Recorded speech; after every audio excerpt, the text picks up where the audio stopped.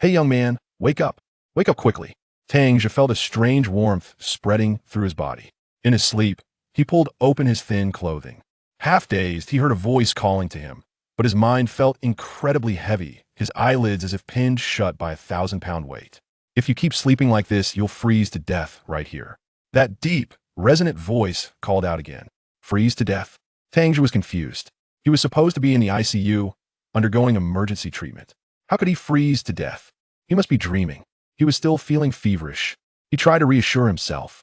Recalling his life, it had been one of hardship and sorrow. When he was born, it was the era of the collective canteen. His grandparents had starved to death from lack of food. His mother, weakened by years of hunger, fell ill, but the collective labor went on. To support the family, his father, Tang Zhe, worked the jobs of several men, desperately earning work points, yet still couldn't feed the whole family. In the winter of 1979, to ensure his sick younger sister wouldn't go hungry, his father went hunting in the mountains. He was attacked by a wild boar and died a few days after returning home. Soon after, his sister, suffering from malnutrition and with her cold worsening into pneumonia, also passed away. With his father gone, the family lost its pillar. His fiancée, Yao Yao, whom he had already formally betrothed, broke off their engagement. These consecutive tragedies drove his mother, Chun Xiaoyun, to madness. Before the household responsibility system was implemented, in the spring of 1980, she died, joining his father and sister in death, her heart full of regrets. After his mother's death, Tang Zhe completely lost all hope for life. And even more despairing events were yet to come. His aunt, resentful because Tang Zhe's father had given her father a basket of sweet potato leaves as a dowry when marrying his mother, harbored a deep hatred for his mother, which gradually turned into hatred for Tang Zhe's entire family. After his fiancée broke off the engagement and became involved with his cousin Tang Zhe, and after his parents' deaths, Tang Zhe enlisted in the army, becoming a reconnaissance soldier. In the war against the Vietnamese, he was Bushing hit by a grenade that destroyed his testicles, leaving him unable to marry or have children for the rest of his life. This was his greatest regret. He had faced enemies in real combat, learning many survival skills. "Young man, can you hear me?" The voice sounded in his ear again. He struggled, forcing his eyes open. Before him lay a vast expanse of white snow, painfully bright. He squinted, then looked carefully. This face was so familiar. In his previous life, to help his injured father and sick sister recover, he had carried a load of oak charcoal to the county town one night. Exhausted at a place called Yinko, he collapsed and passed out in the snow. This man had saved him. This dream felt too real. He thought to himself, struggling to stand. In his previous life, this man had carried his charcoal all the way to the county town, then left without giving his name. Though 19 at the time, he had never been to the county town and rarely interacted with strangers. He was so shy he hadn't even spoken a word to the man, let alone thanked him. After being discharged from the military, he was assigned to a state-owned enterprise, rising to a senior management position. Though he earned a high income and saved a lot of money, he remained a lifelong bachelor. He never forgot that man. In his later years, he searched everywhere, but never found any trace of him. This regret had stayed buried in his heart. He slowly sat up, only then realizing that the two clothes he had on were completely soaked. So this was it. When a person was about to freeze to death, they felt a false sense of warmth. "Son, why are you sleeping here? I felt your forehead, it's burning. Do you have a fever?" The man looked at him. Tang Zhe wanted to speak, but his throat felt like it was filled with shards of glass. Just opening his mouth caused intense pain. "Are you heading to Cheongshui?" the man asked. Tang Zhe nodded. "I'm also going to Cheongshui County Town. Why don't you come with me?" Tang Zhe nodded again, forcing out a weak hum. A sharp pain shot through his throat, bringing tears to his eyes. He struggled to his feet, moving his arms and legs. This dream was too real. Perhaps in this dream, he could finally ask the man his name. "Uncle," he called out, but the rest of his words were inaudible, even to himself. It felt like a few ducks were quacking near his ears. "You've got a bad cold," the man chuckled. "Good thing you ran into me. Otherwise, you'd have frozen to death tonight. On a night this cold, you didn't even wear an extra layer." Without waiting for Tang Zhe's agreement, the man bent down, slid his hands under the carrying pole, and with a heave, lifted the load of over 100 pounds of charcoal onto his shoulders. Tang Zhe wished he could wear more, but his family had no spare clothes. His sister Tang, one wouldn't have caught a cold from a cold if she'd had proper clothing. Tang Zhe followed closely behind, using the light reflected from the snow to navigate the uneven path as they made their way toward Cheongshui County Town. From Yinko to the county town was only about 6 or 7 li, roughly 33.5 kilometers. The over 120 gene, about 60 kilograms of charcoal on the middle-aged man's shoulders seemed as light as a bundle of straw. After this short journey, Tang Zhe began to sweat a little. Now, the stabbing pain in his throat wasn't as intense, and he could speak clearly. "Uncle, thank you for saving me. I don't know how I can ever repay you." Walking this path, he had pinched himself countless times. Finally, he believed it had been reborn. "No problem. We're already in town. I need to head back now." Saying this, the middle-aged man set down his burden. Tang Zhe hurried over to take it from him. "Uncle, may I ask your name?" In his previous life, upon reaching town, the man had simply said, "I'm here," set down the load, and walked away. Now, knowing he was reborn, he was determined to learn the name of his savior. "Me?" The man laughed heartily. "My name is Yi Jiefeng." Hearing his savior's name, Tang Zhe was so overcome with emotion that he dropped to his knees and kowtowed deeply. "Son, you don't need to do that." Yi Jiefeng quickly helped him up. "Where are you from?" "Uncle Jiefeng. I'm from Beijia Yin," Tang Zhe answered truthfully. "You want to sell this charcoal, right?" "Yeah." Tang Zhe nodded firmly. "Perfect. It's snowing so heavily, and I don't have much charcoal at home. Why don't you sell it to me?" Yi Jiefeng smiled. "Do you want grain coupons or cash?" Yi Jiefeng had saved his life. In truth, giving the man this load of charcoal couldn't repay even a fraction of that debt. But his father and sister were still lying sick at home, needing medicine and nutrition. Now that he knew the man's name, he could repay the kindness another time. "Uncle Jiefeng, I need cash." He didn't explain why. In this era, who didn't need money? "My house is nearby. Come with me and get it." Tang Zhe nodded.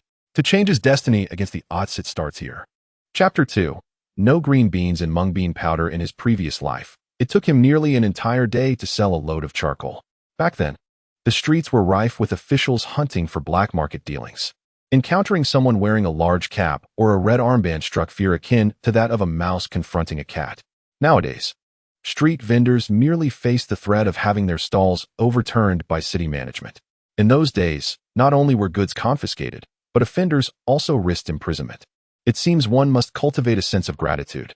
He pondered that Yi Jiefeng was inherently a good-natured man, albeit somewhat taciturn.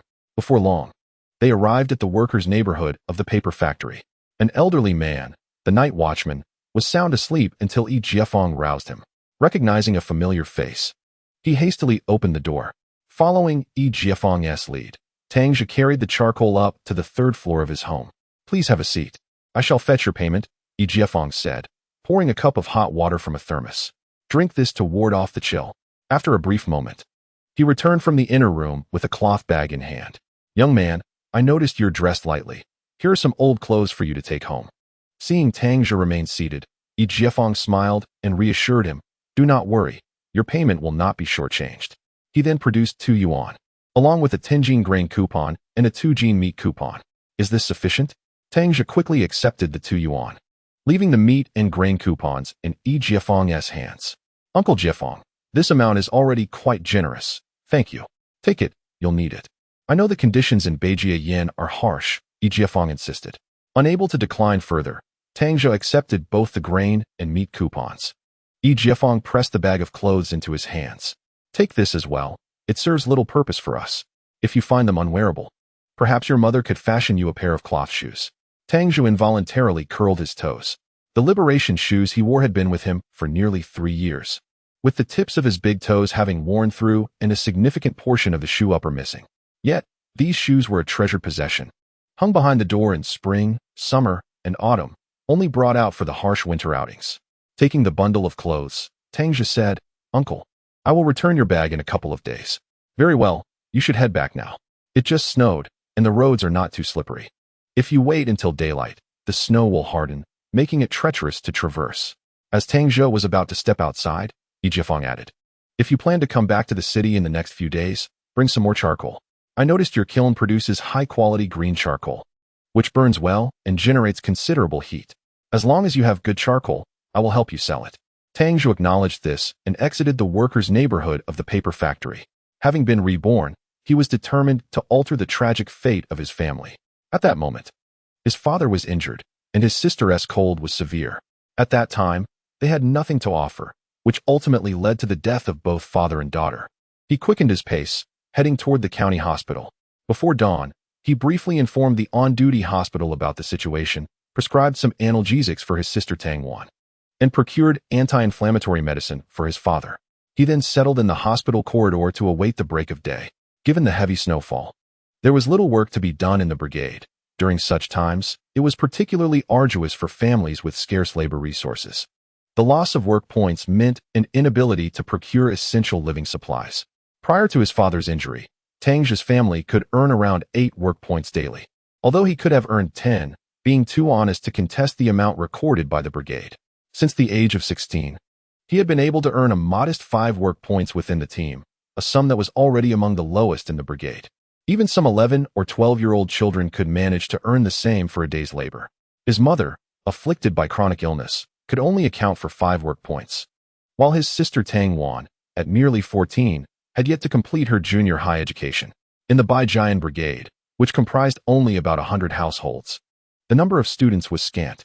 Tang Wan stood as the sole girl of her age attending junior high, participating in evening literacy classes to teach the women in the brigade to read, thus earning an additional 5 work points. Under normal working conditions, the Tang family could accumulate around 23 work points in a day. However, Cheong County is characterized by its mountainous terrain and limited arable land. The Baijian Brigade, with nearly 600 residents, boasted only 370 acres of fields and 620 acres of soil. At the end of the year, after fulfilling state quotas, the brigade retained little, rendering 1 work point insufficient for even a pound of rice. The remainder could only be exchanged for other grains. It is worth noting that the term grain does not always refer to rice. In Cheong County and the broader eastern region of Guizhou, the primary staple crops are potatoes and sweet potatoes, with only a meager yield of corn and wheat. When exchanged for potatoes and sweet potatoes, 1 work point could yield around 3 pounds. Consequently, most families opted to trade their work points for these tubers to stave off hunger. Due to the frigid weather, he opened a bag of clothing distributed by Yi Jifang, finding a military overcoat, 2 old cotton jackets, a pair of cotton trousers, and 2 pairs of polyester trousers. Donning the military overcoat, he immediately felt a wave of warmth envelop him. A sudden wave of drowsiness washed over him, and he found himself dozing against the cloth bag in the corridor. Upon awakening, daylight had fully arrived. He checked his pockets, relieved to find that his grain and meat ration coupons, along with 2 yuan, remained intact. With his belongings in hand, he made his way to the supply and marketing cooperative. Upon arrival, he exchanged for 10 jin of rice and 2 jin of meat. Noticing fishing hooks at the counter, he contemplated briefly before spending a dime to purchase 10, along with a spool of fishing line. After exiting the cooperative, he proceeded to the state-run restaurant, where he spent 20 cents on a bowl of boiled mung bean powder. The taste, reminiscent of cherished memories, flooded his mind instantly. Mung bean powder is a distinctive delicacy from the eastern region of Qian. Despite its name, it bears no resemblance to actual mung beans. Rather, it is crafted from rice and potatoes, combined with firegrass. The potatoes and firegrass are finely chopped and mixed with rice, then ground into a slurry after being washed. This mixture is spread out in a pan, reminiscent of the pancake-making technique in Shandong. Once cooled, it is sliced into strands the width of chopsticks and stored in a bamboo basket. When one wishes to indulge, it requires merely boiling water, immersing the strands for a minute or 2, then serving in a bowl drizzled with sauce. Each strand tantalizes the taste buds, and in rural areas, opportunities to savor mung bean powder are scarce, save for festive occasions. In the Cheongshui region, it is known as mung bean powder, while neighboring counties refer to it as guoba powder. Although it is a simple vegetarian dish, the portion is substantial, complemented by complimentary vegetarian chili sauce, which he generously ladled on before heartily consuming it. This first meal from yesterday until now invigorated him with a surge of strength. Stepping out of the state-run restaurant, a light drizzle began to fall. This winter rain, known as freezing rain, is referred to as xia lin in Cheongshui. Chapter 3. The engagement was broken off as the freezing rain struck the ground. It quickly crystallized into ice, transforming the once soft snow into a thick, armor-like layer. Each step he took produced a crunching sound beneath his feet. Traversing the 32-mile mountain path took him a full 3 hours before he finally beheld a village nestled between the ridges, Beijianyan. Tang Zhe's family resided in Fanjingshan at Beijianyan, where 3 low thatched cottages sagged further under the weight of a foot of accumulated snow. Upon entering, He noticed a table in the main room adorned with 10 eggs and a bag of sweet potatoes. Chen Shuyan sat beside the brazier, her face etched with worry. Mother, what has happened? Tang Zhe inquired, observing the items on the table. With a sigh, Chen Shuyan hesitated, unsure of how to respond. After a lengthy pause, she finally spoke. Just now, someone from the Yao family returned the betrothal gifts. Alas, it seems this marriage is doomed. She wiped away a tear as she finished speaking. Tang Zhe had already sensed that his feelings for Yao Yao were not particularly deep. The village of Beijianyan had originally been a small settlement composed of 8 surnames, which gradually evolved into the current community. The Yao family was among the earliest to settle in this area. Oh, Tang Zhe replied, offering words of consolation. If it's meant to be, it's meant to be. After all, I am still young. Chen Shuyan shook her head. It's easy for you to say. Having your engagement broken off makes future prospects uncertain. With your father in his current state, it's unlikely he will improve. What will become of our family? Tang Zhe set down the burden on his shoulders and, retrieving his belongings, reassured her. Mother, do not worry. Father will surely recover. Just look. Chen Shuyan stared at the heap of items before her, astonished. Zhe, did you steal something? How did you manage to acquire so much? Tang Zhe hurriedly recounted his trip to the county town, omitting the harrowing details of nearly freezing to death at Yinkou. Mother, please start cooking the rice and frying the meat. I will fetch medicine for my sister and father. You have procured the medicine. A glimmer of hope illuminated Chen Shuyan's eyes. Whenever illness or injury struck, one could only muster the courage to visit the communal pharmacy for a modest remedy. In the case of Tang Zhe, whose wounds were grievous, it seemed he was destined to languish in suffering. Tang Zhe acknowledged this with a non-committal hum.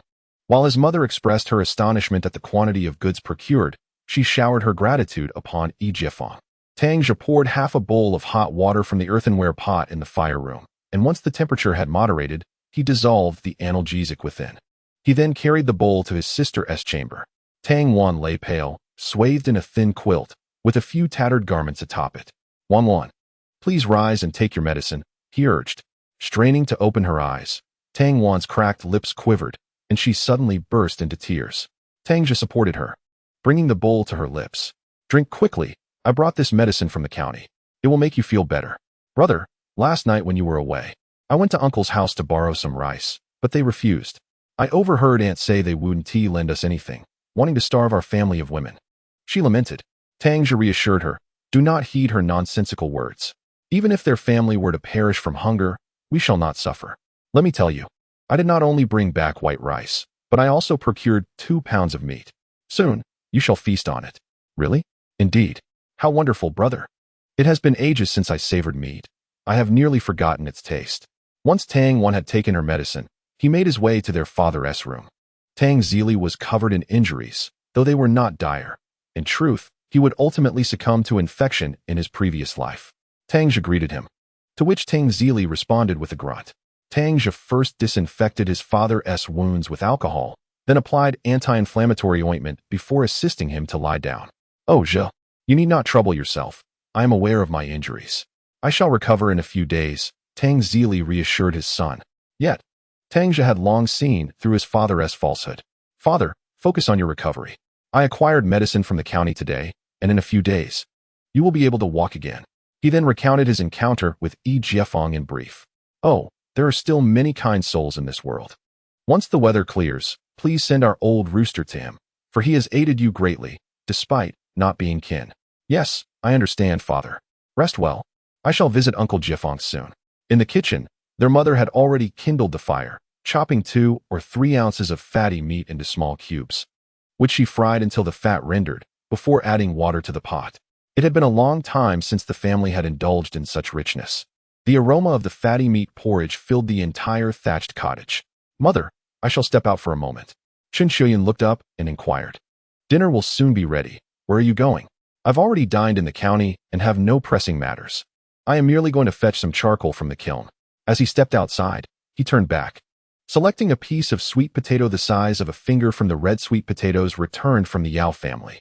He chopped it into morsels the size of corn kernels, then retrieved a fishhook, tying it to a length of fishing line, and affixed the sweet potato pieces to the hook before finally leaving. Chen Shuyan observed his actions and shook her head, thinking to herself, when will this child ever learn?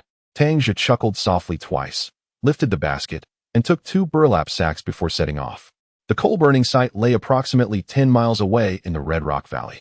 After walking for a short distance, he heard the distant clucking sounds from the rice fields. A smile crept onto his face. He knew he had arrived. He set down the basket and walked along the ridge to the other end of the field, where he discovered a thicket.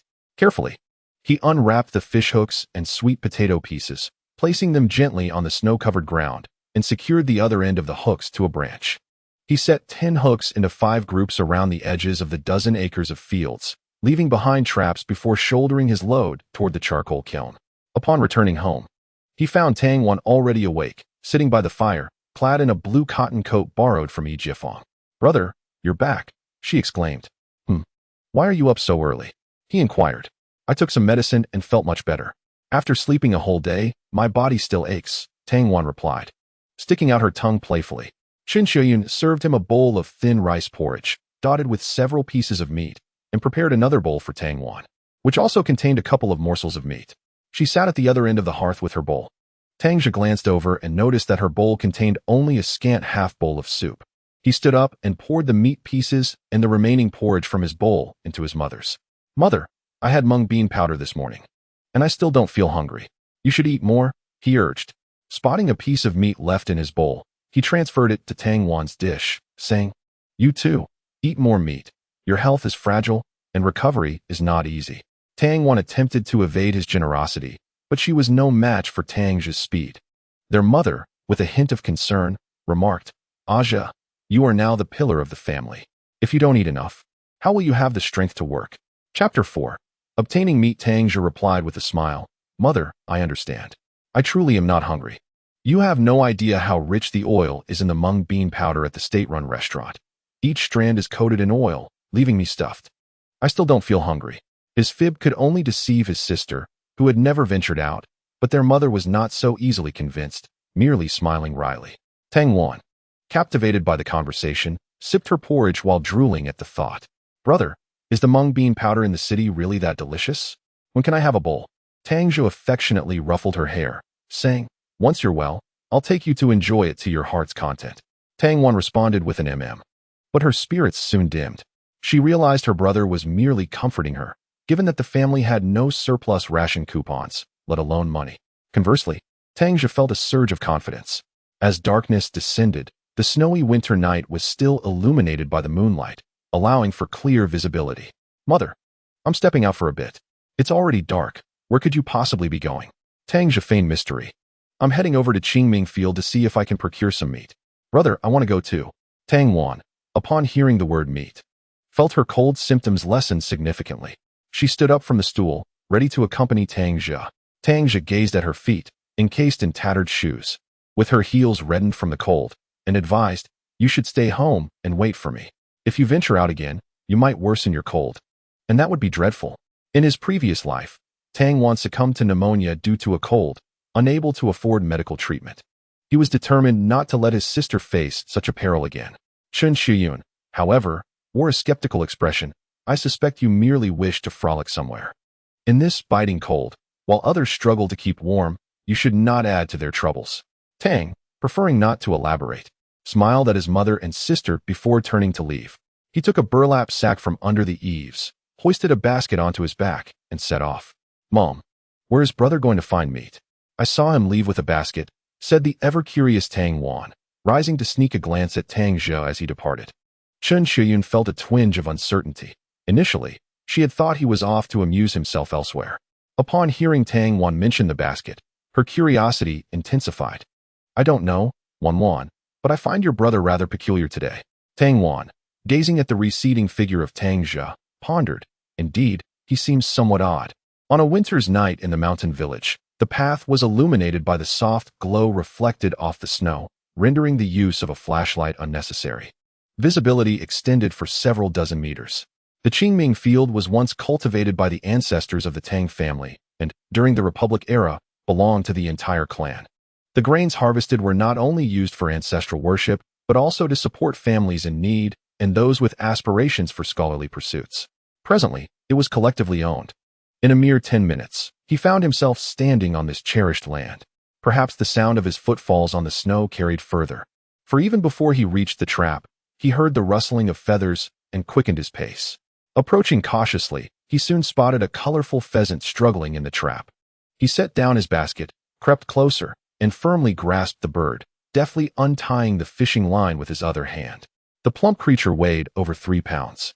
After securing it in the burlap sack, he proceeded to check the other traps, discovering that all 6 had yielded a bountiful catch, 2 roosters and 4 hens. Each rooster exceeding 3 pounds, and the hens weighing more than 2.5. Delighted by his plentiful harvest, he packed them into the sack, placed it atop his basket, and hurried home. As he passed by his uncle Tang Zhe's house, he quickened his steps. Tang Zhe held a position as a scribe in the brigade and had always looked down upon his younger brother Tang Zhe's family. Furthermore, when Tang Wan had mentioned seeking Tang Zhe for a trade of work points in exchange for grain, she had been rudely turned away and scorned by his wife, Wu Lianxin, who wished hunger upon them. Tang Zhe was determined to keep his abundant catch a secret, fearing that word might reach the brigade, resulting in a forced labor exchange that would ultimately leave him with nothing, not even a bowl of soup. Such a fate might not befall other production brigades. But in the Baijiang area, particularly within the Tang family's production team, Tang Zhe was capable of such treachery. In just a few strides, he returned to his own courtyard, and upon hearing the noise, Tang Wan hurried to open the door. "Why are you still awake?" Tang Zhe asked, a hint of irritation in his voice. He was genuinely concerned for his sister's health. "Brother, did you bring back meat?" "I've been waiting for you," Tang Wan replied, her face alight with anticipation. Tang Zhe entered the house, closed the door, and then set down his backpack. "Be careful not to let them escape," he cautioned. Curiosity sparked in his mother, Chen Shiyun. Lifting the bag, he noticed the chickens inside were too weak to move, and reached in to grasp one by its wings. Pulling it out. "Look what I've caught. Wow, a wild chicken. Brother, how did you manage to catch it?" "You're amazing," exclaimed Tang Wan, leaping with excitement. Completely shedding her previous illness, Tang Zhe made a shushing gesture, placing the bag on the ground and stepping on its opening to keep it closed. In the dim light of the kerosene lamp, he held up a fishing line that had been tied to the chicken's beak. "I caught it using fishing techniques. Wild chickens have no teeth, and during snowy days, they struggle to find food. So, I used fish hooks baited with sweet potato bits, placing them near the fields where they often search for food. Today, I managed to catch 6. Both mother and daughter gasped in astonishment. Realizing that wild chickens could be captured in such a manner, he handed the wild chicken to his mother and tied the bag shut once more, placing it in the corner of the main room. "Mom, I'll go boil some water. We'll stew this chicken to nourish Dad and my sister." As Tang Wan dashed towards the kitchen, she called back, "I'll start the fire." It had been nearly a year since they last had meat, and their stomachs had long since grown accustomed to the absence. Today, the family would savor 2 meals of rice porridge with minced meat, and any remaining fat would be rendered down by Chen Shiyun for cooking. Initially, she thought that a small amount of oil would suffice to last until the new year, when the collective would slaughter pigs and distribute the meat, allowing them to receive a few pounds. In the past, when the collective divided the meat, Tang Zhe would bring home either ribs or offal, which hardly yielded any oil.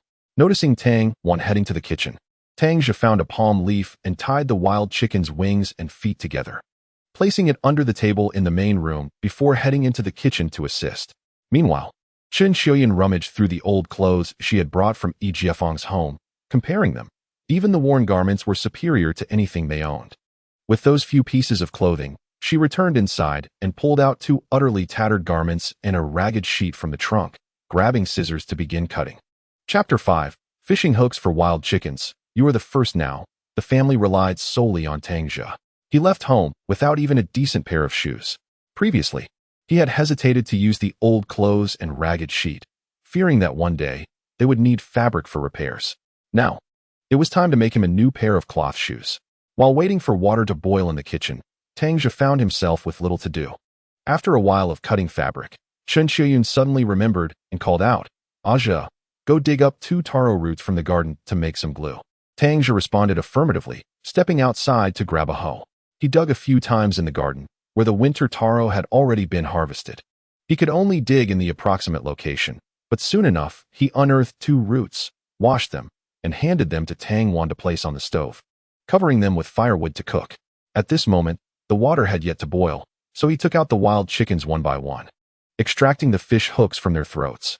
Tang Wan, upon hearing this, inquired, Brother, you are truly the first to use a fishhook to catch a wild chicken. What inspired you to devise such a method? Tang Zhe, while attending to his tasks, replied, Initially, I intended to purchase a few hooks for fishing, but winter makes it quite challenging to fish in the river. Suddenly, I recalled a year when I fashioned a hook from a piece of hemp rope and iron wire to catch frogs in the fields. I left the fishing rod behind the door at night, and when I returned the next day, I found a mouse caught on the hook. It had ventured to pilfer the bait and became ensnared. This led me to ponder whether, if I could catch a mouse, might I also be able to catch a wild chicken? To my surprise, the result was quite fruitful. Tang Wan was utterly impressed and exclaimed, Brother, you are remarkable. Who would have thought of such an ingenious solution? Chen Xiaoyun, busy with her own tasks, added, Your brother has always been clever. It seems our family has hope. Tang Wan suddenly pouted. Sister Yao Yao came to withdraw her betrothal because she thought our family had lost all prospects due to our father's injury. Tang Zhe reassured them, Do not dwell on such thoughts. If the Yao family is unwilling, then I am equally disinclined. From now on, brother will ensure you enjoy meat every day. Tang Wan nodded vigorously. Yes, daily meat. That will surely make them envious. As they spoke, the water had already boiled. He fetched a bowl, took a handful of rice, and added the chicken blood. This concoction would steam into a dish that not only promised exquisite flavor, but also rich nutrition. Given their father's severe injury, he could benefit from both chicken soup and a nourishing bowl of chicken blood rice. Once the blood was prepared, Tang Wan had already brought a bucket of water, pouring the boiling water into it. After a moment of scalding, the siblings began plucking the feathers. Once these tasks were completed, the konjac in the stove was also cooked. Tang Wan hurried to find a battered bowl, peeling away the burnt outer layer of the konjac to reveal the white flesh inside, which she placed into the bowl, adding an appropriate amount of water and stirring it continuously with a wooden stick. In no time, a bowl of homemade paste was ready. Meanwhile, Tang Zhe had begun to stew the chicken. By this time, Tang Wan and Chen Xiaoyun had layered the cut fabric with the paste several times. The night had grown late, and the entire team had succumbed to slumber, with only the faint glow of an oil lamp from the Tang household illuminating the window. Tang Wan, already feeling drowsy, found her sleepiness dissipating at the enticing aroma of the chicken wafting from the kitchen. At long last, when the chicken was cooked, Tang Wan hurriedly carried a bowl into the room. Father, this is the wild chicken brother caught. Please eat. Tang Zhe, lying in bed, could hear their conversation clearly, as the wooden room offered little sound insulation. His initial venture into the mountains had been to procure meat for his family, but he had encountered a wild boar that had been driven mad by a gunshot. It charged at him, leaving him injured. Although he had narrowly escaped with his life, he had inadvertently become a burden to his family. You all eat more? I am not hungry. It is rare for our family to have a meal of meat, and I do not wish to squander such a precious resource on a patient who can do nothing. Father, brother has caught several. Please eat quickly, there are more. After speaking, she placed the bowl on the bedside and went to assist Tang Zhe. Despite the pain, Tang Zhe managed to sit half upright on the bed. Tang Wan then brought over a pillow used by their mother and placed it behind his back, ensuring he was more comfortable. Once he was settled, Tang Wan took the bowl and began to feed her father mouthful by mouthful. Tang Zhe tidied up and informed his mother that he would rest for a while. Having not slept at all the previous night and feeling utterly fatigued, he fell into a deep slumber, akin to a dream, reflecting on how his impoverished upbringing had led to the premature departure of his parents and sister in his past life. In this new existence, he vowed to prevent a similar tragedy from unfolding. The following day, it was nearly 10 o'clock when his sister finally roused him from sleep. After several doses of medicine over the past 2 days, his cold was nearly gone. Donning the old cotton coat he had brought from Yi Jiefeng's home, his face no longer bore the frostbitten redness of the previous day. After breakfast, he told his mother, Mom, since it's cold, I plan to go to the kiln today to fetch some coal to deliver to the city tonight. Uncle Lee mentioned that several families in their neighborhood are still in need of charcoal. Chen Xiaoyun, while mending the soles of shoes, glanced outside, where a light drizzle continued. Zhe, it's still drizzling. The roads are so slippery. Wait until the weather clears before you go. Mom, selling coal is reliant on the cold. When it warms up, who would come to buy our coal? He remarked, twisting some straw rope. I'll make 2 straw shoes to tie on my feet. That way, I won't slip. Seeing that she could not sway him, his mother resigned herself and continued her work. Tang Wan then suggested, Brother, my cold has cleared up. Why don't we go together today? I can carry 80 to 90 pounds too.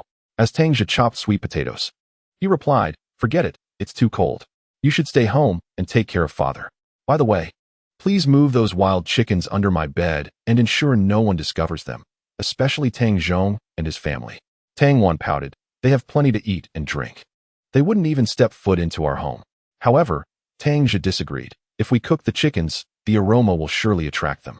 Hide them well. I want to be home, and I don't want uncle to find out and pressure you under the guise of the collective, possibly seizing them." His concerns were not unfounded. Tang Wan remembered how, a few years prior, their father had cleared a piece of wasteland on the back mountain and planted a small plot of millet.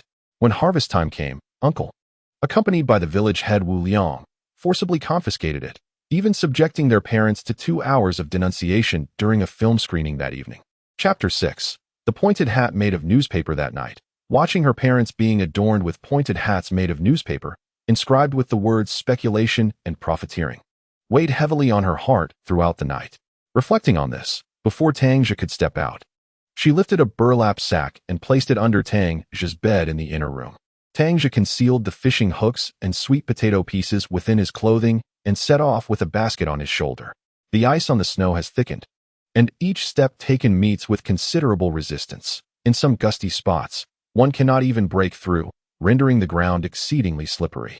Fortunately, he possesses ample experience. Not only has he securely fastened the grass harness, but he has also equipped himself with a stick to serve as a walking cane. Upon reaching the Qingming field, he first set 2 sets of hooks before continuing deeper into the mountains. The charcoal pit lies within the fiery rocks, requiring passage through a stretch of pine forest. As he traversed the woods, he sought an open area, placing another set of hooks beneath the thicket.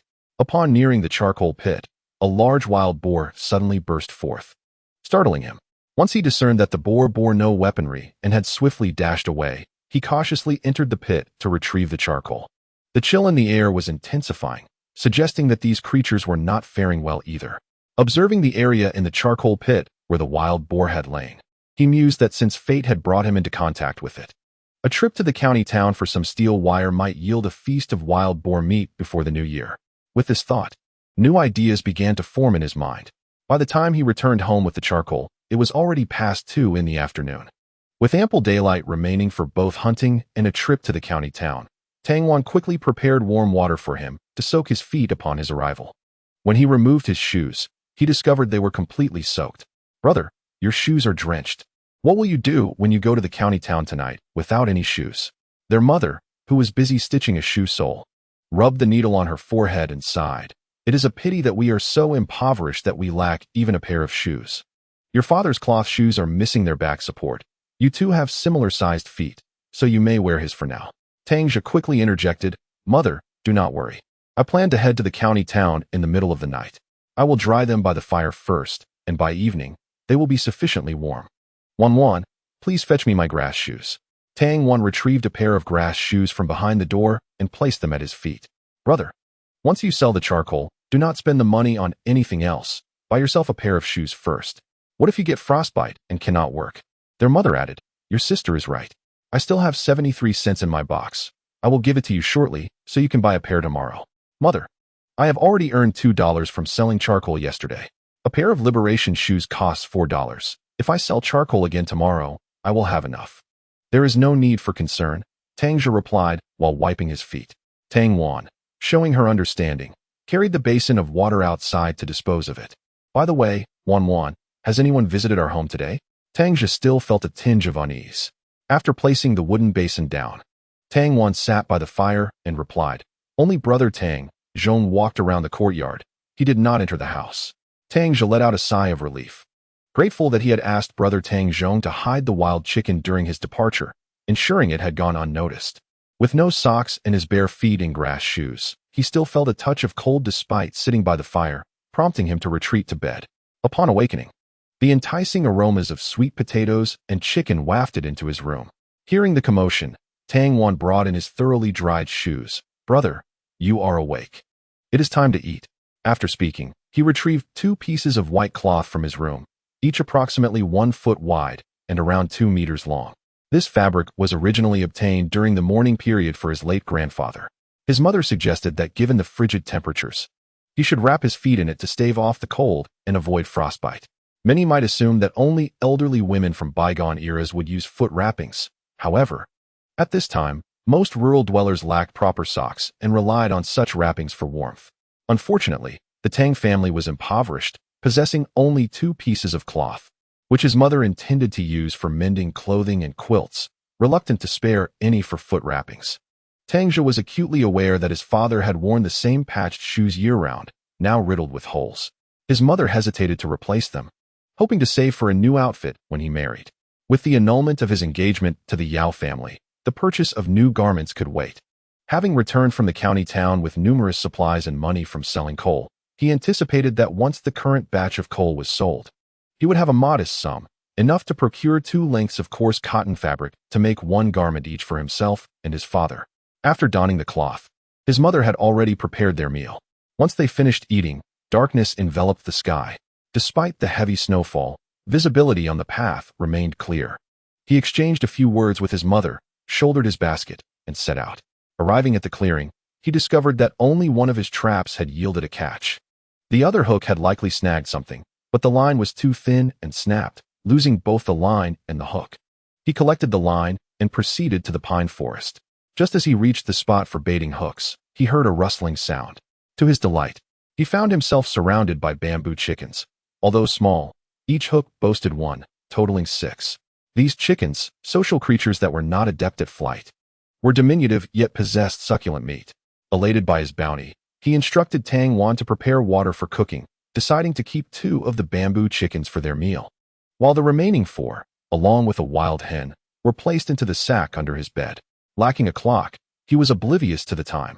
But when the first crow of the rooster echoed from Tang Mountain, he began to rise and dress. Quietly, he secured the 2 sacks atop the coal basket, fastening them tightly, and, guided by the faint reflection of light on the snow, continued his journey to the county town. Drawing on his earlier experience, he did not need to rise as early this time. He arrived just as dawn broke, and the gatekeeper, having forgotten him, only recalled after he mentioned returning with Yi Jiefang the previous day. The old man opened the gate, allowing him to proceed directly to the Yi residence. He deposited the charcoal downstairs and retrieved 2 bamboo chickens and a wild hen from the sack, knocking on Yi Jiefang's door. A middle-aged woman in her 40s, Yi Jiefang's wife, Feng Yuezhi, opened the door, regarding Tang Zhe with curiosity. "Who are you looking for?" she inquired. "Annie, I'm looking for Uncle Yi Jiefang." Feng Yuezhi acknowledged him with a nod and called back into the house. "Old Yi, someone is here for you." "So early, could it be little Tang?" she remarked. Emerging from the bathroom with a towel in hand, Tang Zhe stood at the entrance, spotting Yi Jiefang emerging, and greeted him with a smile. "Uncle Yi, it's me. I hope I'm not disturbing you so early." In Chapter 7, Selling Charcoal, Yi Jiefang handed a towel to Feng Yuezhi and said to Tang Zhe, "It's really you. Come in and have a seat." He then turned to Feng Yuezhi and instructed, "Yuezhi, prepare a bowl of noodles for young Tang. And don't forget to add an extra 2 eggs." Tang Zhe handed over 2 bamboo chickens and a wild chicken to Yi Jiefang, saying, "Uncle Yi, I caught these yesterday. We don't have much to offer at home, so please accept them." In an era of planned economy, even city dwellers couldn't enjoy meat daily. Yi Jiefang accepted the offering, saying, "Just come over, no need to bring anything. Please, have a seat while I put these away." Taking a seat on the sofa, Tang Zhe watched as Yi Jiefang went to the kitchen to store the game and returned with a glass of warm water. "You must be exhausted. How much charcoal did you bring today?"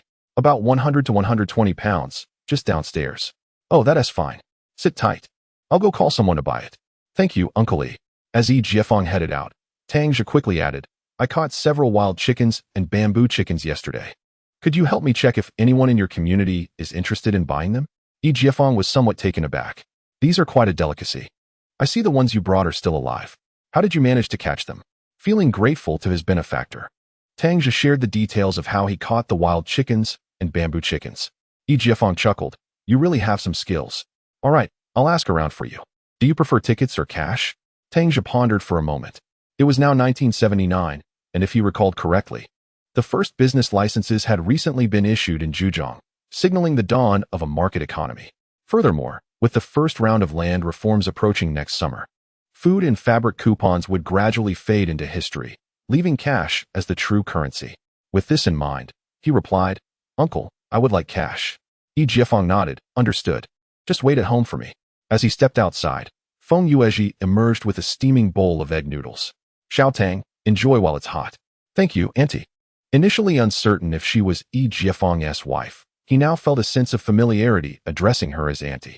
After finishing his noodles, Yi Jiefeng returned, and they both descended the stairs, where 5 or 6 people had gathered. An elderly lady remarked, "Young man, you're selling charcoal, right? I'd like 50 pounds. Another middle-aged woman added, "I want 50 pounds as well, but you don't seem to have much." Seeing the sudden influx of customers, Tang Zhe realized he didn't have enough charcoal available. He quickly apologized. "I'm sorry, the road is too slippery and far. I couldn't bring much." The middle-aged woman inquired, "How much do you have left?" "If she wants 50 pounds, I'll take whatever remains." After the middle-aged woman had spoken, an elderly man behind her expressed his discontent. "I say, Xiaozhong, you've taken all of it. What am I supposed to buy?" With the weather so cold and the forecast predicting several more days of chilling rain, the charcoal I had prepared at home is barely sufficient. Please save a little for me. The woman surnamed Zhang glanced at the old man and replied, "Sir, I haven't prepared much either. If I burn this for another week or 2, it will be gone." As tensions began to rise, Tang Zhe quickly intervened, saying, "There's no need to argue. There's plenty of charcoal. If necessary, I can bring more tomorrow." Upon hearing this, the woman said, "If you're bringing more tomorrow, then I'll buy 50 pounds today, sir, and the rest will be yours." The elderly man ceased his protests and addressed Tang Zhe, saying, "Just give me what's left today, and bring me another load tomorrow. My wife cannot stand the cold. We won't need the charcoal after the Qingming festival." After weighing the entire pile of charcoal, the woman adeptly lifted the bag and hurried away. The old man, however, lingered with curiosity, inquiring, "I heard Director Yi mention that you might have some wild chickens available. How are these sold?" Tang Zhe hesitated for a moment before responding, somewhat helplessly, "To be honest, I don't have a specific price in mind for these wild chickens. Perhaps you could suggest what you think is fair." At that moment, Yi Jiefeng interjected, "As the saying goes, the price of feathered chickens follows the meat market. Nowadays, chicken meat sells for at least 12 to 13 yuan per pound. Xiao Tang, I think we should settle on 12 yuan per pound." Tang Zhe nodded in agreement, saying, "All right, since Uncle Yi has suggested this price, we'll go with it." The others found the price reasonable, and the elderly man purchased 2 hens, remarking, "These chickens are quite plump. One should always choose hens for their flavor and richness." The remaining 3 individuals each took 1 chicken, leaving only the elderly woman without a purchase. Noticing that Tang Zhe had sold out of wild chickens, she asked, "Young man, could you help me carry the charcoal up to the 5th floor? I can't manage such a heavy load." Tang Zhe replied, "Please wait a moment. I still have 2 bamboo chickens. Let's see if anyone is interested." The man in his 30s, who had initially intended to leave, halted upon hearing this. "Yes, show them to me." Tang Zhe retrieved the bamboo chickens from the sack. Though their necks were injured, they were not fatally harmed and struggled in his grasp.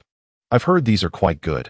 My son has been troubled by roundworms lately, and I could stew these for him to help expel the worms."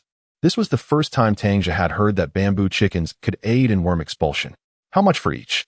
"If you want both, let's settle on 12 yuan each, totaling 24 yuan. The man shook his head, saying, "That's too expensive. Although these bamboo chickens are plump, each one is only about 5 to 6 tails. How about this? 1 yuan each, and I'll take both." 1 yuan each significantly exceeded Tang Zhe's expected price. Yet he nodded in agreement. After he made the payment, Tang Zhe carried the charcoal up to the 5th floor for the elderly lady. On his way down, he fortuitously encountered Yi Jiefeng, and they returned to his home together. "Uncle Yi, if I could procure some wild boar meat, would anyone in this community be interested in buying it?" Yesterday afternoon, while heading to the charcoal kiln, I stumbled upon a large wild boar. Regardless of whether I can sell it, I am determined to obtain that boar. It is indeed a prized possession, and if you truly manage to catch one. Yi Jiefeng could not help but cast another glance at Tang Zhe, who, despite being under 20, bore the marks of hardship on his face. Tang Zhe nodded, "Yes, my father is currently bedridden, and I wish to earn enough money to bring him to the county for medical treatment. However, without acquaintances, even if I have goods, I hesitate to sell them. If I were caught, a detention of 10 to 15 days would be manageable, but incurring a hefty fine could cost me my life."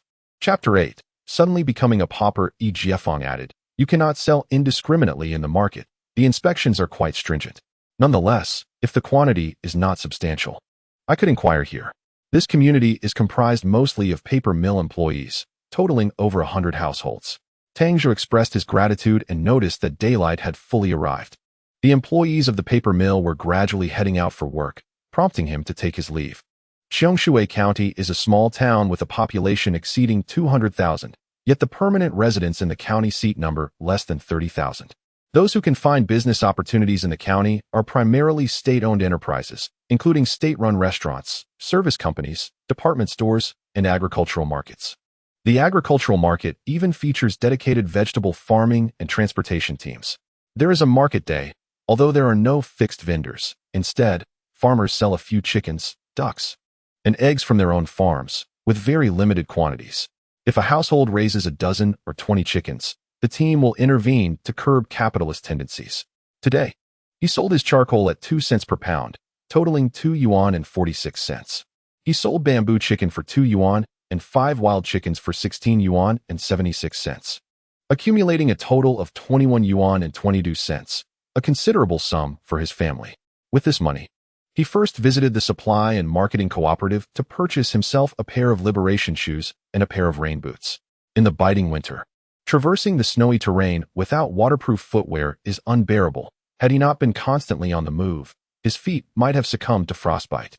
After making his purchases, he bought each family member a pair of liberation shoes and 2 pairs of socks for himself. Each pair of liberation shoes cost 4 yuan, while the rain boots were priced at 2 yuan and 60 cents, the most affordable option. In total, he spent 18 yuan and 60 cents, suddenly feeling as though the money was vanishing too quickly. Upon leaving Yi Jiafeng's home, he believed himself to be a minor affluent individual, but upon reaching the cooperative, he found himself once again a pauper. After finishing his shoe purchases and preparing to depart, he suddenly recalled the wild chickens that had escaped yesterday. It seemed the fishing line was too flimsy to withstand the struggle. He then spent a yuan on a small bundle of nylon shoe repair thread, as this thread, though fine, could endure considerable weight. He also picked up a box of fishing hooks, originally intending to buy steel wire, only to discover that the cooperative did not stock it. Venturing out to the state-run eatery, I purchased a bowl of glutinous rice balls, enhancing the dish with a spoonful of vegetarian chili sauce before indulging.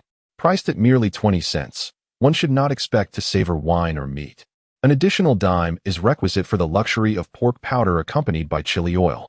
The glutinous rice balls here are devoid of filling, merely crafted from well-prepared glutinous rice flour, rolled into spheres slightly larger than a thumb.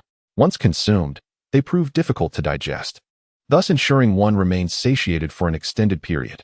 Upon returning home, it was already noon. My mother had left a meal warming in the pot. As soon as I heard the sounds from outside, Tang Wan set aside her needlework and hurried to the door. Upon seeing her brother return, she swiftly went to serve him some rice. As Tang Zhe entered the house, a steaming bowl of sweet potato rice was placed into his hands. He had spent a lifetime yearning for such familial warmth, which had ultimately become a distant dream. However, in this second chance at life, the warmth of home dispelled his fatigue entirely. Though he had consumed rice balls that morning and walked over 30 miles, hunger had already set in. Without waiting for him to speak, his mother urged, "Hurry and eat. We have all finished." He felt as though sand had entered his eyes, and, tilting his head back, he gazed for a while, noticing no tears fell before he took a seat by the hearth to begin his meal. "Wan, I bought you some shoes. Go and try them on to see if they fit. If they don't, I shall exchange them next time." Tang Wan, as if she had discovered treasure, dashed to the basket and retrieved 5 pairs of shoes. "Brother, are these socks?" she exclaimed, having seen her teacher wear such items on her feet. Their mother, astonished by the number of shoes, inquired, "How much did you spend on all these shoes? Your father and I hardly go out. Why buy us so many? I was even contemplating making a few pairs of cloth shoes myself." He recounted the truth, prompting her to ask, "Then why are wild chickens selling so well? Those goods can't be found in the city. It is fortunate for us to have Uncle E. Otherwise, even if there were goods, we wouldn't have a place to sell them. They aren't raised by us, and should they be discovered in the market, we would surely be caught." Chen Shiyun continued her work, stating, "It seems you have encountered a benefactor. This is indeed a blessing for our family. You ought to remember their kindness for a lifetime." "Mother, I understand," he replied. "Wan, do try them on." Tang Wan, holding the shoes, glanced at her tattered footwear exposing her big toes and heels. She hurried to fetch water, washing her feet thoroughly before donning the new socks and carefully slipping on the shoes, then gently stepping onto the paper meant for packing. "Brother, They fit perfectly. Such beautiful shoes. Seeing his sister's cautious demeanor tugged at his heartstrings. As long as they fit, it is good. Dispose of those old ones. They are beyond repair. Tang Wan immediately clutched her old shoes. No way. With a bit of mending, they can still be worn. Their mother chimed in, indeed. One cannot wear new shoes every day. The old ones, though tattered, will suffice when the weather warms. Exactly, brother, please do not throw mine away. Feeling somewhat helpless, Tang Zhe gazed into his sister's watery eyes and could only acquiesce. Their mother also tried on a pair, finding them suitable, then carefully wrapped them in oiled paper and returned them to her room for safekeeping. After the meal, it was time to gather charcoal. Tang Wan insisted on accompanying him this time. Brother, please let me go. I have new shoes, and I'm not afraid of getting my feet wet or cold. Very well, but you must heed my instructions, he replied. She hurried off to retrieve the large basket and sling it over her back. As the siblings stepped outside, they encountered their aunt Wu Lianxin, who feigned concern, saying, "Ah Zhe, on such a frigid day, you should allow your sister to rest at home instead of dragging the entire family out into the cold." Tang Wan chose to ignore her, focused solely on her own path.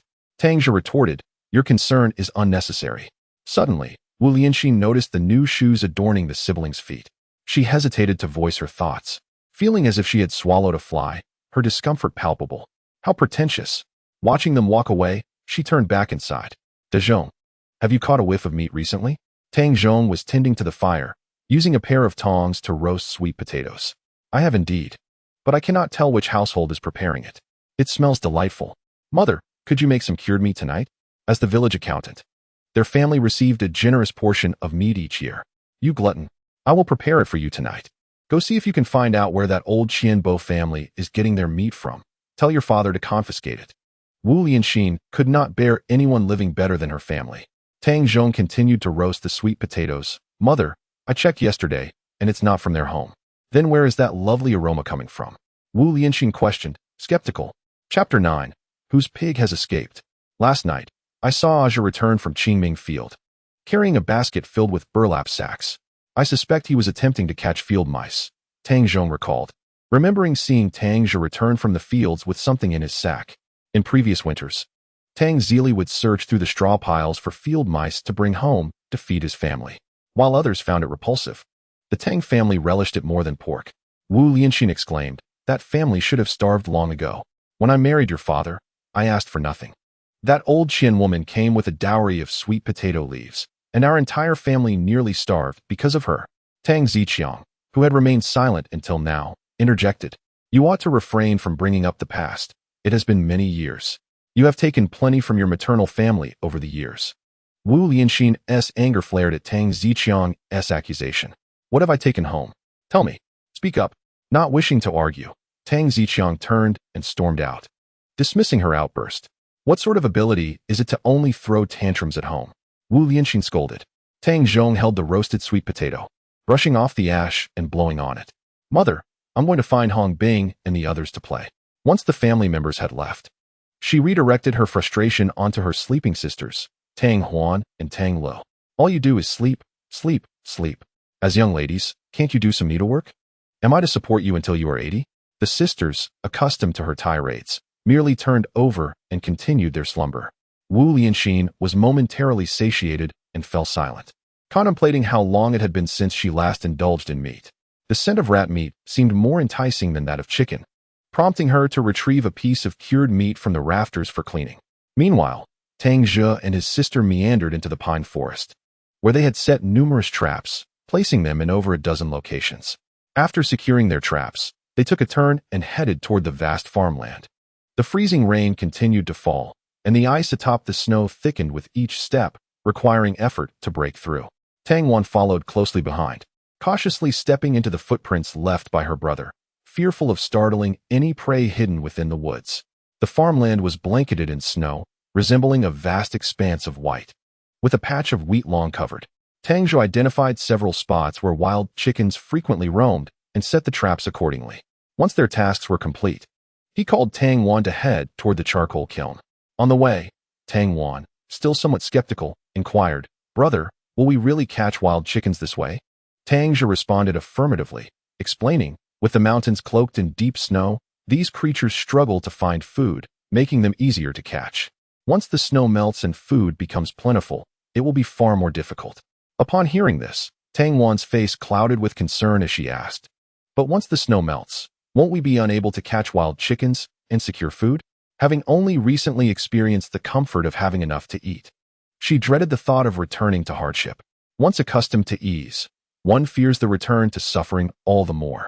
After spending considerable time setting the traps, they arrived at the charcoal kiln only to find the wild boar had vanished. However, fresh footprints indicated it had spent the night nearby. Having never seen a wild boar, Tang Wan, intrigued by the multitude of tracks, asked, "Brother, whose pig has wandered out?" "That is a wild boar. In this frigid weather, it likely came to our kiln for warmth," Tang Zhe replied, filling the basket with charcoal, his desire to capture the boar intensifying. Upon learning it was a wild boar, Tang Wan's fear surged, causing her to glance around anxiously. Nearby, a small tree branch snapped under the weight of the heavy snow, startling her. "Brother, will the wild boar come out and attack us?" she asked, recalling how their father had been severely injured by a wild boar. This memory instilled deep fear within her. "Do not be afraid. As long as you do not provoke it, it will avoid you," Tang Zhe reassured her. Before long, the charcoal was loaded. And on their return journey, Tang Wan remained vigilant, wary of a wild boar suddenly emerging from the thicket. Fortunately, after an hour, they entered the pine forest, where the trees were sparser, allowing Tang Wan to finally relax. At that moment, she remembered the traps they had set earlier and curiously asked, "Brother, do you think the bamboo chickens have already been caught?" Tang Zhe, already exhausted from carrying over 100 pounds of charcoal, replied breathlessly, "We shall know by tonight." As they stepped into the courtyard, they spotted Tang Zhong, Yao Yongjun, Shun Hongbing, and Yao Yao approaching. Upon seeing Tang Zhe, Yao Yao hesitated momentarily, causing Shun Hongbing, who followed closely behind, to nearly bump into her. Impatiently, he urged, "Hurry up, what is the matter?" Yao Yao glanced back at him and replied, "You all go ahead. I'm heading home." Tang Zhong noticed Tang Zhe and observed Yao Yao's reaction, instantly grasping a portion of the situation. He spoke up. "What is there to be afraid of? He possesses no real talent. It is entirely normal for you to part ways with him. The nation now advocates for free love. So abandon the antiquated notions your parents imposed upon you." Shun Hongbing chimed in from the side, giving Yao Yao a gentle push. "Indeed, marrying Tang Zhe would only bring you trials and tribulations. Look at De Zhong. His father is the village accountant, and many young women pursue him. Yet he has chosen you." A flush crept across Yao Yao's face as she replied, "Do not speak nonsense. Our family is not worthy of the De Zhong family." "Never mind. You all go ahead. I truly must leave." Seeing her resolve, the three had no choice but to relent. Yao Yongjun sighed, "What shall we do? If she does not join us, we are one player short for our card game. Perhaps we should forego it altogether." As Yao Yongjun and Yao Yao departed, Shun Hongbing looked at Tang Zhong, his gaze seemingly questioning what to do next. Tang Zhong watched the retreating figures of the two and remarked, "My sister and the others are at home. We can assemble a team. Let us go." As he spoke, he unconsciously cast several glances at Tang Zhe. On such a chilly day, there was no one else working except for Tang Zhe's family. He tugged at his cotton jacket, suddenly feeling the stark contrast of Tang Zhe's military coat. Tang Zhe paid them no mind, and, balancing a load of coal, headed straight home. Their mother, Qin Shiyun, was at the stove preparing dinner. Upon seeing the siblings return, she instructed them to warm themselves by the fire. Tang Wan's shoes had long been soaked through with melting snow, leaving them completely drenched. While she had not noticed much while walking, as soon as she stopped, her feet felt unresponsive, her ankles and below numb from the cold. She hurriedly changed into her old shoes, placing the new ones by the fire to dry. After dinner, when Tang Zhe prepared to head out again, Tang Wan insisted on accompanying him. She had eagerly anticipated any potential catch from his outing that day. Unable to refuse her, Tang Zhe reluctantly agreed to take her along. They first ventured into the pine forest. The continuous days of freezing rain had rendered the trees, grass, and soil hard as stone. The bamboo chickens in the forest had not found food for several days. Tang Zhe set traps in 10 locations, a total of 24 hooks. And astonishingly, every single one yielded a catch. Chapter 10. A large wild rabbit. "Brother, you are incredible. So many bamboo chickens. This will last us for quite some time," Tang Wan exclaimed, trailing behind her brother with a sack in hand, watching as one bamboo chicken after another was added to the bag. Initially, she felt lighthearted. But as the sack grew heavier, the task became increasingly strenuous. Yet, upon witnessing such a bountiful harvest, it seemed she was filled with boundless energy. Tang Zhe focused on untangling the nylon line and remarked, "Once the snow melts, it will be much harder to catch them. We must seize these days to gather as many as possible to sell, allowing us to exchange for food. Yes, and we must also get money to buy medicine for father," Tang Wan, ever considerate, reminded him. "Right, we cannot forget to buy medicine for father." After collecting the bamboo chickens, they turned towards the vast land. Before they could reach their destination, they heard a flurry of wings. "Brother, I think I heard something. Did we catch another?" Tang Zhe acknowledged her and moved in the direction of the sound, and indeed, they discovered a large rooster ensnared in one of the traps. I'll do it. I'll do it." Driven by curiosity, Tang Wan rushed ahead and tightly embraced the wild chicken. Startled, the wild chicken struggled even more fiercely. "Brother, hurry and help me. It's trying to escape." Tang Zhe quickly reached out to grasp the wild chicken's wings, saying, "All right, you can get up now." Tang Wan stood up and looked at the wild chicken in her brother's hands, inquiring, "It's quite large. It must be worth a good sum, right?" In this vast land, they had managed to catch about 10 wild chickens. This time, the nylon rope was sturdy enough that not a single wild chicken managed to break free. To their delight, in the last trap, they surprisingly caught a rabbit weighing around 4 pounds. Upon seeing a person approaching, the rabbit leaped high in fright, but alas, its mouth was hooked, causing it to be violently yanked back to the ground. "Brother, it's a rabbit. A big one," Tang Wan exclaimed excitedly, pointing at the trapped rabbit nearby. Tang Zhe quickened his pace and rushed to the edge of the trap. Rabbits have teeth, and since it was freshly hooked, it could potentially bite through the rope if he didn't act swiftly, causing their hard-earned catch to vanish. He quickly seized the rabbit's hind legs as it continued to kick wildly.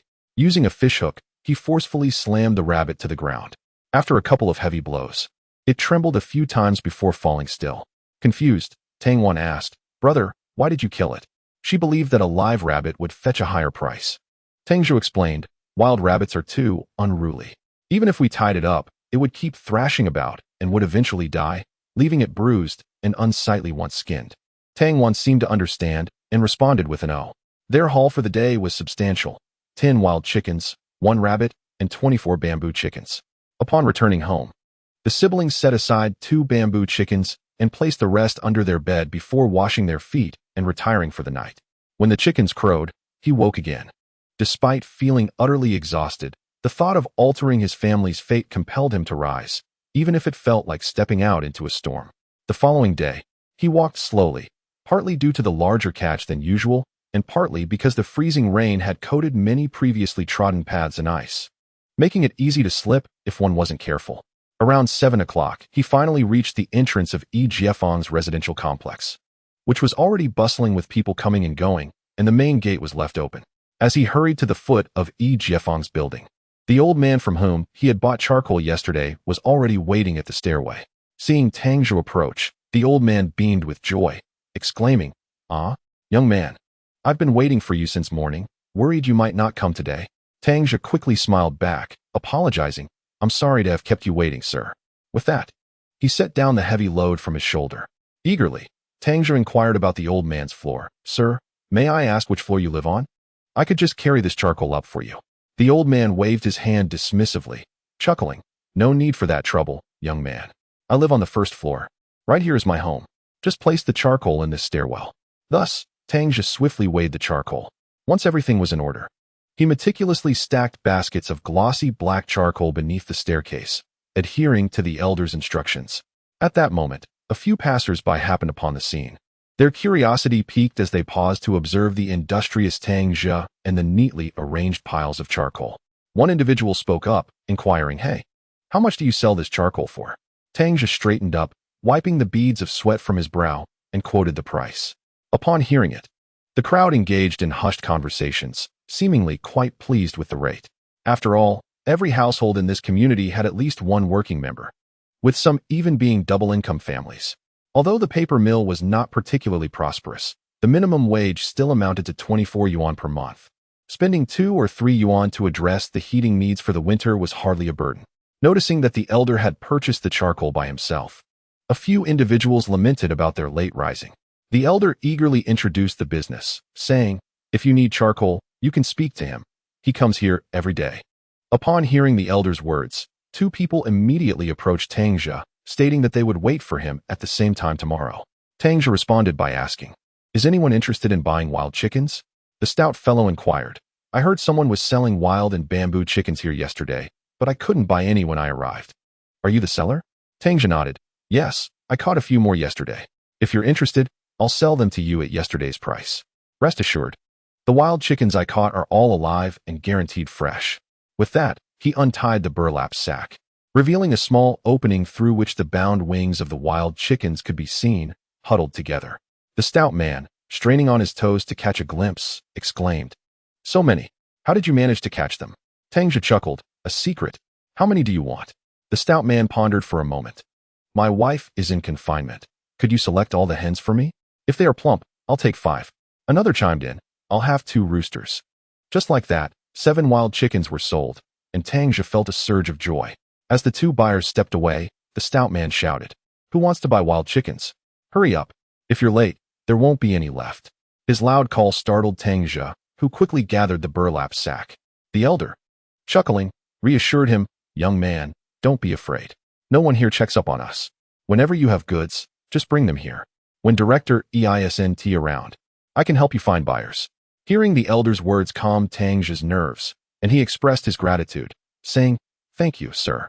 Following the stout man's shout and the previous day's sales, a large crowd soon gathered, eager to stock up on provisions for the approaching new year. "Young man, I'll take 1 wild chicken. Give me 2 bamboo chickens. I heard you're selling charcoal. Could you bring me a few dozen pounds next time? We're running low at home." Truly, fortune favors the bold, and opportunities abound at every turn. Chapter 11. The Silent Dog. In a brief span of time, he had sold out all his wild chickens and bamboo chickens, yet the crowd surrounding him remained, incessantly inquiring about the source of such a remarkable quantity of live fowl. In this era, while firearms were not prohibited, the militia frequently borrowed guns from the brigade or the commune's armory for hunting, resulting in nothing but carcasses. Moreover, employing a Type 56 rifle to hunt small creatures like wild chickens would leave gaping wounds, and for even smaller animals like bamboo chickens, a single shot could render them a bloody mess. Jiefeng had already descended the stairs, observing from a distance. He found the young man adept at socializing. Initially, upon hearing of his arrival, he had come down to see if assistance was needed, but was met with a loud bellow from the short and stout man, which drew the crowd to him, sparing the trouble of going door to door. Individuals possessed personalities as diverse as the stars, and Jiefeng was in stark contrast to the rotund man. If he were to emulate the latter's boisterous approach to attract customers within the community, he would find himself utterly incapable of raising his voice in such a manner. As for Tang Zhe, it was unnecessary to elaborate. He was acutely aware that should he shout, not only would he fail to attract clientele, but he might also inadvertently draw the attention of individuals adorned with red armbands, potentially leading to a few days of confinement. Those who arrived a little later gathered to find that everything had already been sold, and with a resigned shake of their heads, they gradually dispersed. Jiefeng warmly invited Tang Zhe to his home for a visit, suggesting they warm themselves by the fire. At that moment, Feng Yuezhi had adeptly prepared a bowl of fragrant noodles. Just as Tang Zhe settled into his chair, a steaming bowl, exuding an enticing aroma, was placed before him. "Young man, do savor it while it's hot," Feng Yuezhi kindly urged. Tang Zhe felt a swell of gratitude in his heart. However, he refrained from reaching for the bowl of noodles. In these times, even state officials receive their remuneration strictly according to the principle of labor distribution. Every household struggled to make ends meet, with little surplus grain to spare, and he had already accepted the food and meat coupons from Jiefeng. It was evident that these were hard-earned, frugally saved by Yi's family. Though he had grown up in a communal dining setting since the dissolution of the large canteen, his mother had instilled in them the principle that regardless of which household they visited, they should never impose on others for a meal. To take food from someone else's table would label one as a silent dog. "Aunt, I'm not hungry," he replied. Jiefeng, somewhat displeased, insisted, "If I tell you to eat, you should eat quickly. Both your aunt and I have jobs. We're not worried about food," seeing that the meal was solely his.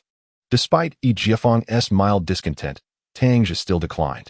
Feng Yuezhi, perceiving his hesitation, smiled and said, "Do eat up. Your uncle and I have already had our share. If you delay, it will become clumpy and lose its taste." relenting to the insistence of the elderly couple. Tang Zhe accepted the noodles and seized the opportunity to inquire about something from Yi Jiefang. "Uncle, I wish to know where I might acquire some soft steel wire." "What do you need that for?" Yi Jiefang asked, igniting a cigarette and taking a puff. "I discovered a wild boar frequently seeking warmth in my charcoal kiln. If I could procure a steel wire rope, I would attempt to capture it," he replied after taking a mouthful of noodles. Yi Jiefang pondered for a moment and inquired of Feng Yuezhi. "Does your factory possess the steel wire rope he mentioned?" Sitting beside the brazier, Feng Yuezhi responded. "We certainly have steel wire ropes, yet I cannot ascertain if it is the soft type he refers to. Once I head to the factory shortly, I shall inquire with Zhang Ermao from the maintenance team."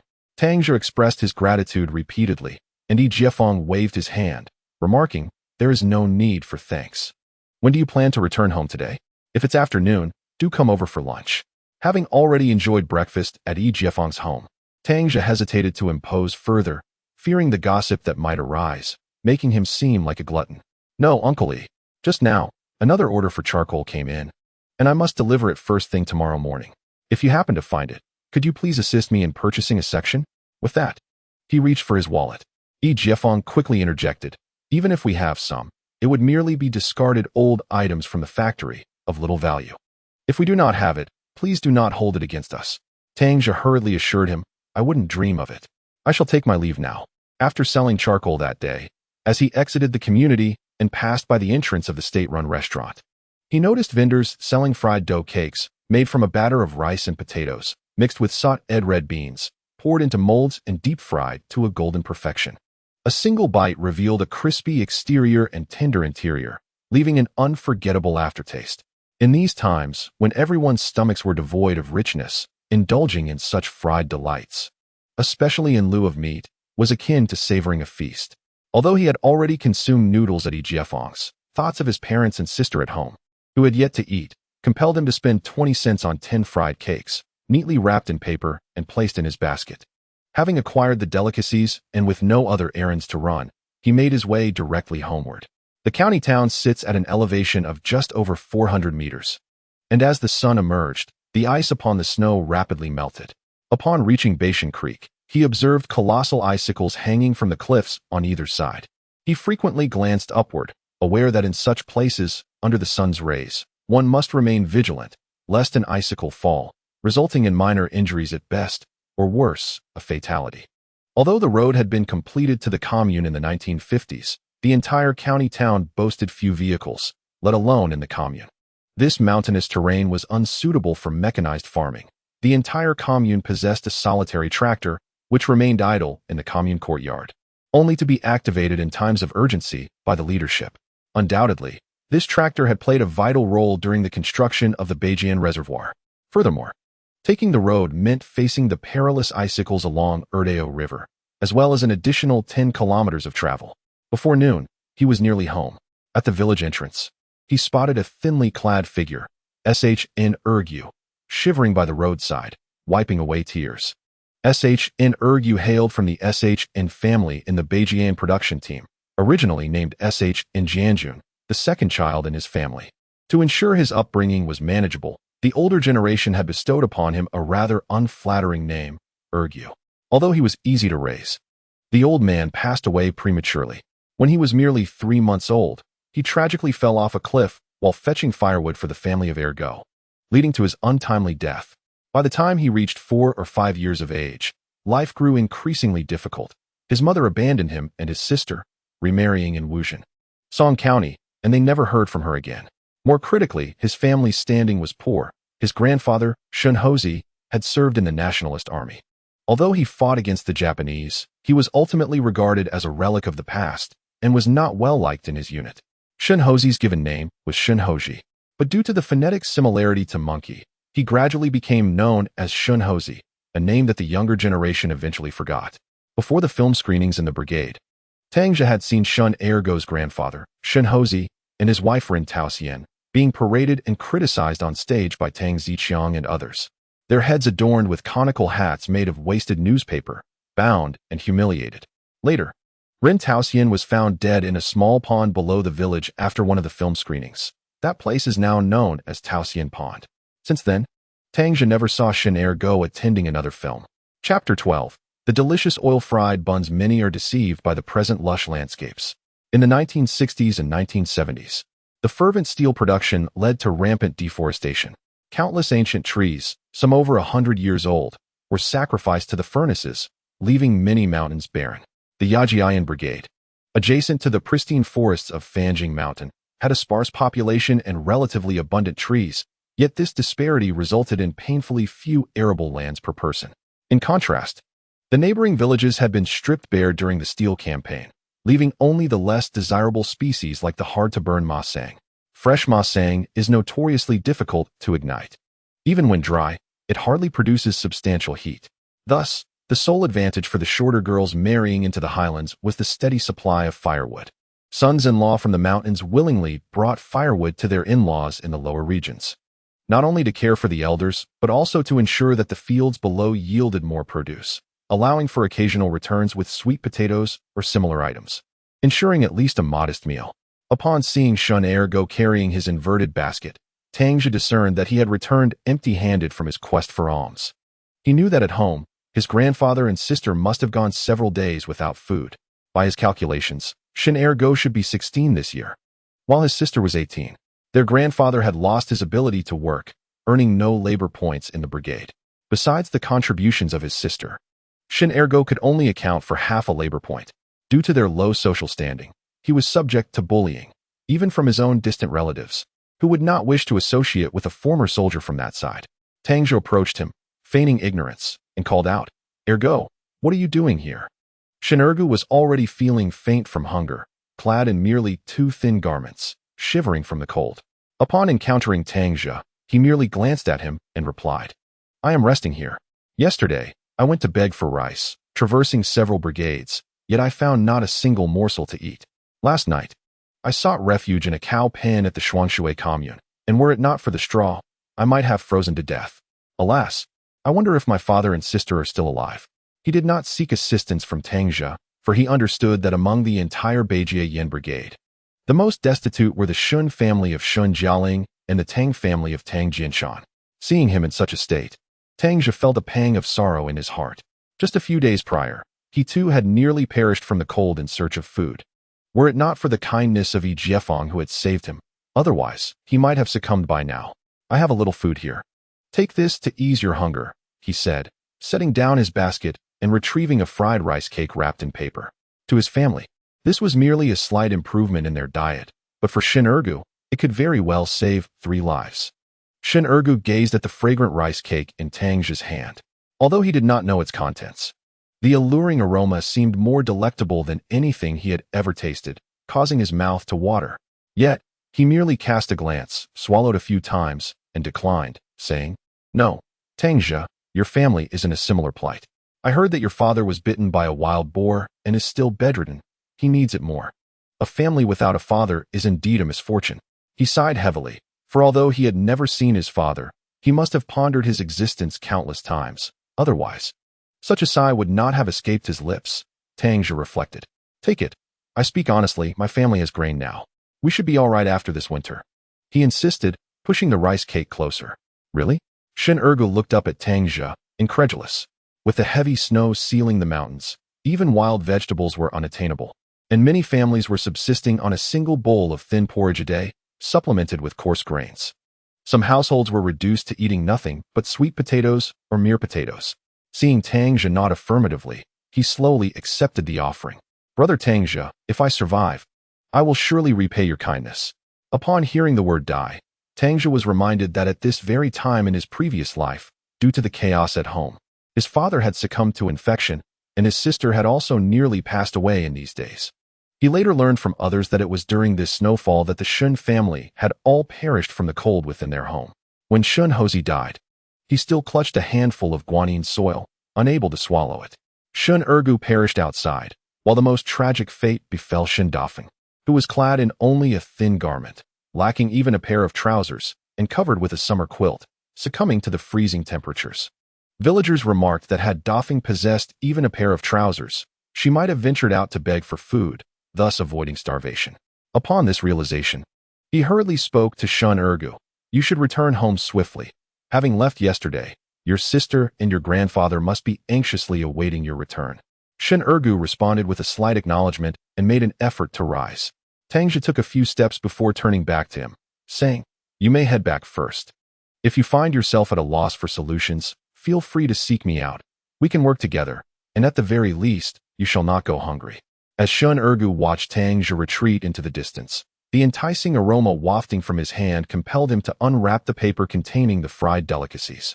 He beheld 5 golden, crispy oil cakes and gently lifted one to his lips, licking it with his tongue.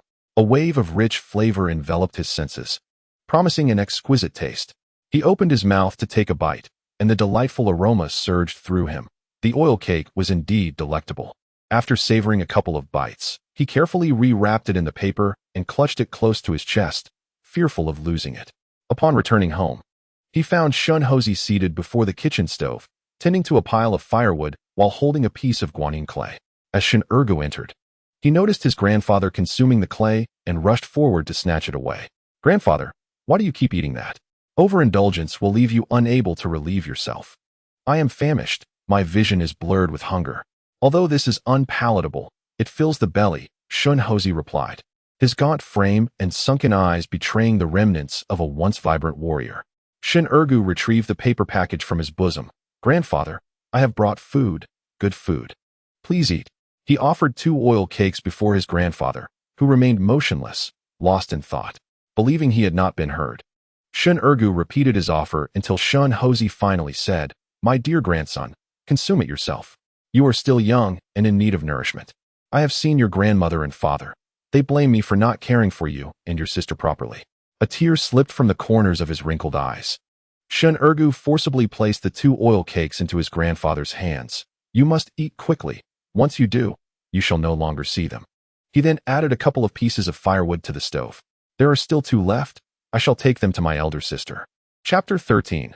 Guanyin clay is not edible. The Shun family's dwelling comprised 3 wooden rooms topped with tiles, far superior to Tang Zhe's thatched cottage. However, due to a lack of capable labor and a history of frequent denunciations, the once well-kept wooden structure had suffered damage during a revolution and was hastily bound together with wooden beams. Though it could block some light, it offered little protection against the biting cold.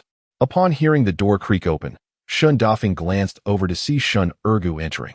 She had overheard the exchange between the grandfather and grandson, yet she found herself unable to rise, lacking even a complete pair of trousers. "Sister, look what I have brought," Shen Ergu proclaimed. Shun Dafeng wrapped her thin blanket tighter around herself, sitting upon what could hardly be called a bed, merely a few planks overlaid with straw. As she beheld the oil cakes presented to her, she swallowed hard. "Where did you acquire these?" "Tang Zhe gave them to me." "Tang Zhe?" Shun Dafeng lifted her gaze to Shun Ergu. "You mean the Tang Zhe from Tang Zhe Mountain?" "Yes, it is he. He seems to have transformed into a different person." Shen Ergu replied. "Quickly, sister, eat up." "All right." Shen Dafeng accepted the offering and devoured one in mere moments. As I gazed at Shen Ergu standing by the bedside, I inquired, "Have you eaten?" Shen Ergu nodded. "I have. Look, I still have half left." "How many did you have?" "5. No, 6. I consumed 1.5. Shen Ergu deceitfully replied. However, such a rudimentary lie could hardly deceive Shen Dafeng. "You cannot even lie properly." "I am full. Take this and eat it," she said, handing over the remaining piece to Shen Ergu. Shen Ergu refused to accept it, saying, "Sister, you haven't eaten for several days. If you don't eat a bit more, you will starve." His voice trembled with emotion. Shen Dafeng sighed. "Alas, Ergu, I am a woman and cannot carry on the Shen family line. If I die, so be it. My demise would be a release." "Sister, what nonsense are you speaking? You eat first. I will fetch some firewood to build a fire by your bed. It will be warmer. It started snowing outside today, and soon the snow will melt," Shen Ergu declared as he made his way outside. After a while, he returned with an armful of firewood, neatly stacking it before her bed, and then went to the kitchen to collect some kindling, igniting a fire in the room. Before long, the room filled with smoke, causing both siblings to tear up and cough incessantly.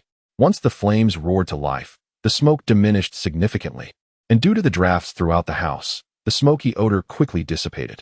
After successfully starting the fire, he returned to the kitchen, where he found his grandfather, still clutching 2 oil buns, reluctant to eat, while in his other hand, he had picked up the discarded guanyin soil. Shin Ergu snatched the guanine soil from his grandfather's grasp and tossed it out the door. Grandfather, how many times must I tell you not to consume this? You refuse to listen. Quickly eat the oil buns. Once you finish, I will go find Tang Zhe. Are these oil buns really from Tang Zhe? The one from Tang Zhe's family? Shin Houzi asked. Shin Ergu affirmed, yes, indeed. Hurry and eat. I neither steal nor rob. He kindly offered them. And I shall not refuse. Shin Houzi sighed heavily. Alas, we are all born of the same mother, but the family of Tang Zhe is composed of real people, while the Tang Zhejiang family is hardly human. Shin Ergu quickly covered his mouth. Grandfather, your mouth is the source of your troubles. If someone hears you and it reaches his ears, you'll be in trouble. Shin Houzi bit into an oil bun. I am not afraid of him. What goes around comes around.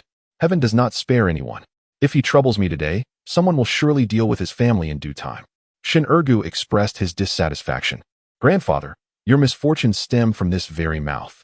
I warned you not to set fire to the mountains and plant millet, but you wouldn't listen, insisting on berating them. Now, look at the situation. Our elder sister is about to leave without even a pair of pants. Upon hearing Shin Ergu mention this matter, Shin Houzi fell silent, slowly consuming the oil bun. Earlier this year, he had taken it upon himself to burn a patch of wilderness on the back mountain and sow some millet seeds. When Tang Zhejiang learned of this, he, along with Wu Liang, urged him to contribute most of the yield to the collective, but Shin Houzi, already displeased with Tang Zhejiang and Wu Liang, refused to comply. The land was originally unclaimed. I had cultivated the wasteland myself, so why should I relinquish it? What work points will you allocate to me? Shin Houzi was quite unreserved, having grown accustomed to the criticism he faced. Shin Houzi, it seems your understanding is still lacking. Who declared that this land is unclaimed? Every inch beneath your feet belongs to everyone. After Tang Zhejiang finished speaking, he departed. On the evening of his return home after the autumn harvest, Wu Liang and Tang Zhejiang, accompanied by a group of individuals, barged into his home. Not only did they seize the millet, but they also confiscated the clothing and bedding, leaving only what they wore.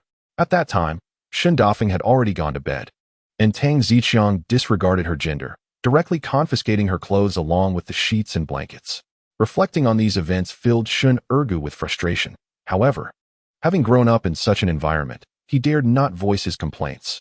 Now, even securing a meal had become a challenge. He could only hope that what Tang Zhe had said was true, enabling his family to have a full meal, even if just partially so, enough to stave off starvation. When spring arrived, they could forage for wild vegetables on the mountain to alleviate their hunger. I must visit Fanjingshan to seek out Tang Zhe. He has asked for my assistance. He conveyed his intentions to Shin Houzi. Shin Houzi squinted and replied, go ahead. The Tang family is still reliable. Regardless of whether you have enough to eat, I won't interfere with your friendships. However, avoid too much interaction with Tang Zhejiang's family. They are narrow-minded and resentful of others' fortunes. I understand. Enjoy your meal. I shall take my leave. In an era marked by scarcity, he pondered what means Tang Zhe might have to ensure a full meal. Nevertheless, those 5 oil cakes, which even the brigade leader Wu Liang might not have tasted, were generously given to him by Tang Zhe. Curiosity compelled him to visit Fanjingshan. A man who could afford to buy oil cakes must possess extraordinary qualities. Chapter 14. Which leg to step forward first? Tang Zhe returned home with a steady gait, the basket upon his shoulder swaying gently with his movements. Upon entering, he promptly placed the basket down and made his way to his father's room. His father lay in bed. Though his complexion remained somewhat pale, it had improved significantly. Tang Zhe skillfully picked up the medicine bag set aside and began to change the dressing for his father. He carefully unwrapped the gauze from the wound, inspecting it closely. He noticed that the redness and swelling had begun to subside, and the oozing blood had diminished considerably. Thankfully, the treatment had been timely, preventing any festering, and Tang Zhe felt a quiet sense of relief. At that moment, the aroma of cooked food wafted from the kitchen. Qin Shiyun had prepared the meal but had yet to touch her chopsticks, sitting at the table with her gaze occasionally drifting towards the door, eagerly anticipating Tang Zhe's return. After tending to his father's wound, Tang Zhe exited the room, and Tang Wan, like a cheerful little bird, immediately brought him a bowl of pristine white rice. Her face alight with joy, Tang Zhe's eyes inadvertently glanced at the bowls of his mother and sister, which contained only a few pieces of sweet potato. A warmth spread through him, moistening his eyes slightly. He rose without hesitation and shared his rice with their bowls, softly saying, "Mother, I love sweet potatoes." Upon hearing this, Tang Wan immediately pouted and unreservedly exposed him. Brother, you are deceiving me. You used to say that you detest sweet potatoes. Tang Zhe, feeling somewhat embarrassed, chuckled softly twice before turning towards the stove. He ladled a bowl of sweet potatoes and began to eat heartily, as if it were the finest delicacy in the world. After the meal, the family gathered around the warmth of the fire pit. Tang Wan, as if performing a magic trick, emerged from the house with a brand new pair of cloth shoes. With an expectant expression, she said to Tang Zhe, Brother, try these on and see if they fit. Tang Zhe, gazing at the exquisitely crafted shoes, was filled with surprise and gratitude, unable to restrain his admiration. Have they been completed so quickly? It's remarkable to think that, given our previous scarcity, making a pair of shoes was no simple feat. Tang Wan smiled sweetly, gently placing the shoes by his feet, squatting down to help him put them on. Of course, it was only difficult before because we lack materials. Now that our situation has improved slightly, Mother and I work together, and this pace is still rather slow. After washing the dishes, Chun Shiyun entered the main room. Observing Tang Zhe wearing the shoes that fit him perfectly, she displayed a look of contentment and remarked, Well, they fit quite well. I see there is still plenty of fabric left. Since there is nothing else to do today, I'll make a pair for Wan Wan as well. Tang Wan quickly shook her head, understanding, and replied, Mother, I already have new shoes that brother bought for me. If we're making more, let us make a pair for father. Chun Shiyun, upon hearing this, was filled with affection, gently stroking her head and saying, Wan Wan is becoming so sensible. Very well. We shall first make a pair for your father. The family sat together around the fire pit, enveloped in warmth and laughter that echoed through the small living room. Just then, a figure unexpectedly appeared at the doorway. Tang Zhe looked up and indeed saw Shin Ergu standing there. Shin Ergu stood at the entrance, his hands awkwardly clasped together, his lips quivering slightly as he stammered, Tang, Chun Yang, Brother Tang. His anxious demeanor suggested he was facing a formidable assembly of elders. Tang Zhe, noticing this, promptly greeted him warmly. Come in and warm yourself by the fire. Yet, Shin Ergu seemed frozen, his feet weighed down as if they were leaden, unsure of which foot to move first. Chun Shiyun also took note of Shin Ergu at the door. Naturally warm-hearted, she felt a pang of compassion for him, having recently worried about their own livelihood. Seeing Shun Ergu's state, she quickly said, Isn't this Shun Ergu from the Shin family on the ridge? Come in and sit down. It's freezing out here. Upon hearing Chun Shiyun's invitation, Shin Ergu cautiously stepped inside. In such cold weather, dressed so lightly. You must be freezing. Please, take a seat, she added, as she tossed more firewood into the pit to stoke the flames. Tang Zhe, noticing Shun Ergu's thin attire, turned to Chun Shiyun and said, Mother, I invited Shin Ergu to help us. Could you check if there is any leftover food to offer him? Chun Shiyun replied affirmatively. There is no rice left, but there is still a large bowl of sweet potatoes. Shin Ergu, please sit for a moment. I'll heat some up for you. Shin Ergu repeatedly expressed his gratitude before settling down by the fire, rubbing his chilly, reddened hands. His eyes fixed on Tang Zhe, he eagerly inquired, Brother Tang, please tell me what you need me to do. Tang Zhe surveyed Shin Ergu from head to toe. Although merely 16 years of age, he was nearly as tall as Tang Zhe.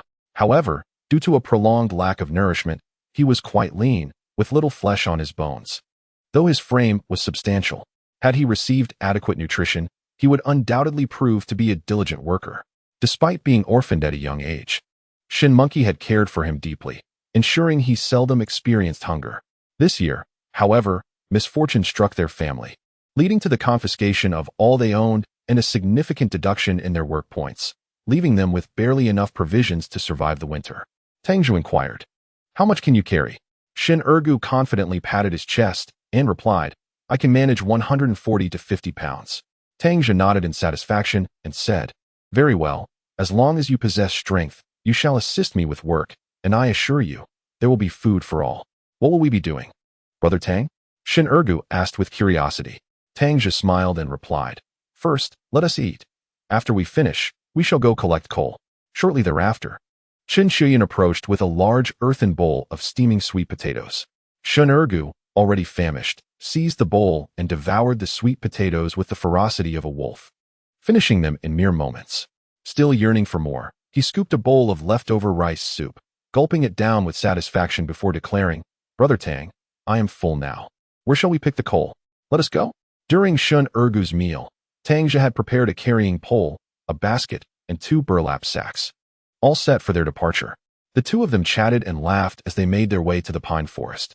Tang Zhe skillfully set traps in the woods, while Shun Ergu watched with a heart full of curiosity and confusion, hesitant to inquire about the purpose of the traps. He silently followed behind, assisting with the tools as needed. Eventually, they completed the traps and proceeded to the charcoal pit. Upon arriving at the pit, after filling the baskets and sacks with charcoal, Tang Zhe estimated they had collected approximately 250 pounds, with 400 to 500 pounds remaining. He pondered to himself that once the snow melted, the new year would be approaching, and without coal to sell, they would need to devise other means to sustain themselves. Together, Tang Zhe and Shun Ergu loaded the charcoal into the baskets and hoisted them onto their shoulders for the journey home. Although Shun Ergu was typically strong, the weight of the charcoal soon caused beads of sweat to form on his forehead, and he began to perspire. Upon returning home, Shun Ergu wiped the sweat from his brow and noticed that the day was still young. He asked, "Brother Tang, shall we continue?" Tang Zhe shook his head and replied, "No, for now, take some sweet potatoes and rice home. Be swift in your return for dinner. We still have work to do." At that moment, Tang Wan approached with a burlap sack containing about 10 pounds of sweet potatoes and 2 pounds of rice, which Tang Zhe had prepared before their departure. Shun Ergu looked at the bag of provisions, his heart swelling with gratitude, knowing it was Tang Zhe's concern for his family's hunger. He nodded and said, "All right, I will return shortly." With that, he slung the sack over his shoulder and hurried home. Chapter 15. Offering a helping hand after Shun Ergu departed. Tang Wan gazed at Tang Zhe with a perplexed expression, inquiring, "Brother, why did you suddenly invite him over? Our supply of charcoal is rather limited. If you are indeed too busy to attend to it, I am more than capable of lending a hand. Do not underestimate me. I can certainly bear the weight of 100 or so pounds." At this moment, Chun Shiyun interjected with a smile, "Wanner, you still do not fully understand your brother. He possesses a kind heart and cannot bear to see others suffer. Even if he himself is hungry, he constantly worries whether others have enough to eat." As she spoke, she gently shook her head, yet her smile was imbued with admiration and tenderness for Tang Zhe's character. In truth, Chun Shiyun herself was no different. Tang Zhe was well aware of this, and even Tang Wan understood it implicitly. Sitting on a stool, Tang Zhe spoke slowly. "The situation for Ergu and his family is truly dire. They are beset by misfortune. If we do not extend our hand to assist them, they may struggle to survive this winter. Today, while returning home from the county, I passed by the Daejianeo area and saw Ergu nearly frozen on the roadside. That scene instantly reminded me of the peril I faced at Yankou not long ago. Had it not been for Uncle Jiefeng's timely intervention, I fear you would never see me again." As he recounted this, Tang Zhe's voice trembled slightly, and his eyes glistened with unshed tears. Chun Xiuyun and Tang Wan, upon hearing these words, found their own eyes misting over, their hearts stirred with an indescribable mix of emotion and sorrow. Tang Zhe continued, "I have always believed that since we no longer suffer from hunger, as members of the same community, we ought to support one another. Moreover, Ergu is quite capable. During our work in the team, his performance was on par with that of the strongest laborers. Yet due to his status, he only earned 5 work points for a day's toil. Look at the load of coal he carries today. It surpasses mine." Being still young, Tang Wan couldn't help but voice her concerns. "But brother, their family status is not very favorable." As soon as she spoke, Tang Zhe promptly interrupted, "Sister, those are merely historical issues that have lingered from the past and have little to do with Ergu himself. Furthermore, while Shun Ergong has faced certain challenges within the team, to my knowledge, he has never harmed anyone intentionally. You are still young, and many matters may be beyond your understanding for now. However, in a few years, as you gain experience, you will see things more clearly and comprehend them better. Of course, as the land has been allocated to households, the memory of landlords and wealthy farmers is gradually fading from people's minds." Hearing her brother's resolute stance, Tang Wan felt it inappropriate to press further. After a moment of silence, she began to reflect earnestly on her memories of Shun Hozi. Upon reflection, it seems that apart from the occasions when the brigade screened open-air films, where I would invariably witness Shun Hozi bound and brought forth for public criticism, I have not heard of him committing any misdeeds. When Shun Ergu dragged the heavy burlap sack home, panting from exertion, Shun Hozi remained, as always, quietly seated before the hearth, the flickering flames illuminating his weathered face, etched with wrinkles that told tales of hardship. On the stove lay a battered earthen bowl. Missing a corner, within which two halves of fried dough lay conspicuously. At this sight, Shin Ergu understood without question that his sister, Shin Dafeng, and grandfather, Shin Hozi, had only consumed half each, deliberately leaving the remainder for him. "Grandfather, I brought back food for us," Shin Ergu exclaimed, unable to contain his excitement as he called out to Shin Hozi. Over the years, he had begged countless times, wandering the streets and enduring the indifferent glares and disdainful expressions of passers-by. Yet today, he had encountered someone as generous as Tang Zhe, a most unexpected fortune. Even when seeking assistance from relatives, toiling late into the night, he could scarcely manage a meager meal of sweet potatoes or tubers. With joy swelling in his heart, Shin Ergu gently placed the burlap sack before Shin Hozi and eagerly untied its opening. Instantly, a wave of warmth enveloped them, revealing a bountiful heap of vibrant red sweet potatoes, emanating an enticing aroma. Beside the sack lay a small cloth bag, which Shin Ergu informed Shin Hozi contained pure white rice. "Where did you acquire this, Ergu? Though our family is impoverished, we must never stray from the righteous path. Do not be misled by the frequent criticisms directed at me. My heart has always been true, and I have never committed wrongdoings. Who among those who criticize me dares to claim they have not wronged the people?" Upon seeing the abundance of food, Shin Hozi grew wary of Shin Ergu, fearing he might have taken a wrong turn, and incessantly lectured him. "Grandfather, all of this is earned through my labor. I helped Tang Zhe with work, carrying coal, and he rewarded me with this bounty." He mentioned before leaving that I was to assist his family. However, Shin Hozi was aware of Tang Zhe's circumstances. He had heard that Tang Zhe had been injured by a wild boar, and their home had not seen smoke for days. How could they possibly afford such provisions?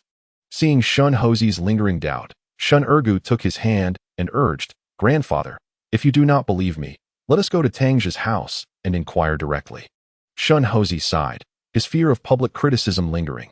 "I certainly trust you, but I am merely concerned about the path you choose. As long as your heart is pure, even if we face starvation, we shall never resort to dishonesty. If your provisions are indeed acquired rightly, then I shall eat them with a straight back." Shin Ergu nodded in agreement, continuing, "By the way, grandfather, Tang Zhe has asked me to assist him again. I must go now. I will wake sister to prepare dinner for you. Tonight, we shall have sweet potato rice." After speaking, he walked to the door of Dafeng's room. "Sister, I need to go out. Please get up and prepare a meal for the public." Dafeng responded and wrapped herself in a blanket, stepping out in a pair of worn cloth shoes with several holes, cautioning him, "Ergu, when you help others, make sure to document everything. We must not allow anyone to accuse our family of being deceitful." "Sister, I understand," he replied. Upon exiting, the sky darkened once more, shrouded in mist. Visibility reduced to mere meters, and the drizzle began to fall again. Chapter 16. Not going hungry is better than anything between the Shijiling and Tangjishan teams, lies Yeojiawan. With the two groups separated by mountains, their roosters and dogs echoing in the distance, merely 2 miles apart, Ergu walked briskly, ignoring those he encountered on the way. After all, his family background was a matter of public knowledge, and no one wished to be called out during a film screening, forced to wear a pointed hat, subject to ridicule and denunciation. The 2-mile trek took no more than 10 minutes. Tang once sat by the fire pit, chopping sweet potatoes, while Tang Zhe was busy threading the sweet potato pieces onto fishing hooks. Upon seeing Ergu arrive, he promptly invited him to sit and warm himself by the fire. There were many fishing hooks set in the mountains, but only a little over 20 remained at home. Once seated, Ergu inquired, "Brother Tang, what should I do now?"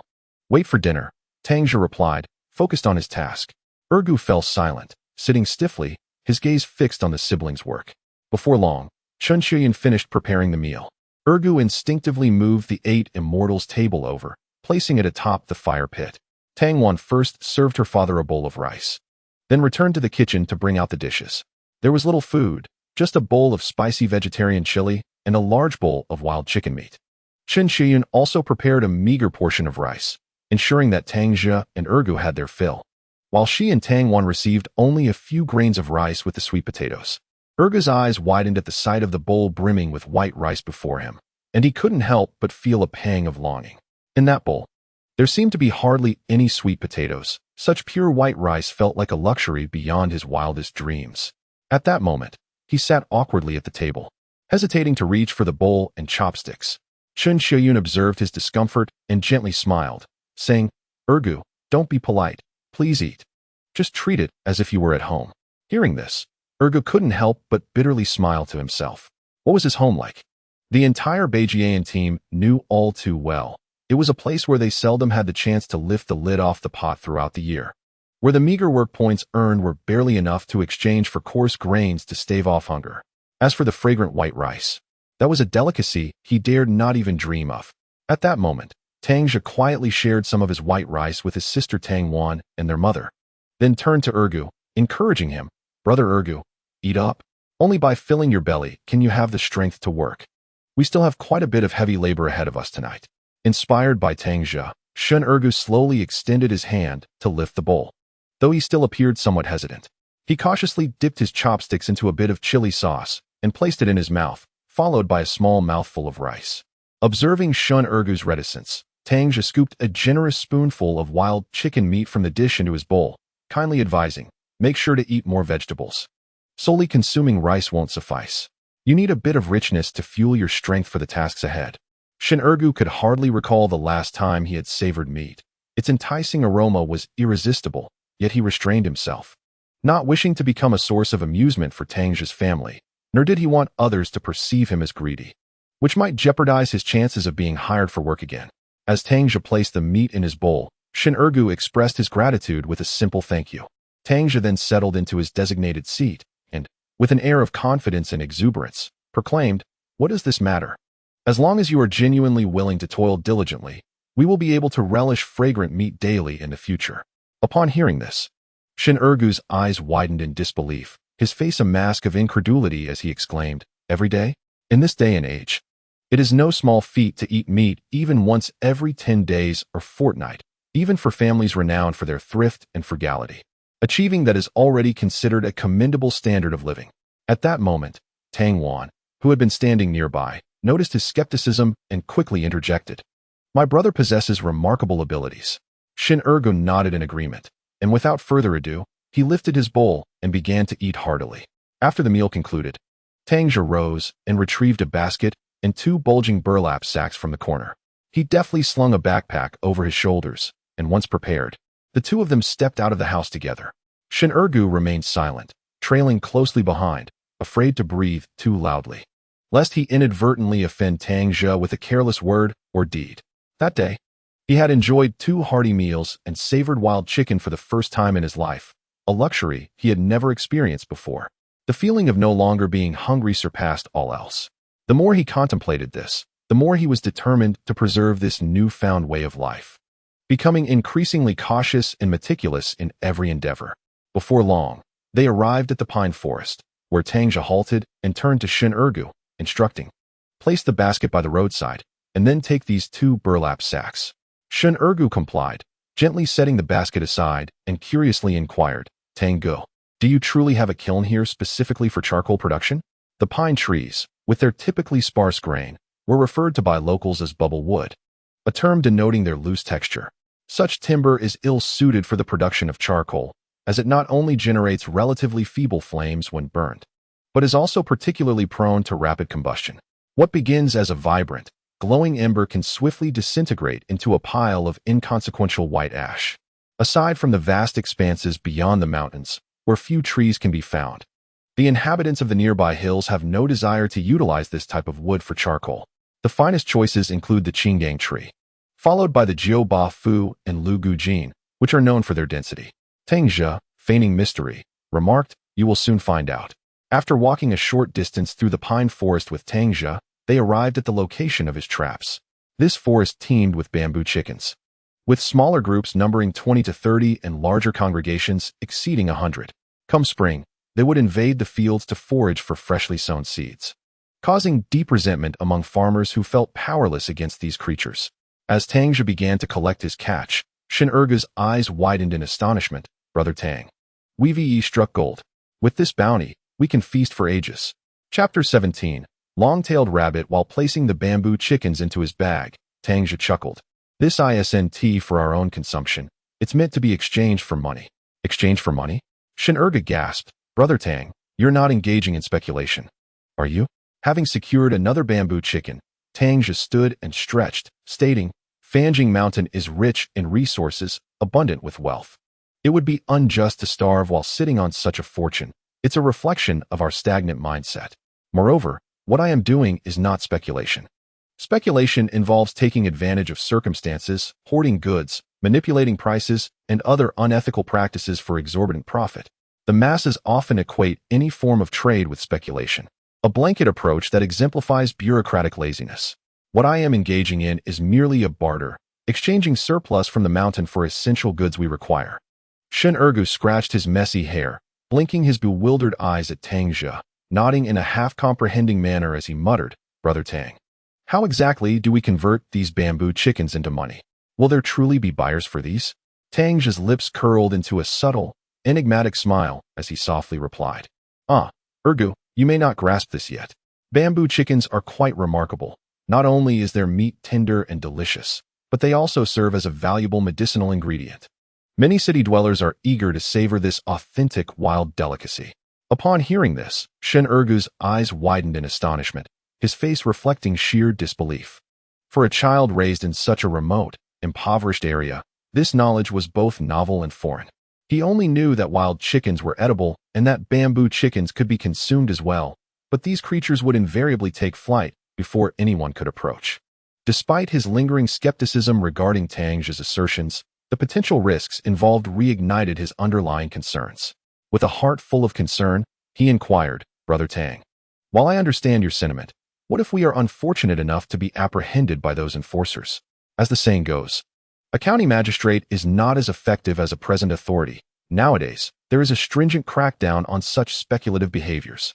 A few years ago, my father toiled diligently to craft several pairs of straw sandals, and I was tasked with selling them at the market for some household expenses.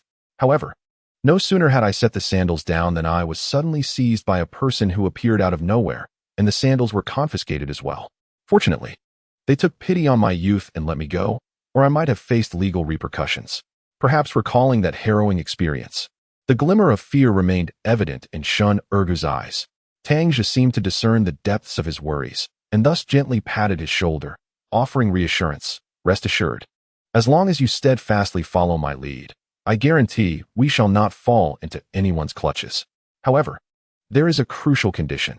You must safeguard this secret diligently and refrain from revealing the method I devised to anyone else. Otherwise, we might find ourselves once again enduring the hardships of hunger." Upon hearing the mention of hunger, especially as he recently relished 2 hearty meals, Shen Ergu became agitated, akin to a cat whose tail had been stepped on. "Brother Tang, you need not worry. If anyone dares to sneak around to learn our trick, you won't need to lift a finger. I will be the first to confront them." Witnessing Shen Ergu's fervent determination, Tang Zhe couldn't help but chuckle. "Oh, it's not that serious, Ergu. In truth, this method isn't particularly complex. Anyone with a modicum of intellect can grasp its essence with just a glance. The reason I prefer to keep it under wraps for now is merely to buy myself some time. Even when they eventually catch on, it won't significantly impact us." After hearing this explanation, Shen Ergu was filled with profound admiration for Tang Zhe, repeatedly exclaiming, "Oh my, Brother Tang, where on earth did you learn such remarkable skills? It's simply astounding. Had I not met you, our family would likely not survive this winter." In response to Shen Ergu's relentless praise and admiration, Tang Zhe maintained an air of calmness, wearing a smile but saying little more.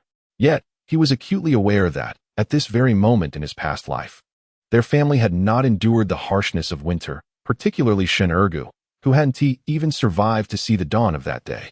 The bamboo chickens in this pine forest were plentiful, marking a bountiful harvest. With 24 hooks cast, he successfully caught as many as 19 bamboo chickens.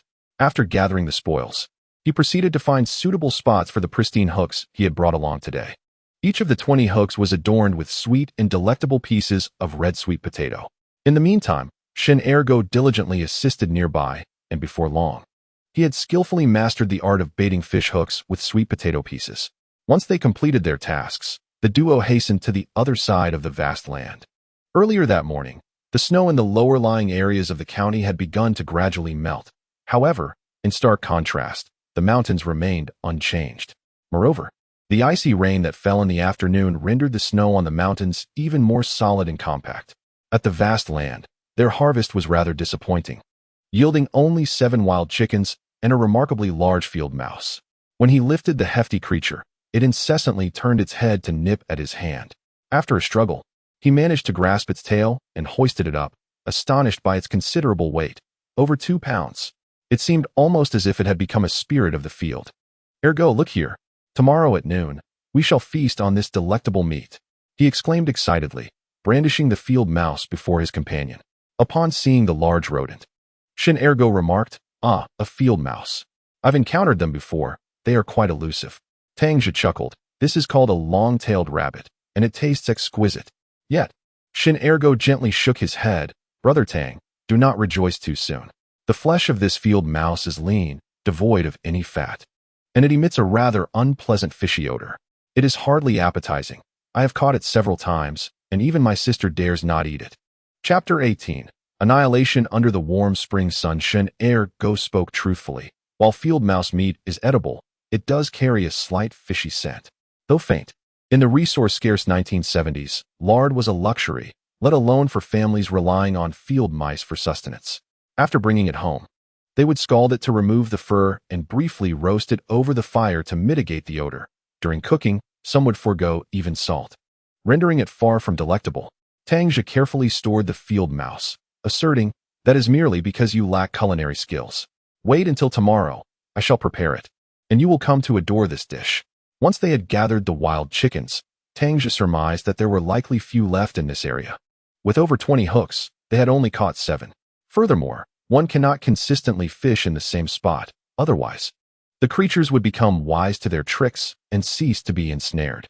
After securing his basket, he transitioned from the vast land to the Thousand Hills Terrace, a sprawling expanse of terraced fields stretching from the fertile land down into the valley, comprising nearly 1,000 plots. Each plot measured no more than 2 to 3 mu, and from a distance, they appeared as rolling waves of snow upon the hillside. This area had also been enriched with green manure, and amidst the fields lay numerous piles of straw. With only a handful of cattle in the collective, their annual consumption of grass was minimal. When spring arrived with fresh grass, the remaining straw would be burned to serve as fertilizer. The burning of straw piles is a beloved pastime for children. A dozen youngsters gather in a circle, some bringing bamboo baskets from home to encircle the straw mound. They ignite fires on all sides, and as wisps of blue smoke rise, the flames leap skyward. A family of field mice, having just endured a harsh winter, is now doomed to perish under the warm embrace of spring. Even if a few manage to escape the inferno, the children will swiftly pursue them with sticks, either striking them down or herding them back into the flames. Once the fire has extinguished, they scatter the ash across the fields, while also collecting the half-cooked mice to take home, where they will be cleaned and cooked. Without any seasoning or oil, adults disdain this delicacy, but children, in their growth spurts and need for nutrition, do not mind the taste. After all, mice count as meat, contributing to the tally of how often they have eaten protein throughout the year. The vibrant springtime gatherings at Xinqiubang are even more lively than in autumn. Yet now, in winter, the mountains are devoid of birds, and the paths are deserted. Even wild boars refrain from venturing into these fields. Upon arriving at Xinqiubang, Tang Zhe and Shin Ergo set to work, with Shin Ergo assisting while Tang Zhe sought suitable spots to place the fishing hooks. Over 30 hooks took nearly half an hour to set. By the time they finished and headed home, it was already quite late. However, Tang Wan was still stitching shoe soles under the dim light of a kerosene lamp. Upon seeing Tang Zhe return, she quickly put away her needle and thread. "Brother, you're back. I'll go heat some water for you to wash your feet," she exclaimed. Tang Zhe acknowledged her, setting down his backpack. Noticing the late hour, he decided against placing the wild chickens under the bed, instead laying them flat in a burlap sack in a corner of the living room. "Boil a bit more water. I'll clean this mouse shortly," he instructed, pulling a field mouse from his backpack and waving it in front of Tang Wan. It's quite a large one, almost as big as a cat. Tang Wan showed no fear at the sight of the mouse. Their family often dug up field mice to eat, and Chen Yunxio's culinary skills ensured they were cooked without any foul odor. If there were to be an award for a family excelling in mouse cuisine in Beijiayan, aside from the Tang family, none would rival them. Shin Ergo, clad in a pitifully thin garment, felt little chill while working, but once he paused, the biting cold seeped into his bones like a venomous serpent, threatening to freeze his marrow. He could not help but shudder, hastening to the fire pit and plopping down beside it, wishing he could fully immerse himself in its warmth. Tang Zhe recalled the 4 pieces of clothing that Yi Jiafeng had previously gifted him: 4 old cotton jackets, 2 sweaters, albeit with holes, and a sturdy military coat along with several pairs of trousers, all crammed into a burlap sack. With this thought, he hurried to the stove to stoke the fire and turned to his sister, Tang Wan, instructing Wan, "Quickly call our mother and ask her to bring out an old cotton jacket and a pair of trousers." Before long, Tang Wan emerged from her parents' room, a brisk pace in her step, clutching a selection of garments she had chosen. She gently handed them to her brother, Tang Zhe, and softly remarked, "Brother, this is all the thick clothing we have left. You hardly have anything to change into." Tang Zhe smiled as he accepted the clothes, reassuring his sister, "Do not worry. Wanner, in a few days, once we earn some money, I shall purchase some cotton, and we can ask mother to craft each of us a new cotton coat and trousers." "All right, brother, I know you are the most capable," Tang Wan replied with a smile, settling down by the stove to tend to the fire. Tang Zhe then made his way to the main room, approaching Shin Ergo and handing him an old cotton coat. "Ergo, this old coat was just given to me by someone. Try it on and see if it fits. If it does, at least it will shield you from the cold. You are dressed so lightly. If you catch a chill, it will hinder your ability to work." Shin Ergo grinned foolishly, rubbed his hands on his clothes, and then accepted the coat and trousers, putting them on beside the brazier. He was quite tall, and while he managed to fasten 2 buttons on the coat, the trousers, being elastic, fit him well enough, albeit a tad short, creating a somewhat comical appearance. "Let us make do for now. After a couple more trips, I'll get you something more fitting." "This is quite good, Tang Zhe. Wearing this coat feels like being wrapped in a furnace. It is so warm," he replied. Just as Tang Zhe was about to say something further, Tang Wan called from within, "Brother, the water has boiled. All right, ladle it into the wooden basin. I shall be there shortly." She then added to Shin Ergo, "You should soak your feet for a bit, and tonight, you will sleep with me. We need to leave for the city in the middle of the night." Shin Ergo nodded, understanding that Tang Zhe referred to a trip to the county town, undoubtedly to sell coal and wild chickens, and did not inquire further. By the time he reached the kitchen, Tang Wan had already prepared the foot-soaking water. Tang Zhe proceeded to the kitchen to prepare a field mouse, busying himself with removing its fur. When he finished, he found Shin Ergo already asleep, while Tang Wan was still peeling sweet potatoes. "Aren't you going to bed? What are you doing with those?" he called out. "Mother said that you must walk over 30 miles after waking, and how can you endure it on an empty stomach?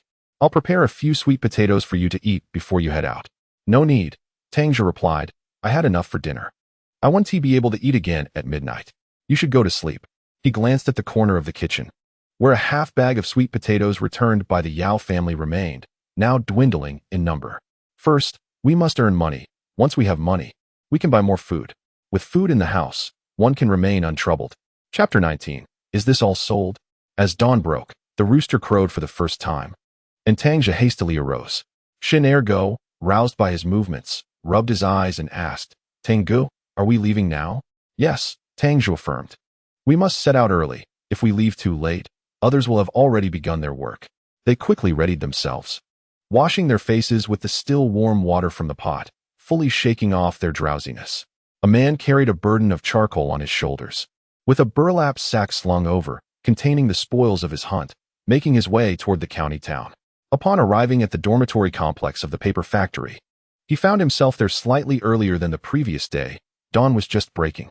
Neither he nor his companion possessed a watch, thus they were unaware of the exact time, though it seemed to be around 7 in the morning, a time when others were already stirring. The large iron gate of the complex remained open during the day.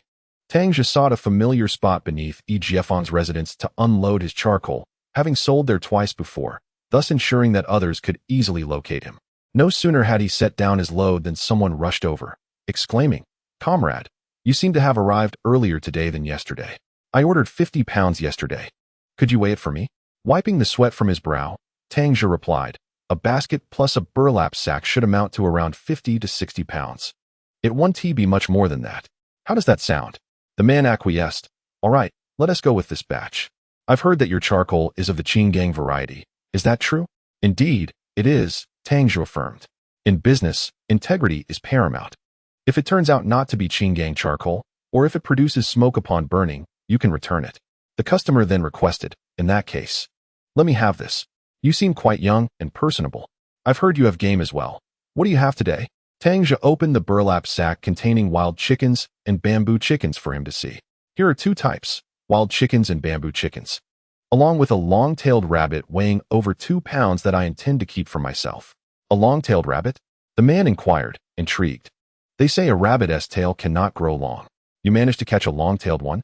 If you catch another, be sure to bring it to me. I'll buy it. Shin, standing nearby, chuckled. Brother, he is talking about a field mouse. However, the man did not believe it. Nonsense. I've seen plenty of mice. How could one weigh over 2 pounds? That would be a monster. Tang Zhe, not wishing to deceive him, clarified. It truly is a mouse, a field mouse. The largest can weigh around 3 pounds, but the bigger they are, the more yellow their fur becomes. The smaller ones are gray with 2 black stripes. The man suddenly understood. Ah, now that you mention it, that makes some sense. Rabbits are all lean meat. And I've heard field mice are the same. Though I've never tasted one, I can't say how it would fare. Just give me 2 wild chickens instead. Before the man could finish weighing his order, others who had ordered charcoal the previous day began to gather around. 2 loads of charcoal were simply insufficient to satisfy the demand. Tang Zhe could only suggest that they leave their addresses. Currently, they had 2 individuals delivering and approximately 500 pounds still in the kiln, which could be delivered in 2 days. Most of the workers had a pen tucked into their uniform pockets, so he borrowed one and found a cigarette box to jot down names, addresses, and requested quantities. The 500 pounds of charcoal were quickly reserved, and the crowd ceased their squabbling, turning their attention toward the wild and bamboo chickens he had brought. Young man, I wanted to order charcoal earlier, but you had none left. I must have 2 wild chickens first, declared a tall, slender man wearing glasses. Tang Zhe opened the bag, saying, Brother, choose any 2 that you like. The man selected 2 items, and after weighing them and paying, he inquired, Do you have wild boar meat? I prefer the fatty, well-fattened kind. Tang Zhe chuckled bitterly. He would have liked to hunt that wild boar, but regrettably, he lacked a firearm. And he was uncertain whether Fanjingshan had managed to procure a steel wire for him. Brother, he cautioned, wild boars are not easy to deal with. If you encounter one accompanied by a firearm, not only will you struggle to hunt it, but you may also end up in peril yourself. Indeed, he continued, as the saying goes, 1 pig, 2 bears, 3 tigers. When a wild boar becomes enraged, even a tiger would think twice. At that moment, the old man who had been on watch approached and contributed to the conversation. Tang Zhe responded, Elder, your insight is commendable. That wild boar is ferocious. My father encountered one and is now bedridden. As they conversed and conducted sales, the wild chickens were quickly sold out, leaving only 3 bamboo chickens. The old man looked around to ensure there were no others nearby, gently opened his bag, and quietly asked Tang Zhe, Young man, would you consider selling me these last 3 at a discount? Tang Zhe replied, Elder, in a chaotic market, one must maintain order. If you truly desire them, the 2 will be at the original price, while the last one I'll let you have for 50 cents, considering I often trouble you. The old man had initially intended to inquire if he could purchase them for 90 cents each, but was pleasantly surprised by the 50-cent discount. Delighted by the bargain, he quickly produced the money and said, Young man, you are quite the negotiator. You have never troubled me. Very well, let me have them. For my household has been asking about bamboo chickens since the last few days. Tang Zhe assisted him in securing the chickens with straw rope, remarking, You are exceedingly kind to your wife. This dish, when stewed, is both nourishing and delicious. Shin, standing nearby, appeared momentarily bewildered, exclaiming, Is it really all sold out? Just then, Jiefang called from upstairs, Xiaotang, once you're finished selling, come up for a glass of water. Tang Zhe had thought they were still resting and planned to visit later. But it turned out Jiefang had already risen and was watching him sell the goods from the window before calling him. He acknowledged the call and asked Shin to keep an eye on the baskets and scales while he swiftly ascended the stairs. Fanjingshan was preparing to cook noodles for him, but he hastily interjected, Auntie, that won't be necessary. My companion and I will just grab a bowl of mung bean powder shortly. Very well, she replied, I found the steel wire you asked for yesterday, but I'm not certain if it's what you need. She then retrieved it from the wall. It was only slightly thicker than the hemp rope and quite pliable. He examined it in his hand and said, This is perfect, Auntie. How much do I owe you? Jiefang interjected, What money? This was discarded by the factory. If you can make use of it, just take it. Fanjingshan added, Exactly, just take it. If you need more, I'll bring back some more for you. Tang Zhe promptly replied, That would be splendid, Auntie. I apologize for the trouble. Fanjingshan laughed. There's no trouble at all. She then poured a bowl of warm water and handed it to him. Tang Zhe took it, blew on it, and took a small sip, finding it not too hot. Remembering Shin Ergu was still downstairs, he thanked her and headed back down. Seeing him return, Shin Ergu asked, "Brother Tang, are we heading back now?" Tang Zhe secured the steel wire in the sack and replied, "Let us go. I'll take you to enjoy some mung bean powder." Chapter 20. The ancestral grave emits green smoke today. 3 pieces of charcoal were sold for a total of 32 coins. Adding the income from the wild chicken, which amounted to 21 coins and 2 dimes, and the bamboo chicken, which brought in 18 coins and 5 dimes. The total revenue reached 42 coins and 7 dimes. Tang Zhe took out 2 coins and handed them to Shin Ergu, stating, "This is your wage for today." Shin Ergu hesitated to accept it, saying, "Brother Tang, having worked for your family, you have already provided so much grain. Why should you still pay me?" Previously, when he assisted others in the team, he could barely sustain himself, while his grandfather and sister languished in hunger. However, working for Tang Zhe, he was well fed without exerting much effort, and he even brought food home. Such treatment was unprecedented, even among the most generous families in the village. Tang Zhe pressed the money into his hand, insisting, "You must take this. This will be your daily wage for helping me. However, I will not provide you with grain in the future. Otherwise, if the others see you frequently taking grain from my house, my aunt will surely start gossiping, which could lead to unfavorable consequences." Upon hearing that he would earn such a sum daily, Shin Ergu realized that 2 coins a day would amount to 60 coins a month. He had heard that those working in the county earned no more than 27 or 28 coins a month. It truly felt as though his ancestral graves were emitting green smoke. Encountering a benefactor like Tang Zhe meant that this winter would not bring hunger, and as long as he diligently followed him, life would surely improve. After receiving the money, Tang Zhe continued, "Use this money to buy some grain from the supply and marketing cooperative. In the future, purchase whatever your family needs. However, there is one thing I must advise you. Do not flaunt your wealth. Any surplus funds should be hidden away to avoid inciting envy, which could lead to unnecessary trouble for your family." Shin Ergu nodded earnestly, acknowledging Tang Zhe's thoughtful considerations. Tang Zhe added, "This way of life will soon change. Save some money now. Once the land is contracted to households, your savings will prove invaluable." Contracted to households? Shin Ergu was somewhat skeptical. Since his birth, he had toiled alongside others in the fields, sharing the communal meals and dividing the grains. His family's less favorable standing had afforded him a different treatment in the team. After all, his grandfather had once fought for the nationalist army, having made the wrong choice, and although he fled after the defense of Hingyang, his past association with the enemy still haunted him. Could families like his truly receive land? They can, Tang Zhe assured him confidently. Suddenly, a glimmer of hope sparked in Shin Ergu's eyes, a beacon for the future. As long as they had land, even if it meant enduring hardship and labor, the grains they cultivated would be enough to sustain their family after fulfilling their obligations to the state. Tang Zhe did not elaborate further, knowing that by mid-next year, Cheongshui County would implement the first round of land contracts. There was still ample time, and it was premature to discuss it now. He hoisted the basket onto his shoulder and said to Shin Ergu, "Let us go, first to grab something to eat, then to the supply and marketing cooperative to buy some grain." The breakfast department at the state-run restaurant was bustling, with workers rising early to purchase their morning meals. Tang Zhe ordered 2 large bowls of green bean flour, and the 2 of them devoured their portions with great enthusiasm. As time was drawing near, they made their way to the supply and marketing cooperative. Shin Ergu purchased 20 pounds of sweet potatoes at 5 cents per pound, spending a total of 1 yuan, which he carefully tucked away. In contrast, Tang Zhe bought 10 pounds of rice and 50 pounds of sweet potatoes, along with a pickaxe. Adjacent to the cooperative was a state-run store that dealt in sundries and primarily focused on procurement. The nation was currently in dire need of foreign currency, and many furs were exchanged for it.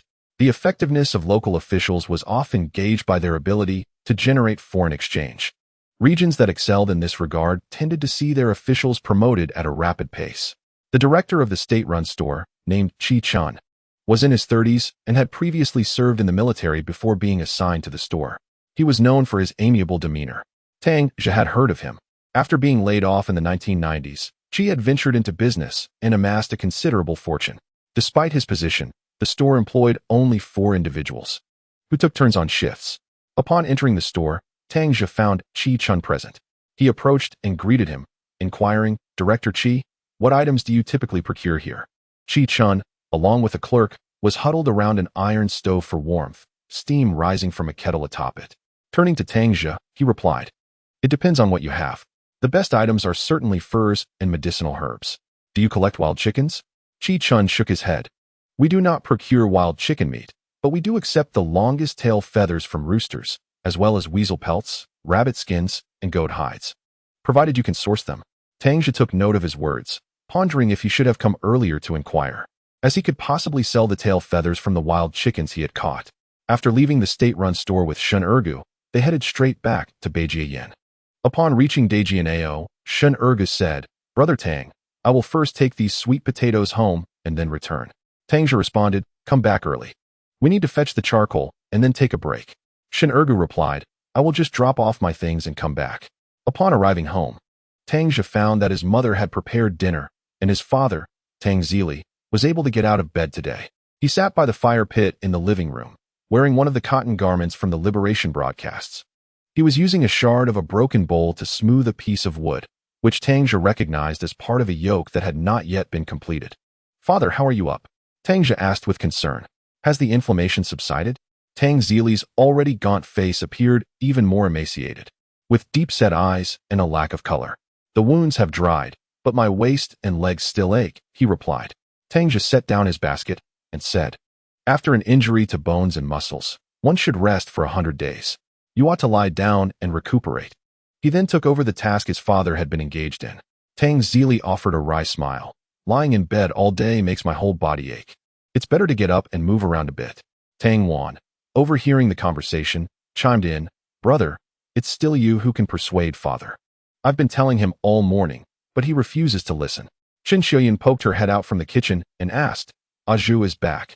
Why didn't T. Ergo come with you?" Tang Zhe mentioned that Ergo should return to drop off his belongings and join them shortly. "Let us wait for his arrival before we dine together," he proposed. Chen Xiuyan returned to the kitchen, while Tang Zhe retrieved a pickaxe from the basket and searched the woodpile for a suitable stick. After some consideration, he found one that fit perfectly as a handle for the pickaxe. Just as he finished preparing it, Shin Ergo arrived, setting down the basket and pulling out a cloth bag. With an air of mystery, he said to Tang Zhe, "Brother Tang, come take a look at this." Chapter 21. Waiting for the prey to bite, Shin Ergo hurried into the hall and thrust the cloth bag into Tang Zhe's hands, its weight suggesting it contained something substantial. "What is it?" Tang Zhe inquired, intrigued by Shun Ergo's enigmatic demeanor. Shun Ergo, resembling a triumphant soldier, beamed with pride and encouraged him to open it. Tang Zhe placed the bag on the table and unwrapped it, revealing a layer of cowhide paper. As he peeled it back, a cascade of gleaming bullets spilled forth, over 100 in total. Having genuinely experienced the battlefield in his past life, he recognized them immediately as 79mm caliber rifle ammunition, renowned for its formidable power and stability. These bullets were used in the Hanyang and Zhongjing rifles, the latter being a copy of the German 1924 model, which began production in 1935 at the Gongxian Arsenal and served as a principal armament during the War of Resistance. Shin Ergo, with a triumphant grin, declared, "How about that? My grandfather has kept these hidden, reluctant to part with them." He claimed they were brought back from Hingyang. During the journey, he traded his rifle for opium, leaving only these bullets behind. "He asked me to give them to you. Perhaps they will prove useful." Tang Zhe gazed at the pile of ammunition and remarked, "With so many, how many wild boars and goats will we be able to hunt?" "Exactly," Shin Ergo replied. "Weren't you just inquiring at the state-run shop about wild boars?" "I asked my grandfather upon my return. Aside from the militia, where else could we acquire a gun? He said he didn't have a gun, but he did have plenty of bullets, so he gave them to me to bring to you." The brigade had subjected Shinhoji, the old soldier, to countless denunciations and had raided his home many times, yet no one had ever uncovered these. Tang Zhe recalled hearing elders speak of how Shinhoji returned home in the dead of night, having traded everything but his trousers for opium, and his mother had resolutely refused to let him inside. It remained a mystery where he had hidden such treasures. Yet now that Tang Zhe had resolved their family's food predicament, he was willing to unveil them. Tang Zhe, gazing at the bullets, expressed a hint of frustration. "Alas, if only we could procure a gun." The militia's firearms were largely inaccessible to anyone apart from a few individuals in the brigade, with the exception of their offspring, such as Tang Zhong, whose connections offered little hope. Tang Zhe remarked, "If we truly need a firearm, we should approach Brigade Secretary Ren Deming. If he agrees, borrowing one for a while would be feasible. Tang Zhe was well aware of his family's predicament, due to his uncle's standing. They were somewhat neglected within the brigade. Should he seek to borrow a gun from Rin Deming for hunting wild boar? It was likely that both the boar and the gun would be commandeered by Tang Zhe and his men. Father, he sighed, let it be. Relying on mountains may lead to their collapse, and depending on people may result in their departure. Only by relying on oneself can we find true security. ISNT it written on the brigade's banners. With our own hands, we achieve abundance. Once we have the means, I shall venture to the county to purchase a firearm. Tang Zhe feared that his father would seek out Rin Deming, jeopardizing his own affairs. Today, Aunt Jiefeng had procured several lengths of steel wire for him. With these, ensnaring the wild boar and goats would pose no challenge. Upon the arrival of Shun Ergu, Chen Shiyun hurriedly set the table. Come and eat. Ergu, you must be famished. Shin Ergu smiled, replying, Aunt Jiefeng, I'm not hungry. Working with Brother Tang, I am always well fed. As he settled at the table, he found not only wild chicken soup, but also a bowl of stir-fried field mouse meat. This is delightful. What kind of meat is this? He inquired. Tang Zhe chuckled. This is long-tailed rabbit. Surely you've had it before. Shin Ergu sampled a piece, and after swallowing, remarked, what we used to eat at home had such a strong fishy taste. Had I not been so ravenous, I wouldn't have touched it. Chen Chuyin explained. The wild fare from the hillside tends to be fishy. When stir-frying, one must use plenty of oil and briefly salt it in wine, adding scallions, ginger, and garlic to mask the odor for it to be palatable. Shin Ergu continued to eat, silently chuckling to himself. His own household lacked even oil. The crops in their small plot had yet to mature, and one could never be certain when a film screening might turn their land into a barren expanse. In the Beijia Yen Brigade, it seemed that only Shun Ergu's family truly dreaded the film screenings. Even the former landlord Yao Shifu had seldom been subjected to struggle sessions in recent years. Tang Zhe understood that the root cause lay in Shun Hoji's obstinate nature. Even when bound and bleeding, he would never bow his head to admit fault. This was also why people referred to him as Shun Hoji. Those of his generation, when jesting, would directly call him Great Sage, for struggle sessions had become a gossip mill. If he could but lower his head and admit a mistake, regardless of whether he was in the wrong, life might be considerably easier. Shin Ergu shared this unyielding disposition. Although he begged, he never did so in Beijia Yen, preferring to venture far afield. Even in assisting others, he would accept no more than half a sweet potato without complaint, never uttering more than necessary, a testament to his upbringing. However, from Tang Zhe, he felt a sense of respect. Thus, at the tender age of 15, he toiled diligently, never shirking his responsibilities. He would carry loads weighing 130 to 140 pounds, fearing he might be crushed by the weight. As long as Tang Zhe did not rest, he would persistently follow suit. The field mouse meat soon vanished. Ever since Tang Zhe traded coal for meat, their meals had begun to include oil. Previously, he would consume 3 large bowls of sweet potatoes in one sitting. Now, he found himself satiated after just over a bowl. After their meal, Tang Zhe and Shun Ergu resumed their coal carrying. Before heading out, Tang Zhe took 2 lengths of steel wire and a machete designed for cutting wood. Upon reaching the charcoal pit, they discovered that the wild boar had returned, accompanied by a trail of smaller footprints, indicating the presence of more than one. Once they had loaded the coal, Tang Zhe assessed the terrain. The entrance to the pit was an excellent spot, as every time they entered the cave, they would inevitably have to squeeze through that very opening, which was already quite narrow. He procured a small tree, thick as a wrist and possessing remarkable elasticity, to fashion a felling pole. Together with Shun Ergu, they forcefully secured it into the ground. By the entrance of the kiln, they excavated a small pit, roughly the size of a palm, and inserted a branch, about the thickness of a thumb, horizontally into its center. Tying one end of a steel wire rope to the top of the felling pole, they bent the pole back, resembling a drawn bow, and fashioned a slip knot at the other end, which they placed along the edge of the pit. Utilizing a hooked branch, they secured it in place, completing the lasso. They then carefully laid some slender tree branches, akin to the thickness of hemp twine, atop it and gently sprinkled a layer of soil, rendering it nearly indistinguishable from the ground. Should an animal tread upon it, triggering the hook on the horizontal branch, the steel wire rope would swiftly tighten and spring forth. Following the same method, they crafted an identical lasso a few meters away from the charcoal kiln, where the terrain was steep on both sides. and a naturally thick branch of a golden poplar stood nearby, serving as the perfect felling pole. Having accomplished this, Tang Zhe dusted off his clothes and declared, "All right, let us return home and await our quarry." Chapter 22. May I borrow 10 yuan? After hauling a load of charcoal back home, they had ample time. So they seized the opportunity for a short nap, only roused by Tang Wan's call for dinner. The two men finally rose. In recent days, Tang Zhe had scarcely managed 5 hours of sleep on average, leaving him somewhat fatigued. However, with Shun Ergu's assistance, he could afford to rest a bit more. His father's health was gradually improving, and his sister's cold had completely subsided, alleviating his worries. It seemed that by living a second life and through his own efforts, he could alter the fate of his family. At the very least, he could now enjoy sufficient time to spend with them. The most agonizing aspect of life is the desire to care for one's parents while they are no longer there. Being able to be with loved ones, even in hardship, brings sweetness to the heart and enhances the quality of sleep. After several calls from Tang Wan, he finally awoke, noticing that Shun Ergu had already risen to wash his face. Following their meal, he remembered that he had to leave in a hurry at noon and had yet to gather the bullets. He inquired of Tang Zhe, "Father, you have put away those bullets, haven't you?" "Yes," replied Tang Zhe, now obedient and resting by the fire pit. "Your mother placed them in the box." "That's good," Tang Zhe responded.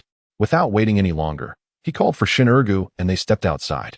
Today, he brought along a pickaxe and, while passing by the eaves, gathered a few dried chilies and a handful of hay from the woodshed. Shun Ergu, not comprehending the purpose of these actions, asked no further questions. He first went to the pine forest to catch bamboo chickens, but only managed to catch 12, indicating that their daily fishing had rendered the bamboo chickens wary. Instead of setting traps in the pine forest again, he ventured towards the farmland, where he had previously caught a field mouse. He had already spotted the mouse hole and, upon reaching the farmland, retrieved the prepared hay and dried chilies from the basket. He ignited them at the entrance of the mouse hole and blew gently, instructing Shun Ergu to look around for any signs of smoke. Before long, Shun Ergu discovered 4 or 5 places emitting smoke. Tang Zhe instructed him to wield a pickaxe and seal those openings, leaving only one exit. After approximately 10 minutes, a dark, pointed head cautiously emerged from the remaining exit, only to swiftly retreat. After several such attempts, a field mouse, weighing over a pound, burst forth from the burrow. Tang Zhe, already poised with a sack above the mouse hole, lunged forward as soon as it appeared, capturing the creature within the confines of the bag, where it thrashed and squirmed in vain to escape. After nearly half an hour, the entire family of field mice had been ensnared in the sack. Following a brief wait, and noting the absence of any further escapes, he extinguished the fire and began to dig with the pickaxe. After a while, he switched places with Shun Ergu, and after another 10 minutes, they finally unearthed the field mice's granary. It was brimming with corn, rice, peanuts, and similar provisions. Shun Ergu laughed heartily, exclaiming, "Tang Zhe, you truly are remarkable. This bounty must weigh around 20 pounds. Tang Zhe was equally astonished that this family of rodents could pilfer such a substantial amount. If one nest could yield 20 pounds, what about 10 nests? 100?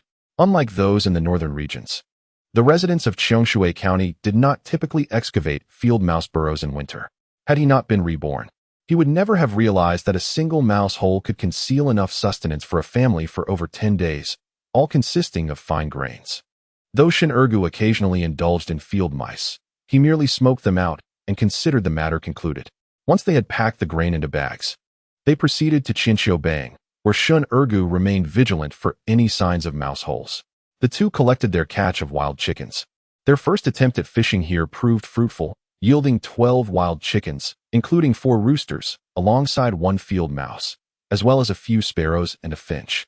Despite their diminutive size, the sparrows were still meat, and they collected everything without hesitation. Shun Ergu remarked, "I just spotted a few more mouse holes. Should we dig them out?" Tang Zhe shook his head, replying, "This area is entirely farmland. Digging would collapse the embankments, inevitably leading to a severe reprimand from the brigade."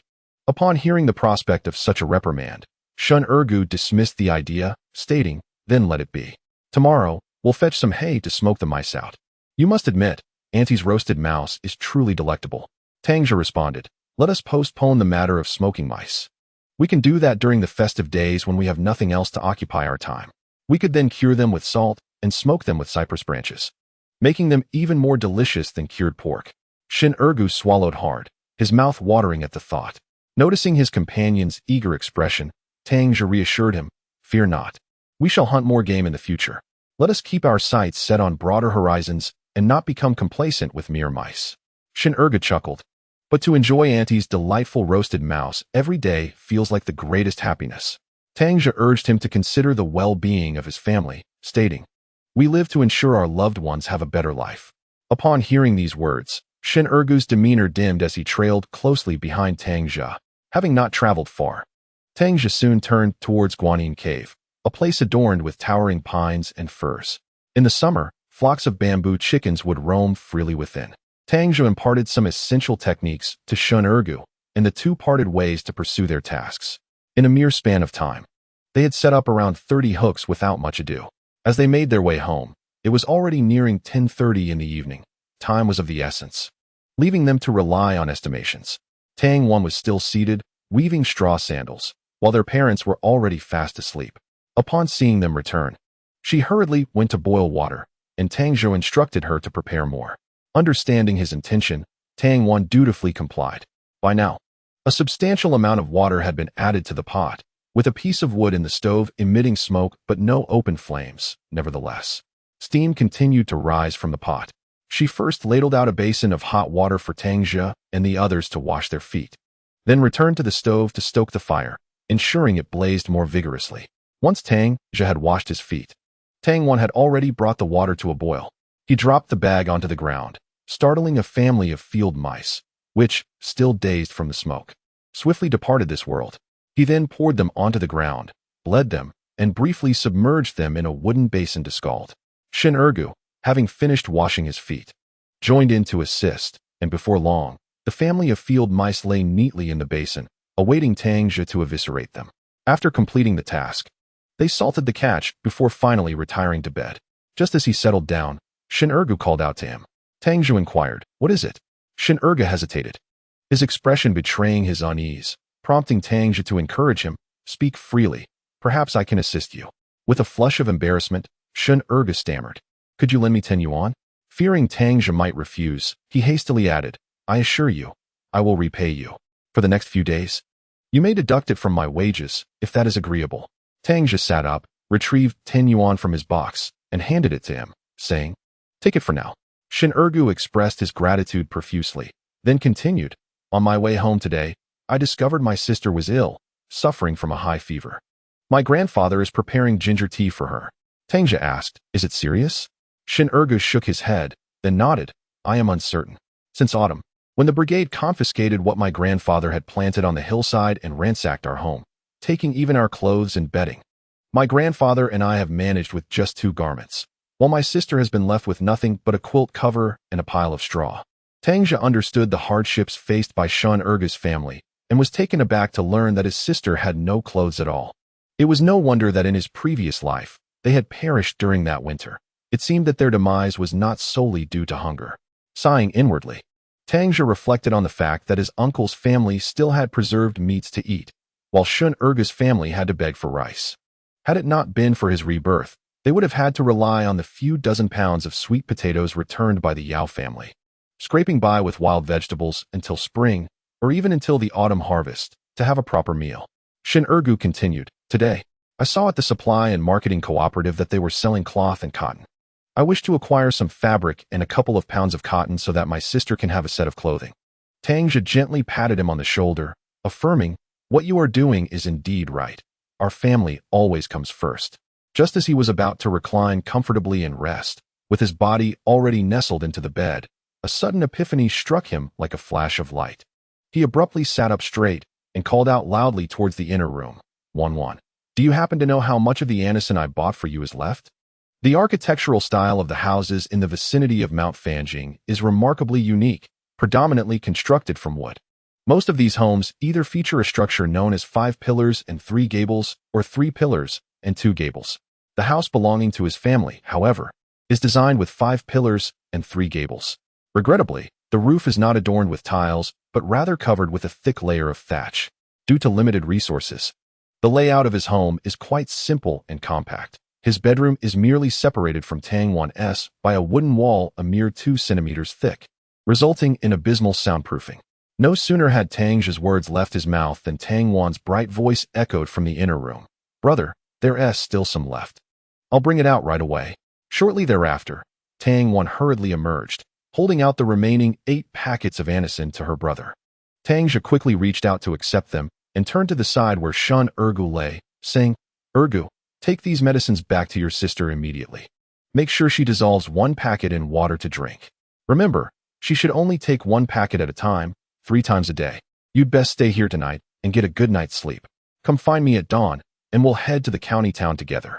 Shun Ergu nodded eagerly in agreement, promptly putting on the clothes he had previously removed, and carefully took the anisin from Tang Zhe's hands, inquiring, "Brother Tang, how much did these medicines cost?" "You can just deduct it from my wages." Tang Zhe replied, "Hurry along now. Life-saving medicine is not something to be bartered over." After Shun Ergu left, Tang Zhe extinguished the lamp and settled down to sleep. At the first crow of the rooster, Tang Zhe rose and dressed. Upon opening the door, he noticed Shun Ergu pacing beneath the eaves, his hands cupped around his mouth, exhaling puffs of breath, with icicles forming on his eyebrows. "When did you arrive? Why didn't you come inside?" The entrance to Tang Zhe's home consisted of 2 wooden planks that could be easily removed. Shun Ergu replied through his breath fog, "I just got here." Tang Zhe could tell that he had likely arrived early, fearing he might oversleep, yet too shy to wake him. "Come in and warm yourself. How is your sister feeling?" "Yes, she is much better after taking the medicine you provided." After washing his face, Tang Zhe saw that Shun Ergu had already organized 2 burdens. He had plucked the tail feathers from 12 wild chickens and set them aside, subsequently dividing the chickens into 2 burlap sacks, which he loaded onto his shoulder.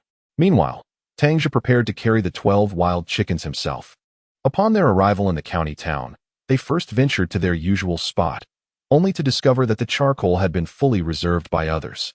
As the year-end approached, the wild pheasants and bamboo chickens were equally popular, selling out in no time. After tidying up their belongings, the 2 felt their stomachs rumble.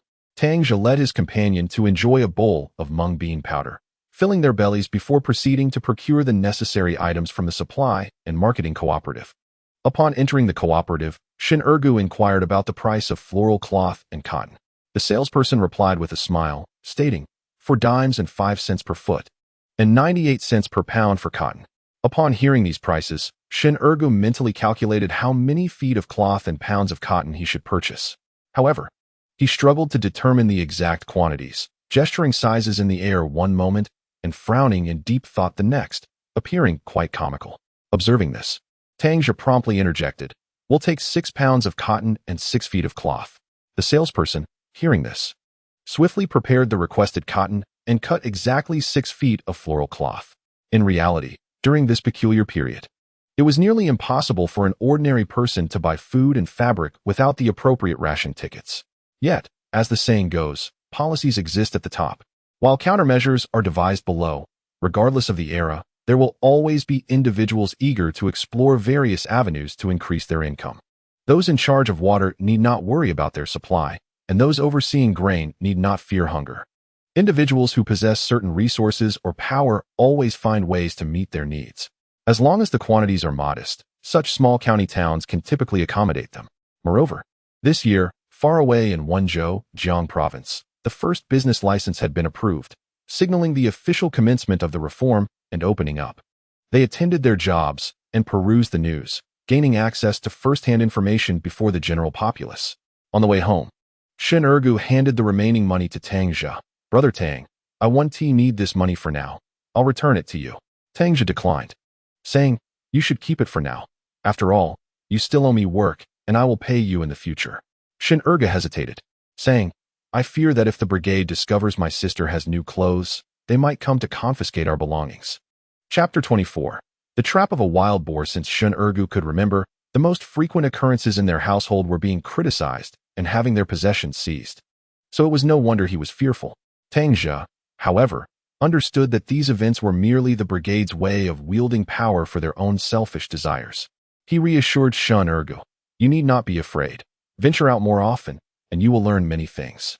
You will come to realize that while they are in the wrong, it does not mean there is no one to hold them accountable. Besides the brigade, there are the commune, the district office, and the county government.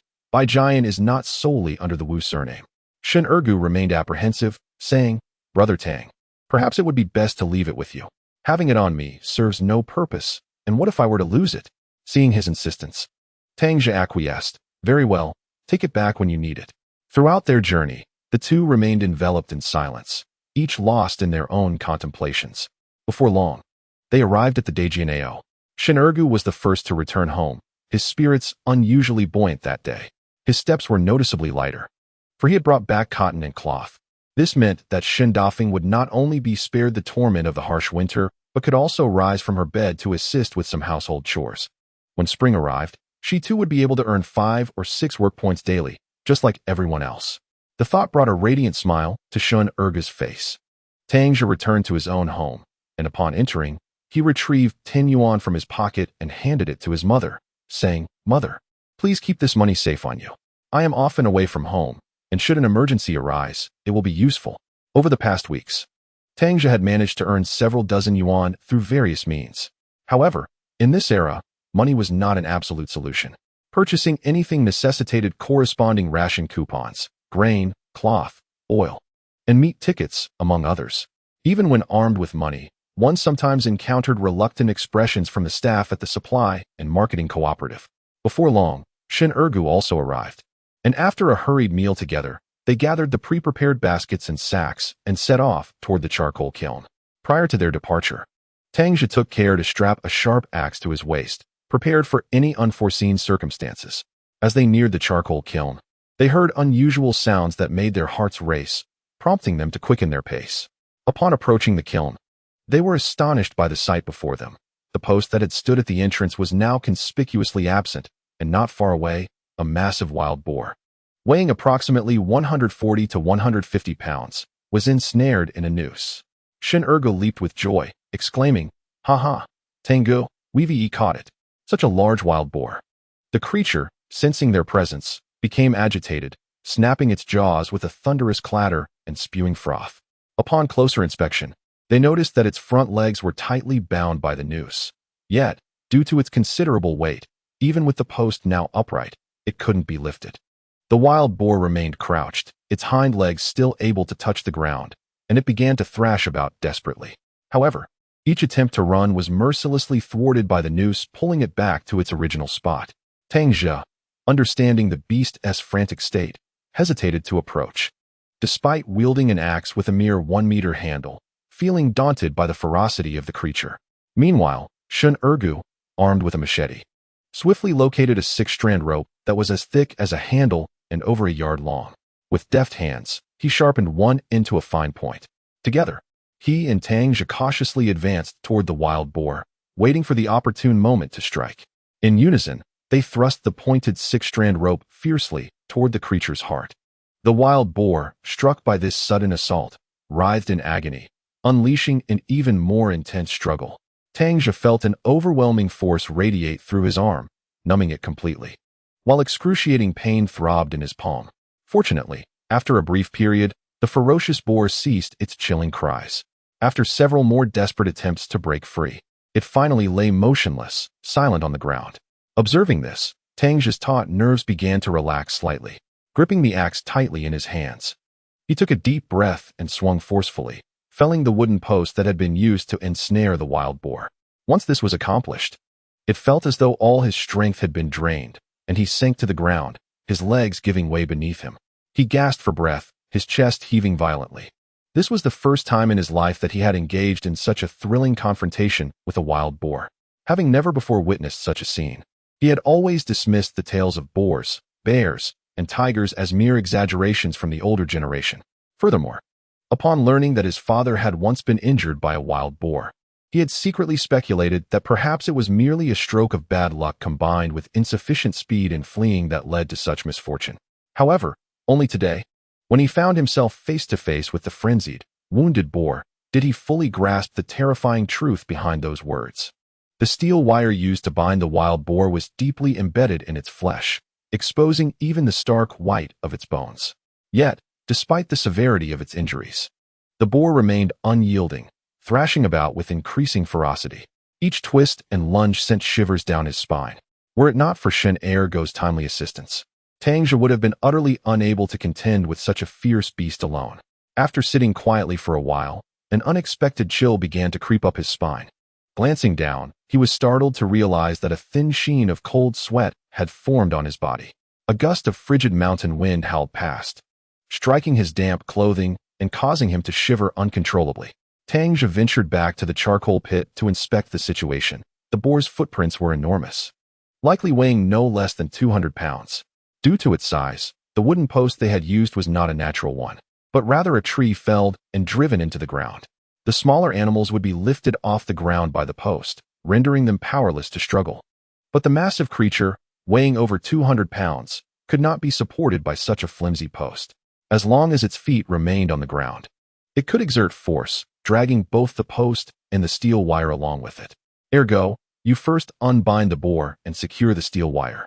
I will go look for this one, to see if I can find it, Tang Zhe instructed.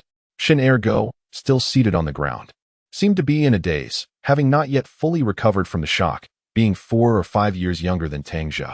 It was only when Tang Zhe called to him again that he snapped back to reality. Tang Zhe was aware that although the wild boar was large, its leg was ensnared by a taut steel wire, the other end of which was tethered to a small tree measuring 5 to 6 meters in length. As it fled, it left behind a long trail of drag marks. Thus, it ran while he pursued, the creature excreting in its panic. Chapter 25, Cornered Beast Following the Tracks. He soon arrived at a ridge, where the view was considerably more expansive compared to the dense forest. Scanning the surroundings, he discerned a cluster of trees about 100 meters ahead, from which snow continually cascaded down, accompanied by intermittent pig squeals. It appeared to be the destination. Gripping the rudimentary spear crafted by Shen Ergu, he cautiously approached, the snow beneath his feet marked by the boar's prints, with drops of snow falling along the way. Even a wounded wild boar would confront a descending tiger head-on, defying the odds. The saying goes, 1 pig, 2 bears, 3 tigers, implying that tigers, when injured, often shy away from battle, preferring to evade human encounters rather than engage directly. However, the wild boar is starkly different. Typically, it would flee at the sight of humans. Yet when wounded, it becomes fiercely aggressive, launching indiscriminate attacks on any humans in proximity. In this forest, no clear paths existed, only trails carved by the passage of beasts. In its frantic escape, the terrified boar had completely lost its reason, failing to follow its usual routes, and instead barreling into densely wooded areas. Within a mere 100 meters, numerous spots were overgrown with tangled trees and thorns. Traversing these would necessitate using the axe in hand to clear a makeshift path. After struggling through for about 10 minutes, he finally spotted the wild boar a few meters ahead. Its front leg was ensnared by a previously set snare, while the log behind it had wedged firmly between 2 large trees, leaving it trapped. Tang Zhe held his breath and moved forward with utmost caution, each step taken with great care, uncertain of whether the snare was secure or if the creature might break free. As he approached the target, the unique scent of humanity intensified, causing the boar, which had been standing still, to suddenly lift its head and sniff the air, as if sensing an unsettling presence. In the next moment, the massive creature went into a frenzy, darting about like a tempestuous sea. Tang Zhe, witnessing this, gasped in astonishment, silently exclaiming, "Oh my heavens! What a colossal beast!" Before him stood a wild boar of tremendous size, roughly estimated to weigh over 300 pounds. Its bristly mane on the shoulders had turned yellow and split, appearing both hard and sharp, particularly striking were its long tusks, gleaming ominously like 2 gleaming crescent blades, invoking a sense of dread. However, in the face of such a formidable behemoth, Tang Zhe remained remarkably composed. He swiftly retrieved several stones from the ground and hurled them at the wild boar. Although startled, the creature temporarily halted its advance, soon circling around 2 large trees nearby, which was precisely what Tang Zhe intended. As the wild boar spun around the trees, the steel wire tightened progressively, ultimately restraining its movements and forcing it to press closely against the tree trunk, unable to escape. Despite being ensnared, the wild boar's blood-red eyes remained fixated on the makeshift spear that Tang Zhe clutched, radiating a fierce glare and hostility. Tang Zhe understood that the beast was still quite dangerous, and rushing in for an attack would be unwise. Thus, he maintained a steady distance, occasionally tossing stones at it or emitting a roar. This strategy not only exerted psychological pressure on the wild boar, but also helped to deplete its stamina. Thus, a stalemate ensued between man and beast, each second ticking by.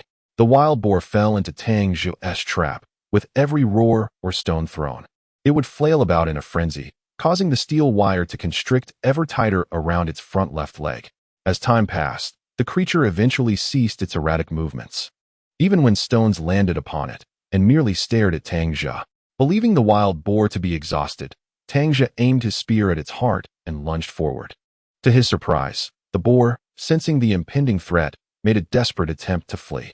In an instinctive twist, it narrowly avoided the thrust and fell heavily, unintentionally pinning the spear beneath its body. Tang Zhe struggled to retrieve it, but to no avail. Fortunately, the wild boar soon regained its footing, allowing him to pick up the spear once more, preparing for another strike. Seemingly aware of Tang Zhe's intentions, the boar began gnawing at its own ensnared left leg, which was already swollen from the binding steel wire. The sight shocked Tang Zhe. He had only heard tales of wolves gnawing off their trapped legs in a desperate bid for survival. Never did he expect a wild boar would resort to such measures in a life-or-death struggle. The astonishment was fleeting. If he hesitated any longer, the boar might sever its leg and escape, rendering Tang Zhe alone powerless against it. With a swift adjustment of his stance, he gripped the spear tightly and summoned all his strength, launching a fierce thrust at the ferocious wild boar from an unexpected angle. However, in an unforeseen twist, the cunning and agile creature seemed to possess an extra set of eyes, for just as the spear was about to pierce its flesh, it abruptly swerved. Consequently, Tang Zhe's powerful strike merely grazed the boar's hindquarters. Although the spear penetrated deeply, the injury was far from fatal for the tough-skinned and formidable beast. Tang Zhe's recent assault did not merely fail to slow the frenetic gnawing of the wild boar. Instead, it seemed to have provoked it into a state of heightened fury. The creature opened its cavernous maw and bit down with even greater ferocity, each snap imbued with tremendous force. Its forknees were already a gruesome sight, flesh brutally torn away to reveal stark white bone and dark veins, a horrifying spectacle. With just a few more bites, the wild boar could effortlessly free itself from its restraints. Confronted with such a dire predicament, Tang Zhe had little time to ponder. He was presented with only two choices: to surrender and give up, or to muster every ounce of strength and engage in a life-or-death struggle with this fierce beast. For Tang Zhe, the option of surrender was utterly inconceivable. Gripping his spear once more, he thrust again, only to have it deflected by the boar's sudden movement, this time piercing its abdomen. The wild boar let out a series of anguished cries as it violently tugged at the foot ensnared in the trap, flesh entirely gnawed away, leaving only sinew intact. As he prepared to strike again with his spear, the boar exerted a tremendous force and tore the attached sinew apart. Chapter 26. The Battle of Survival. The unexpected turn of events left his spear suspended in midair, as the wild boar now stood face to face with him. The makeshift spear, crafted by Shun Ergu, had become dull and ineffective through repeated strikes. The boar, panting heavily, bled profusely from its severed left leg, its blood-red eyes fixed intently on Tang Zhe. They were too close, a mere 3 or 4 meters apart. Any sudden movement would render him incapable of escape. With his eyes locked on the boar, he began to slowly retreat. It seemed the boar sensed his intention, huffing heavily and snapping its bloody jaws. Lowering its head, it charged at him. Tang Zhe had no choice but to leap aside, barely grasping a vine, as the boar rushed past him. Before he could regain his footing, the boar pivoted and charged once more, its mouth agape entangled in the vine. He found himself immobilized, clutching the spear tightly, eyes closed, cursing fate for having only recently been reborn, now facing imminent demise. Suddenly, he felt an immense force pushing against the spear, threatening to slip from his grip, accompanied by a sharp, burning pain radiating through his palm. As he opened his eyes again, he was met with the massive head of the wild boar, its eyes still fixed on him, but now lacking much of their previous vitality. Upon closer inspection, he realized that the 3-legged boar had charged with its mouth open, and his spear had pierced directly into it. With one foreleg broken, it could not halt its momentum, and the spear drove deeper into its abdomen due to inertia. The already battered boar, bereft of any will to survive, surrendered all strength and collapsed before Tang Zhe. "Brother Tang, you are truly formidable. You single-handedly brought down such a massive wild boar." Shun Ergu had just brought down a wild boar. Due to the narrowness of the area, He fashioned 2 wooden poles to transport the boar to the charcoal pit. Noticing that Tang Zhe had been gone for quite some time, and hearing the boar's cries nearby, he followed the tracks and chanced upon Tang Zhe driving his spear into the creature's mouth. Tang Zhe, coming back to his senses, wiped the beads of sweat from his forehead and exclaimed, "My goodness, this boar must weigh over 300 pounds. Shen Ergu rolled and sprinted to Tang Zhe, circling the boar in astonishment. "Seems about right. Now we must figure out how to get these 2 boars back," Tang Zhe responded, climbing down from the vines. Shen Ergu suggested, "Perhaps we should bury them in the snow and take a bit to sell each day. If we attempt to bring them back all at once, I fear the others in the team may cause trouble." However, Tang Zhe disagreed, stating, "This creature is a product of nature. It has nothing to do with the team. We have not disrupted their work nor taken a single share from them. Do they truly dare to confront us?" Shen Ergu, however, was not convinced and retorted, "You do not know Wu Liang or your uncle and aunt's character, do you?" Tang Zhe patted his shoulder and replied, "Enough. Let us proceed as I suggest. If they do not provoke me, all the better. Should they choose to bully us, I shall settle old scores along with any new grievances." Seeing Tang Zhe's confidence, Shen Ergu ceased his persuasion and remarked, "Just the 2 of us means we will have to make several trips. This 1 boar alone will probably take 2 trips." Tang Zhe pondered and acknowledged Shen Ergu's reasoning. They could barely lift over 300 pounds together, and with the rugged terrain of the deep mountains, even walking empty-handed was laborious, let alone carrying a heavy load. Why not take the smaller one back first, and then return with 2 more people to help with this one? Tang Zhe suggested, nodding. "You gather some branches, and we will cover this boar." The boar continued to wail incessantly, likely drawing attention. In the mountains, anything hunted but not yet taken away belonged to all who witnessed it. This was a long-standing tradition among the hunters of Fanjing Mountain. The 2 men stowed their basket in the charcoal pit, untied a length of hemp rope from the basket, and cut a sturdy branch to bind the boar's legs before threading the stick through. Thus, they lifted the boar, weighing over 150 pounds, and made their way home slowly. By the time they returned, it was already afternoon. Although there had been no snowfall today, the snow had not melted either. With no tasks to attend to in the team, people gathered in small groups, visiting and chatting. As Tang Zhe and Shen Ergu approached the village carrying the boar, a crowd quickly gathered. "Ergu, where did you hunt this? That's quite a sizable pig," someone exclaimed. "It wasn't me, it was Brother Tang who did it." Shen Ergu replied, "Tang Zhe, you are quite fortunate to have caught such a large boar." Another chimed in, "Indeed, Tang Zhe. Today you should host everyone at your home for a feast." Someone else added, "You are truly impressive, surpassing your father. Your father was bitten by a boar not long ago, and now you've avenged him by bringing this one down." The crowd buzzed with excitement, each voice eager to share in the moment. They soon arrived at Tang Zhe's home.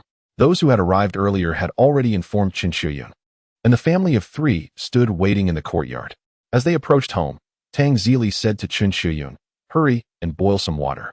Qin Shiyun smacked her forehead, exclaiming, "Oh dear, in my excitement over the size of the wild boar he hunted, I completely forgot the important matters at hand." Tang Wan chimed in, "Mom, I'll go light the fire." The mother and daughter entered the house, while others began to praise Tang Zhe in front of Tang Zhe. "Illy, look at how accomplished your son is now. At such a young age, he has managed to hunt such a large wild boar. Truly remarkable," one added. "And he did it without a gun." "Zili, could you please ask your son if he plans to sell the pork?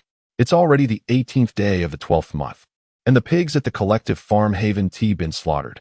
We're running out of meat, and the intestines are almost spoiled. If we wait for the collective farm's pigs, we might have to wait until the beard turns white. I heard just the other day that a pig weighing over 20 caddies died, and a few from the team divided it among themselves." "What? Only over 20 caddies? The piglet we bought in the spring has been fed for nearly a year now. It should weigh at least 200 caddies. Those fellows are truly greedy." Another person quickly hushed him, gesturing towards the back of Tang Zhe's house. "Keep your voice down. Don't let others overhear. During the New Year's movie, they might drag you to stand on the wooden horse." Upon hearing this, the man glanced towards the back of Tang Zhe's house and fell silent. As Tang Zhe and Shen Ergu carried the boar, they encountered Tang Ziqiang just as he emerged from the house. "Wow, Tang Zhe, you're lucky to have hunted such a large wild boar." In truth, Tang Ziqiang had already heard about Tang Zhe's feat while watching from the window. Waiting until they reached the side of the house before he stepped out, Tang Zhe responded with a nonchalant hum, not wishing to engage in conversation. His His brother was his uncle, and his parents had always taught him that the elders would resolve their own disputes. As a younger generation, respect must still be shown. However, due to the complicated relationship between Wu Lianxin and Tang Zhe, along with Tang Zhe facing multiple criticisms, Tang Zhe felt little familial affection towards Tang Zhe, perceiving him more as a mere villager than a respected uncle. Noticing Tang Zhe's lack of the usual warmth and greeting, Tang Zhe said nothing further and simply retreated back into the house. The two families lived mere meters apart. Tang Zhe and Shun Ergu placed the boar in the courtyard, where some neighbors gathered to lend a hand. Sweaty and fatigued, Tang Zhe and Shun Ergu rested on a bench. Tang Zhe clasped his hands together and addressed the onlookers. "Today, we need your assistance." Tang Zhe added, "We would greatly appreciate the help of our uncles in cleaning this boar." The onlookers, mostly men and relatives of the Tang family, rolled up their sleeves and began to work as soon as they heard the call. Lacking a large wooden basin, Tang Laosan went home to fetch one, while Tang Hua brought out the designated cutting board for butchering pigs. Tang Yuanshao brought 2 pig-killing knives from home, as his family was renowned for their butchery skills. Upon reaching the courtyard, he set the knives aside and took out a steel rod approximately 1.5 meters long. One end was sharpened into a semicircle, while the other was bent into a circular ring, a tool known locally as a tingzhong. He leaned the tingzhong against the wild boar's body, retrieved a knife from the yellowing knife case, and made an incision on the boar's hind leg. He then inserted the tingzhong through the incision, puncturing beneath the skin several times. After laying down the tingzhong, he forcefully blew air into the incision, his cheeks puffing out rhythmically, reminiscent of practicing a frog's technique. Tang Zhehong picked up a laundry stick and began to strike the wild boar incessantly. The technique of striking was crucial. He struck wherever Tang Yuanshao directed the air, encouraging it to travel further. Before long, the wild boar had doubled in size, puffed up and lying on the board. Tang Yuanshao extracted several strands of glutinous rice straw that he had prepared beforehand and secured them tightly around the boar. Lacking tools, a fire was kindled in the courtyard, awaiting Chun Xiuyun and her daughter to boil water. From the upper courtyard, Tang Ziqiang observed the scene below and cursed, "Those worthless wretches. I've never seen such enthusiasm for work in the production team." Wu Lianxin snorted in response, "We're all part of the same team. Once we bring back the spoils, they should be shared." Tang Ziqiang shot her a disdainful glance. "Do you think this is still the old days? He went out hunting on his own time, not during collective work. There's no way it can be seized." Wu Lianxin retorted, "It's your own inadequacy that prevents you from bringing in anything. My brother can manage it. Just you wait, I'm going to find him." Tang Ziqiang cursed again. "You shameless woman. Why don't you ask your brother to contribute some grain for the family when the second child was bitten by the boar? After all, he is your own brother. Despite your differences, you wouldn't let him starve." Unbeknownst to him, the one sharing his bed repeatedly wished for his brother's family to suffer from hunger. Wu Lianxin ignored him completely as the accountant of the team. Without Wu Liang's support, he wouldn't even have been considered for the position. In the Tang family, the water in the pot quickly came to a boil. Everyone picked up their basins and poured the boiling water over the wild boar. After testing the water's temperature, it was deemed scalding. Tang Yuanshao emulated the old butcher, declaring himself the true butcher as he effortlessly plucked a bristle. While 2 individuals remained outside with the hot water, the rest of the group busily gathered around to remove the bristles from the wild boar. Up until the mid-1990s, a saying circulated here: "Many hands make light work, but fewer hands make for a prosperous new year." Although reliant on manual labor for sustenance, human labor was indeed the primary productive force. However, this region had historically been beset by harsh conditions, rarely 3 consecutive sunny days, uneven terrain, and scant resources. Averaging out, there were 8 mountains, 1 river, and a mere fraction of farmland, and even to this day, mechanized farming had yet to be fully implemented. In times of collective labor, tasks were undertaken communally. Once the land was divided among households, regardless of its size, during the busy farming season, a substantial gathering would occur. This gathering involved several families pooling their labor. They would assist one family before moving on to the next, taking turns in this manner. Even in areas where land had been apportioned, the barren earth made it exceedingly difficult for a family to thrive on the meager harvest of a year. Thus, a saying emerged. Tang Zhe and the others worked while engaging in light-hearted conversation, predominantly discussing where and how they had obtained their catches. Tang Zhe candidly shared his experiences, as it was common knowledge that he daily ventured to the charcoal pit to haul coal. and the fact that wild boars hibernated in the charcoal pits during winter was hardly a secret. Before long, they had thoroughly cleaned the pig's bristles. Tang Yuanchao made a single incision down the pig's back, revealing the pristine white lard. Ah, this lard is quite thick, at least 3 fingers wide. Someone exclaimed. That pig has been feasting well. It must have been stealing crops from the collective. The crops from the collective could hardly sustain them through winter. So it was likely foraging for roots in the mountains. Rumor had it that wild boars not only sought roots, but also sought out medicinal herbs. Thus, the belly of a wild boar could fetch a good price, though it remained uncertain if anyone still collected them. Tang Yuanchao's knowledge was gleaned from tales shared by his father or grandfather, which he had committed to memory to recount to others. Chun Shuyun approached, holding a basin, and inquired, Yuanchao, is it ready? Let us cut off 10 pounds for stir-frying, and we shall have a drink together. With a smile, Tang Yuanchao replied, Aunt, it will be ready shortly. Friends, let us put in some effort. The host requests 10 pounds of meat for stir-frying, and we must work hard to deserve this feast. Laughter erupted among the group as they counted in unison, flipping the pig over. Tang Yuanchao detached the pig's head and hung it from a peach tree at the edge of the yard, then proceeded to eviscerate it. Tang Zhe held a basket to catch the entrails, including the liver and kidneys, which he handed over to Chun Shuyun. And then he sliced off a piece of meat from the neck, weighing it in his hands. Aunt, this is definitely 10 pounds, if not more. Just as Chun Shuyun reached out to accept it, a man in his 50s, clad in a military coat and holding a pipe, bellowed from below the yard. What you've hunted in the collective mountains must be reported, if you divide it among yourselves without proper declaration. I suspect you wish to face a denunciation. Chapter 28. Unconscionable upon hearing the voice, everyone recognized that it was the team leader, Wu Liang. Tang Zhe turned to see Wu Liang accompanied by several squad leaders and a few class leaders from the militia, forming a menacing group of about 10 people who stormed into the yard. What are you doing? Is there no law here? Wu Liang shouted imperiously. The entire populace of Beijia was aware that, prior to liberation, Beijia was neither referred to as a village nor a team. It was known as Beijia Fort. It was later renamed a village, and subsequently a team. Before liberation, Wu Liang had served as the scribe of the fort. When liberation occurred, he was the first to step forward and expose the various crimes of the previous fort leader, Tang Wenhui, who was ultimately executed. Wu Liang then ascended to the role of village chief, later becoming the team leader, a position he held for nearly 30 years. Due to the remote nature of the mountains, where information was scarce and leadership seldom appeared, he had become a veritable local despot. During the 3 years of natural disasters, nearly half of the population in Beijian village perished under Wu Liang's directive. With an abundance of people and a scarcity of land, it was inevitable that many would succumb to starvation. Thus, it seemed prudent to seize the opportunity to eliminate a portion of them. Originally, the Tang family held the majority of the population, yet now they were far outnumbered by the Wu family. In Wu Liang's words, the Tang family's land could hardly sustain so many people, and it would be best to leave only Tang Zijiang's family to carry on the lineage, allowing the others to starve without a second thought.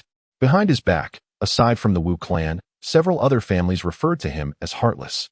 At his bellow, everyone froze in place, fearful of inciting his wrath, their gazes fixed on Tang Zhe. Wu Liang made his way into the courtyard and took a seat on a bench. Tang Zhe, you're an adult now, having attended numerous meetings in the team. How is it that you have not learned the essential points? Tang Zhe nodded eagerly and retrieved a tightly wrapped parcel from his person, opening it to reveal several sheets of dried tobacco leaves, which he offered to Wu Liang. Captain Wu, please have a smoke. Wu Liang swatted his hands away. No smoking today. However, we shall take this pig to the brigade. When Wu Liang arrived, Tang Zhe had just set down the entrails, armed with a butcher's knife, ready to assist Tang Yuanchao in dividing the meat into smaller portions.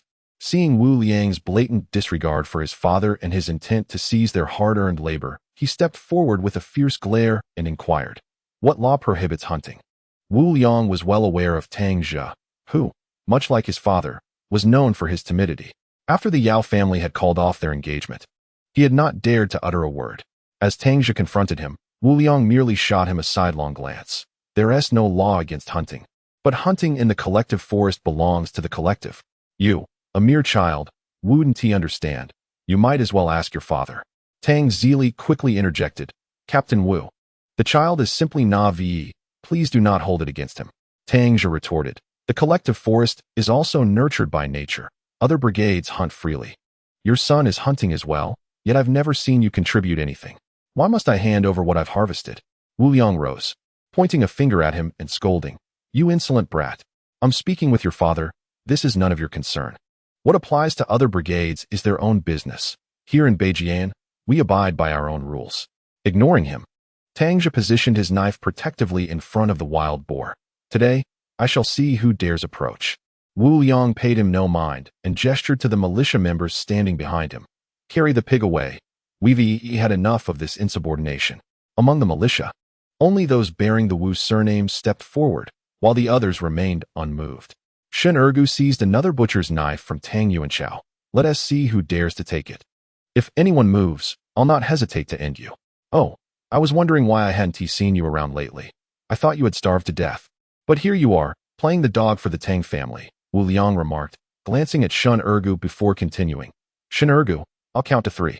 If you don't step aside, given your father's reputation as a veteran ruffian, I shall have your entire family subjected to a public denunciation today. Shen Ergu felt a pang of fear as he glanced at Tang Zhe beside him, yet a surge of confidence inexplicably welled up within him. Fine. If you wish to fight, then let us fight. I refuse to believe that Beijia Yin belongs solely to the Wu family. As long as you don't kill me, I will take vengeance upon your entire clan.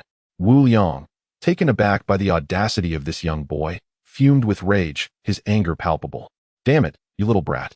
How dare you defy me? As Tang Zhe noticed the 2 militia leaders from the Wu family approaching, he stepped forward, brandishing his knife. Wu Hong, dare you take another step closer? I will not hesitate to strike you down today. Wu Hong, nephew to Wu Liang, was accustomed to wielding power. Having married a young woman from the city, yet even he, recognizing the recklessness of Tang Zhe's actions, dared not advance further. He turned to Wu Liang for guidance. Tang Zhe, ever subservient before Wu Liang, implored, Captain, the boy is merely ignorant. Please show him mercy. He then turned to Tang Zhe and suggested, Zhe, let them take it away. Without this pig, we won't starve. Others, including Tang Yuanchao, echoed his sentiments, urging, indeed, Tang Zhe, let them take it. It spares us from further reprimand. Tang Zhe, seemingly unperturbed, addressed Wu Liang. Very well. If your reasoning holds merit, then let them take it. However, since you claim that the wild boars of the collective are a natural resource of the community, I must inquire further. My father was recently injured by one of these wild boars and now lies bedridden. As the leader of the collective, why have you not offered assistance? Shouldn't the community cover his medical expenses? Wu Liang retorted, your father went into the mountains on his own. It has nothing to do with the collective. Tang Zhe scoffed. By your logic, if my father was bitten by one of your collective's boars, it would be a mere coincidence.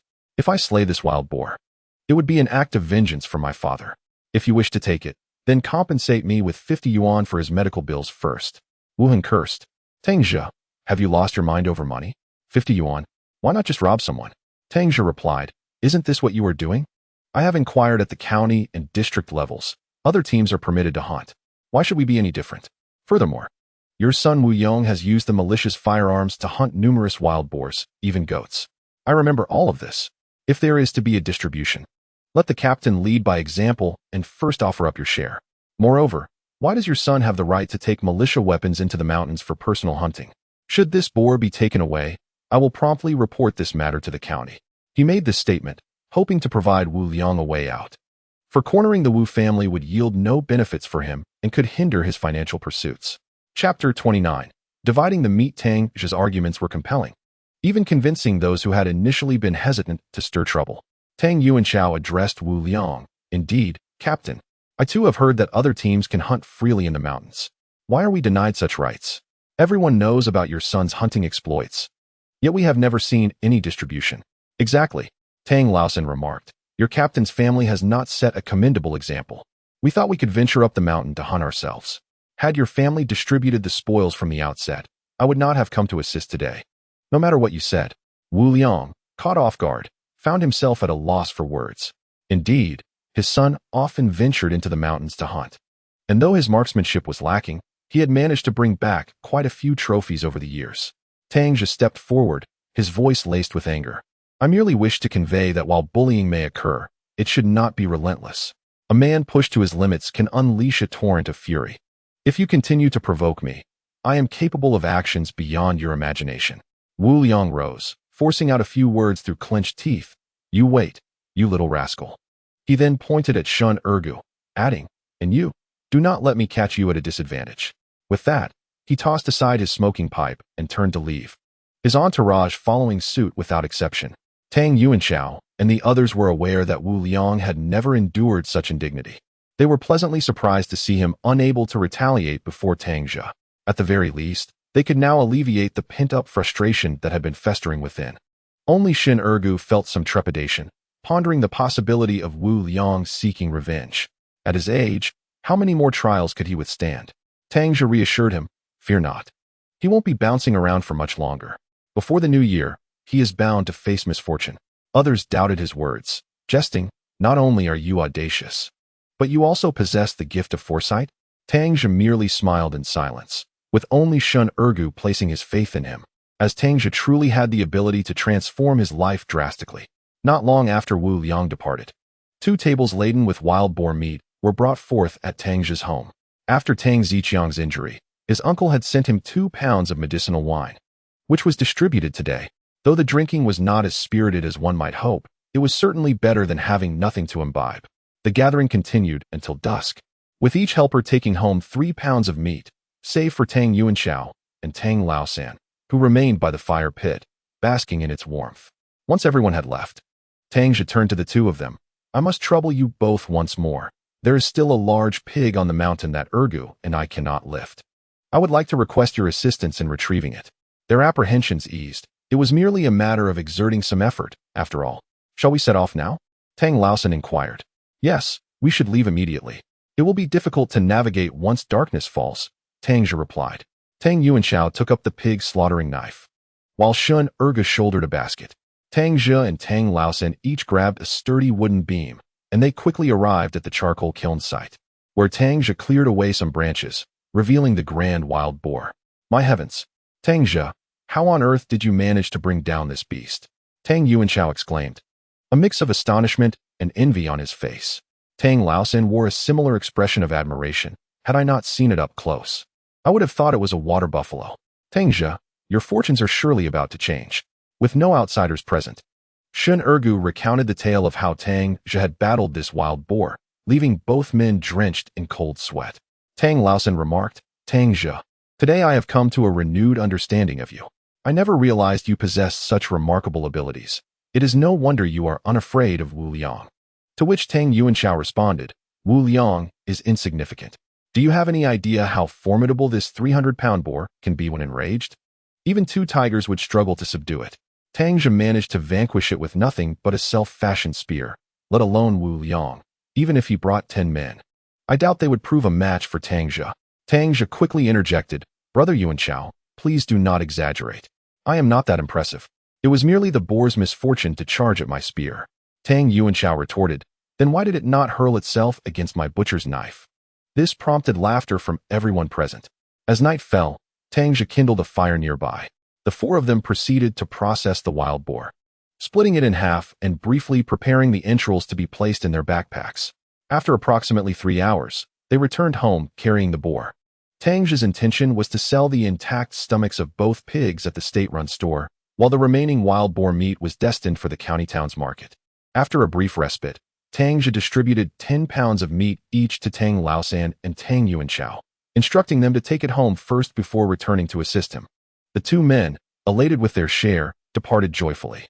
Tang Zhe then handed over a hind leg of the first pig, along with the accompanying haunch meat, to Shun Ergu. Take this back to your family and return quickly. We still have to make a trip to the county town. Shun Ergu hesitated, saying, Brother Tang, this is too much. Just a couple of pounds of blood meat will suffice. However, Tang Zhe insisted, pushing the meat into his hands. Accept it. You have earned this. Although Shun Ergu merely assisted me, he fought valiantly today, proving far more dependable than my own relatives. Reluctantly, Shun Ergu accepted the meat. I will return shortly. Tang Zhe nodded. Go, but do not flaunt it. Once home, let your sister render the fat into oil. After Shun Ergu left, Tang Zhe remarked, Zhe, you should not have treated the captain that way today. Although he did not gain the upper hand, he will undoubtedly seek to retaliate in the future. Tang Zhe chuckled. Father, Do not worry, he will not. Tang Zhe sighed. Your temper is too fiery. You must learn to temper it. A hot temper can lead to misfortune. Tang Zhe nodded earnestly. I understand, father. Chen Shiyun suggested, Zhe, having procured 2 pigs and shared meat with those who helped. Should we not also send some to your uncle's family? Tang Wan, the first to protest, raised her head defiantly. Why should we give them anything? Tang Zhe tapped her on the head. What do you know? Regardless of past grievances, he is still your uncle. As younger generations, we must show respect to our elders. Tang Wan turned her head away. Humph, I refuse. Chen Shiyun shook her head and turned to Tang Zhe. What do you think, Zhe? Tang Zhe had yet to speak when Tang Wan interjected. Mother, have you forgotten? When father was bedridden and unable to move, I went to their home to borrow some food. What did they say? It's of no concern if that family starves. I shall remember those words for the rest of my life. Chapter 30. Relatives are not as good as outsiders. Tang Zhe addressed Chen Shiyun. Mother, I side with my sister. Tang Zhe remarked. Chen Shiyun. Tang Wan. Yes, brother. If we cannot give, then we simply cannot. Tang Zhe sighed. Alas, regardless of the circumstances, they are still your uncle and aunt. Tang Zhe straightened his posture and replied. Father, it seems you and mother are the only ones who regard them as family, insisting we show them respect. My sister and I have always called them. Yet have you seen how Tang Zhong treats you? He has never once called you uncle or aunt and instead speaks ill of you behind your backs. Furthermore, how did our grandparents perish? Was it not for the sake of your aunt? She would boast that when you married mother, you brought a few sweet potato leaves to her family. But over the years, how much have they given back to her family? I recall that after the division of the family, the only grain they possessed was taken to support her sister's household. Otherwise, they would not have starved. Additionally, during the division, our family of 3 received only 2 bowls from your brother. I remember using bamboo to fashion bowls during my childhood. These are not the actions one would expect from an elder brother and sister-in-law. Tang Zhe's indignation grew. Chen Shiyun inquired, where did you hear all this? When their grandparents passed away, Tang Zhe was barely over 2 years old and could hardly recall such events. Tang Zhe responded, if one wishes for secrets to remain hidden, one must refrain from wrongdoing. Moreover, she is quite the gossip, eager that others know we live less favorably than they do. I've heard plenty over the years. Tang Zhe interjected, what others say is not always to be taken at face value. During the 3 years of natural disasters, those years were hard on everyone. We cannot place all the blame on your uncle. Our family also struggled to provide food. Tang Wan said. When she proclaimed that it was of no concern if our family starved, I stood at their door, wishing they could show a modicum of familial affection by opening the door and lending us a bowl of sweet potatoes or half a bowl of rice. At this point, Tang Wan was in tears. Chen Shiyun sighed. Enough, enough. It is my fault for bringing this up. We shouldn't dwell on it. You have both grown. And your father is incapacitated now. From here on, your brother will take charge of the household. Let the 2 of you decide. Tang Zhe remained silent. He knew well the character of his sister-in-law. In his heart, regardless of her faults, Tang Ziqiang would always be his elder brother, sharing the same pot of rice. Since he had been bitten by a wild boar and ventured near death, he could no longer work, and everything at home depended on his son. Though he wished to say more, he understood that doing so would serve no purpose and could only damage the bond between himself and his children. Before long, Tang Yuanxiao and Tang Laosen arrived at Tang Zhe's home, bearing a shoulder pole. The first wild boar remained still, while the second one, excluding its entrails, was divided into 4 portions, including the head. Since they had taken the meat, both Tang Yuanxiao and Tang Laosen felt obliged to contribute their efforts. With around 10 pounds of rich, fatty pork at home, they anticipated that during the New Year celebrations, they could savor its richness in every meal. One should not dismiss the notion that, despite the prevailing poverty, each individual had a hearty appetite. Regardless of the circumstances, prolonged deprivation of oil and moisture inevitably leads to an increased hunger. As they finished preparing the load, footsteps echoed outside the courtyard, and Shun Ergu hurriedly approached, panting. Chen Shiyun prepared 2 bowls of rice and sliced several sweet potatoes, calling for Tang Wan to assist her in cooking, while Tang Zhe, feeling discomfort from sitting too long, returned to lie down. While awaiting their meal, Tang Zhe ventured to the firewood room to gather some pine wood. Earlier that morning, upon his return from the county town, he noticed some areas on the road where the snow had melted, revealing a dark, treacherous surface that could easily lead to a fall if one wasn't cautious. Noticing that it was still early, He exchanged greetings with Tang Laosan and invited Shun Ergu to join him for a brief rest indoors. Having gone without sleep for an entire day and night, compounded by the exertion of battling the wild boar, his strength was severely depleted. If he didn't rest properly, his body would surely suffer. He slept soundly until the crow of the rooster, when Chun Shuyun roused him. Tang Laosan and Tang Yuanchao had set the table over the brazier and had also succumbed to sleep. After Tang Zhe and Shun Ergu finished a bowl of sweet potato rice from the pot, they called Tang Laosan and Tang Yuanchao to wake up. Though they had only slept for a little over 3 hours, far from sufficient rest, the lost energy had been largely replenished. Each of the four lit a piece of pine wood as a torch and proceeded slowly under the dim light. In the dormitory area of the paper factory, early risers were already awake. Recently, many vendors had begun setting up stalls near the East Gate Bridge in the early hours, from around 3 in the morning until before 7. Compared to the state-run stores and supply cooperatives, where everything required tickets, the workers felt somewhat affluent with cash in hand. Upon reaching the base of Yi Jiefang's residence, Tang Zhe instructed the others to wait for a moment while he took over 20 pounds of rich pork to Yi Jiefang. At that time, Yi Jiefang had only recently risen, and Feng Yuezhai was preparing his breakfast. Upon seeing Tang Zhe deliver such a large piece of meat, she inquired about its origin, prompting Tang Zhe to recount the tale of capturing the wild boar. Feng Yuezhai chuckled and remarked, "After all that labor, you've brought us so much. It's just the two of us at home. We can't consume that much." Tang Zhe replied, "Auntie, if it weren't for the steel wire you provided, I wouldn't have captured this one. I feel quite embarrassed to present such a modest portion. Next time I catch one, I'll be sure to bring you more." Feng Yuezhai turned to Yi Jiefang and said, "Look at this young man. He is quite considerate." Yi Jiefang, holding a kettle of boiling water, responded, "Indeed, little Tang is a fine young man. By the way, with all that wild boar meat you've brought, where do you intend to sell it?" Tang Zhe chuckled and said, "I'll just set up here in the neighborhood for a while. I'll sell as much as I can. Whatever doesn't sell, I'll take home to eat." Feng Yuezhi hung the meat in the kitchen and remarked, "Little Tang, several 100 pounds of meat would be too much for just our community to consume. How about this? You bring the meat over to my house for a bit. And while you're there, take a moment to rest. I'll check with the cafeteria. They often need to buy meat regardless of where it comes from."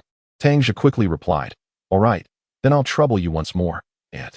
Yi Jiefang interjected, "What trouble is that? She is a kind-hearted person. By the way, go ahead and invite your companions over to the house." Chapter 31. Selling meat. Tang Zhe descended the stairs and, together with Shun Ergu and the others, transported the wild boar meat to the stairwell at Yi Jiefang's home. Yi Jiefang found a piece of plastic sheeting to place underneath. Feng Yuezhi soon emerged from the house, and Yi Jiefang poured each of them a cup of hot water, inviting them to sit by the brazier to warm themselves. He then told Tang Zhe, "You stay inside for a moment. I'll just sign in at work and return shortly." With the host absent, Tang Zhe felt a bit awkward. "Uncle Jiefang, perhaps I should wait downstairs with them." Yi Jiefang firmly pressed him into a chair, softly saying, "Oh, it's freezing outside, the wind is howling, and it's bitterly cold. Just settle here and warm yourself. Your aunt will be back before long. Moreover, look at all this meat. If we were to take it outside to sell, a moment's carelessness could lead to trouble." Though Tang Zhe was somewhat reluctant, he recognized the wisdom in Yi Jiefang's words and nodded obediently, remaining indoors to wait. As soon as the couple stepped out, Tang Yuanchao eagerly approached and asked, "Brother, what is your relationship with Uncle Yi? I've never seen him before." Tang Zhe lifted his gaze, staring ahead, and replied slowly, "He isn't a relative, but he is my great benefactor." Tang Yuanchao nodded thoughtfully, murmuring an acknowledgement, assuming Tang Zhe was reluctant to elaborate, and quickly changed the subject. "Look at how well off the city folks are. Just look at this building. It's a solid 6 or 7 stories high, unlike our rural homes, which are merely wooden structures, and at most 2 stories tall. And the interior, so exquisitely arranged and comfortable. If only I could live in such a house one day." Nearby, Tang Laosan could not help but chuckle and teased, "Haha, then you should hurry and find yourself a city wife. Just marry into her family." His words prompted laughter from the group. Tang Yuanchao joined in the jest. "Well, I guess I'll have to wait until my next life for that. My wife isn't bad either. She is diligent like a cow, always taking care of the family." Tang Laosan retorted, "Then it seems you are destined never to become a city dweller in this lifetime." Tang Zhe remarked, "Urban dwellers bear their own set of troubles, while those in the countryside enjoy distinct advantages. In a few decades, city folk will be yearning to return to the rural life. However, his companions dismissed his assertions, claiming he was merely boasting. How could anyone wish to forsake the comforts of the city for the countryside? Not long after their idle chatter, Feng Yuezhi returned. Smiling as she addressed Tang Zhe, "Xiao Tang, I inquired about the amount of meat you have here. Please send it all to our cafeteria. But they can only offer a price lower than the market rate, just $1.50 per pound." Tang Zhe was aware that the current state-run market price for pork stood at $1.70 per pound, and for cuts like spare ribs or pig's feet, it dropped to around $1.30. During those times, oil was far more expensive than meat, and lean meat was hardly sought after. "Thank you, Auntie. We will take it over right away," he replied, knowing that the favorable price was certainly due to Feng Yuezhi's mediation. The paper factory employed over 200 workers, making it the largest industrial establishment in Qiangshui County, and each year it procured raw materials such as horse grass and reeds from various villages for paper production. Feng Yuezhi accompanied them as they delivered the pork to the cafeteria. After weighing everything except the pig's head, they accounted for 285.5 pounds of meat. Considering the standard yield of a pig, including the 20-odd pounds of the pig's head, the live weight of this pig had been an impressive 376 pounds. Li Shui, who managed logistics, looked at the substantial amount of meat and cheerfully remarked to Tang Zhe, "I heard from Sister Feng that you were the one who hunted this pig. Young man, I didn't realize you possessed such skills." Tang Zhe humbly responded, "I was merely fortunate." Li Shui prepared the receipt, saying, "Luck alone isn't enough. It takes skill to bring down such a large pig. Standing there, it resembles a bull, and most people would be too frightened to even attempt it." After receiving the receipt, Tang Zhe added, "Master Li, the pig's head was not weighed. It was specifically reserved for you." Li Shui chuckled, "You are too kind, young man. By the way, our cafeteria is large and requires 500 to 600 pounds of meat weekly. If you manage to hunt anything else in the future, feel free to bring it to me. I will gladly accept it. However, smaller game such as wild rabbits or chickens won't suffice due to their limited quantity." Tang Zhe nodded. "What if I could deliver 30 or 40 wild chickens at once?" Li Shui looked at him, somewhat astonished, and replied, "You're not serious, are you? Delivering dozens of wild chickens at once is no small feat. It would take you at least 6 months to accumulate that many." Tang Zhe chose not to comment further and inquired about where to collect his payment. Li Shui informed him, "Sister Feng is waiting for you outside. She manages our finances, so you can settle with her." Once Tang Zhe finished his tasks, Feng Yuezhi led him to her office, where they settled the accounts. She advised him, "Master Li has a favorable impression of you. If you maintain a good relationship with him, in the future, you can bring any wild boars or goats you catch to him." Tang Zhe nodded and stuffed the thick wad of cash into his bag. Feng Yuezhi remarked, "The total is $428.25. Aren't you going to count it?" Tang Zhe smiled and replied, "And he already counted it." Feng Yuezhi spoke solemnly, "From now on, we must count the money in person, do you understand?" Tang Zhe nodded and exited Feng Yuezhi's office, where Shen Ergu and their 2 companions were waiting idly in the snow. "Let us go eat something first before heading back," he suggested. Today, Tang Zhe remarkably spent 40 cents on a bowl for each person, ordering a generous portion of pork noodles. The 4 of them had been busy since yesterday.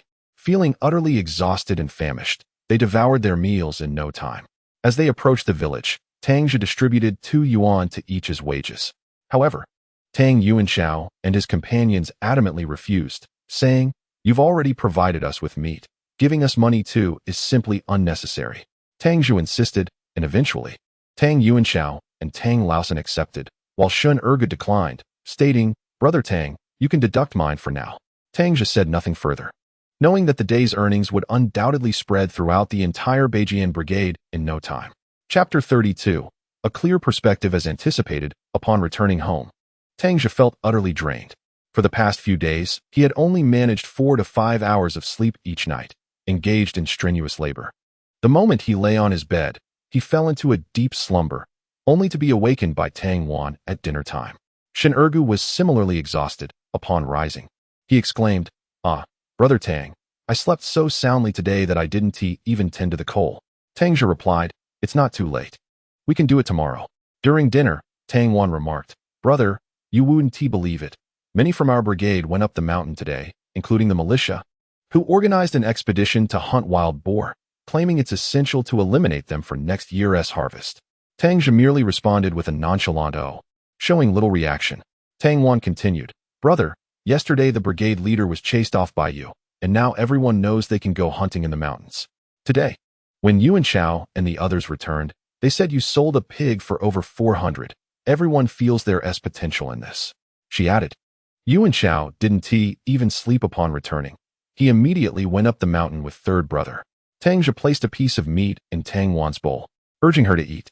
After dinner, the brigade members gradually returned from the mountain, all empty-handed. The militia, who had left with great enthusiasm, returned dejected, cursing Tang Zhe. "That bastard is just lucky. He went out and shot too, while we with our guns didn't even spot a rabbit." Another lamented, "It's infuriating. That bastard must have stepped in luck. We can only watch him feast while we get nothing." Wu Yong commented, "Don't be fooled by his current joy. When he sells it, he is merely speculating. If he gets caught one day, he'll have to regurgitate everything he consumed." Hearing these words, the group felt a sense of balance restored within themselves. Later that evening, Tang Zhe and Shun Ergu went to retrieve their traps. The day's catch was modest, comprising only 6 wild chickens and 7 or 8 bamboo chickens. On his way home, he slaughtered the 8 bamboo chickens, preserving them with salt, while 6 wild chickens were woven into a bamboo cage for raising. Tang Wan ventured to the vegetable garden to gather some goose intestines, which she chopped finely and mixed with rice bran, placing the mixture into the bamboo cage. Shun Ergu remarked, "Brother Tang, if you don't go to deliver coal tonight, I think I'll return home." Tang Zhe nodded in agreement. "That's fine. Whenever you're not busy, you may stay at your own home." Shun Ergu acknowledged and departed. Reflecting on his rash anger towards Wu Liang, he felt a twinge of fear. What if it brought trouble to his family?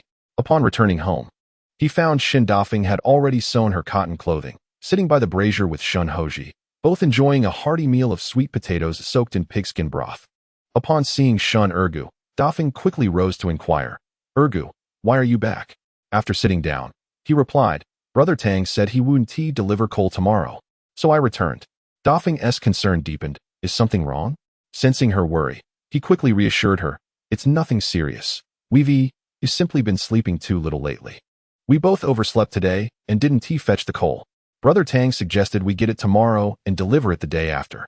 There isn't much coal left at the pit, so there is no need to rush." Dafeng finally relaxed, advising, when helping others, be more vigilant. Don't sleep in just because the host does. It leaves a bad impression. Shinurga nodded, "Sister, I understand. By the way, no one from the brigade has come to our house, right?" "No," she replied. "Many young people from our team went up the mountain today, reportedly for hunting. All the dogs from the team were called out, and I saw Shun Hongbing just return." Shun Hoji interjected, "Ergu, I heard you were planning to confront Wu Liang?" Shin Ergu lowered his head, hesitant to speak. Shun Hoji continued, "I'm aware of the situation. You did the right thing. When faced with injustice, one must bravely stand up." Shin Ergu lifted his gaze, surprised. "Grandfather, I thought you would scold me." Shin Hoji set down his bowl, wiping his mouth. "Why would I scold you? I'm old, not foolish. After decades of life, I see things clearly. If it weren't for your sister and you mentioning it here." He suddenly realized he might have misspoken and swiftly closed his mouth. "But I fear it may implicate you and my sister." Shin Ergu expressed his lingering worry, oblivious to the deeper meaning in Shun Hoji's words. With a sigh, Shun Hoji said, "I've grown accustomed to it. I see you and Tang Zhe frequently going to the city to sell goods without being caught. It seems change is on the horizon, and better days will come. I'm getting older, waiting for you and your sister to settle down. Once I'm gone, I will have fulfilled my duty to your parents." Shin Dafeng finished her meal and set down her dishes. "Grandfather, what are you saying? You're still so vigorous. You'll surely live a long life." Shin Ergo added, "Grandfather, don't worry. I will work hard and ensure you and my sister will never go hungry again." Early the next morning, Shun Ergo hurried to Tang Zhe's house, and on the way, he encountered Yao Yongjun, who unexpectedly greeted him. "Ergo, are you going to Tang Zhe's again?" Shin Ergo made a sound of acknowledgement, his feet never pausing. Yao Yongjun inquired, "Where were you and Tang Zhe hunting wild boars the day before yesterday? I heard they were quite sizable." Shin Ergu casually pointed and replied, "At his charcoal kiln. It wasn't me who hunted them, but him," Yao Yongjun remarked. "He caught 2 boars and only shared a meager portion of the meat with you. That's rather unreasonable. You're young and may not understand that the fruits of nature should be shared by all who partake." Shun Ergu, feeling a surge of irritation, halted his steps. "Yongjun, The wild boars were his catch. I merely lent a hand, so why should I receive a larger share? Furthermore, I haven't seen you contribute anything from your hunts to share with everyone. Yao Yongjun, taken aback by the retort, felt somewhat embarrassed and retorted, "You little brat.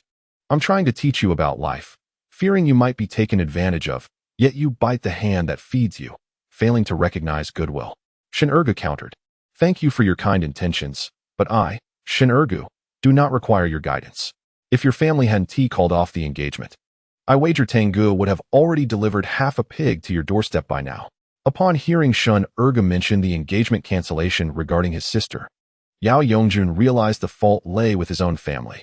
Initially, when Tang Zhe was injured by a wild boar and Tang Zhe proved to be indecisive, he thought it better than his father, a kind-hearted man, fearing that Yao would suffer if married into their family.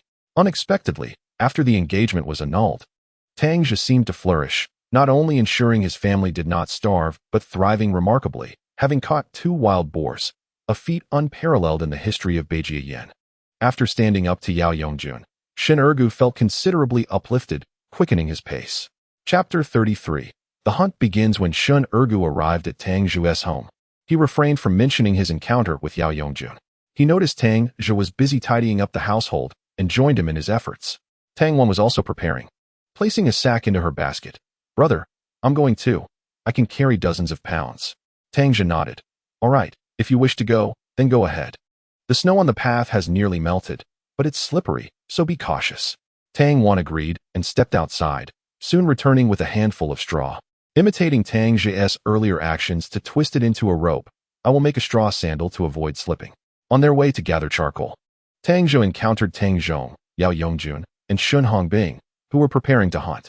Both Tang Zhong and Shun Hongbing, armed with rifles, hurried to the side of the path as Tang Zhe approached. Shun Hongbing quickly shoved his gun into the nearby bushes. Having heard about Tang Zhe revealing the incident of Wu Yong stealing guns from the militia, Tang Zhong, however, remained unfazed. He had grown accustomed to Tang Zhe's presence, who had never dared to act defiantly in front of him. Tang Zhe walked past them as if they were invisible. Once Tang Zhe was out of earshot, Tang Zhong scoffed. What is he so proud of?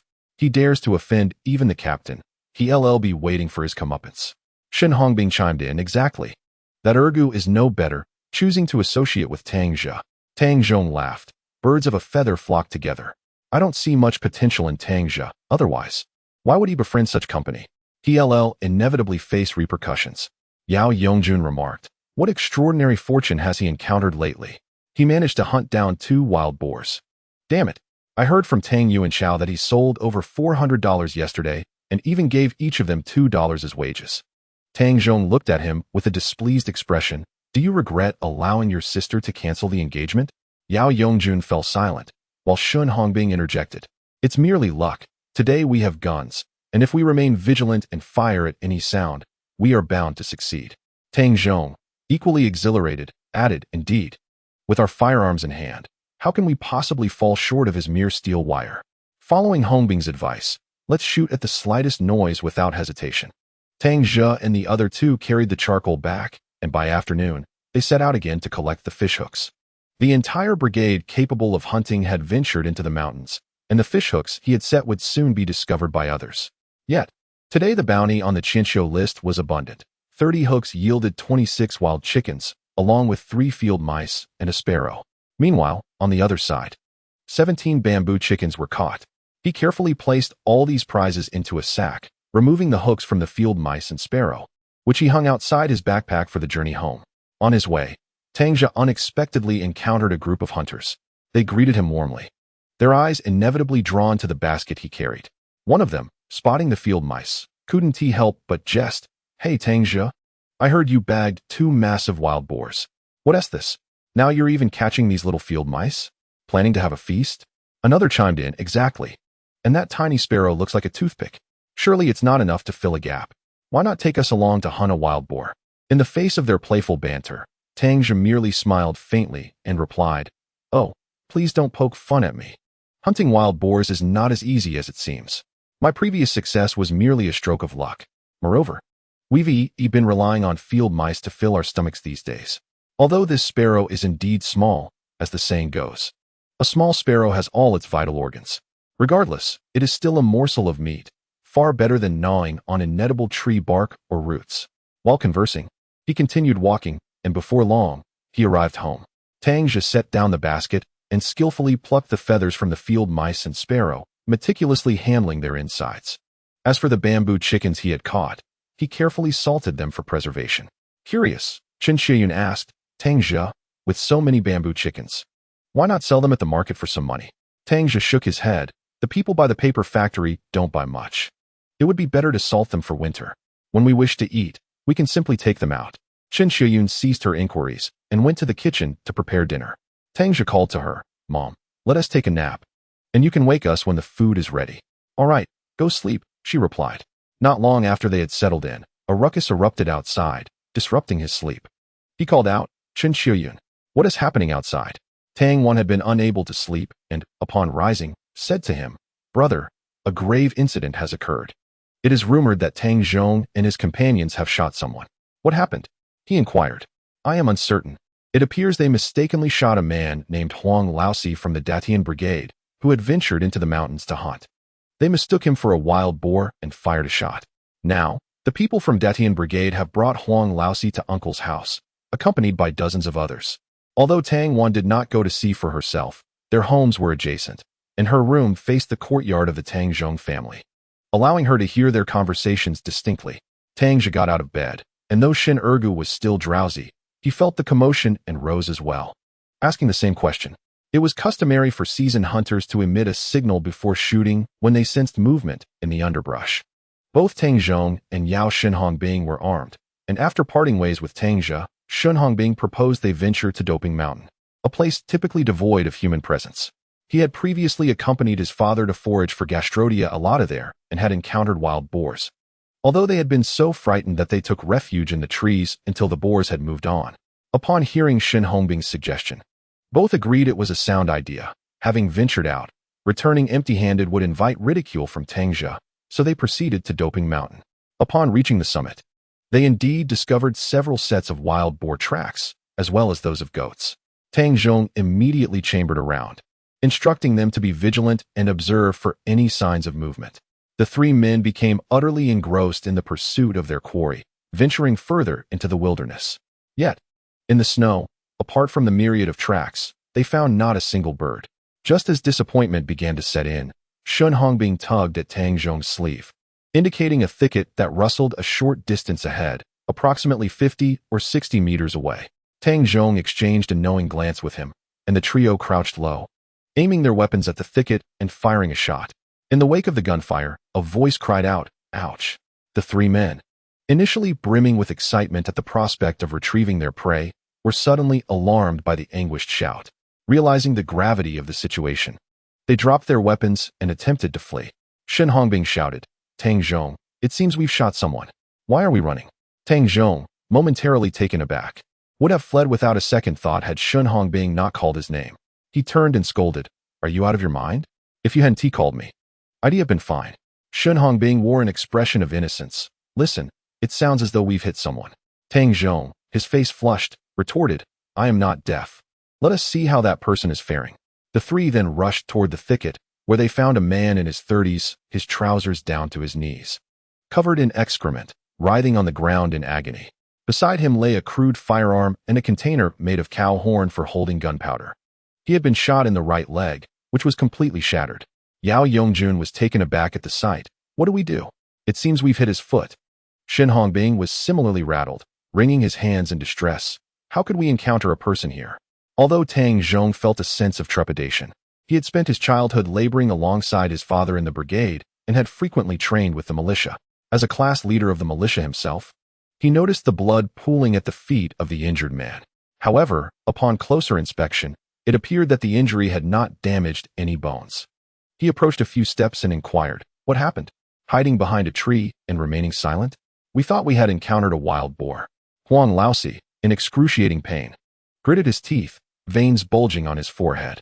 At that moment, Shenhongbing discerned his identity and remarked to Tang Zhong, It seems to be Huang Laosi from the Daishiandai Brigade. What brings him so far afield for hunting? Tang Zhong too recognized him and asked, Huang Laosi, I'm speaking to you. Why are you hiding behind the tree and not saying a word? After catching his breath, Huang Laosi cursed. Damn it, Tang Zhe. Are you even speaking human language? How do you hunt without any semblance of decorum? Don't you know you should signal when you fire a shot? Signal? The three exchanged glances, having never heard of such protocol when hunting in the mountains. In previous outings, they had followed others, and, while they had not had much success, they had never needed to signal. Upon spotting a target, they simply aimed and fired. Shen Hongbing questioned, is signaling necessary before shooting? Frustration welled up within Huang Laosi. It was truly unfortunate to encounter such ignorance. It was a fundamental rule that when one could not see the game, a sound should be made, and upon hearing it, others must respond immediately, otherwise, someone might fire recklessly. He had been in the midst of relieving himself when the bullet struck his calf. Yao Yongjun suggested, we should first stop the bleeding. The three finally reacted and hurried to help him with his trousers. However, Huang Laosi was covered in excrement and writhing in pain, taking a considerable time before they managed to assist him. They then cut open the leg of his trousers, revealing the bullet had cleanly passed through his calf. Luckily, it was merely a superficial wound. Tang Zhe sighed deeply, relieved that no bones had been harmed, deeming it not a grave matter. Yao Yongjun removed his belt and fashioned a makeshift bandage for Huang Laosi. Seeing he was not in critical condition, the three of them paid him no further mind and returned home. Huang Laosi, enduring the pain, took several hours to make his way back from Doping Mountain. Upon recounting the incident, his family, being one of the prominent clans in Daishiandai, could not tolerate such an affront, especially given the long-standing feuds with neighboring families. When they learned of the grave injustice inflicted upon one of their own, it incited a collective outrage. Brigade leader Huang Wenyu slammed the table and declared, those bastards have dared to bully us, the Huang family. Tang Zhe is merely a minor accountant from Beijiayan. How dare he allow his son to recklessly fire a weapon? Come, let us seek justice at the Tang household. Thus, nearly 100 men, women, and children from the Huang clan of Daishiandai fashioned a makeshift stretcher from a lounge chair, and Huang Laosi's wife brought a quilt from their bed to cushion him. They set off in unison towards the Tang family's residence. Tang Zhe, having grasped the situation, washed his face and stood at the edge of the house. Observing how Tang Zhe would handle the unfolding confrontation, Tang Zhe had not made an appearance, which incited considerable ire among the Huang family. Tang Zhe repeatedly apologized, attributing his son's behavior to his own inadequate parenting. The Huang family demanded that he produce his son immediately, to which Tang Zhe could only lament that the wayward child had vanished and had not returned home. The Huang family was unyielding. After all, it was his son who had discharged a firearm, and now he had fled. With so many members of the Huang family present, if he did not hand over his son, they would simply wait at his residence. Regardless of Tang Zhe's willingness, the Huang family members unceremoniously carried Huang Laosi into Tang Zhe's living room and raided his pantry, preparing a large pot of white rice. Even the cured meats that Wu Lianxin had been reluctant to consume were not spared from this ordeal. Oh heavens! What sin have I committed to have birthed such a prodigal child? Wu Lianxin lamented, watching helplessly as a large basket of rice was appropriated for cooking, while the cured meats were fried.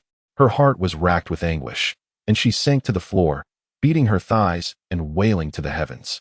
Tang Huan and Tang Lu, her two daughters, were left bereft of ideas, sitting beside their mother and weeping in unison. When the food was finally ready, the Huang family dug in heartily. On the surface, they had come to advocate for Huang Laosi, but it was clear to all that their real intent was to feast. Tang Zhe's household is quite well off, with cured meats to spare. That scoundrel is an accountant. Who knows how much he has embezzled? Let us indulge a bit more, to teach him a lesson about his inept parenting. I just saw they still have 2 baskets of grain and half a basket of rice. If Tang Zhe doesn't show up, we'll take it all. Even if he does appear, we should take it. He can't simply evade consequences for injuring our people. Each word of this conversation reached Wu Lianxin's ears, deepening her despair. Tang Zhe pulled Huang Wenyu aside. Captain Huang, my wayward son is nowhere to be found. This unfortunate situation has unfolded despite our wishes. Everyone has eaten and drunk their fill. We cannot remain cooped up in our home indefinitely, can we? Huang Wenyu shot him a disapproving glance. Tang Zhe, you allowed your son to commit violence, and now you hide him away. It is not that we are unwilling to resolve the issue, but rather that you have shown no genuine intent to address it. Tang Zhe wore a bitter smile. Captain Huang, what would you have me do? I am at your mercy. Huang Wenyu lit a cigarette. gesturing toward the ravenous Huang family members. Look, Huang Laosi has been injured, which is an unfortunate circumstance for all involved. His relatives are here. We must provide them with some form of resolution. His leg is now crippled, and his family relies on him for sustenance. He has 4 children to support and 2 elderly parents to care for. These are the pressing realities faced by Huang Laosi's family that must be addressed. Chapter 35. Negotiation. Upon hearing this, Tang Zhe's mind was made up. It was evident that Huang Wenyu had come with the intent to extort a substantial sum from him. He inwardly cursed, "Damn that Huang Yanyu, who appears respectable but is truly no good." Yet, despite his simmering anger, Tang Zhe felt compelled to muster a forced smile. At this very moment, the fault indeed lies within our own household. If we allow the Huang family to continue their ruckus after just a couple more meals, our meager savings will be completely depleted. Thus, Tang Zhe quickly adorned a smile and addressed Captain Huang Wenyu, saying, "Captain Huang, you are magnanimous. Please lend us your assistance." The little child is unaware of his misdeeds, which led to such a calamity. As for the medical expenses required for Huang Seheo, regardless of the sum, we shall bear the cost in full. We kindly request that your brothers from the Huang family assist us by transporting him to the county hospital for treatment. It would be greatly appreciated. Huang Seheo only suffered minor external injuries, and there were no significant issues at hand. Should he indeed be taken to the county hospital and a diagnosis be issued, not only would he receive his due work points without fail, but the cost of treating his minor injuries would be negligible. Huang Wenyu chuckled lightly and replied, "I say, Ziqiang, it's not that I am unwilling to help. But what do you expect the hospital to do? Can they replace his leg? Furthermore, he has a family of 8 to support. How could our team possibly shoulder such a burden? Unless, of course, you agree to transfer all his future work points to your team, allowing you to take responsibility. After all, you are the accountant. Such a simple matter should be a piece of cake for you." Upon hearing this, Tang Zhe appeared troubled and responded with great difficulty, "Captain Huang, you truly overestimate me. Each team's work points are meticulously scrutinized every year. Even if you were to drag me out and execute me, it would be utterly impossible." As the team leader, Huang Wenyu was well aware of the intricacies involved. His words were merely intended to pose a challenge to Tang Zhe, thus positioning himself favorably for the forthcoming negotiations. If that is the case, then I am truly unable to assist. After all, this family of 8 must survive, right? We cannot simply stand by and watch them starve to death.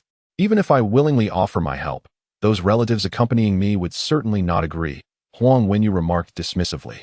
Tang Zhe gritted his teeth, seemingly mustering immense resolve before speaking. "Captain Huang, would this arrangement be acceptable? I shall provide 50 yuan to their family as a means to cover the medical expenses. Additionally, I will supply them with 50 jin of grain tickets. Beyond that, I genuinely cannot afford any more." Suddenly, Huang Enyang, who had remained silent by Huang Wenyu's side, erupted in anger, exclaiming, "What is this? You are treating us like beggars. My uncle has lost a leg. Is this all he is worth to you? How about I chop off your leg and compensate you the same way? How does that sound?" He glared fiercely at Tang Zhe as he spoke. His voice boomed, drawing the attention of those from the Huang family who had just finished their meal and were now gathering around. Tang Zhe, feeling helpless, wore a pained expression and stammered, "Captain Huang, this Huang Wenyu turned to address the gathering crowd. What are you all doing? We have come to seek justice, not to engage in conflict. Please disperse." The Huang family reluctantly moved aside, standing in the courtyard. "Ziqiang, you have seen it. It is not that I am unwilling, but we all earn our living through labor. And losing a leg makes survival arduous. Perhaps you should invite your captain to mediate, and if my proposal is acceptable, we can formalize an agreement and depart immediately." Without lingering for a moment longer, at this juncture, Tang Zhe noticed Wu Liang and Wu Yong approaching with a group of 20 to 30 men, their demeanor aggressive. Before they even reached Tang Zijiang's home, Wu Yong bellowed, "Who dares to bully my aunt?" Upon witnessing this display, the Huang family quickly gathered in the courtyard, some seizing wooden planks from the firewood shed. Wu Liang, leading the charge, told Wu Yong, "You chatter too much. Wait here while I assess the situation." Wu Wenyu, noticing Wu Liang's arrival, inquired, "Captain Wu, are you here with all these men to instigate a fight?" During this era, conflicts often arose between families or teams over trivial matters, a byproduct of the times. As Wu Liang entered the courtyard, He was taken aback by the daunting presence of nearly 100 members of the Huang family and said, "Captain Huang, I have yet to ask if your large entourage is here for a confrontation." Wu Yong, upon seeing the large gathering, immediately lost his earlier bravado. Halting at the opposite end of the courtyard, Wu Wenyue continued, "Since you have arrived, I trust you are familiar with the situation. I will not elaborate further. I have already stated our demands to Ziqiang. Huang Laosi was shot by your nephew and is now incapacitated, unable to work. We simply ask that you acknowledge his work points in your team, and we will depart." Wu Liang approached him and replied, "Brother Wenyue, you are placing me in a difficult position. Policies dictate that individuals not belonging to our team cannot receive our team's benefits. Here's what we can do. We will take Laosi to the hospital immediately, and we will cover all expenses. As for his future ability to work, we will consider that at our discretion." Wu Liang, your statement lacks merit. What do you mean by discretion? Is 3 or 5 yuan merely discretionary? Wu Wenyue and Wu Liang often clashed, even at the commune. Wu Liang retorted, "Your conditions are unreasonable. So, there is no room for negotiation? If we are to discuss terms, it will depend on how you wish to proceed. Well, since Huang Laosi has lost a leg, we shall not demand further compensation. Simply send Tang Zhe out to sacrifice a leg in compensation for his." Tang Zhe, upon seeing her brother arrive, Wu Lianxin initially felt elated, but as the confrontation escalated, culminating in the demand for Tang Zhong's leg, she inwardly cursed her misfortune, realizing that it was not merely her son's leg at stake, but her very life. Chapter 36. The tension mounts at this moment. The atmosphere of negotiation grew increasingly tense, as if time itself had frozen. Both sides remained steadfast, unwilling to concede even an inch. Tang Zhe quietly stood to the side, observing for a moment, and inwardly contemplated. This matter seems to have no bearing on me. It would be wise to refrain from getting involved. Thus, he turned and slowly walked back into the house, where he found his mother had already set the table, meticulously serving fragrant bowls of rice for everyone. However, Tang Zili appeared somewhat agitated, unable to suppress the urge to glance at Tang Zhe, who was absorbed in his meal, and softly remarked, "Tang Zhe, after all, we are family. Why don't you go check on the situation and see if there's any way you can assist your uncle?" Upon hearing this, Tang Zhe merely lifted his head slightly, continuing to chew his food, offering no response. Chen Qiuyun, sitting nearby, shot an annoyed glare at Tang Zili and muttered discontentedly, "You really have a penchant for meddling. Their family matters are theirs to resolve. Our son is not the captain of the production team. What help can he provide? Besides, haven't you noticed that even Wu Liang has come over to lend a hand?" Tang Zili, feeling helpless, shook his head and sighed deeply. "Alas. Though that may be true, we are still bound by blood. How can we simply stand by and do nothing?" At that moment, Tang Wan, who had been silent, suddenly snorted disdainfully and spoke in a curt tone, "I do not share such ties with them. Father, do not trouble yourself. When you were ill and bedridden, they never considered our plight. They were merely hoping for our family to perish from hunger." With that, she sulkily turned her head away and fell silent. Tang Zhe echoed her sentiment. "Indeed, as the saying goes, if it does not concern you, let it be. Father, you should not waste your energy. It is far more important to focus on recovering your health. As for the troubles of others, they have no connection to us whatsoever." Hearing his son's words, Tang Zili's expression darkened instantly. He slammed his bowl down onto the table with a resounding clatter and declared, "Humph, I am full. You may enjoy your meal at your leisure." He then sulkily sat down on his side of the table. Chen Qiuyun, witnessing this, shot her husband a stern look and retorted, "Look at you. You've only just eaten a few hearty meals, and you've completely forgotten your own name." Just as the family continued their bickering, a sudden commotion erupted from the back of the house. Huang Wenyu's voice rang out, shouting, "Wu Liang, since you insist on being unreasonable, then there is nothing more to discuss. We can settle this with a fight." Wu Liang's loud and provocative voice suddenly boomed, "Humph. You from the Daitian team dare to come to our Beijia Yin to stir trouble? Are you looking for a beating? If so, I shall oblige today and ensure you all lie back horizontally." Beside him, Wu Yong, equally defiant, roared, "We, the people of Beijia Yin, have never feared a fight. Come on, everyone. They are at our doorstep. If we cower now, we shall be deemed spineless cowards." His impassioned roar resonated like a thunderclap, sending a tremor through the hearts of all present. Those who had been leisurely enjoying the performance in their homes at Tang Zhe Mountain could not help but nod in agreement. their minds racing with contemplation. Though they belonged to the same collective, they typically led their own lives in peace.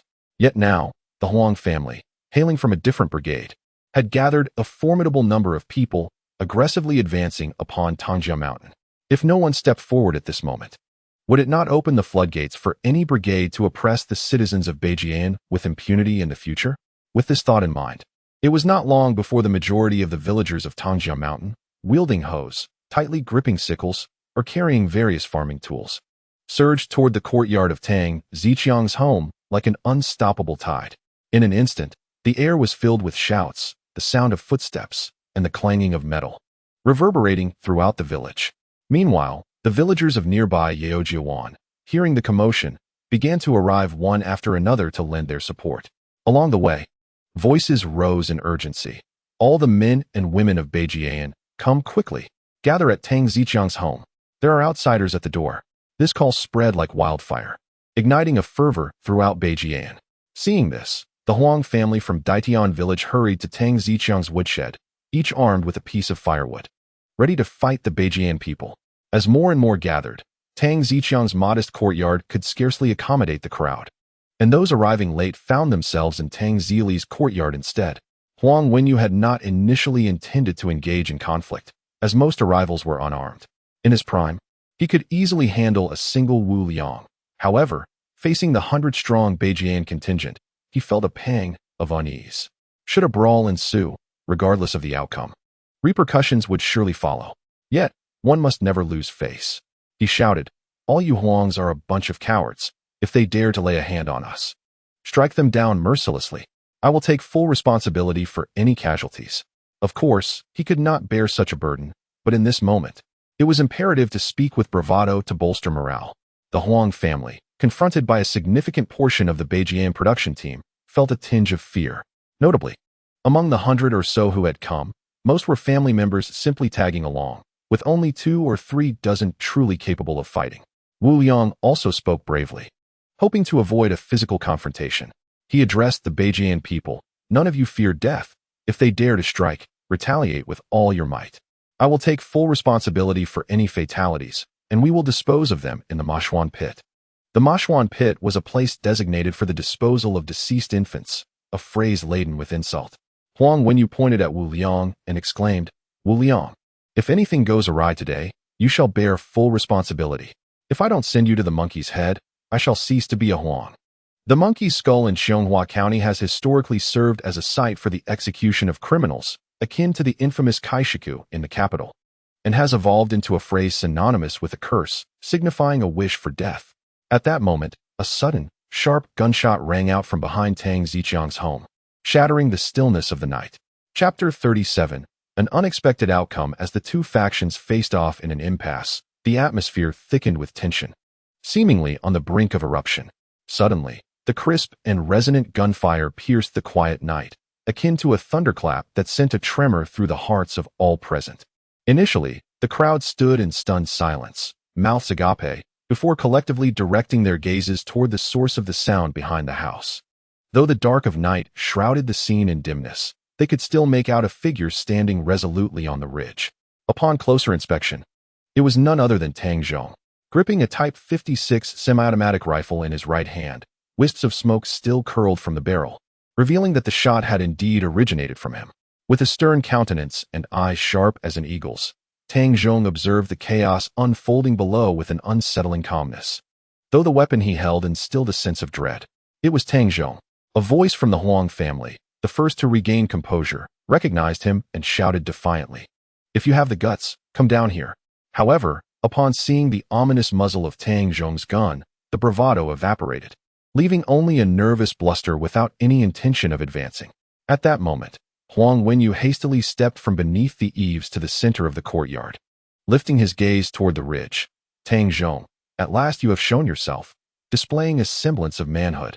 Tang Zhe, rifle in hand, advanced with deliberate and powerful strides toward his courtyard. The crowd, as if propelled by an invisible force, parted to either side, creating a narrow, straight pathway for him. With heavy steps, he navigated through the throng, making his way directly to the entrance. Inside the hall lay a stretcher bearing the pale figure of Huang Laosi, his complexion ashen, legs swathed in thick bandages with blood seeping through. Upon halting, Tang Zhong's gaze fell coldly upon Huang Laosi, a slight smirk curving his lips, crafting a smile that sent chills down one's spine. He then let out a low, ominous chuckle, a sound that seemed to resonate from the depths of the netherworld, chilling to the bone. Huang Laosi, is your leg truly broken? He inquired, his expression devoid of emotion, his tone as flat as if discussing the weather. Yet, every individual present could feel the profound chill embedded within his words. Huang Laosi trembled at the sound, his body quaking violently as he beheld the rifle in Tang Zhong's grip and the unsettling expression on his face. He opened his mouth to utter a response, yet no sound emerged, as if his throat were gripped by an iron hand, leaving him paralyzed with fear. At that moment, Tang Zhe could no longer contain himself, and he bellowed, "Zhong, do not act foolishly. Quickly put down the gun." Beside him, Wu Lianxin was already pale with fear, tears streaming down her face like a torrential flood. Between her sobs, she cried out hoarsely, "Zhong, you must remain calm. It's merely a broken leg. How much could it possibly cost? Our family would go to any lengths to compensate him, but you must not act rashly." Tang Zhong paid no heed to their pleas, his gaze sweeping slowly across the crowd before him. The onlookers stared at him with expressions of sheer terror, some even instinctively retreating, fearful of any encounter with him. Even Huang Wenyu, usually composed, found his hands trembling slightly. He forced a calm demeanor and said, "Tang Zhong, we merely seek an explanation. You have injured Huang Laosi. This matter cannot simply be dismissed." Wu Liang, equally aghast, urged, "Nephew, you must think carefully. To kill him would ruin your life." Just moments before, they had exchanged defiant words, but now, the bravado had deflated, leaving them unable to utter another assertive remark. Tang Zhong turned to face the crowd. "Today, I am in the wrong. I have injured Huang Laosi. Taking a life for a life is only just. I should not have fled, causing my parents distress and alarming everyone. I, Tang Zhong, am but a man. I will compensate him for his injury." Before anyone could react, he reversed the gun's barrel and aimed it at his own calf. Bang! The sound of the gunshot echoed, and Tang Zhong collapsed onto the ground, beads of sweat cascading down his forehead like rain. "Captain Huang Laosi, are you satisfied now?" This unexpected outcome left everyone in shock. Among the younger members of the Huang family, some cried out in fear upon hearing the gunshot and witnessing the blood. Wu Lianxin rushed over, cradling Tang Zhong in her arms, weeping uncontrollably. Tang Huan and Tang Lu also wept incessantly. Seeing this, Huang Wenyu waved his hand and addressed the Huang family. "Enough. Huang Laosi has suffered a broken leg, and Tang Zhong has paid with his own. The matter is settled. You may all return." The Huang family proceeded into the main room to carry Huang Laosi away before departing. The members of the Beijia Yin Brigade, witnessing the Huang family's exit, gradually dispersed. Wu Lianxin held Tang Zhong close, lamenting, "My dear Zhong, how could you be so foolish? If your leg is broken, where will you find a wife? This is not merely a broken leg. It is the end of the Tang family's lineage." Tang Zhe stood nearby, a grim expression on his face, rendered speechless. Wu Yong gave him a thumbs up, declaring, "Cousin, well done. You are a true man." Wu Liang then called out to Tang Zhe, "Why are you still standing there? Quickly, fetch Shun Zuetian." Only then did Tang Zhe snap to attention. "All right, I will go at once." Tang Zhong gritted his teeth and said, "There's no need, uncle, father. I am fine. Huang Laosi merely has a perforated calf. I am not so foolish as to break my own leg. It is just a punctured calf." Upon hearing his words, everyone felt relieved. Wu Liang praised, "Indeed, my nephew is both brave and resourceful. Just now, you were as fierce as Zhao Zilong in a play." Noticing that he had not sustained any serious injuries, Tang Zhe retrieved some anti-inflammatory ointment from the house to apply to him, followed by a careful bandaging. Once he was properly dressed, Wu Yong and the others assisted him into the house. Wu Lianxin looked at the 2 large baskets of rice that had been consumed and the few pieces of cured meat hanging nearby, her heart aching. After everyone had dispersed, tranquility finally settled in. Tang Zhe had already finished his meal and lay down with Shan Ergu. As dawn broke, Tang Wan called out to Tang Zhe, "Brother, hurry up. The rooster has crowed."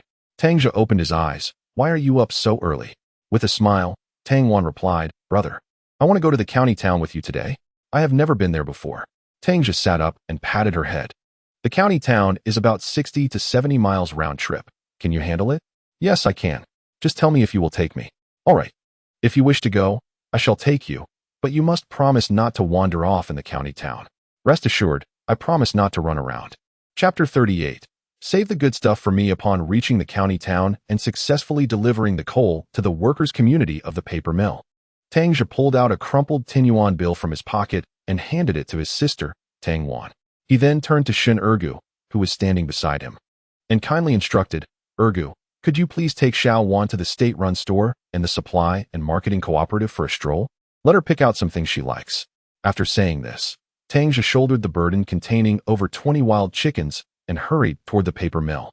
Upon arriving at the entrance of the paper mill, Tang Zhe set down the load and wiped the sweat from his forehead, patiently waiting.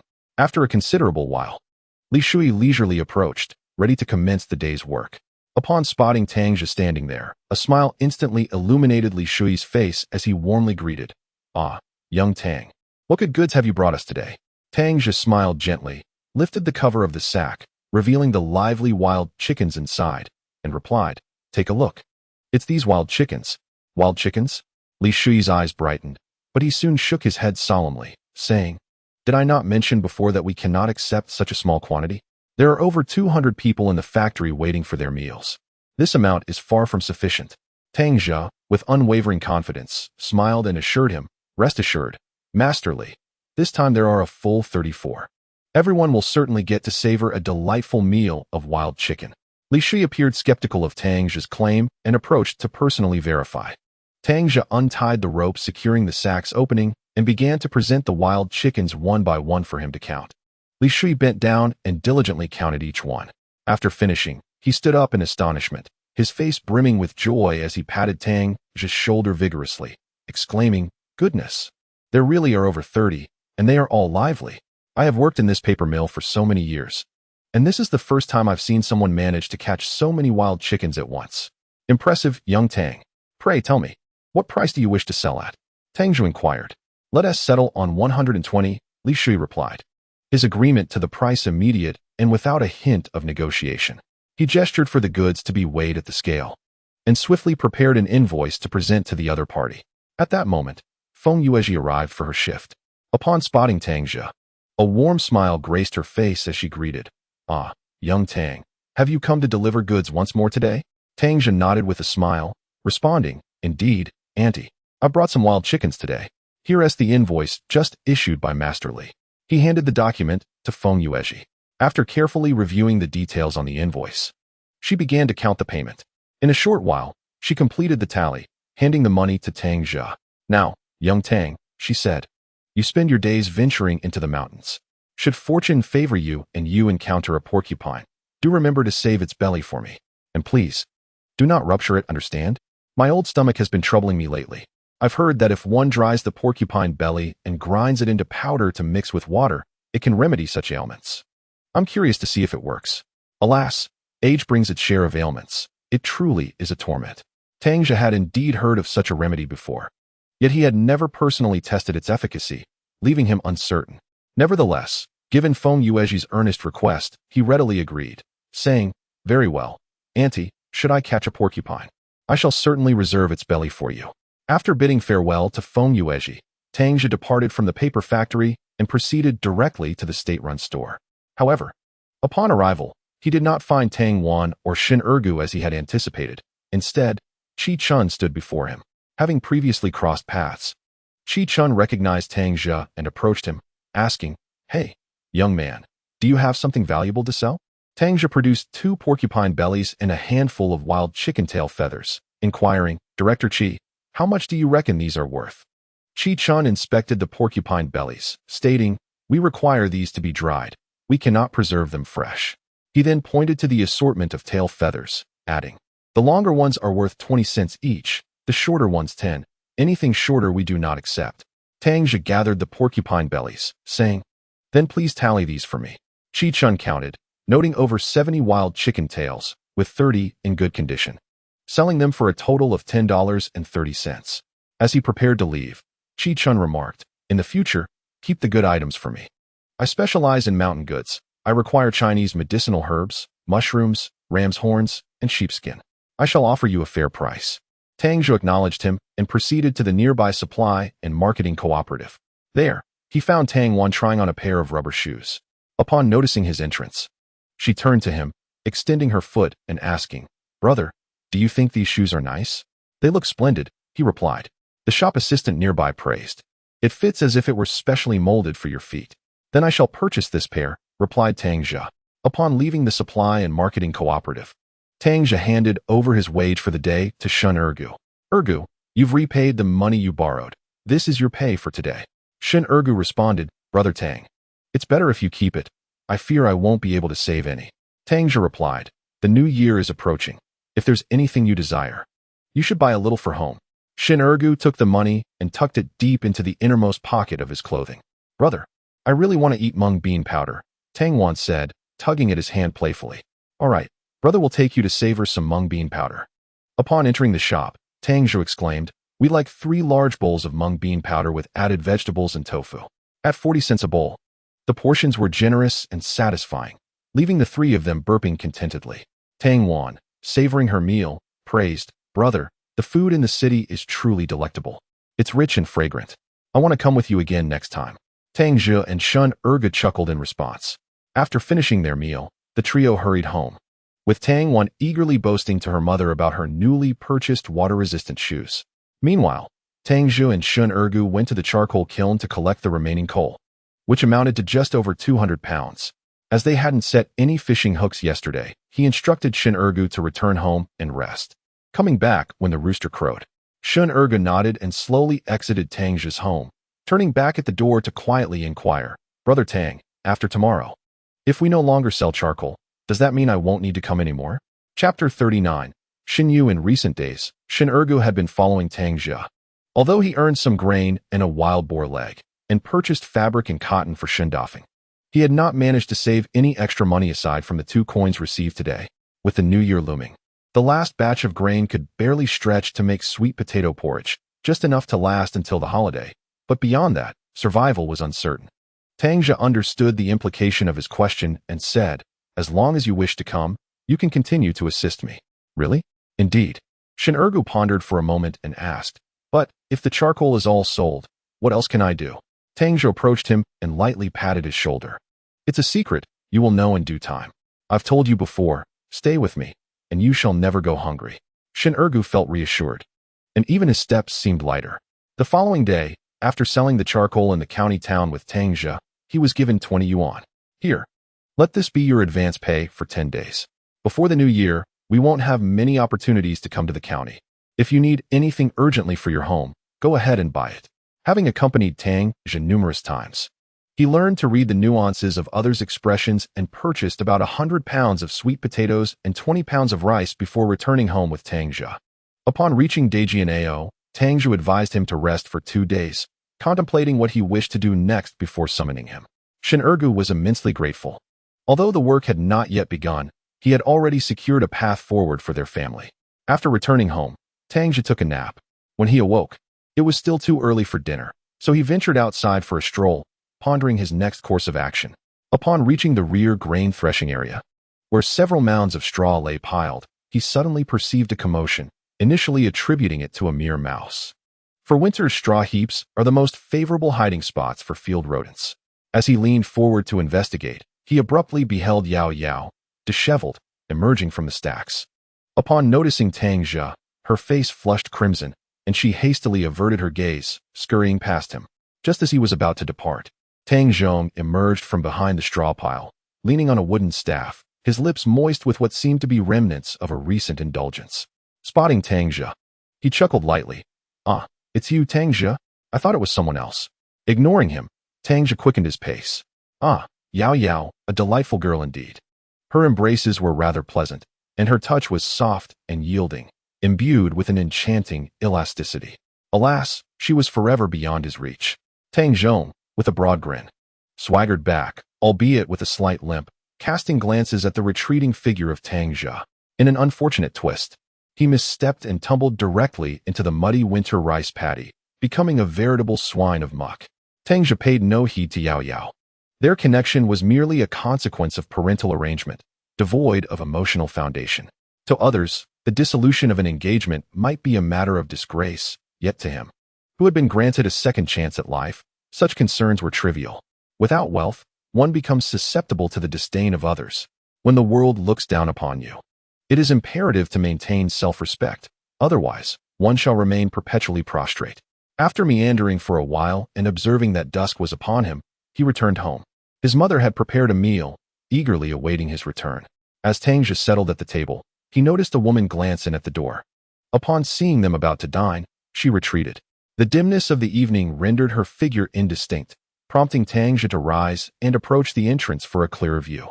He instantly recognized the figure standing by the gate as Shunyu, a resident of the furthest western abode on Tang Zhe Mountain, an independent household, 2 years his junior.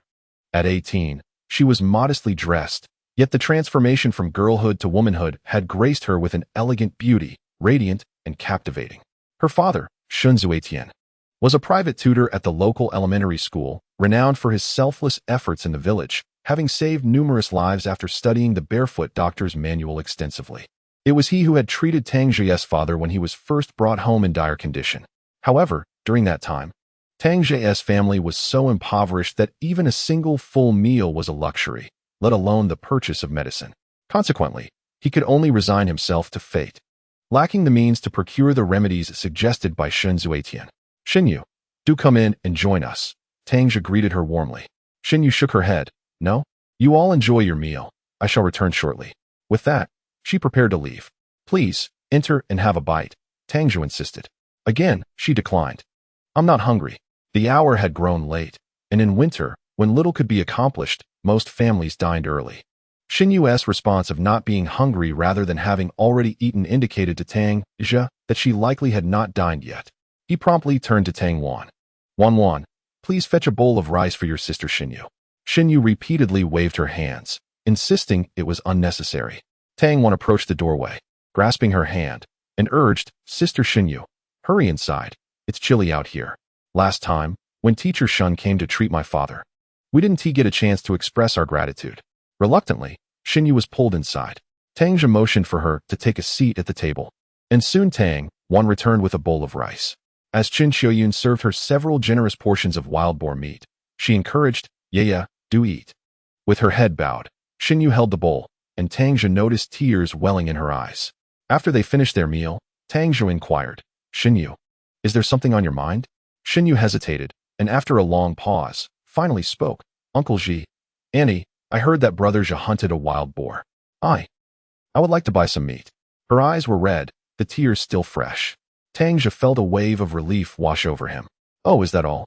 I'll go get some for you right now. Prior to her visit, Xinyu had heard about the wild boar hunt at Tang Zhe's home. But all the meat was sold in the county, and she was unsure if he would sell any to her, particularly as it was primarily sold within the brigade, fearing any repercussions from Wu Liang for speculation. To her surprise, Tang Zhe readily agreed, and she quickly added, I only have 80 cents. Just half a jin of the fatty meat will suffice. Tang Zhe seemed not to hear her, as he went into the inner room. Moments later, he emerged with a piece of pork weighing over 10 jin and 2 freshly marinated bamboo chickens in his other hand. Brother Zhe, that's too much. I don't have that much money. Her voice was barely a whisper, almost inaudible to herself. Tang Zhe pressed the meat into her hands. Take it home and enjoy. Xinyu did not accept it, but instead crumpled a few bills into Tang Zhe's pocket, insisting, Really, I can't take so much. Just half a jin will do. Tang Zhe insisted, Previously, Teacher Shin treated my father without charging a penny. This meat is nothing in comparison. Seeing her troubled expression, Qin Xiuyun quickly asked, Yeah? How is your father? Chapter 40. The first intimate contact, Xin Yu's countenance grew increasingly somber, as if shrouded in a heavy cloud. Slowly, she lowered her head, and after a lengthy silence, she replied in a voice as faint as a whisper, My father is ill. Those few words struck Tang Zhe's heart like a hammer. Upon hearing this, Tang Zhe's heart tightened, and he quickly said, Then I will accompany you to see Teacher Shun. Without waiting for her consent, he grabbed the fresh pork and strode purposefully ahead, his hurried figure soon vanishing from view. Shen Zueting's home was a mere 200 meters from Tang Zhe's, yet several households lay in between. As Tang Zhe hastened toward the house, a large, glossy black dog suddenly burst forth from the woodshed like a bolt of black lightning. Barking ferociously with its sharp fangs bared, its thunderous barks reverberating throughout the courtyard. Heizi quiet. At that moment, Xinyu, breathless, appeared from behind. She swiftly dashed in front of Tang Zhe, spreading her arms to shield him, resembling a brave hen fiercely guarding her cherished chicks. The once menacing large black dog, upon seeing its master, instantly deflated like a punctured balloon, obediently closing its mouth and ceasing any sound. Subsequently, it joyfully wagged its robust tail and approached Tang Zhe with a light-hearted gait.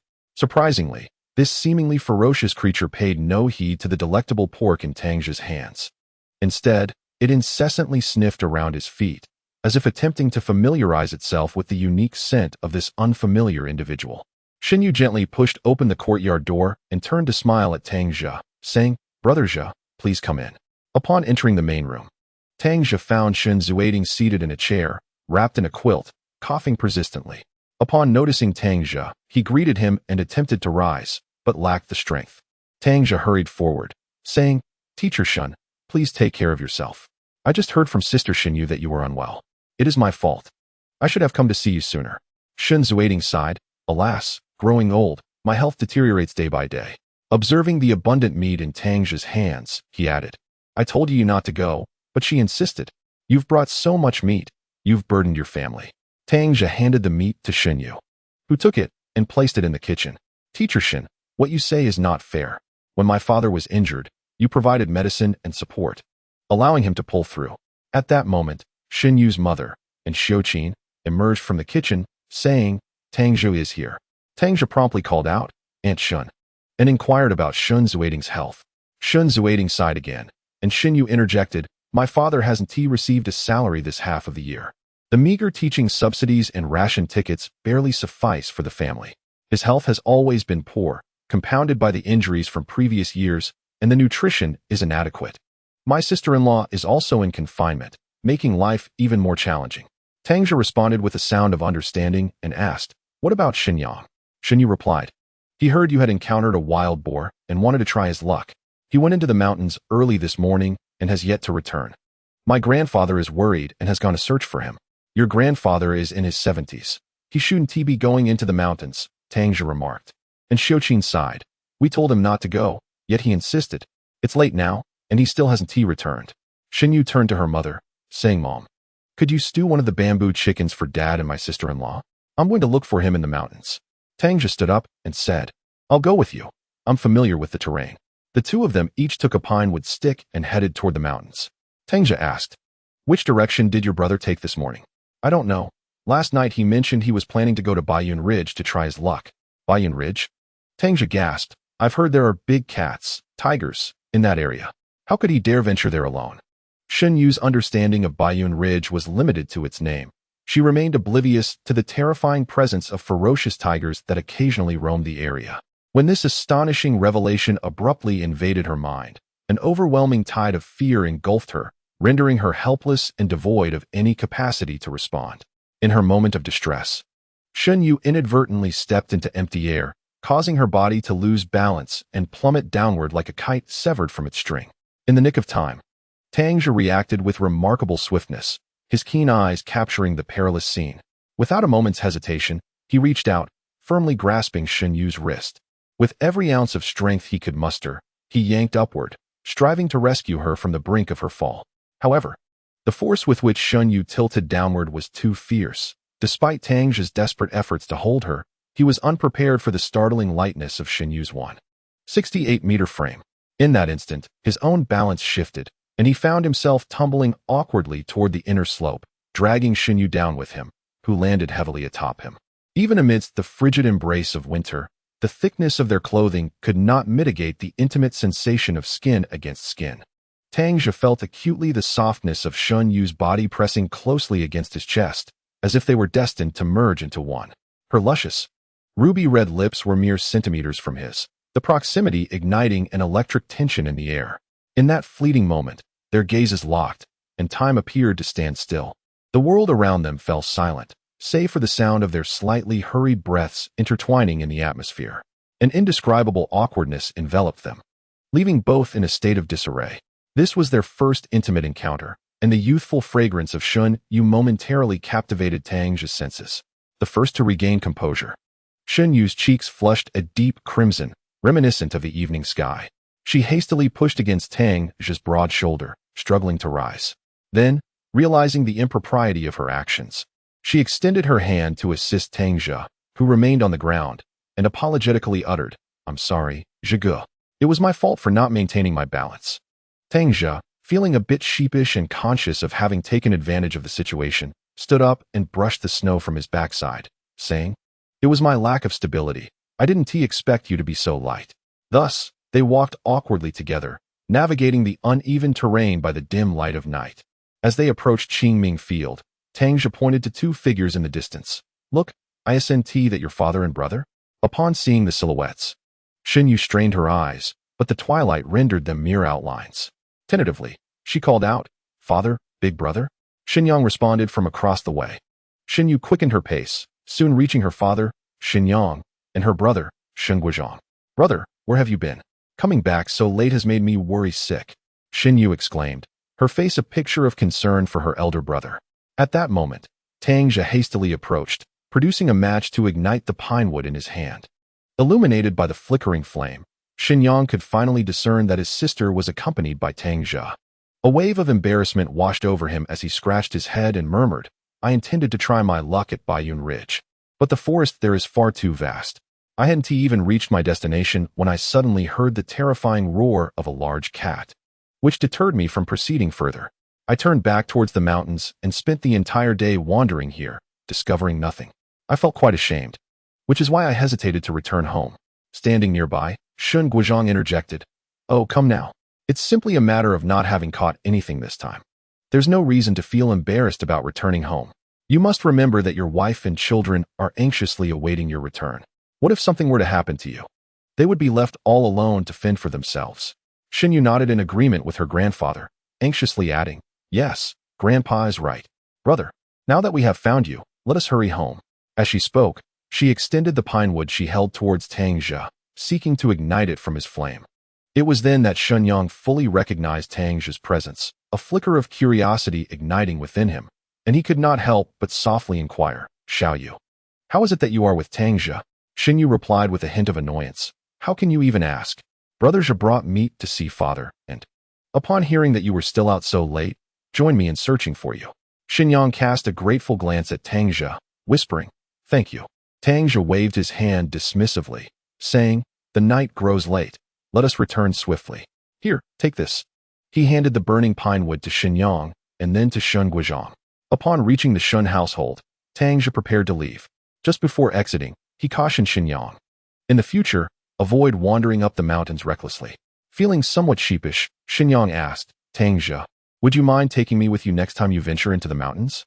Tang Zhe nodded, "Certainly. If the opportunity arises, I shall take you along." After Tang Zhe departed, Shun Zuteng remarked, "That boy, Tang Zhe, is commendable. He knows the importance of gratitude. Bringing such a large piece of meat will help us through a difficult time. Yang Yang, ask your mother to render the fatty meat into oil. Ling Ling is currently in confinement, and having this oil will help us get by for a while." Xinyang responded, "Yes, father. I will go and prepare it so mother can rest." Shen Guizhang crushed some dry tobacco leaves and filled his pipe, which extended over a meter long, settling on a bench while leaning the pipe into the fire pit. After taking a few puffs, he said, "Life of self-sufficiency is not easy. This time, Tang Zhe was fortunate enough to hunt 2 wild boars, which will sustain them for a while, but the future remains uncertain. Zuteng, when the grain coupons are distributed, ensure that we compensate him." Shen Zuteng nodded. "Father, I understand." Shen Guizhang continued, "I find that Tang Zhe is a fine young man, and Yu is now 18. Xinyang interjected, "Grandfather, given our family standing, I fear that Tang Zhe may not be inclined to pursue her." Shun Zuetian, having previously erred, spent several years in confinement. Upon his return, his frail form rendered him incapable of engaging in strenuous labor, prompting the commune to assign him to teach at the village primary school, as he was the only university graduate within the commune. Upon hearing discussions about her and Tang Zhe, Xinyu retreated to her room, reflecting on the recent events and the imposing figure of Tang Zhe, akin to an immovable wall. Later, when she heard Xinyang mention issues of social standing, her expression dimmed. It was evident that individuals of differing backgrounds often found it challenging to unite. Upon returning home, Tang Zhe found his father sweeping dust in the kitchen with a broom, muttering about the 23rd day of the 12th lunar month. Cleaning for the kitchen god in hopes of receiving favorable words on their behalf from the Jade Emperor, ensuring that their household would have food aplenty in the coming year. It then dawned on Tang Zhe that the next day marked the 24th day of the 12th lunar month, when the people of Qiangshui celebrated their new year, a tradition known as Guanyin. This practice originated during the Jiajing era of the Ming dynasty, when Japanese pirates threatened the southeastern coast, leading the court to summon the able-bodied men of Qiangshui to join the fight against them. With the urgency of military orders coinciding with the new year, these men chose to celebrate the new year on the 24th day, allowing them to gather with their families before departing for the battlefield. On that day, they would partake in a festive meal before bravely heading to the front lines, where they achieved remarkable feats in defense of their homeland. To honor this historical legacy, the people of Qiangshui have since upheld the custom of celebrating Guanyin, paying homage to their ancestors' valor and perpetuating the spirit of their nation. According to tradition, the next day, the brigade would either screen a film or stage a lantern drama. However, customary practice dictated that a struggle would precede the festivities. Tang Zhe pondered which family would face misfortune this time before succumbing to slumber. After several days of relentless labor, he slept soundly the previous night, only roused by his mother, Tang Wan, who came to call him for lunch. The night before, she had soaked rice and peeled a few potatoes, rising early to grind them at the stone mill, producing several pounds of mung bean flour. Since Tang Wan's return from the county seat, she had frequently extolled the virtues of mung bean flour, and with conditions improved this year, it was time for the family to enjoy a hearty meal. At the dining table, not only were there braised ribs, but also bamboo chicken stewed with shiitake mushrooms, cold marinated goose intestines, and stir-fried wild boar meat with ear roots, creating a feast more lavish than previous New Year celebrations. As they dined, Tang Zhe inquired, "Father, where did you gather these mushrooms?" Tang Zhe replied, "These can be found everywhere. They thrive on decaying trees. The easiest to find are on the makhang trees, which bear them in clusters." After the meal, several educated youth arrived to notify each household whether they would be watching a film in the village or elsewhere. Tang Zhe expressed his confusion, remarking that it was unusual for educated youth to deliver such notifications, as it was typically the responsibility of the brigade leader or team leader. Chen Shuyan, seated by the fire pit mending clothes, remarked, "I heard that Wu Liang seems to have gotten into trouble." Chapter 42, Celebrating Guanyin. Wu Liang in trouble? Tang Zhe found this hard to believe. After all, he had been the brigade leader for decades. How could he possibly have faced such a predicament? Chen Shuyan did not cease her actions, calmly stating, "You ask me, whom do I inquire about?"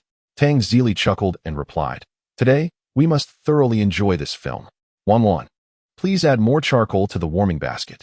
The warming basket, a contraption crafted from bamboo into a circular form, housed a clay bowl filled with burning charcoal, allowing one to carry warmth wherever they ventured. Tang Wan acknowledged and ascended the stairs to search for the warming basket. Today, the festivities at Beijian were particularly lively, with the New Year's meal consumed rather early. Before darkness enveloped the sky, families secured their doors and joined in groups towards the community playground.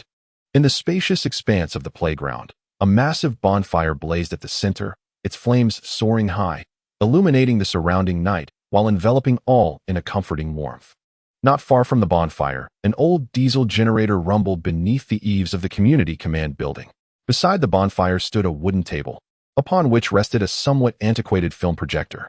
At the edge of the table, a straight bamboo pole was erected, topped with a dim tungsten light bulb, casting a soft yellow glow akin to a solitary star in the night sky, illuminating the entire playground. Further afield, a pristine white screen hung in the air, and beneath it, several long tables, transported from the school, were neatly arranged in a line.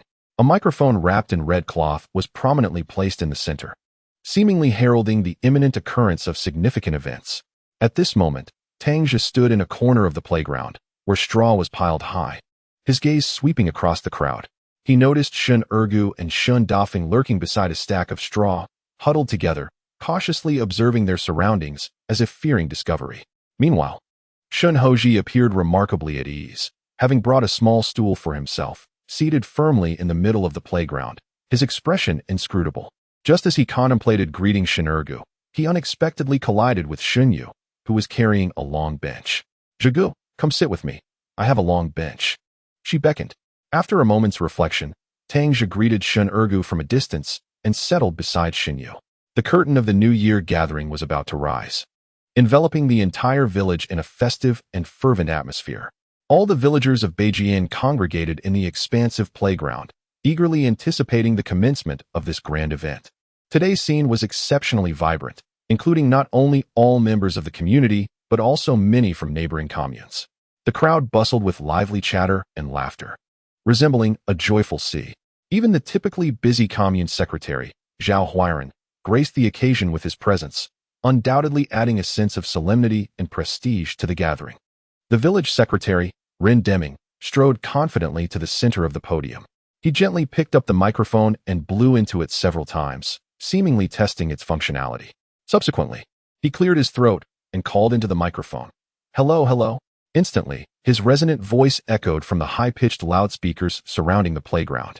Esteemed elders and fellow villagers, today marks our annual grand event. On this momentous and uplifting day, we are immensely honored to welcome the esteemed comrade Zhao Huiran, the secretary of our commune, to partake in our festivities. Now, let us extend our warmest applause to sincerely welcome Secretary Zhao Huiran. As his words faded, the crowd erupted into a thunderous applause. Under the eager gaze of the audience, Zhao Huiran rose slowly, a smile gracing his face as he bowed slightly to acknowledge the enthusiastic reception from the crowd. Yet, on this day, which should have been filled with joy and hope, a most infuriating and deplorable incident had occurred. Just yesterday, the diligent and selfless old yellow ox of the brigade had suddenly perished. This was already a tragic misfortune, but little did anyone expect the subsequent developments to be even more astonishing. Brigade leader Wu Liang, in collusion with accountant Tang Zhe and 4 others, transported the old yellow ox to the county town for sale. While this might seem a routine affair, it was utterly unbelievable when they audaciously claimed that the ox had been sold for a mere 1 yuan. But was this truly the case? Given the long journey from the brigade to the county, these 6 individuals indulged in a bowl of mung bean powder each, totaling a cost of 1 yuan and 20 cents. Consequently, rather than reaping any profit from the sale of the old yellow ox, the brigade found itself indebted to these individuals by 20 cents. Faced with such absurd claims, not only did I find them unbelievable, but the commune authorities were equally skeptical. Thus, relevant personnel were dispatched to the state-run restaurant for verification. What they uncovered was shocking. The old yellow ox had actually weighed in at 346 pounds at the time of sale, which, according to market prices, should have fetched a total of 346 yuan. In other words, Wu Liang and his accomplices had brazenly embezzled a staggering sum of 360 yuan from the collective through fraudulent accounting practices. Upon learning the truth, the crowd erupted in uproar, their anger palpable as they shouted in indignation, "Down with Wu Liang! Severe punishment for these traitors. It is infuriating. We starve daily while they grow fat." The fervent cries resonated throughout the village, as if they might pierce the heavens. Observing this tumult, Ren Deming maintained a composed smile, gently pressing his hands downwards to quell the noise. The once boisterous assembly fell into a profound silence. He cleared his throat and continued, "All right. Now let us extend a warm round of applause to invite our esteemed Secretary Zhao to deliver an important address." With that, Ren Deming deftly positioned the microphone before Zhao Huiran. At this moment, Zhao Huiran slowly rose to his feet, casting a solemn glance around before addressing his comrades with gravity. "Comrades, regarding the errors and transgressions committed by Wu Liang and his associates, the commune has already submitted a comprehensive report to the superior district government and sought guidance. Tomorrow, we shall transfer these individuals to the district for the relevant authorities to handle them in accordance with the law. Regardless of the verdict, it shall be executed strictly following legal protocols. For individuals like these are the insidious pests eroding the interests of the masses and the malignant elements undermining collective unity and stability. We must exercise no leniency or tolerance towards such egregious behavior." He spoke for over 20 minutes, and once he concluded, Ren Deming gestured from the platform, "Bring those malignant elements forward." Chapter 43. Loosen the bonds. On the 24th day of the 12th lunar month, during the festive preparations for the new year, a special denunciation meeting was convened. With Ren Deming's command, the sound reverberated across the vast grain-drying yard, shattering the tranquility of the past. Wu Liang and 5 others, tightly bound and wearing pointed hats, were escorted to the stage by several robust young men, where they knelt in a row under the watchful eyes of the crowd. Tang Zhe stood below the stage, his gaze fixed intently on the individuals above. At this moment, he discerned not only Wu Liang and Tang Zhe, but also Yao Bing, Wu Yong, Xin Jianshu, and Wu Xiangqing. Apart from Wu Yong, who was Wu Liang's son, and Tang Zhe, Wu Liang's brother-in-law, the others were staunch supporters elevated by Wu Liang himself, who had long exploited his power to intimidate and dominate the village. A cacophony of curses erupted from the crowd, anger surging like a tidal wave, especially from those who had previously suffered under Wu Liang's tyranny, their pent-up resentment exploding forth. Among the throng, someone surged forward from behind the stage, hurling a basin of cold water directly onto Wu Liang, dousing him completely. The sudden chill caused Wu Liang to shudder, pain etched across his face. As the eldest and most securely bound, he trembled and pleaded with Ren Deming. "The bindings are too tight. Could you loosen them a bit?" His voice bore a hint of desperation. Ren Deming regarded him for a moment, then echoed his plea, loudly inquiring of the crowd below, "What do you all think? Should we loosen them a bit?" No sooner had he finished speaking than Shun Ergu abruptly stood, his face flushed, shouting, "When you had others standing in the freezing winter in the fields, did you ever think to loosen their bindings?" His voice rang with fury, a cathartic release of long-held grievances. Shen Dafeng, seated nearby, was startled by her brother's outburst and quickly reached out to press him back down onto the haystack, urgently whispering, "Lower your voice." Unfazed and brimming with bravado, Shen Ergu replied, "Sister, what are you afraid of? He has already fallen." Shen Dafeng looked at her brother, both exasperated and anxious, swiftly signaling him to be quiet while murmuring, "He may have fallen, but the brigade secretary has not." In past denunciations, the brigade secretary was always implicated as well. Upon hearing the words of his elder sister, Shen Ergu suddenly became aware of the potential consequences of his impulsive actions. A wave of trepidation washed over him as he sat there in silence, his eyes darting about with unease. Tang Zhe, observing Tang Zhe on the stage, felt a pang of sorrow in his heart. Although he did not harbor profound feelings for his uncle's family, Tang Zhe was nonetheless his uncle. He recalled how his father had arrived only to leave shortly thereafter, likely unable to bear witnessing his brother's suffering. After searching through the crowd for a considerable time, he could not find Wu Lianxin and the Tang siblings, surmising they would prefer to avoid such an uncomfortable situation, as it was undoubtedly a source of embarrassment for them. Noticing Tang Zhe scanning the area, Xinyu, seated beside him, gently inquired, "Brother Zhe, what are you looking for?" Her voice, soft and soothing like a spring breeze, carried a hint of concern. Upon turning her head, she spotted Shen Ergu and his sister, Shen Dafeng, seated nearby on a pile of grass, and suggested to Tang Zhe, "They are over there. Shall we join them?" She was aware that Shun Ergu had been assisting Tang Zhe lately and assumed that was whom he sought. Tang Zhe nodded, and the two of them bent down, carrying their stools as they navigated through the throng towards the grassy mound. Shen Ergu and Shun Dafeng sat closely together on the ground, a handful of straw beneath them, their eyes fixed intently on the podium. Shen Ergu was still grappling with the anxiety of his earlier impulsiveness and did not notice Tang Zhe and Xinyu approaching. When Tang Zhe gently patted his shoulder, Shen Ergu was startled by the sudden gesture. Turning to see Tang Zhe, he quickly asked, "Brother Tang, is there something you need?" Tang Zhe let out a light chuckle and replied, "Nothing much. It was rather dull over there, so I thought I'd come find you to chat." His tone was casual, aimed at alleviating the tense atmosphere. Shen Dafeng, of a similar age to Xinyu, had not been assigned to teach in the literacy class despite her education. Instead, she was tasked with cutting grass for the pigs at the comprehensive farm. Shen Dafeng shared a similar fate, toiling daily in the fields, harvesting grass for the pigs. Such labor was not only exhausting, but also yielded little in terms of work points. Nevertheless, their shared toil had fostered a growing bond between them. Xinyu glanced at the stage and then at Shen Dafeng, saying, "Dafeng, life will surely improve for your family in the future." Her eyes sparkled with hope, as if envisioning a brighter tomorrow. With a sigh, Shen Dafeng's face betrayed a hint of worry as she responded, "Who knows? Until the hat on our heads is removed, we shall never find peace." Her words were laced with resignation and apprehension, the shadows of past hardships lingering in her heart, preventing her from truly relaxing. The denunciation on stage continued, and the audience's emotions ran high, with voices raised in vehement accusations against Wu Liang and others. The memories of past oppressions surged forth like a tidal wave, amplifying the collective anger among the people. Meanwhile, Shin Ergus sat there, still troubled by his earlier remarks, furtively glancing around, fearful that someone might confront him over his words. Tang Zhe gazed at Shun Ergu, feeling a mix of emotions. He understood that Shun Ergu was an earnest individual, incapable of concealing his thoughts. However, in such an environment, this disposition could easily lead to trouble. He gently patted Shin Ergu on the shoulder, offering reassurance. "Ergu, do not worry. Simply enjoy the performance." Shun Ergu nodded appreciatively, casting a grateful glance at Tang Zhe, and replied, "Brother Tang, I understand. I will heed your advice from now on." The struggle session continued for an extended period, with Wu Liang and others being led away.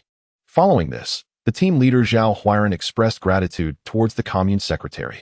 After their departure, Rin Deming announced in a loud voice, "I hereby declare the commencement of this year's festival. Please enjoy the film Qingsong Ridge." Finally, the audience could watch a movie, and a wave of applause erupted from the crowd.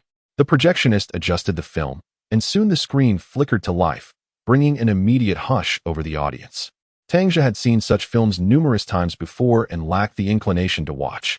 His primary reason for attending was to witness Wu Liang being criticized. In contrast, Xin Yu and her companions were utterly engrossed, whispering animatedly about the plot developments.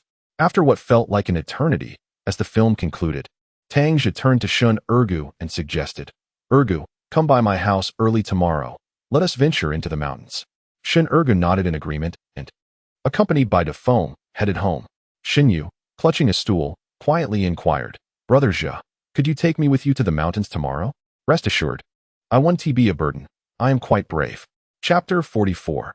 Mountain Expedition. Tang Zhe nodded, his tone infused with familiarity and anticipation for the woodland. "Tomorrow, I shall search for mushrooms.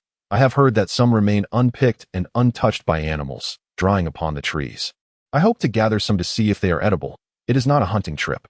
A determined glimmer sparkled in Shun Yu's eyes as she promptly responded, "No matter what you intend to do, I wish to accompany you." Her voice was bright and imbued with an undeniable tenacity, as if the prospect of journeying with Tang Zhe rendered even the most arduous adventure alluring. A teasing smile tugged at the corners of Tang Zhe's lips as he playfully warned, "Are you not afraid I might abandon you in the mountains to feed the wild cats?" Xin Yu, with a serious demeanor, replied earnestly, "I am not afraid. My father has said that your family possesses kind hearts." Her gaze was filled with trust, as if in her heart, Tang Zhe was the most reliable person she knew. "Very well then. Rise early tomorrow.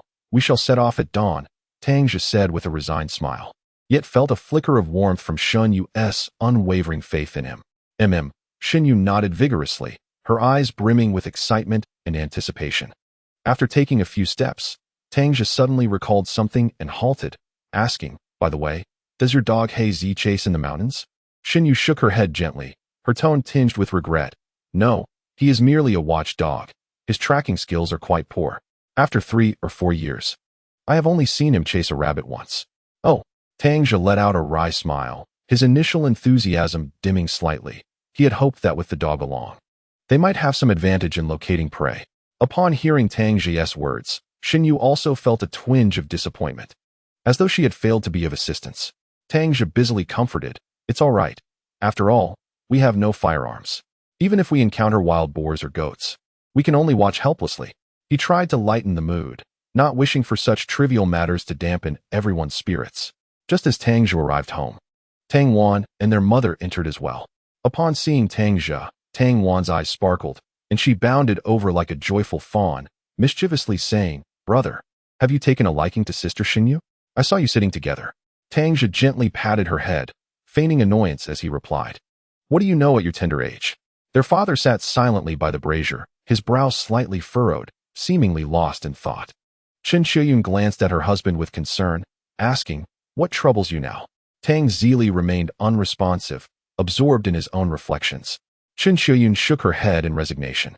Choosing not to press further, she shifted the kerosene lamp closer and resumed her unfinished sewing.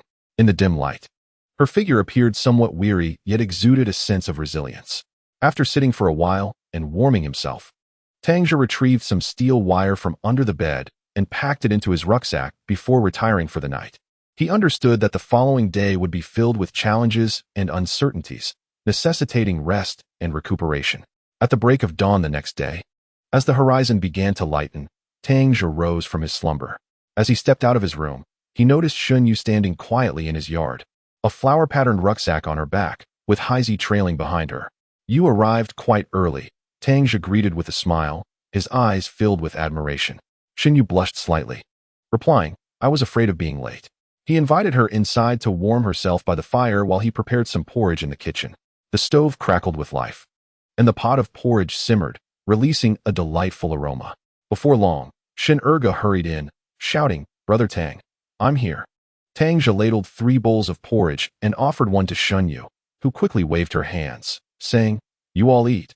I'm not hungry." Tang Zhe firmly placed the bowl in her hands, insisting, "Eat up. We'll be in the mountains all day, and there won't be any food later." Only then did Shin Yu accept the bowl and begin to eat daintily. Before heading out, Tang Zhe packed 6 sweet potatoes into his rucksack and tucked a machete into his waistband. He meticulously checked the contents of his rucksack to ensure nothing was forgotten. As they were about to leave, Haizi lingered nearby, and Tang Zhe remarked, "He can't come today. I'll be setting traps and don't want him to get caught." Shin Yu called out to Haizi a few times before it reluctantly returned home. The trio made their way along the Niue River, which flowed serenely through the winter landscape. The water was crystal clear, and a thin mist hovered over the surface, resembling a tranquil ink wash painting. Their silhouettes flickered in and out of the mist, their steps light and resolute. As they walked, Tang Zhe shared his knowledge of the forest with Shun Yu and Shin Ergu, explaining which plants were edible and where they might find game. Shin Yu listened intently, occasionally posing questions, to which Tang Zhe patiently responded. Meanwhile, Shin Ergu gazed around, his eyes sparkling with curiosity and excitement. After traversing a considerable distance, they ventured into an untouched area of the forest. The woods were serene and profound, with a thick layer of snow blanketing the ground, producing a crisp crunch underfoot. Sunlight filtered through the branches, casting dappled patches of light upon the snow. Shiitake mushrooms thrive on decaying wood, particularly when it is moist. Although their prime growing seasons are spring and autumn, one may occasionally discover undisturbed specimens in the mountains during the depths of winter. After more than 2 hours of trekking, Tang Zhe had also cast a few steel wires in hopes of fortune. Suddenly, his eyes sparkled as he spotted a fallen dead tree teeming with shiitake mushrooms. "Found it!" he exclaimed with exhilaration. Shin Yu gazed at the bountiful mushrooms, albeit dried, and could not suppress her astonishment, exclaiming, "Wow, so many!" Shun Ergu rushed forward, seemingly fearing the mushrooms would escape, and eagerly urged, "Hurry and pick them. With this many, we're bound to strike it rich." As they approached, Tang Zhe plucked a few mushrooms from the tree. Despite their desiccation, most were still edible. He cautioned Shin Ergu, "Be careful while collecting. Discard any that are rotten to avoid an upset stomach." Shin Ergu responded with a nod while his hands continued their task. By the time he returned, Shin Yu and Shun Ergu had gathered an ample half-basket of mushrooms. Although their appearance was less than perfect, it was certainly better than going without food. "Brother Tang, look at all this," Shin Ergu exclaimed, lifting the basket before Tang Zhe, his face radiant with the joy of harvest. Tang Zhe nodded in approval, saying, "Let us secure these for now and continue our search later." Once they had organized their findings, it was already noon, and their stomachs rumbled with hunger. The 3 descended further until they reached the riverbank. Tang Zhe and Shun Ergu collected some dead branches for firewood. Despite the snow not having melted, one could always find dry kindling within the forest.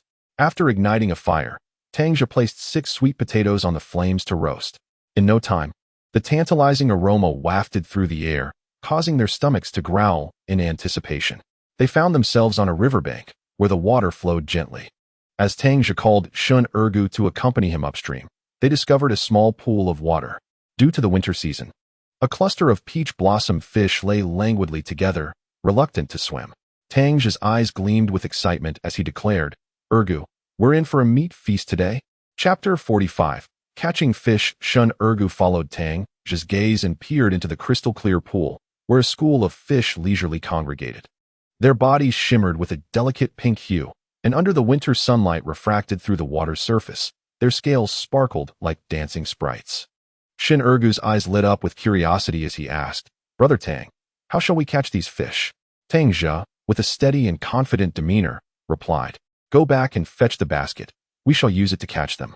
Upon hearing this, Shin Ergu immediately turned and dashed towards the location where they had left the basket. At that moment, the biting cold wind sliced through the air like a blade, causing Shin Ergu's ears to throb with discomfort. Yet, his thoughts were solely consumed by the pursuit of fish, and his pace showed no sign of waning. Meanwhile, Tang Zhe meticulously observed the direction of the water flow. The surface of the Niuwai River was narrow, and the current appeared particularly fierce. Any notion of diverting the water was nothing short of a fantasy. Standing by the riverbank, his brow furrowed slightly, he contemplated his next move. Before long, Shin Ergu returned, panting heavily, with a somewhat worn basket slung over his back. "Brother Tang, I've brought the basket," he exclaimed, handing it over to Tang Zhe. Taking the basket with care, Tang Zhe gently placed it in the water, then scoured the riverbank for several appropriately sized stones, which he firmly pressed onto the basket to ensure it would not be swept away by the current. Having completed this task, he sought out a slender branch, crouched down, and slowly extended it into the water, cautiously herding the fish towards the basket. Tang Zhe's movements were incredibly gentle, his eyes fixed intently on the fish, each action perfectly measured. The fish seemed to sense danger, scattering in all directions. However, Tang Zhe remained calm, patiently guiding them toward the basket. At last, a few fish ventured into the basket. "Quick, Brother Tang, they've gone in," Shin Ergu shouted anxiously from the side. Instantly, Tang Zhe rose, swiftly lifting the basket with both hands. Yet, those fish were remarkably agile. Just as the basket was about to fully emerge from the water, they darted like lightning through the gaps and returned to the depths. "Ah, so close," Shin Ergu lamented, slapping his thigh in frustration, his face etched with disappointment. Tang Zhe, however, did not succumb to despair. Rising to his feet and shaking the water from his hands, his gaze remained steadfastly fixed on the water. He understood that to successfully catch fish, he needed to discern their weaknesses. Thus, he began to observe the patterns of their movements, seeking a more effective strategy. At that moment, the winter sun cast its golden rays upon the water's surface, creating a shimmering spectacle, and everything by the pond seemed enveloped in tranquility. Standing there, Tang Zhe appeared to merge with the surroundings, his eyes focused and resolute, leaving no detail overlooked. After a while, the school of fish seemed to have relaxed their vigilance. No longer in a state of panic, they gradually swam beneath a large stone, believing they had found a safe haven. Seeing this, Tang Zhe's heart stirred. He surveyed the stone and the surrounding environment, gradually formulating a new plan in his mind. Approaching the riverbank, he set his sights on a hefty stone weighing around 60 to 70 pounds. Taking a deep breath, he gripped the edges of the stone tightly, bent his legs slightly, and summoned all his strength to lift it slowly. Veins bulged on his arms, every muscle tensed, and his face flushed red from exertion. "Brother Tang, what are you up to?" Shin Ergu asked, his expression one of confusion. Tang Zhe offered no reply, gritting his teeth as he steadily made his way towards the pond's edge. Upon reaching the edge of the pond, he steadied himself, raised the stone high above his head, and with all his might, brought it crashing down onto the rock where the fish had taken refuge. The resounding thud echoed like thunder along the water's edge. As droplets splashed into the air, they shimmered in the sunlight, creating a cascade of beautiful rainbows. The sudden noise startled Shin Ergu, causing him to instinctively take a few steps back. Once he regained his composure, his eyes were fixed intently on the pond. Moments later, a flurry of white bellies began to surface. "Tang Zhe, they're surfacing, the fish are coming up," Shin Ergu exclaimed, leaping with excitement. The impact from the stone had stunned 6 or 7 fish, causing them to float languidly on the water's surface, their bellies exposed. Ignoring the frigid water, Shin Ergu quickly removed his shoes and trousers and leaped into the pond. The icy water sent a shiver through his legs, but the thrill of catching fish overshadowed any discomfort he felt. He swiftly swam to the fish, grasping them in his hands, and carefully placed them into his basket. "Haha, I've caught some," Shin Ergu exclaimed, his face beaming with joy, his smile brighter than the winter sun. Once the water cleared, they observed closely again and indeed discovered another group of fish hiding beneath a different rock. Tang Zhe and Shin Ergu exchanged knowing glances, understanding each other perfectly. Following the same method, Tang Zhe lifted the stone once more and struck down towards the fish. With more jubilant cheers as the fish surfaced, they added several more to their catch. "Tang Zhe, your method is truly ingenious. I could never have thought of it," Shin Ergu praised while sorting through the fish in his hands. Tang Zhe smiled, wiping the sweat from his brow, and replied, "This is all experience gained from living in the mountains. With persistence, one will always find a way." After some time, they had caught over 30 fish, weighing approximately 4 to 5 pounds. Tang Zhe, gazing at the lively fish in the basket, felt a deep sense of accomplishment. He looked up at the sky and then around, saying, "Let us continue onward and see if we can find more fish."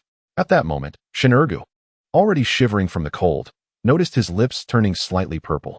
As he trembled while putting on his trousers, he hurriedly replied, "All right, sounds good, Tang Zhe."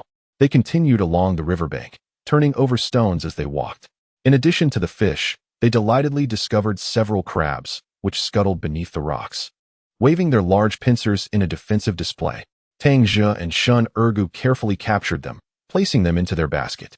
Beneath a larger stone, they also found 2 hibernating stone frogs, plump and dark-skinned, resembling toads from Africa. Tang Zhe knew these stone frogs not only had tender meat and exquisite flavor, but were also reputed to be a nourishing delicacy. He gently extracted them from their hiding place and cautiously added them to the basket. "Tang Zhe, today we have truly had a bountiful harvest," Shin Ergu exclaimed with excitement. Tang Zhe had not yet responded when he heard Shin Yu calling his name from a distance. Chapter 46. Adding 2 dishes immersed in the excitement of fishing with Shin Ergu, Tang Zhe was suddenly jolted back to reality by Shin Yu's distant cries. Realizing that they had been out for quite some time, he looked up to see the sun had unknowingly shifted westward, casting a softer, golden light that enveloped the entire forest in a delicate hue. He hurriedly made his way back along the river with Shin Ergu, who was animatedly recounting the thrilling moments of their fishing escapade, his face radiating excitement. Upon returning to the spot where they had previously built a fire, Tang Zhe saw Shin Yu sitting beside the flames. Her face was smudged with soot, her hair slightly tousled, yet her eyes sparkled with anticipation. As soon as she spotted Tang Zhe, she sprang to her feet, beaming as she handed him the roasted sweet potato, her voice ringing with cheer. "Zhe, the sweet potato is ready, please eat." Tang Zhe accepted the warm sweet potato, feeling a wave of warmth wash over him. He placed the sweet potato beside the fire, removed his backpack, and with a hint of pride, announced, "Just a moment, we shall add 2 more dishes." "Wow, you are incredible. So many fish," Shin Yu exclaimed, her eyes wide with admiration as she gazed at the lively fish in the backpack. To her, Tang Zhe appeared as an omnipotent hero, always discovering delightful surprises in the wilderness. Shin Ergu quickly chimed in, his admiration evident. "It was all thanks to Brother Tang's ingenuity. Otherwise, I would have merely gazed at the fish in despair. Without Brother Tang, we would not have caught so many fish today. What an eye-opening experience." He exaggeratedly mimicked Tang Zhe's actions of moving stones to catch fish, eliciting laughter from Shin Yu. Shin Yu took the backpack to the riverbank, washing her face with the cold water. The frigid river water instantly revitalized her, dispelling the heat from her cheeks. Tang Zhe followed suit, deftly drawing out a knife from his waist to begin cleaning the fish, while Shin Yu diligently washed them beside him. Shin Ergu, still shivering from having been in the water, sat by the fire, warming his hands and exhaling warmth, his teeth chattering as he muttered, "This water is truly cold. But catching so many fish makes it worthwhile." Once the fish were prepared, Tang Zhe turned to Shin Yu, saying, "These 2 stone frogs. Take them back to your sister-in-law to make soup. They are good for lactation." Upon hearing this, Shin Yu's face flushed crimson, resembling a ripe red apple. She lowered her head slightly and responded with a soft, almost inaudible Her bashful demeanor prompted laughter from both Tang Zhe and Shin Ergu. Soon, the fish were cleaned, and Tang Zhe gathered some bamboo leaves from the riverbank, their thickness akin to chopsticks, perfect for spearing the fish. He tossed a few crabs into the fire, and with a sizzle, they transformed from blue to red, releasing an enticing aroma that began to waft through the air. Before long, the fish were also grilled to perfection, their golden skins sizzling with oil, filling the air with a mouth-watering fragrance. The 3 sat around the fire, indulging in a hearty feast. Shin Yu took a bite of the tender fish, its succulent flavor dispersing in her mouth, and she couldn't help but exclaim, "This is exquisite. It is the best grilled fish I have ever tasted." Shin Ergu, devouring his portion with fervor, mumbled indistinctly, "Indeed, Tang Zhe's culinary skills are unparalleled." Shin Yu inquired, "Zhe, shall we proceed further?" Tang Zhe glanced into the basket, noting only a small handful of mushrooms, slightly furrowing his brow as he replied, "Let us follow the river for a while longer and see if we can catch a few more fish to take back, especially some stone frogs. It would be great to collect a few." The mention of stone frogs reminded Xinyu of Tang Zhe's earlier words, and her cheeks flushed with crimson. "Shin ergo," oblivious to the context, asked with a puzzled expression, "Xinyu, are you feeling unwell? Your face is quite red." Xinyu quickly turned her head away, stammering, "And no, I'm fine." Observing her bashful demeanor, Tang Zhe's lips curled into a subtle smile, and he chose not to comment further. After finishing their lunch, they extinguished the fire and continued along the riverbank. As they ventured forth, they turned over stones in search of prey, soon capturing several crabs that flailed in a desperate attempt to escape, yet ultimately ended up in their basket. They also struck a few oily fish with stones and caught some small miscellaneous fish, and before long, their harvest had become quite substantial, totaling around 10 pounds. Noticing the sky darkening, with the sun nearing the horizon, the heavens were adorned with a splendid sunset, painting the sky in hues of orange and red. The trio decided against retracing their steps and instead followed the Niue River downstream to reach the village below. As they walked along the riverside path, they shared laughter and stories, relishing the joys of their day's bounty. Upon arriving at the entrance of Tang Zhe Mountain Village, Tang Zhe divided the fish into 3 portions, each weighing around 3 pounds. He handed several crabs to Shun Ergo, saying, "Ergo, you've worked hard today. Take these crabs home and enjoy." Grinning from ear to ear, Shin Ergo accepted the crabs and expressed his gratitude. "Tanggu, you are too kind. Today has truly been a stroke of luck thanks to you." Tang Zhe then gifted 2 stone frogs to Xinyu, reminding her once again to prepare soup for her sister-in-law. He also allotted himself a portion of the mushrooms, not intending to sell them, as the new year approached, necessitating a bit more preparation for the festivities. After parting ways, each returned to their respective homes. Upon arrival, Chen Xiuyun had already prepared dinner, the aroma wafting throughout the house. Seeing Tang Zhe return, Tang Wan, like a joyful little deer, hurried to relieve him of the basket, peering curiously inside to discover their harvest. "Mother, we have fish," Tang Wan exclaimed excitedly, whisking the basket away to the kitchen, her eyes sparkling with anticipation. Chen Xiuyun, while serving the dishes, chuckled at Tang Wan's eagerness, saying, "What are you rushing for? It won't run away. We can enjoy it tomorrow." During dinner, Tang Zhe, who had remained silent for most of the day, remarked, "Your uncle probably won't be back even for the new year." Tang Zhe merely acknowledged with a grunt, not responding further. Chen Xiuyun sighed, saying, "You are quite naive. You consider him a brother, yet he has never regarded you as anything more than a stranger." Tang Wan remarked, "Indeed, it would be beneficial to pay him some more attention for a few days." Tang Zhe cleared his throat and said, "Your uncle is not a bad man. It is your aunt who has led him astray. Were it not for her influence, he would not have taken up the position of accountant, nor would he have fallen into such dire circumstances." Tang Zhe interjected, "Father, given how things stand, there is no need to dwell on it. After all, it was his own choice to violate the law." With a sigh, Tang Zhe continued, "Among the many in the brigade, most have suffered at the hands of Wu Yang and your uncle. Now that he is imprisoned, I fear there will be repercussions for their family." He sighed deeply once more. Chapter 47. The invitation. Chen Xiuyun entered a mode of reproach. "It seems you have been idle for too long, feeling uncomfortable all over. You return after a day out, and nothing seems right. Why should you concern yourself with others' affairs?" Tang Zhe, apprehensive about the potential for conflict between his parents, gently urged, "Father, your health has yet to recover. It's best to limit your movements. What if you were to fall ill again? Besides, with your uncle incarcerated, there are still Tang Zhong and his mother to manage things. Their household has ample provisions. They won't go hungry." Observing his father's stubborn demeanor, Tang Zhe felt a deep sense of helplessness. He understood that one's character often seems predestined, resistant to change. Like his father, Tang Zhe, who had endured years of bullying from his brother's family without uttering a word of complaint, even now, in light of their misfortune, he continued to harbor concern for them. Rather than portraying kindness, it could be argued that he was simply obstinate.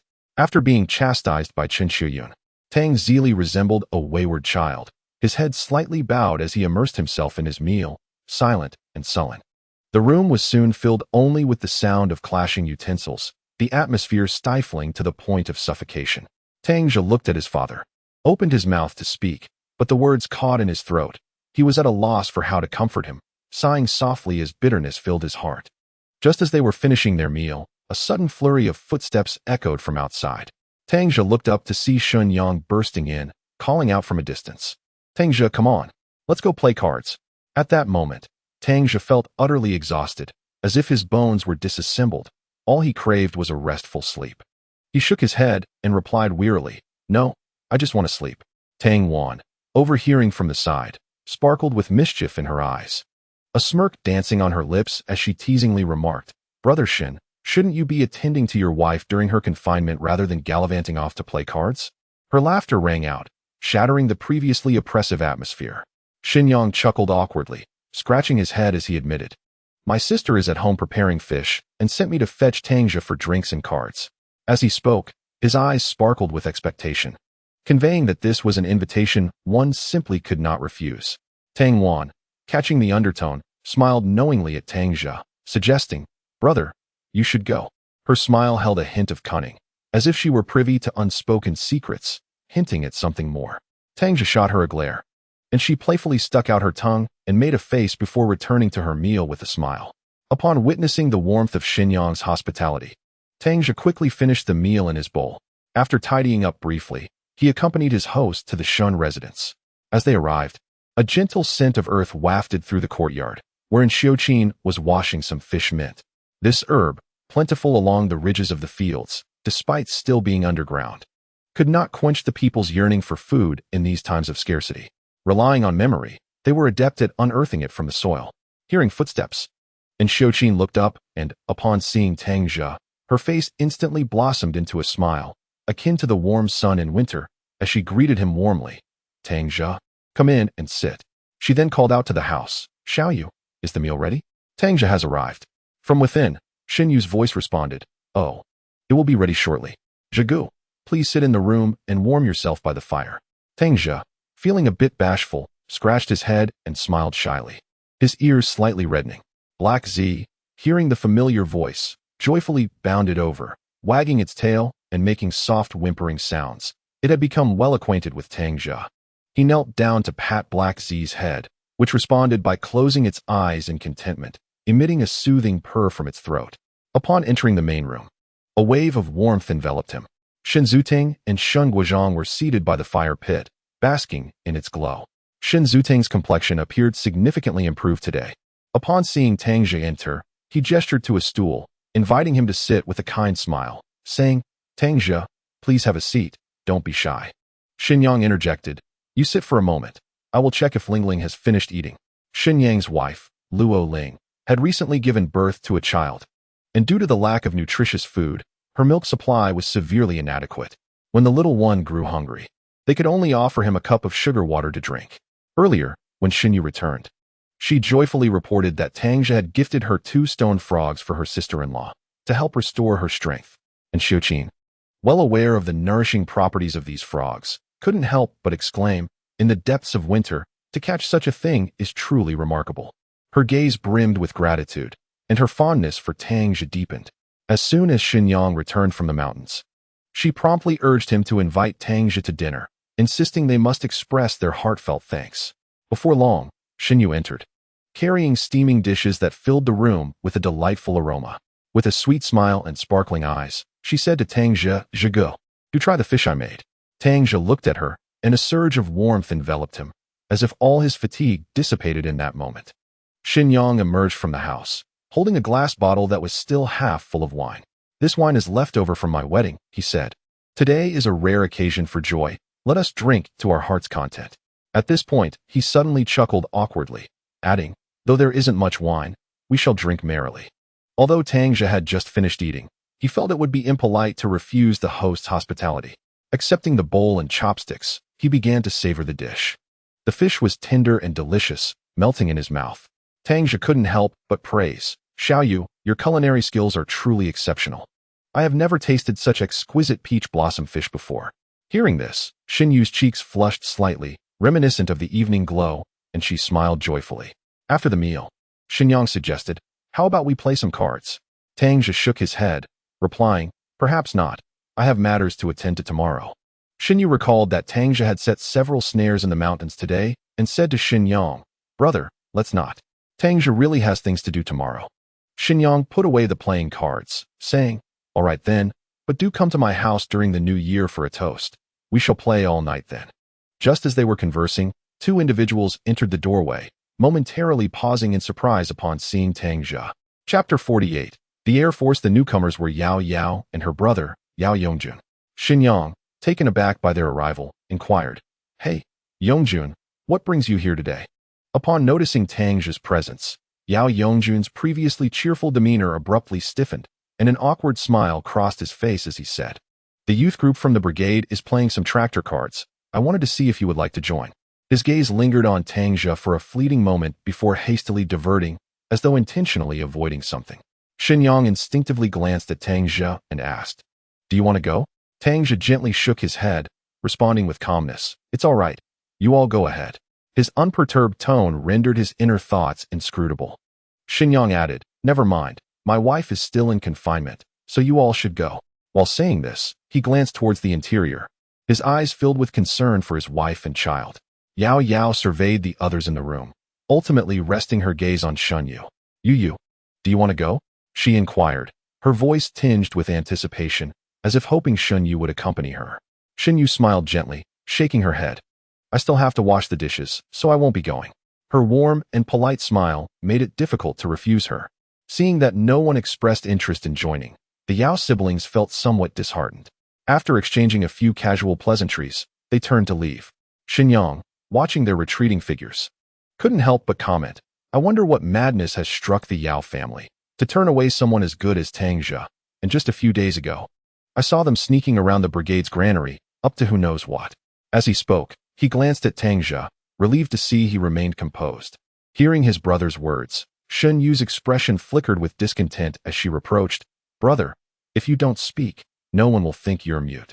Her tone carried a hint of reproach, clearly indicating her wish that he refrain from mentioning such matters at that moment. Tang Zhe maintained his calm demeanor and simply stated, "I shall take my leave now." He rose from his seat to bid farewell to the gathering. It is indeed not a matter of pride for a man of stature to be jilted, and the situation was only exacerbated by the revelation that his family's impoverished circumstances had led to such an unfortunate turn of events. At the very least, this incident had illuminated the true character of the Yao family. Xinyu felt a pang of anxiety as she noticed Tang Zhe preparing to leave. She cast an accusatory glance at Xinyang, exclaiming, "Brother, have you lost your mind?" Knowing that Yao Yao just broke off her engagement with Tang Zhe, why would you bring it up? Her voice bore a tinge of anger, defending Tang Zhe's honor. Xinyang scratched his head, feigning innocence as he replied, "I, too, find it lamentable that such a fine person as Tang Zhe was cast aside by the Yao family. They truly lacked discernment." His tone was filled with regret and confusion. Xinyu let out a dismissive huff, asserting, blame Yao Yao for not having the fortune to choose Tang Zhe, instead opting to associate with Tang Zhong. Now, Tang Zhong is like a lost dog. If word of their situation spreads, Yao Yao will lose face in the community. Brother, a girl's purity is paramount. You must never speak of Yao Yao again, understand? Her eyes reflected concern for Yao Yao's predicament, and Xiuqin interjected, precisely.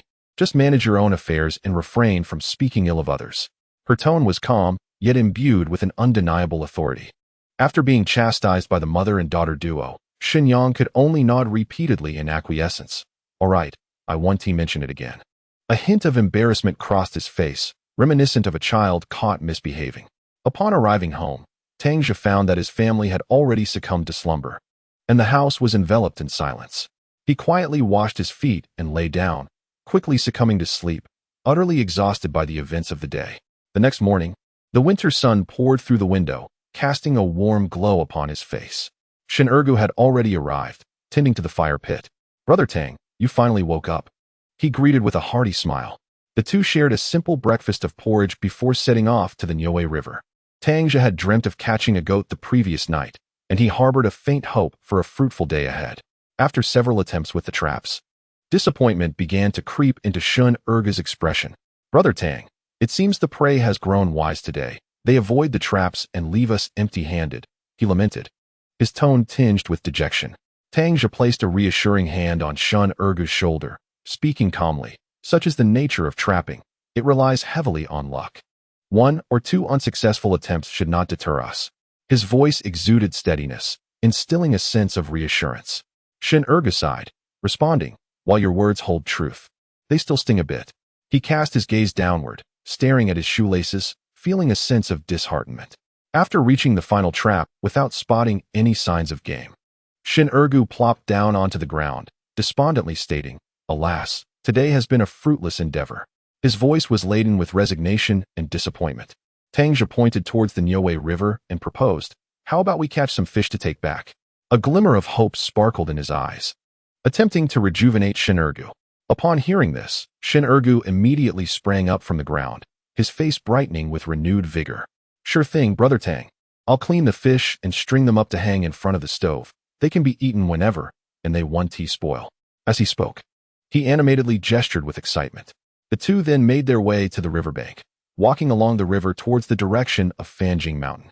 In the winter, the Niue River's waters were crystal clear, and a gentle mist enveloped the surface, creating an ethereal ambience. It was hard to tell how long they had walked, but Shin Ergu was now carrying a substantial string of fish, feeling a bit overheated from the effort. Beads of sweat formed on his forehead, and his cheeks flushed from exertion. "Brother Tang, perhaps we should take a break. I'm utterly exhausted," Shin Ergu panted, his voice tinged with fatigue. Tang Zhe glanced at Shin Ergu and then surveyed the surrounding scenery. He nodded in agreement, saying, "All right, let us rest here for a moment." He found a clean stone to sit upon, gazing at the river before him, his heart filled with reflections. Life is akin to the Niue River, presenting both tranquility and turmoil. As long as one does not give up, there will always be a harvest. After resting for a while, they resumed their journey upstream.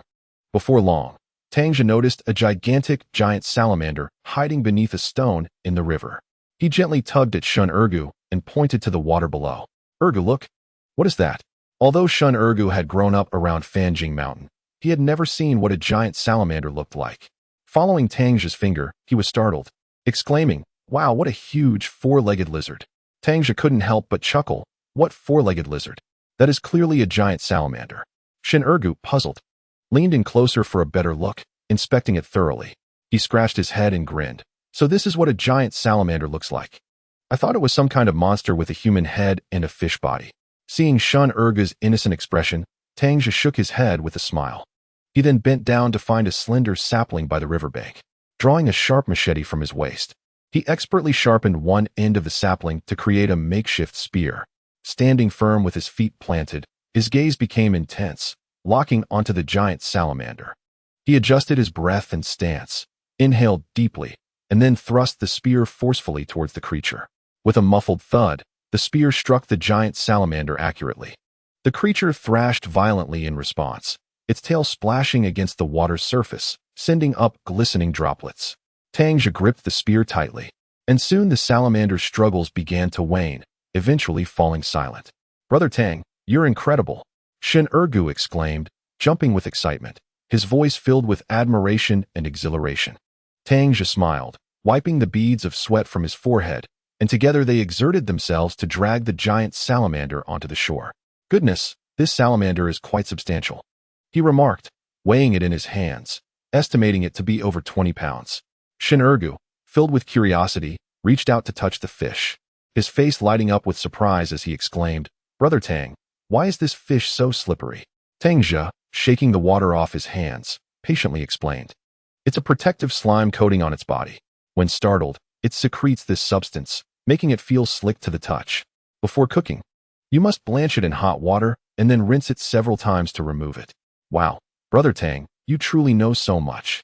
Shin Ergu expressed his admiration for Tang Zhe, his face radiating awe. Tang Zhe chuckled and patted Shin Ergu on the shoulder, saying, "All right. Today we certainly haven't come back empty-handed." Shin Ergu pointed to the 2 strings of fish set aside, remarking, "We're far from being empty-handed with this many fish. Plus the axolotl, we'll have plenty to eat for a long time." They used their homemade spear to firmly bind the axolotl with vines, hanging the previously caught fish alongside it. Carrying this hefty bounty, the two sang a tuneless melody as they made their way toward Beijiayan. The winter sun bathed them in warmth, outlining their joyful figures, while their laughter echoed through the mountains, startling a few birds resting in the branches. Upon returning to the village, Tang Zhe and Shin Ergu divided the axolotl. with Tang Zhe giving Shun Erge 3 pounds and insisting he take a string of oily fish home. Shun Erge left, his heart brimming with joy. Watching Shun Ergu's departing figure, Tang Zhe felt a surge of warmth within. In this age of material scarcity, sharing one's catch epitomized the purest form of friendship. After Shun Ergu's departure, Tang Zhe meticulously cleaned the remaining axolotl, layering it with salt evenly before hanging it above the hearth, preparing to make dried fish. After some contemplation, he decided to set aside 3 pounds to give to Shun Yu's family. Shun Yu's sister-in-law, Luo Ling, had just given birth and needed nourishment, and the axolotl, rich in fat, was an excellent source of sustenance. Carrying the fish to Shun Yu's home, Tang Zhe gently knocked on the door. Shun Zuiting opened it, and, upon seeing Tang Zhe, instantly broke into a warm smile. "Tang Zhe, come in and sit." Tang Zhe entered, placing the fish on the table, and said, "Uncle Shun, I caught this axolotl today and brought some for you." Upon hearing this, Shun Zuiting quickly waved his hands in refusal, saying, No, you should keep it to eat yourself. We can't accept this." Tang Zhe insisted, sincerely stating, "Uncle Shun, please accept it. This fish is beneficial for Sister Luo's recovery."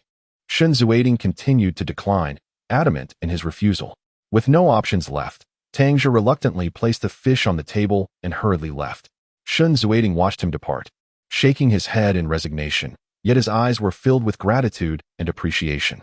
And Xiuqin emerged from the inner room, and, noticing the fish on the table, remarked to Shun Zuiting, "Do you think this boy has taken a liking to our little you?" A hint of amusement sparkled in her gaze. Shun Zuiting chuckled softly, replying, "In this new era and society, what matters is the freedom to love. As long as they are fond of each other, we shall not interfere." And Zicken sighed, her brow furrowed with concern, and remarked, "Alas, given your background, I fear it may adversely affect others. I have heard that many have had their names cleared. Yet there seems to be no news from your end." A trace of anxiety flickered across her face. Shun Zuiting shook his head, helplessly replying, "Who knows? By the way, could you fetch me a few newspapers to peruse?" Though he had scoured those papers countless times, a glimmer of hope lingered within him, yearning to discover any tidings regarding his own vindication. On the morning of the 27th day of the 12th lunar month, just as the sky began to blush with the first light of dawn and the morning star twinkled above, Tang Zhe rose early. He quietly gathered several bamboo chickens, procured a few pounds of soft-shelled turtle meat from above the hearth, and caught a splendid rooster with vibrant feathers from the coop. Carefully wrapping these items, he placed them into his backpack and set off towards the county town. This year, the lunar calendar lacked a 30th day, making the 29th the eve of the new year, and he hoped to pay a visit to Uncle E. Jiefeng to extend his early New Year's greetings. "Uncle Jiefeng, Auntie, I've come to wish you a happy new year," Tang Zhe exclaimed with a beaming smile as he entered, his voice imbued with the weariness of travel, yet brightened by the joy of seeing his elders. E. Jiefeng, surprised and delighted, hurried over, saying, "Why do you always have to be so polite? The wild chicken meat you brought last time hasn't even been finished, and now you bring even more." His tone bore a hint of reproach, yet was laced with genuine concern. Feng Yuezhi emerged from within, smiling as she chimed in, "Indeed, young Tang. You needn't be so formal when visiting us. We are always pleased to see you. It's tough at home. You should save some for your parents to enjoy the new year properly." Her gaze radiated maternal affection, akin to that of a mother towards her own child. Tang Zhe quickly clarified, "I hunted all of this myself. This is soft-shelled turtle meat. I caught one yesterday and shared some with my comrades at the team. I brought the remainder for you to sample." His earnest tone made it impossible to refuse his kindness. Just then, a young woman in her early 20s pushed the door open and entered, announcing, "Dad, Mom, I'm back." Her voice was melodious, like the tinkling of silver bells, cutting through the conversation in the room. Yifeng cast a curious glance at Tang Zhe, softly inquiring, "Who is this?" Feng Yuezhi smiled and introduced, "This is Tang Zhe, a friend of your father's." She then turned to Tang Zhe, her tone warm, "Little Tang, this is our daughter, Yifeng." Tang Zhe hurriedly greeted her, his voice tinged with evident shyness, "Sister Feng, hello." Yifeng, with a gracious demeanor, set down her bag and extended her hand, a friendly smile gracing her face, "Hello." Tang Zhe instinctively became flustered, quickly wiping his hands on his clothing, as if fearing that the roughness and dust on his palms might tarnish this initial contact. He gently grasped Yifeng's fingers for a brief moment before withdrawing his hand. E. Jiefeng interjected, "You young folks should have a nice chat. Your aunt and I will prepare lunch." With that, he and Feng Yuezhi retreated into the kitchen, leaving Tang Zhe and Yifeng in the living room. Do you often visit my home? Yifeng broke the silence, her voice soft and inviting, her head slightly tilted. Her eyes filled with curiosity as she focused intently on Tang Zhe. Tang Zhe nodded, his voice gradually steadying. Uncle Jiefeng has treated me exceptionally well, and I am deeply grateful to him. He began recounting the circumstances of his acquaintance with Jiefeng, as well as the assistance he had received from him. From the initial rescue during his tribulations to the subsequent encouragement and guidance, those days of being helped by Jiefeng were filled with warmth. Before long, an enticing aroma wafted from the kitchen, as Feng Yuezhi and Jiefeng brought forth a lavish spread of dishes to the table. Not only were there wild boar, giant salamander, but also wild chicken and bamboo chicken, each dish exuding a rich fragrance. Yifeng gazed at the table laden with food, her eyes instantly sparkling. Like a child, she clung to Feng Yuezhi, playfully saying, "Mom, you are so good to me, making all this delicious food." Feng Yuezhi replied with a smile. All these dishes were brought by little Tang. Hurry and serve him some rice. Obediently, Yifeng acquiesced, releasing her mother and soon returning with a bowl of rice. The group gathered around the table, the atmosphere warm and harmonious. Yifeng picked up a piece of giant salamander meat, and, as she tasted it, her expression turned to one of curiosity. Looking at Tang Zhe, she inquired, "What kind of fish is this? I don't think I've had it before." Tang Zhe promptly replied, "This is giant salamander, caught in the Nyotai River." He pointed to several other dishes, elaborating, "This is wild boar, that one is wild chicken, and the other is bamboo chicken." Yifeng sampled each dish, exclaiming, "The taste of the wild is truly unique. It's delicious." "Tang Zhe, do you often go hunting in the mountains?" She rested her chin on her hand, gazing at him with great interest. Tang Zhe nodded, "Yes." Suddenly, Yifeng's eyes sparkled with excitement. "I would love to experience the thrill of hunting." Her gaze was filled with longing, as if she were already immersed in the forest, pursuing the tracks of her prey. Tang Zhe chuckled, "Sister Fangfang, hunting is no trivial matter. For instance, regarding that wild boar, had I not been fortunate, it could have easily dealt with me that day." He then recounted the details of how he had taken down the wild boar, captivating the three listeners as if they were present at the scene. As Tang Zhe narrated, they experienced moments of tension, almost sensing the ferocity of the boar, followed by bursts of laughter, applauding Tang Zhe's wit and bravery. Yifeng's eyes widened, her hands instinctively clenching. And when she heard that Tang Zhe had successfully subdued the wild boar, she sighed in relief, patting her chest and exclaiming, "That was so thrilling. Listening to you, I really wouldn't dare to go." A hint of disappointment washed over her face, her shoulders drooping slightly, as her initial enthusiasm for hunting was swiftly overshadowed by fear. However, Tang Zhe reassured her, "When summer warms up, if you have time, Sister Fangfang, I can take you to the Nyotai River and Qingshui River for fishing, and even to the underground river of Daqiyuan for the four-gilled fish. Those places are safe." A smile returned to Yifeng's face. "Really? Then you must take me when summer break arrives." Jiefeng chimed in, "With just a few days of vacation each year, you think you can roam around?" Yifeng stuck out her tongue, making a playful face, and the four of them burst into hearty laughter, their joy resonating throughout the room, suffused with warmth and happiness. After emerging from the confines of the Liberation House, Tang Zhe meandered through the bustling market at Dongmen Bridge, intent on procuring items for the upcoming New Year festivities. Perhaps due to the impending holiday, the market was lively and less regulated. Even in the midday sun, numerous vendors were displaying a variety of goods without fear of reprimand. The atmosphere buzzed with the sounds of haggling and lively banter, as throngs of people navigated through an array of vibrant stalls. Tang Zhe wove through the crowd, his heart swelling with the joy of the season as he beheld an assortment of festive merchandise, colorful New Year paintings, fragrant candies, and various practical household items. Approaching a fruit stall, he was captivated by the bright oranges, their golden skins glistening in the sunlight, exuding a delightful aroma. He purchased several pounds of oranges and apples before heading home. In the low-lying county town, the snow had long since melted, leaving only the mountaintops cloaked in white, while the roads remained particularly slippery. Upon arriving home, he set down his purchases. Tang Wan, upon spotting the apples, could not resist picking one up and inhaling its scent. "Brother, is this really an apple? I've only seen this in books," she exclaimed. Tang Zhe nodded in affirmation, instructing her to wash it and share one with their parents. Tang Wan retreated to the kitchen, returning shortly to inform him, "Brother, Sister Shin, you came looking for you. What was it about?" he inquired.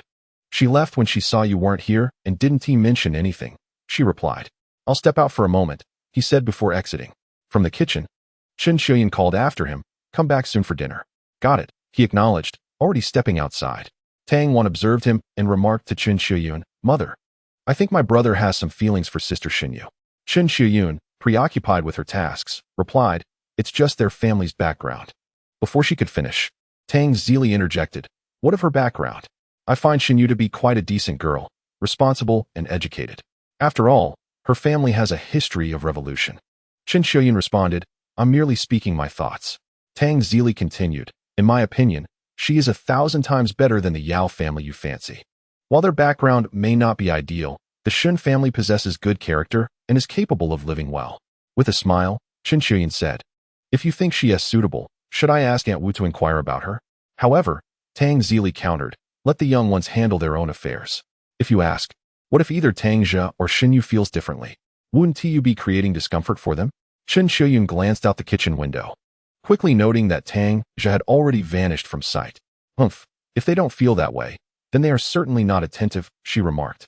Chapter 51. The thieving mouse. Tang Zhe hurriedly ran to Xinyu's home, where he was greeted by He Zi, who wagged his tail and followed him into the yard. There, he called out, "Xinyu, Xinyu." Xinyu opened the door and, upon seeing him, exclaimed, "Didn't you go to the city? You're back so soon." Instead of answering her question, Tang Zhe inquired, "What did you want to talk to me about?" Xinyu welcomed him inside and replied, "It's nothing much. I just wanted to ask if you'd like to go hunting tomorrow. I'd like to join you." Tang Zhe remarked, "I merely set snares and possess no firearms. Even if I were to catch something, I could only watch helplessly as it escapes.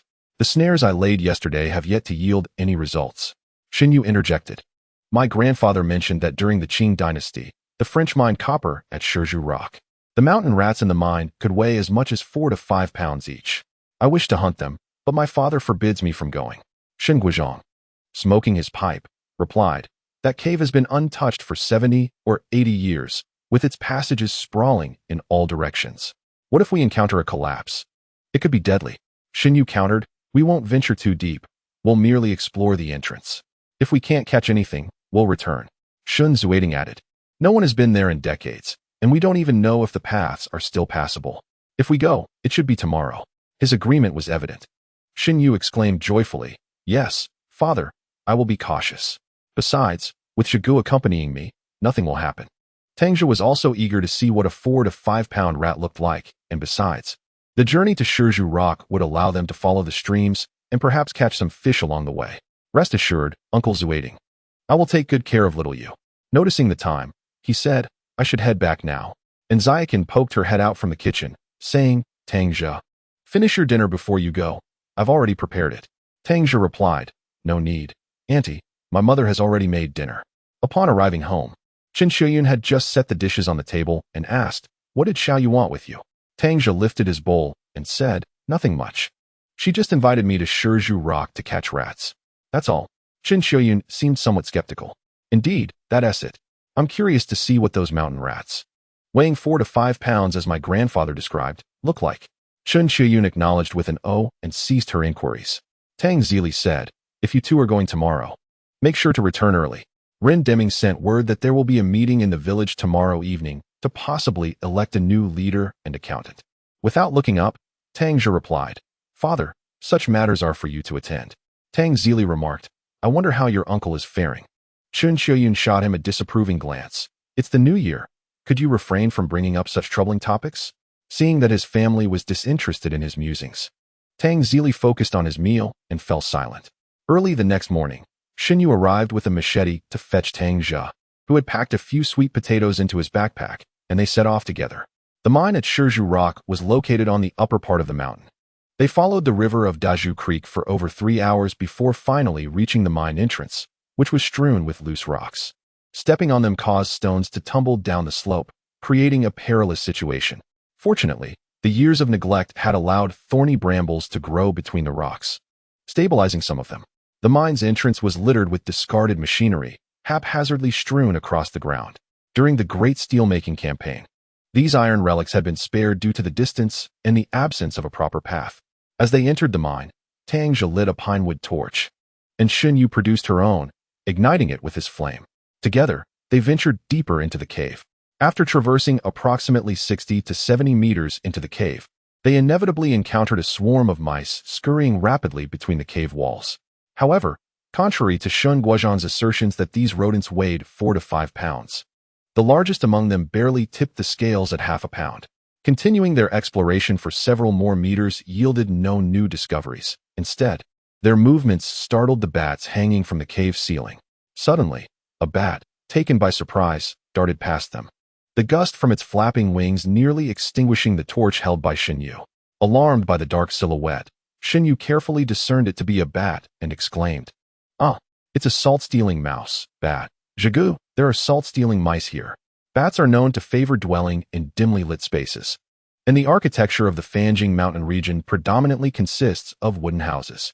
The small windows in the kitchens of old houses, coupled with years of exposure to the smoke of cooking fires, have rendered their interiors pitch black. Consequently, it is not uncommon for bats to choose such environments as their homes. Locals believe these bats sneak into kitchens to pilfer the salt stored within, thus dubbing them salt-stealing mice. Xun Yu's exclamation startled the previously active mice, causing them to emit a series of sharp squeaks and scatter in a frenzy. Amid their chaotic retreat, small stones began to tumble from the cave walls, further alarming the colony of bats above. 1 bat, 2 bats, 10 bats. Before long, hundreds and thousands of bats swept over their heads, flying out of the cave. Terrified, Xun Yu sank to the ground, trembling uncontrollably, and dropped the torch. Tang Zhe draped his coat over her and remained still, assuring her that bats do not actively attack humans. If one remains motionless, they will perceive it merely as an obstacle to avoid. After a few minutes, most of the bats had departed, leaving only a few still fluttering within the cave. Tang Zhe removed the coat and gently patted her head, saying, "Xiaoyu, they've all flown away. You can get up now." Xun Yu glanced up. "Zhigu, you're deceiving me. There are still so many flying above." Tang Zhe, exasperated, thought it odd that she, who dared to catch mice, would fear bats. A few minutes later, the mice had vanished into the shadows, with the remaining bats hanging once more from the cave ceiling. He retrieved Xun Yu's torch and reignited it, suggesting, "Shall we proceed?" Xun Yu slowly rose, accepting the torch and softly murmuring, "Zhigu, perhaps we should not venture further. There are far too many salt-stealing mice. It's quite frightening." Tang Zhe nodded in agreement. "All right, let us head back." His primary aim for this excursion had been to witness the so-called 4 to 5 pound mice. But he found none. Perhaps this was merely an exaggeration commonly found in rural tales. Upon exiting the cave, Xun Yu finally exhaled a sigh of relief.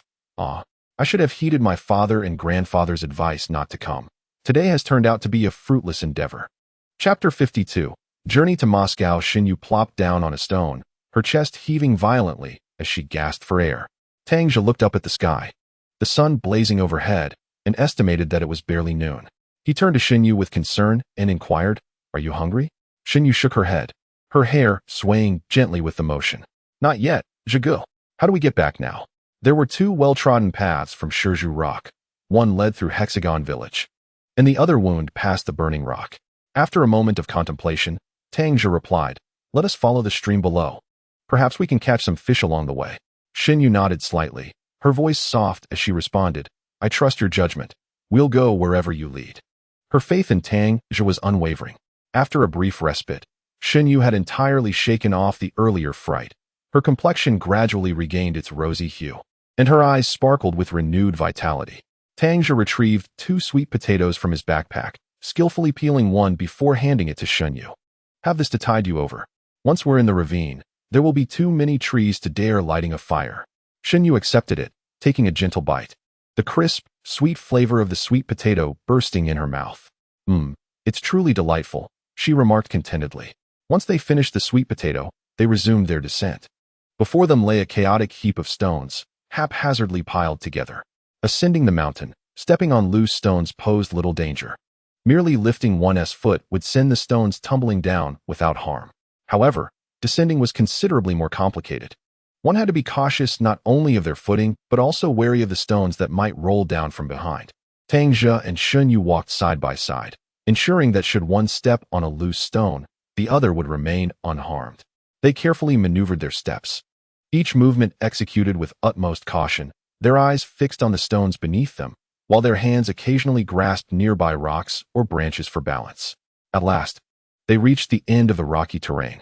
Following the path they had previously cleared, they trudged for nearly 500 or 600 meters before finally arriving at the river gorge. On their way there, they had been so focused on reaching the mine that they hadn't taken the time to observe whether there were fish in the stream. Now, on their return, they were eager to search meticulously. The stream was not long, merely about 5 kilometers, flowing into the clear waters of the Jiang River. The trees lining its banks were lush and verdant, resembling immense green umbrellas that enveloped the stream entirely. Sunlight filtered through the gaps in the foliage, casting dappled shadows that resembled scattered stars, enchanting and dreamlike. After walking along the stream for only a short distance, Xinyu bent down to move a stone by the water's edge and exclaimed with delight, "Zhigu, look, 2 stone frogs." Her voice was filled with excitement, her eyes twinkling with joy. Tang Zhe hurried over, swiftly catching the stone frogs and placing them in his backpack. During winter, stone frogs hibernate, so keep an eye out for these dry stones along the stream and any loose patches of mud. They might be hiding there. Xinyu nodded. All right, I understand. Thus, they followed the stream downstream, unknowingly catching over a dozen stone frogs, more than 10 crabs, and dozens of small fish like loaches. After walking for about a kilometer, they arrived at a small riverbank. Tang Zhe felt a slight discomfort in his abdomen and, somewhat embarrassed, said to Xinyu, "You continue to catch them. I need to step away for a moment." In local dialect, the act of relieving oneself is humorously referred to as duan mausik, a playful twist on the words. Xinyu chuckled. "Zhigu, you still speak so elegantly. Hurry along, I will wait for you here." Tang Zhe found a sparsely wooded area and ventured in. After a few steps, he came upon a cliff, its base perpetually shrouded in darkness, devoid of trees, giving it an eerie presence. He glanced back toward the direction he had come, now entirely obscured by trees and thorns, and felt reassured enough to unfasten his trousers. In an age devoid of mobile phones, there were 2 common pastimes during such moments: smoking or surveying one's surroundings. Tang Zhe belonged to the latter. Bored, he scanned his surroundings, finding nothing but dense woods and jagged stones. As he relieved himself, he set his sand knife aside. Out of boredom, he began to dig into the earth with the knife, contemplating covering the spot afterward with the soil. Suddenly, a crisp sound shattered the silence. A translucent object was struck by his knife, sending sparks flying. Intrigued, he carefully excavated the object, revealing a piece about the thickness of his thumb and around 10 centimeters long, shaped like a hexagon. "Crystal?" he murmured softly, filled with curiosity. He picked up the object and examined it closely. Indeed, it was a piece of crystal. However, its quality was not exceptional. The upper half was highly transparent, gleaming brilliantly in the sunlight, while the half that had been struck by the knife was murky, resembling a flower with numerous bubble-like inclusions. He plucked a few gourd leaves to clean it, and, pulling up his trousers, resumed digging in that spot. Before long, he unearthed several more pieces of varying sizes, the largest being the size of a teacup, while the smallest were merely the thickness of a finger. Crystals hold considerable value, whether for jewelry, collection, or as foreign exchange for the nation. Surveying his surroundings, he decided to relocate. After walking a few meters, he found himself on soft yellow soil mixed with white pebbles and some small crystal stones. There, he began to dig again and, after a few moments, unearthed more than at the previous location, though none were as large. The biggest was only thumb-sized. Just as he was about to give up, the sand knife clinked again, suggesting something larger was beneath the surface. Gently, he brushed away the dirt, revealing a smooth piece of crystal. He took the sand knife and carefully excavated around the crystal, and before long, a piece weighing approximately 10 kilograms emerged from the earth. He sheathed the knife into his waist, plucked a few leaves from the side, and wiped the surface repeatedly. Though still coated with dirt, its form unmistakably resembled crystal. Selecting several sizable pieces from the crystals he had unearthed earlier, he placed them in his coat pocket and returned to the riverside, cradling a larger crystal. Xinyu had already searched the riverbank several times, discovering only a stone frog and 2 crabs. Contemplating the dark, deep creek and recalling the bats from earlier, she hesitated to venture alone, settling instead on a dry stone to await his return. Upon seeing him emerge, Xinyu smiled knowingly. Chapter 53. Titanium Crystal. Tang Zhe, brimming with joy, placed the chosen crystal stones into his backpack. Xinyu, curious and puzzled, could not help but inquire, "Brother Zhe, why are you carrying such large stones?" With a smile, Tang Zhe bent a pliable vine to carefully cover the crystals, as if guarding a precious secret, and explained, "These stones possess unique characteristics. I intend to take them home as decorative pieces." Xinyu did not press further and obediently asked, "Shall we proceed downhill now?" Tang Zhe nodded. Securing the backpack on his back, within it lay not merely crystals, but also the anticipation nestled in his heart. As they progressed, they continued to search the stream for small fish and crabs. Although their haul for the day was modest, each small discovery filled them with satisfaction. By the afternoon, Tang Zhe gifted Xunyu the stone frogs and some fish, sharing their bounty. His eagerness to return home surged. For that large piece of natural crystal exerted a magnetic allure, compelling him to cleanse it and unveil its true quality. Upon reaching home, he handed the crabs and fish to Tang Wan for cleaning. She received the items, glancing at the mere dozen crabs and 4 to 5 pounds of fish, and teased, "Brother, it seems you and sister you had quite the hunting expedition." Tang Zhe playfully tapped her head, "Get to work." He then swiftly fetched a wooden basin, filled it with water, and gently placed the crystal within, beginning to wash it meticulously. As the dirt gradually cleared from its surface, his eyes widened in astonishment and delight. Inside the crystal, he discovered golden, hair-like minerals intertwined, radiating a mesmerizing glow. The light refracted, casting brilliant colors in a captivating display. "Titanium crystal?" he murmured softly, disbelief lacing his voice. Holding it to the sunlight, he examined it closely. The smooth surface boasted sharp edges, while the golden strands resembled beams of light densely packed throughout the crystal, bathing it in a golden hue, as if sunlight were sealed within the stone. He had unexpectedly unearthed such a rare treasure. A surge of excitement welled up within him as he recognized the value of titanium crystal in the jewelry market of the future. Its rarity, primarily due to imports from Brazil and a few other nations, rendered it quite precious. In his homeland, aside from sporadic finds in places like Donghai and Yunnan, only transparent and white crystals had been discovered near Mount Fanjing, though some had stumbled upon water-gourd crystals. The piece of titanium crystal he held was not merely of superior quality, but weighed an impressive 40 pounds, making it a rare treasure in the domestic landscape of the time. He had once heard a saying, "If one were fortunate enough to possess a piece of natural titanium crystal, it should be cherished." For it was not only a beautiful gem, but also a vessel of immense energy and mysterious power. After meticulously cleaning it, he carefully returned to his room, wrapping it gently in an old garment. He understood that the state-run collection center in the city would undoubtedly reject such a valuable item. Thus, a visit to Tongcheng or Lincheng was in order, for larger cities often offered greater opportunities. Perhaps there, the true worth of this titanium crystal could be realized. After securing the crystal, he glanced at the sky, noting that dusk had yet to fall. The setting sun cast a golden veil over the earth, draping the entire world in its warm glow. His thoughts drifted to the snares he had set 2 days prior. Regardless of the outcome, it was time to retrieve them. In the eyes of the simple mountain folk, animals, like humans, deserved to celebrate the new year. And seasoned hunters refrained from trapping from New Year's Eve to the 15th day of the lunar calendar. He ventured out to Xinjiang, calling upon Shun Ergu to join him. Each armed with a machete, they descended into the river gorge from Xinjiabing, following the waterway until they reached the last of his snares, before navigating back through the forest to check their catches. The first snare yielded no prey, leaving Tang Zhe somewhat disheartened, yet unsurprised. Skillfully, he severed the pole and retrieved the steel wire. Upon reaching the second snare, Shun Ergu suddenly pointed at the sprung pole, exclaiming with excitement, "Brother Tang, we've caught a porcupine."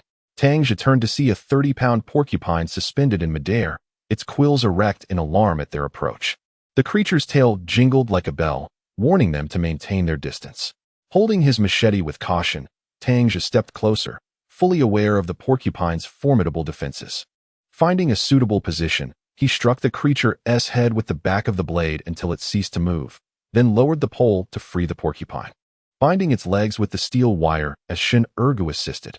Together, they carried the porcupine back.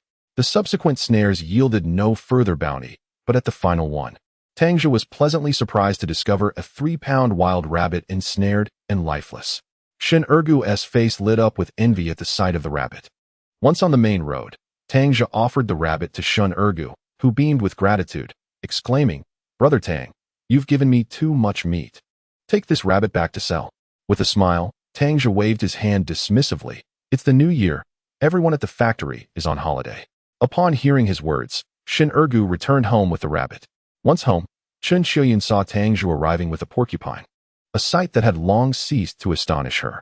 Ever since Tang Zhe returned from the county town after selling charcoal, he seemed transformed, no longer mingling with his peers in the village to engage in card games. "Zhe, the quills of the porcupine are indeed valuable. Save them. If any child suffers from a stomachache or eats too hastily, they can be used for medicinal purposes," she advised. Tang Zhe nodded in agreement, deftly removing the quills.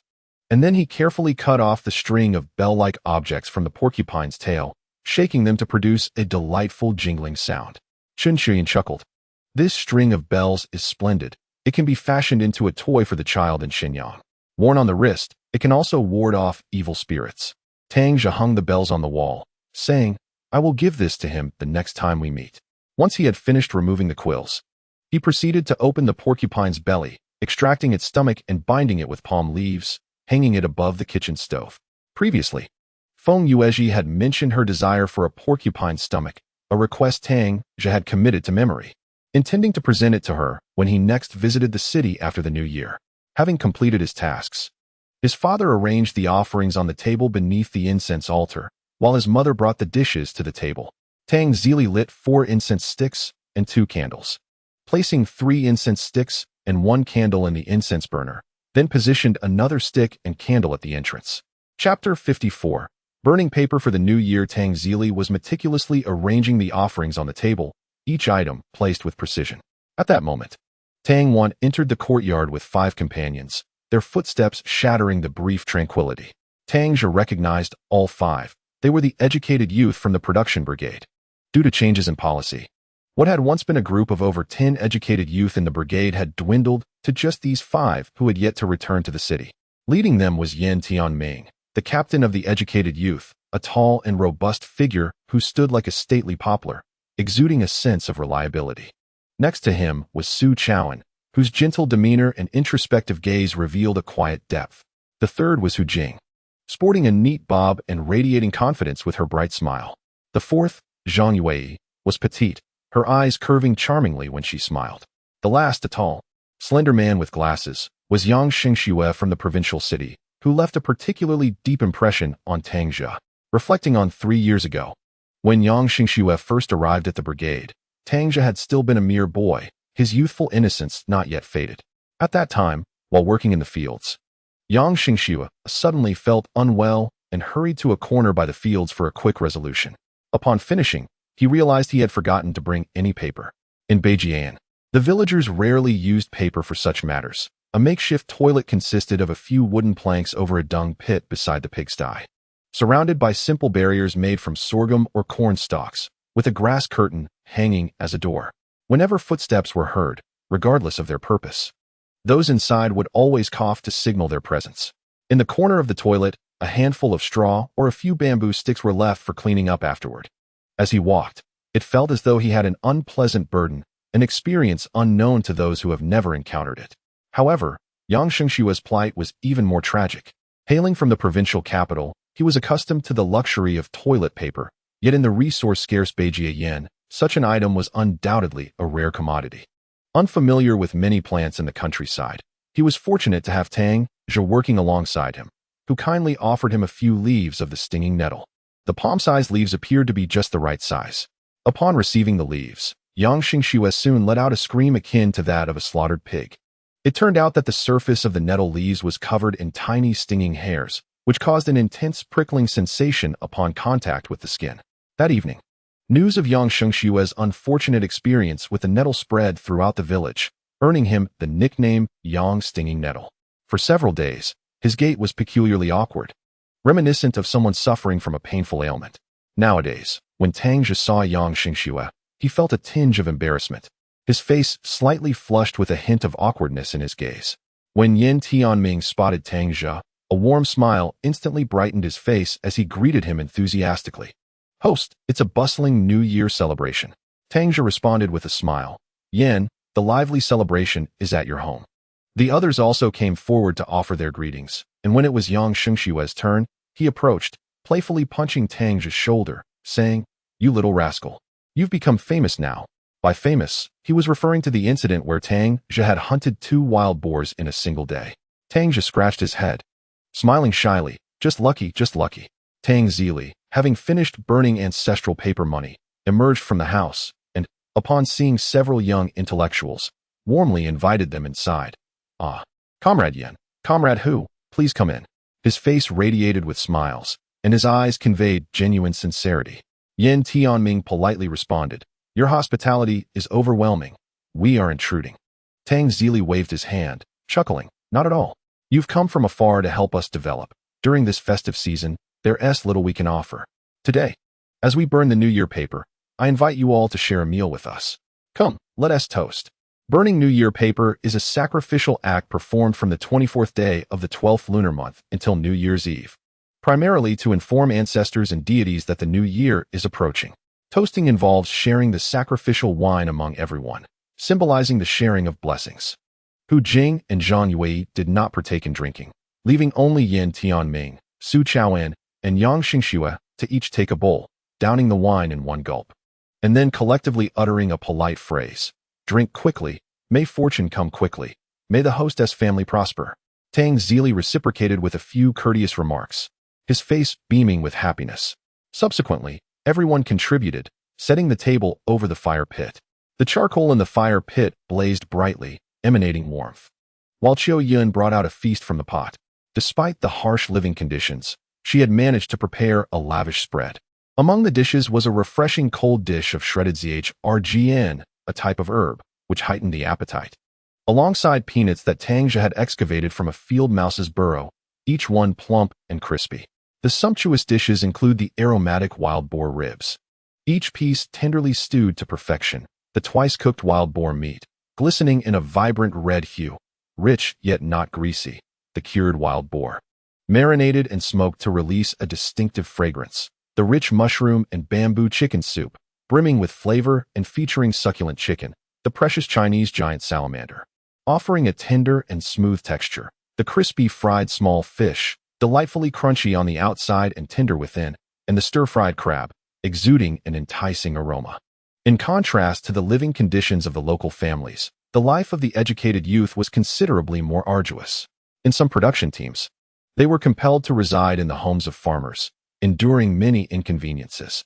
The construction of a reservoir in Beijian had mobilized the entire labor force of Qianjiao County, leading to the establishment of a command center near Tanjiaishan. Once the reservoir was completed, the command center was repurposed into a primary school and an office for the brigade, with some surplus rooms designated as dormitories for the educated youth. Despite these arrangements, life for the educated youth was fraught with challenges. The scarcity of resources and the differences in lifestyle made their existence far from easy. Those with connections at home had begun applying to return to the city since last year, and some had already left, leaving only 5 individuals steadfast in their commitment to remain. Although Wu Liang and Tang Ziqiang had previously expressed discontent towards Tang Zhe, he maintained a cordial relationship with the educated youth, inviting them over for a meal during the spring festival each year. The simple villagers were always so warm and hospitable. As they gathered around a table laden with dishes, Yan Tianming remarked, I have long heard that Brother Tang Zhe hunted 2 wild boars. Today is indeed a feast for the senses.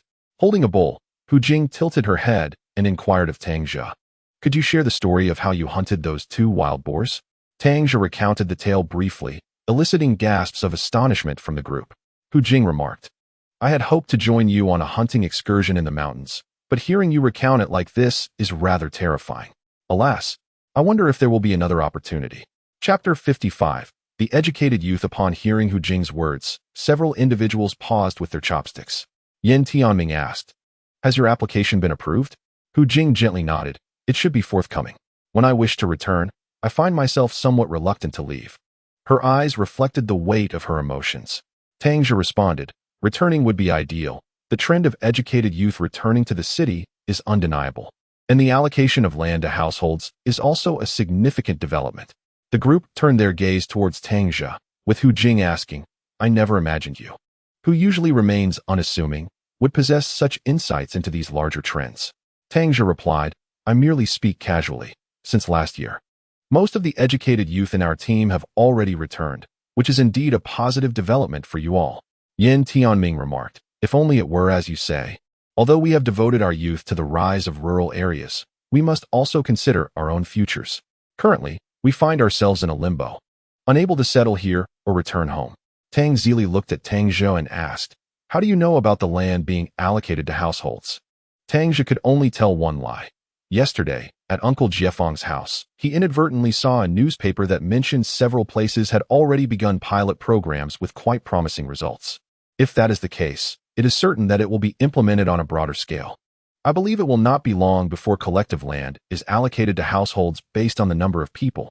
Tang Zhe took a hearty bite of meat and remarked, if that truly happens, it would be wonderful. We have 4 family members. Even if we each receive a mere fifth of a field, that would amount to 2 acres. With a bit more land, the grain we grow would barely suffice for our needs. Chen Xiuyun added, exactly.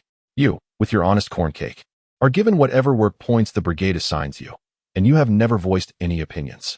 Tang Zhe, upon hearing his wife's reproach in front of so many people, could only smile foolishly. Hu Jing had been in the brigade for over 2 years. Each year, Tang Zhe would invite them, the educated youth, for a meal. Although life was tough back then, they would leave him a bit of their meal tickets after eating, as the rationing of food was fixed. The girls among them could save several pounds of rice each month. Back then, Tang Zhe was merely a quiet person who shunned the spotlight, but now he was different. His words were filled with insight, far removed from the impression that he was merely someone who had struck luck by hunting 2 wild boars. Are you saying that there will be no more educated youth in the future? Hu Jing finally voiced her lingering doubt. Tang Zhe pondered for a moment and replied, the program for educated youth going to the countryside will surely be abolished soon, but rural development cannot do without knowledgeable youth. Perhaps it will manifest in another form. Yin Tianming nodded in agreement, stating, you are absolutely right. Both urban and rural development rely on educated youth, as knowledge is the primary productive force. Su Zhaoan's eyes sparkled as he said, if I could return, that would be splendid. My girlfriend has been waiting for me for several years. If I don't go back soon, she'll likely run off with someone else. Zhang Yue asked Hu Jing, what do you plan to do after returning to the provincial capital? It was then that Tang Zhe realized Hu Jing's family was also from the provincial capital. Hu Jing contemplated, I'm not sure yet. I suppose I'll leave it to fate.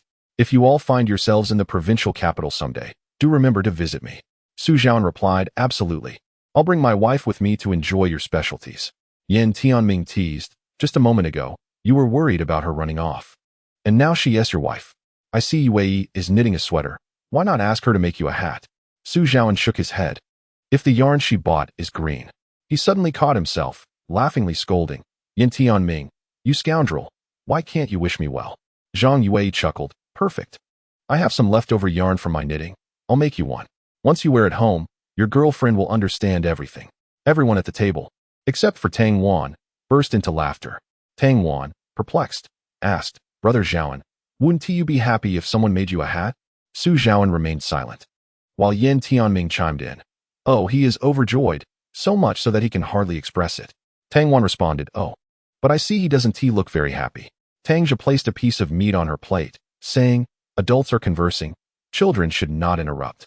Now, eat your meat. Yin Tianming said to Yang Xingxue, Yang, you're from the provincial capital as well. Why not leverage some connections to return home sooner? Yang Xingxue shook his head, my father personally saw me off.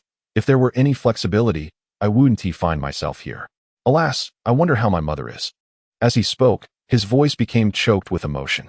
Yin Tianming quickly shifted the topic. Uncle Tang, coming to Beijie Yen, this has been the most sumptuous meal we've had. We'll save you some food coupons. Otherwise, it would be unfair to your family. Tang Zhe interjected, you should refrain from that. In previous years, you've left me food coupons, and it was indeed quite dire then. It was clearly stated that I was treating you to a meal, but in truth, it was our family who benefited from your generosity. This year is different. Aja has traded wild boar for substantial provisions. So we have no worries about food or clothing. This time, I genuinely invite you to dine with us. Chen Xiuyun added, exactly. You are all intellectuals, and having you dine at our home is an honor. Let us not speak of coupons. By the way, tomorrow is New Year's Eve, and I'll need your help to prepare some mung bean pancakes. Zhang Yui's eyes sparkled. Wow. Annie, I've only had them once in the city. Almost a year ago. We will come early to assist you. Hu Jing remarked. Your culinary skills are exceptional, Auntie. The mung bean pancakes you make will surely taste better than those in the city. I will definitely come tomorrow. Yin Tianming said. You ladies can help with the mung bean pancakes, while us 3 men will wonder what to do. Chen Shuyan laughed, while the ladies handle the pancakes. The gentlemen can take charge of the grinding. Tang Zhe agreed. Exactly. You want to escape chores when you come. Tomorrow night. I'll also invite everyone to celebrate with some elder wine. All right, it's settled then. We will come to your home for the elder wine tomorrow night. They all concurred. The dinner was enjoyed in this pleasant atmosphere until late into the night. After the meal, Hu Jing and Zhang Yui busied themselves clearing the table. Yin Tianming took out a deck of cards. Let us play some upgraded cards. Su Chaoan remarked. There are just the 3 of us. We need another player. Uncle Tang. Come join us. Tang Zhe chuckled and shook his head. No, you young ones go ahead. I'm not very good at it. Su Chaoan had no choice but to call for Tang Zhe. You come be my partner.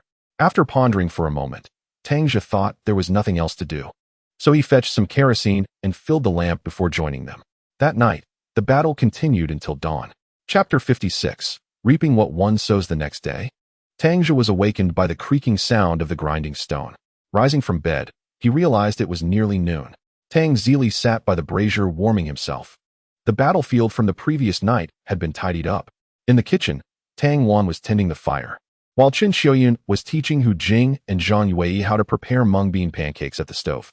Beside the stone mill, Yin Tianming and the other 2 were diligently pushing the mill, with Yang Xingxue, who was somewhat frail, responsible for adding the pre-mixed rice and potatoes into the mill, along with some chopped straw, presumably gathered by his mother, Chen Xiuyun, from the fields early that morning. Tang Zhe entered the kitchen, tearing off half a sheet of mung bean powder, spreading it generously with vegetarian chili sauce, and devouring it heartily. Chen Xiuyun hurriedly remarked, You are only concerned with your meal. There are guests present. Quickly call Yin Jiqing, Su Jiqing, and Yang Jiqing to join us for a bite. Zhang Yui urged. Hurry and eat. Don't mind them. Aunt, is it time to take the pot off the stove? Chen Xiuyun replied, It's ready. Lift the lid. Scrape around the edges with a spatula, flip it over, cover it, and let it steam for a minute. Hu Jing praised. Aunt, you truly are a capable person. You can do everything. Chen Xiuyun smiled and said, As the saying goes, a clever wife cannot make a meal without rice. Fortunately, this year has been a bit easier. If you, Hu Jiqing, had stayed longer, we still have a few pounds of red beans at home. When the 15th arrives, we can gather some firewood to make firewood cakes. Hu Jing swallowed hard and said, Aunt, please don't keep talking about food. You're making my mouth water. Laughter erupted among the group. Tang Zhe rolled the mung bean powder and called out from the edge of the house, Dear comrades, let us eat a little before we continue our work. Yin Tianming did not pause in his task and replied, You're up, go ahead and eat. We don't have much left here. Tang Zhe stood at the courtyard's edge, engrossed in his meal.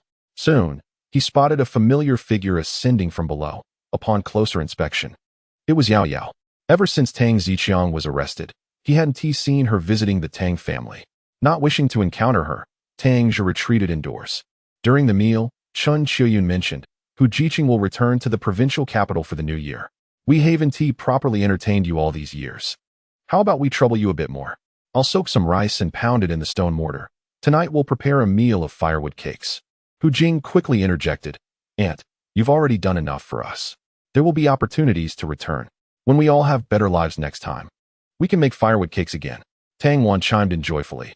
Oh, this year we'll have cakes to eat for the new year. Sister Hu Jing, please agree with my mother. I've never tasted them before and don't know what firewood cakes are like. Hu Jing felt a bit embarrassed. Glancing at Tang Wan and then the others, Tang Zhe said, All right, we'll follow my mother's suggestion. In a bit, the 3 of them can go pound the rice while I take Hu Jiqing and Zhang Jiqing to gather firewood. Tang Wan teased, Brother, you're quite cunning. You want to lift the bamboo pole from the pointed end. Why not say you'll go pound the rice while I take Sister Hu Jing to gather firewood? Tang Zhe chuckled. I just remembered that I still have a few hooks to collect. Today is the 30th. It wouldn't be wise to leave them in the mountains. So I'll go retrieve them. Tang Wan eagerly announced. Then I'll join you to see if I can catch any wild chickens or bamboo chickens. The young comrades, unfamiliar with Tang Zhe's method of fishing for wild chickens with hooks, were momentarily bewildered. After the meal, Tang Wan grabbed a small sickle, slung a floral basket over her back, and awaited their departure. Zhang Yue said, "I'll stay here and help Aunt tidy up. You all can go." Hu Jing felt quite shy, knowing that this impromptu meal of firewood cakes was specially prepared for her. Her face flushed, making her feel somewhat awkward in her actions. Tang Zhe, armed with a sand blade and a large basket on his back, prepared 2 burlap sacks before calling out to Tang Wan to set off. Tang Wan grasped Hu Jing's hand, saying, "Sister Hu Jing, while Sister Yue assists at home, why don't you join us?" Hu Jing, who had been in Beijiayan for 3 years, was well acquainted with every blade of grass and every hillock. The experience of being sent to the countryside as an educated youth was not one of leisure, but rather a call to labor alongside the commune, earning work points to exchange for essential goods like grain, meat, and cloth tickets. Leading the way, Tang Zhe passed by his uncle's house and observed that, despite it being midday, the hearth remained cold and unlit, a stark contrast to the lively scene that once surrounded his uncle's home. While he valued familial bonds, he did not share his father's sentiment. If others had ceased to regard his family as kin, why should he extend warmth to those who turned cold? Moreover, his current plight, though partly due to Wu Liang's influence, was largely of his own making. One must eventually face the consequences of one's actions. Upon reaching the back of the house, he encountered a dilapidated sweet potato cellar, covered with a straw thatch for rain protection. "What now?" came the voice of Yao Yao. "What else can we do? You could marry me, and I could become your wife," Tang Zhe replied, his tone laced with impatience. Yao Yao huffed, feeling wronged. "It's easy for you to say.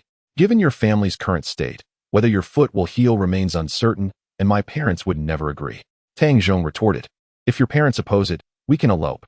I've had enough of this place."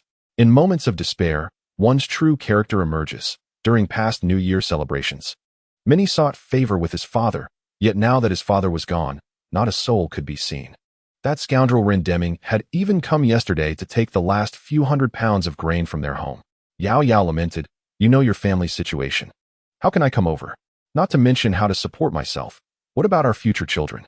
Will they also have to bear the brunt of your family's disgrace?" Tang Zhe scoffed, "The opposition isn't from your parents. It's from you, isn't it?" Caught off guard, Yao Yao's face flushed, yet she stubbornly denied it. "Think what you will. My parents are against it." Tang Zhe pressed, "What do you think?" Silence enveloped Yao Yao, prompting Tang Zhe to smirk. "Is this your answer?" Yao Yao replied, "What do you expect me to do? Your father was quite chummy with Wu Liang when he was in the commune, causing much trouble for others. Clearly, there will be repercussions. Had I known your family would end up like this, I would have never let my parents withdraw the engagement with Tang Zhe. Look at him now. His father is alive, and they feast on meat every meal." A resounding slap echoed through the air, followed by Yao Yao's anguished cries and curses. "Tang Zhe, how dare you hit me? What kind of man strikes a woman?" Tang Zhe retorted, "It is indeed my folly to have been drawn to a woman as materialistic as you. Your entire family embodies this trait. When Tang Lao heir, Tang Zili, was wounded by a wild boar, your family was eager to annul the marriage overnight. Now that trouble has befallen my family, your true nature has once again surfaced." Yao Yao, in tears, replied, "Yes, we may be materialistic, but even at our worst, we are far superior to your family." With that, she turned and fled the shed, only to inadvertently collide with Tang Zhe, who was heading up the mountain. Yao Yao stood frozen in awkwardness, while Tang Zhe continued on as if nothing had occurred. Tang Wan and Hu Jing, who had been following closely behind, overheard their exchange, but chose to pursue Tang Zhe without hesitation. After walking 100 meters or so, Hu Jing inquired, "So, Tang Zhe, have you really called off the engagement with the Yao family?" Tang Zhe nodded in affirmation. "Isn't this common knowledge in the entire Baijiayan? We were never compatible to begin with. The sooner we part ways, the better." Hu Jing remarked, "In the past, I thought Yao Yao was quite commendable, beautiful, educated, and diligent. Today, however, I have seen a different side of her."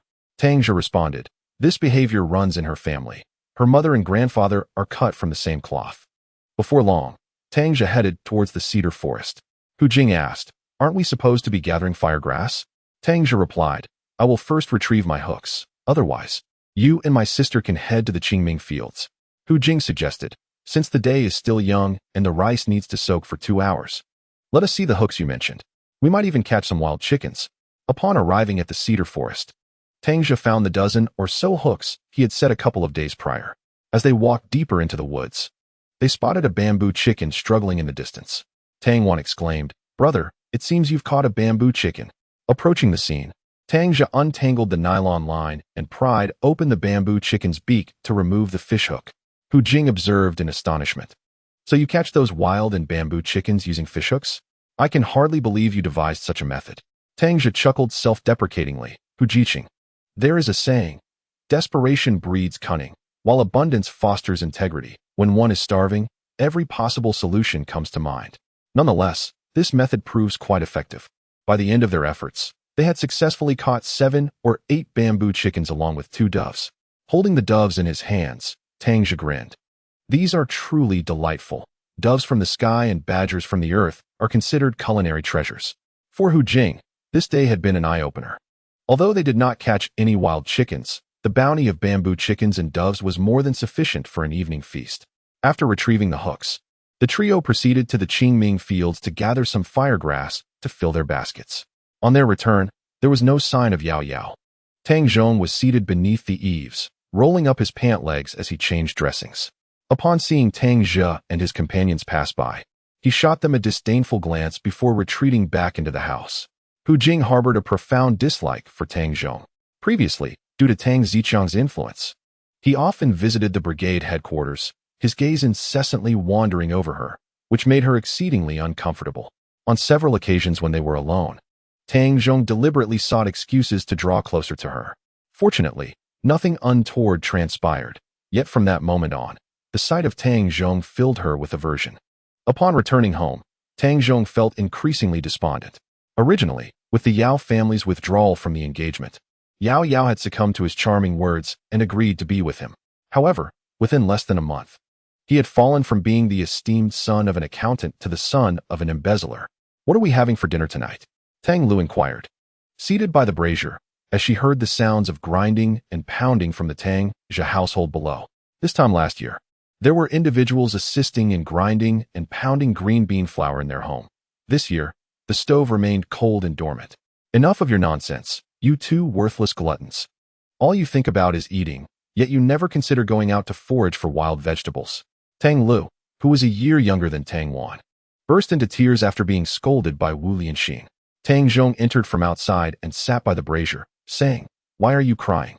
If you're hungry, go prepare something." Tang Huan, being slightly older at 16, had matured and replied, "Elder brother, yesterday Ren Deming took all the millet and rice from our house. We don't have a single grain left to cook." Tang Zhong responded, "Go to the sweet potato pit at the back and bring back a few tubers. There are still 200 to 300 pounds of red sweet potatoes there. I have a few dozen pounds of rice stored in my barrel. Take it and hide it away. We can eat a little less for a while. It will sustain us for some time." Despite the saying that a starving camel is larger than a horse, although Ren Deming had raided Tang Ziqiang's home and taken away the millet and rice, Tang Ziqiang had endured hardship before. Given his previous misappropriation of others' belongings, he had always stored essential supplies like rice and millet in multiple locations within his home. Recently, Wu Lianxin appeared to have aged considerably. With her brother and nephew incarcerated and her husband arrested, she had lost all support and no longer possessed her former vitality. She sat by the brazier, doing nothing. Upon hearing Tang Zhong's words, Tang Huan hurried to the barrel to scoop a bowl of rice, then went to the sweet potato pit to gather 4 or 5 tubers, which she returned with in a basket, saying to Tang Lu, "Little sister, go fetch some firewood." Though Tang Lu was reluctant, she had no choice but to comply. With their brother inactive and their mother indifferent, the burden of labor fell solely on the 2 sisters. Failure to work meant only starvation awaited them. As Tang Lu stepped outside, she had barely taken a few steps when she was called by Tang Zili. "Lele, come here. Your second uncle wishes to speak with you." The 2 daughters of Tang Ziqiang would typically address Tang Zili as second uncle, expressing their dissatisfaction with their parents' and brothers' actions. However, the sisters were too young to assert any authority. "What is it, second uncle?" Tang Lu approached the courtyard's edge. Tang Zili produced 2 bamboo chickens from behind his back and handed them to her, saying, "These bamboo chickens were caught by Zhigo. Take them home and prepare them." Tang Lu stood there, hesitant to move. Unlike Tang Wan, who would drool at the mere sight of meat, her family occasionally consumed it. What are you dawdling for? Hurry and take this, she was urged as the bamboo chicken was thrust into her hands. After accepting it with a grateful thank you, she was asked, do you have any grains left at home? Tang Zhe inquired with concern. Tang Lu nodded affirmatively. Yes, uncle, they haven't finished harvesting. Go now. And do not mention that you still have food at home, Tang Zhe cautioned her once more. Chapter 58. The ritual for the ancestors. Tang Zhe ambled back home with his hands clasped behind his back, his steps light, as if the earlier events had never transpired. Yet, his heart was anything but tranquil. He was aware that his actions might incite discontent among his family, particularly his son, Tang Zhe. Nonetheless, he felt no remorse. The bamboo chicken and turtle doves were merely wild delicacies to him, while for Lily's family, they represented a rare sustenance. On the threshold, Tang Zhe crouched on the ground, deftly wielding a small knife to prepare the bamboo chicken and turtle doves he had just collected. Several others, including Yang Xingxue, assisted nearby, some plucking feathers while others cleaned the birds, all immersed in their tasks with great enthusiasm. Hu Jing had just returned and was animatedly recounting how Tang Zhe had cleverly caught the bamboo chickens with a mere fishhook, captivating everyone's attention. None could have anticipated such a bountiful catch from a simple hook. Upon noticing his father enter the house, Tang Zhe set aside his work and followed him inside. He was aware of his father's recent whereabouts and actions. Though a sense of displeasure lingered within him, he refrained from showing it. After all, his father was known for his compassion, unable to witness the suffering of others. Yet there were matters he felt compelled to address. Seated alone by the fire pit, Tang Zhe's gaze faltered upon Tang Zhe's entrance, revealing a hint of guilt. He realized his prior actions had been somewhat rash, having taken it upon himself to give the bamboo chicken to Lily's family without consulting the others. Did you give the bamboo chicken to Lulu? Tang Zhe quietly asked, his tone devoid of reproach, infused instead with a touch of resignation. Indeed, Tang Zhe acknowledged, not denying it. Recognizing that the gift could not be reclaimed, his head lowered, he fiddled with a stick, stirring the embers that crackled and danced in the fire pit. Clearing his throat, Tang Zhe maintained a calm demeanor. Father, in the future, if you wish to give something, please discuss it with mother and us first. A flush crept onto Tang Zhe's face, as if the heat from the fire pit had enveloped him. He mumbled softly, I simply found them pitiful. Tang Zhe sighed, a hint of resignation in his voice. Those deserving of pity often possess their own flaws. Since you have already given it, I cannot say much. But I hope you refrain from excessive kindness. Some individuals may only require temporary aid, not lifelong support. Tang Zhe lifted his gaze, a glimmer of stubbornness in his eyes.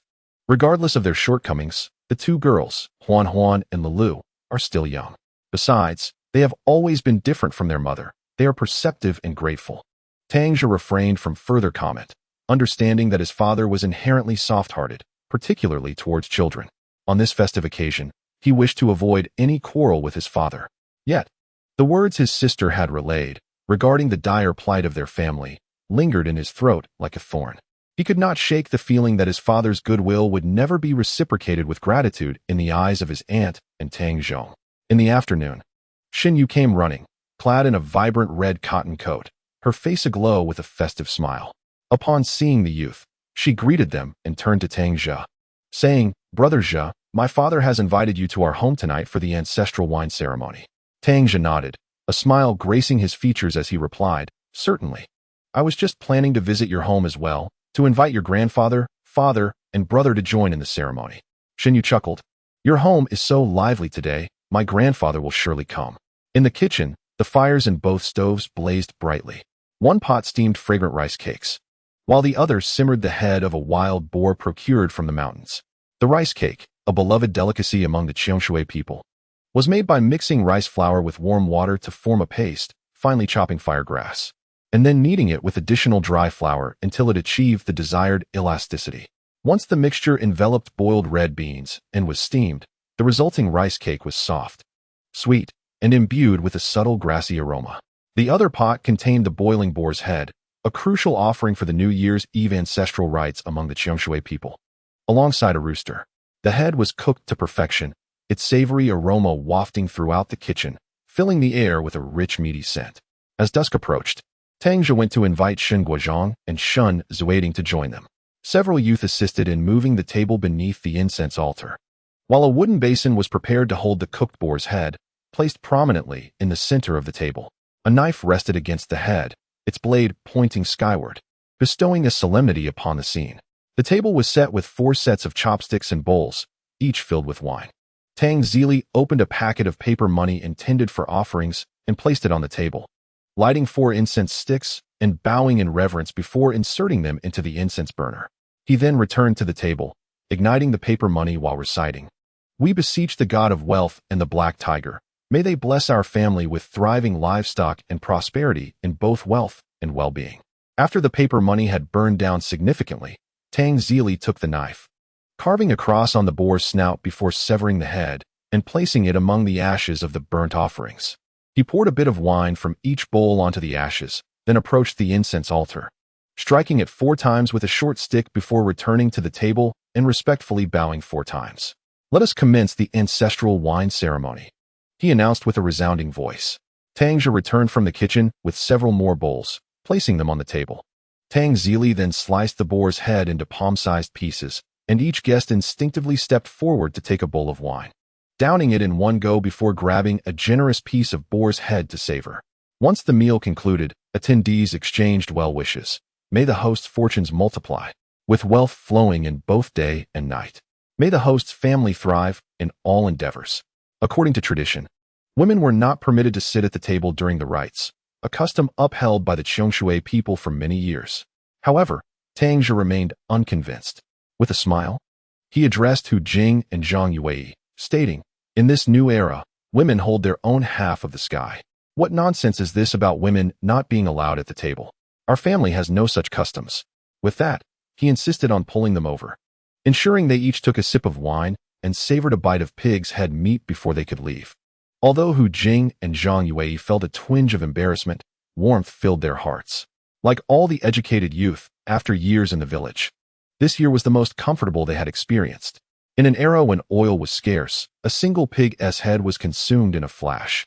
And Tang Zhe joyfully remarked, "The faster we eat, the faster we prosper. Life in our family will surely improve."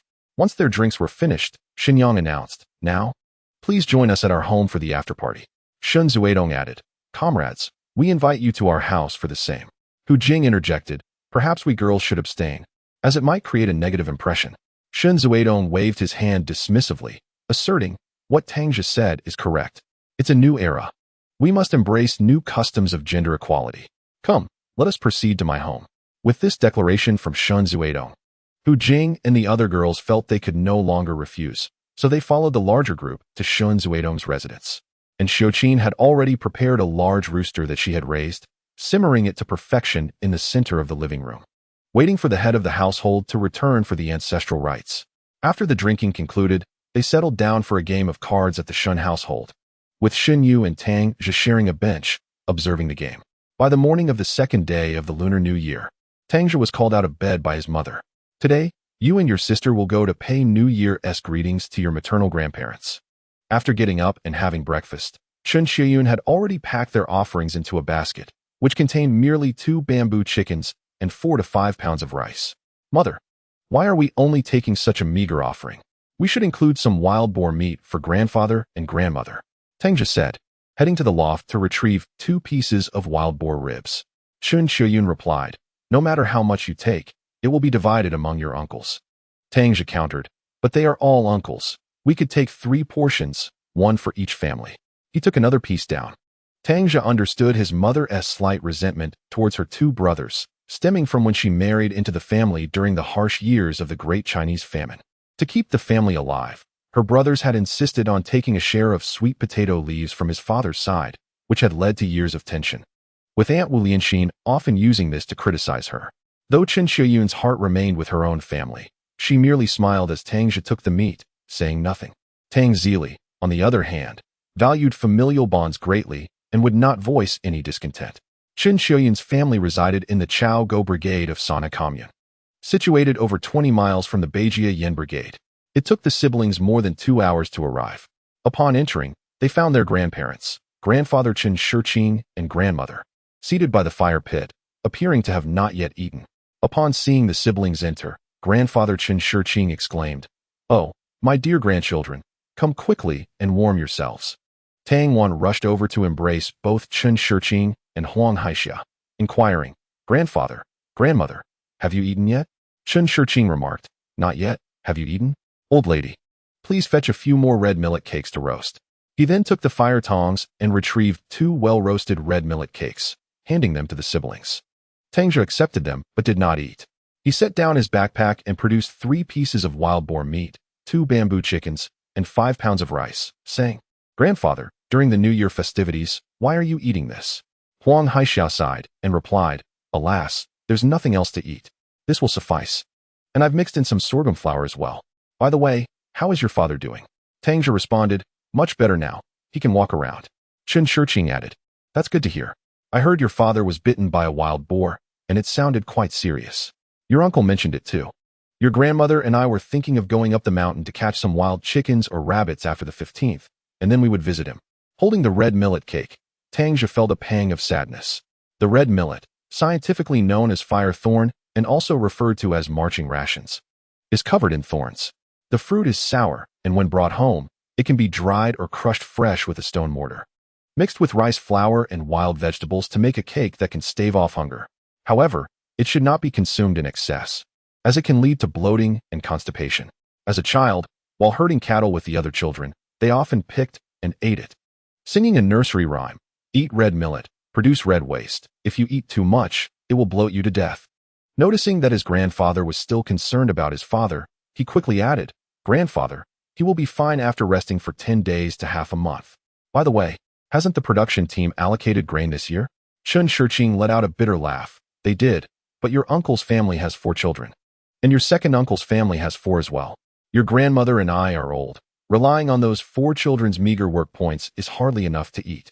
Huang Haixia brought out 4 red millet cakes from the house and awkwardly said, "We have run out of oil, so these taste a bit better when roasted." Upon seeing the abundance of meat Tang Zhe brought, she quickly inquired, "Where did you get all this meat?" Tang Wan proudly replied, "Grandmother, this is from my brother's hunt. He caught 2 wild boars, and he also caught these bamboo chickens." The elderly couple looked at Tang Zhe in disbelief. Chen Shiqing commented, "The youth are fearless.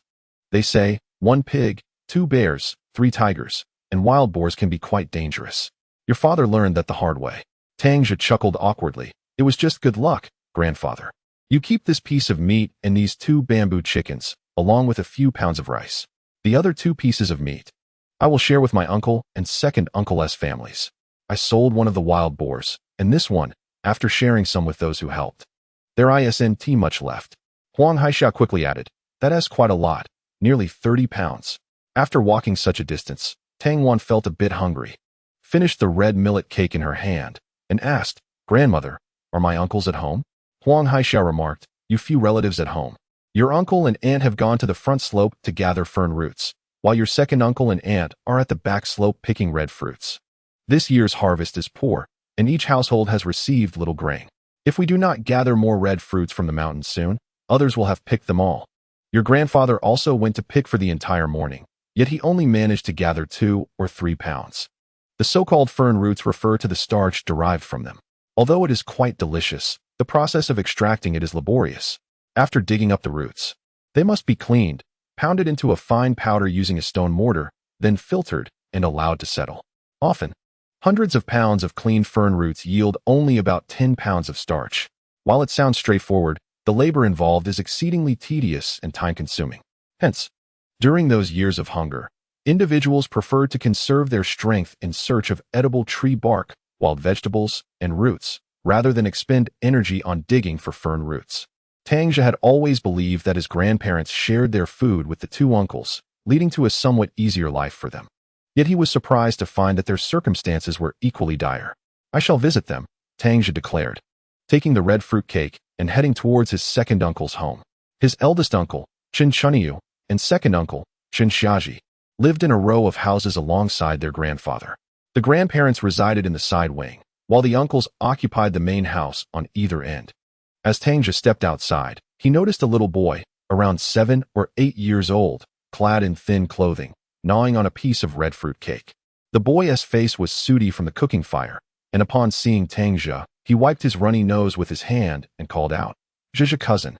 In an instant, Tang Zhe recognized him as Chun Guogua, the youngest son of his second uncle, who was still in the carefree, innocent phase of childhood. Dressed in a slightly faded cotton jacket, Chun Guoguo's cheeks were flushed from the cold wind, resembling ripe apples. He wiped his nose again and in his youthful voice said, "My dad and mom went to pick red fruits. Zhe cousin, when did you arrive?" Tang Zhe smiled warmly at his adorable cousin and replied, "I just got here." He then inquired with concern, "When did they leave?" Chun Guoguo tilted his head, scratching it thoughtfully with his little hand, and said, "They weren't home when I woke up. My elder sister made us some red fruit cake before going to help them. My second and third sisters are at home." As he spoke, he animatedly gestured with his dirty little hands. At that moment, the second daughter of the eldest uncle, Chun Yan, heard the commotion and came to the door. She wore a simple floral cotton jacket, her hair tied into two neat ponytails. Her face radiating youthful vitality as she cheerfully exclaimed, "Zhigu is here. Come in." Tang Zhe responded politely, asking, "Have you eaten?" Chun Yan, who was 17 and 2 years younger than Tang Zhe, replied softly, "Yes, I have." Tang Zhe then asked, "Will your father and the others return for lunch?" Chun Yan shook her head and patiently explained, "They took some red fruit cake with them to the slope. When they get hungry, they'll cook a few to eat." As they spoke, the eldest daughter of second uncle, Chen Hong, rushed back, panting heavily. From the yard, she shouted at the top of her lungs, "Second, third, hurry. Mom has been stung by a bee." Her voice carried a note of panic. Upon hearing her cries, Chun Min and Chun Yin emerged like startled fawns, urgently inquiring, "Where did Mom get stung?" Their faces were etched with worry, and their eyes betrayed their unease. Chen Shiqing also stepped out of the house, clad in a black cotton coat, his hair streaked with gray, his expression one of confusion as he remarked, "How could there be bees stinging people on such a cold day?" Tang Zhe shared the same concern, a wave of anxiety washing over him as he hurriedly followed Chun Hong and her sisters toward the back slope. Sana Town, situated at a distance from the majestic Fanjing Mountain, once boasted dense forests. However, during the tumultuous period of large-scale steel production, the vegetation suffered severe deforestation, making it difficult to find contiguous woodlands today. The back slope was one of the few remaining patches of woodland in the area, though most of the decent trees had been felled, leaving behind only a scattering of scrub, including numerous red fruit trees. In winter, these trees bore an abundance of bright red fruits, resembling clusters of small lanterns, enticing passers-by to come and pick them. By the time they had traversed half the distance, they spotted second uncle Chun Xiaji descending, carrying second Aunt Li Mingzhen on his back. Chun Xiaji's face was flushed with exertion, beads of sweat dotting his forehead as he gasped for breath. Observing this, Tang Zhe quickly stepped in to take over the burden. Upon their arrival home, Chun Shiqing retrieved a dusty bottle of homemade liquor infused with yellow hornets from beneath the bed, a clear indication that it had been stored for quite some time. He handed this precious medicinal liquor to Chun Xiaji, who promptly began applying it to Li Mingzhen's head. Once the application was complete, Chun Xiaji recounted the events that had transpired. It turned out that earlier that day, they had been foraging for the red fruits on the back slope, but their efforts yielded little. Later, Li Mingzhen spotted bees emerging from beneath a stone and, intrigued by the prospect of honey, took a sand knife to dig. Although it was still quite cold, the elevation of Sanhe was about 400 meters lower than that of Beijiayan, resulting in a temperature that was approximately 4 degrees warmer. With the sun shining, the bees, having fasted through the winter, began to emerge in search of nectar. Startled by Li Mingzhen's disturbance, the hive grew increasingly agitated. Initially, only a few bees buzzed around her, lightly brushing against her head or face, which she paid no mind. However, it soon escalated to swarms of bees launching a furious assault on her. Tang Zhe frowned upon hearing this, stating, "The bees are in hibernation. Even if there is honey, it would have been mostly consumed by now." Chun Xiaji sighed, expressing a hint of reproach. "Exactly. She didn't even inform me when she went to investigate. I assumed she had found a good spot while foraging elsewhere. It was only when I heard her calling out in distress that Xiao Hong and I realized what was happening." Tang Zhe examined the situation closely. Because second aunt's head was wrapped in a towel, only her face and hands showed numerous stings, her entire head swollen like a balloon, with her eyes narrowed to mere slits. Uncle and Chun Hong were carefully extracting the bee stings, each removal eliciting a pang of anxiety. Observing this scene, Tang Zhe felt a slight sense of relief. Fortunately, it was merely bees. Had it been a hornet, the outcome would have been dire. Chun Shiqing interjected. At this time of year, Where would hornets even be? They hibernate underground during winter and only emerge in late spring or early summer. Tang Zhe rummaged through his bag, producing 5 yuan which he earnestly handed to his second uncle, saying, "Uncle, Anne has been stung so badly. It would be best to take her to the commune clinic for a few shots, just to be safe." At that moment, Li Mingjin felt dizzy yet remained lucid.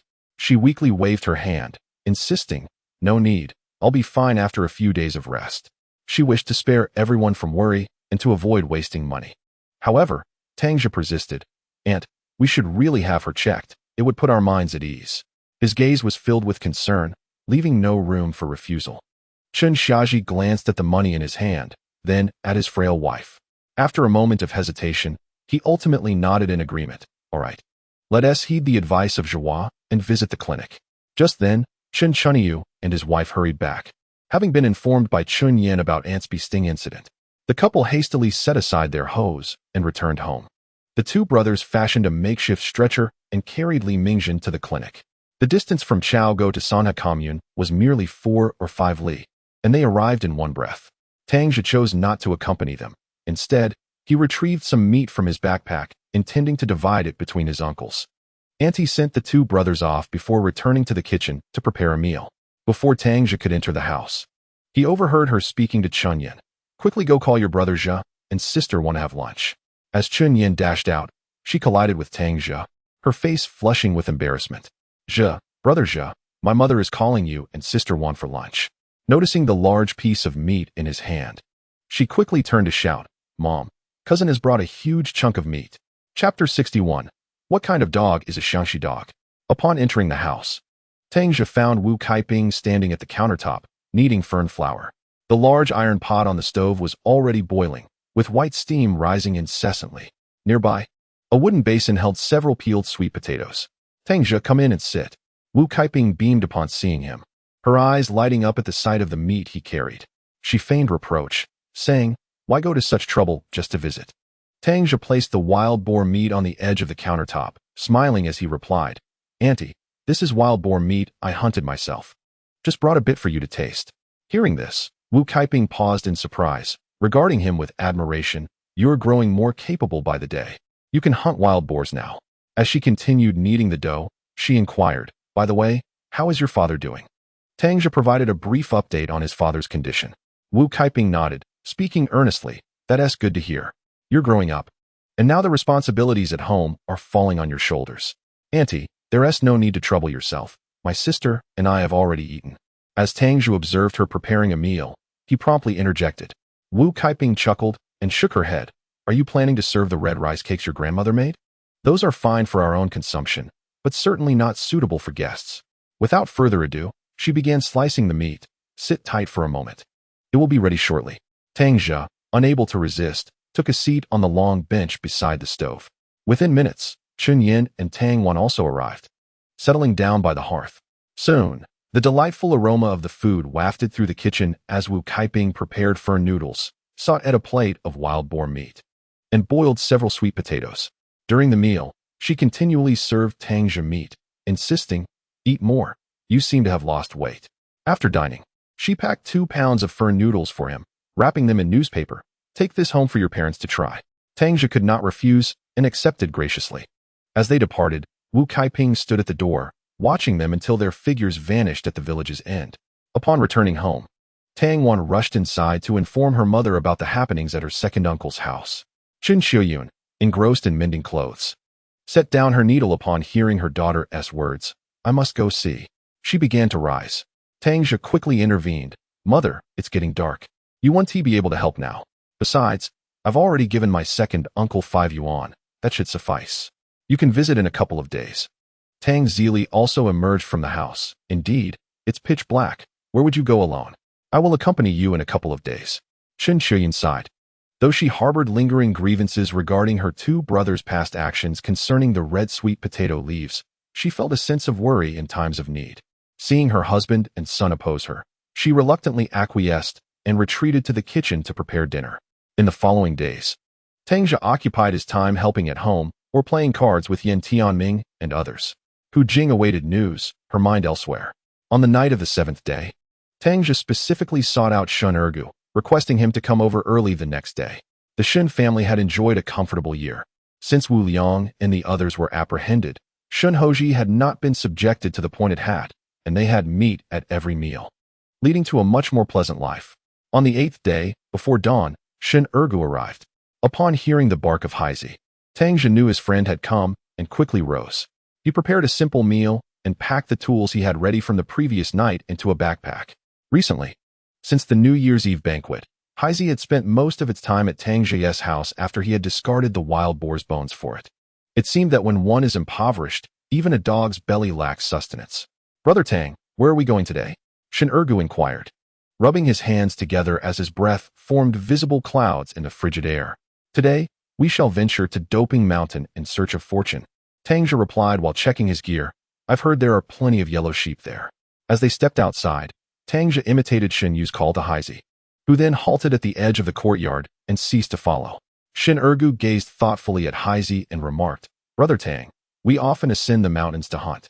It is essential that we acquire a few good dogs." Tang Zhe nodded in agreement, having harbored this notion for quite some time. However, good hunting dogs are a rarity. Take Haizi, for example.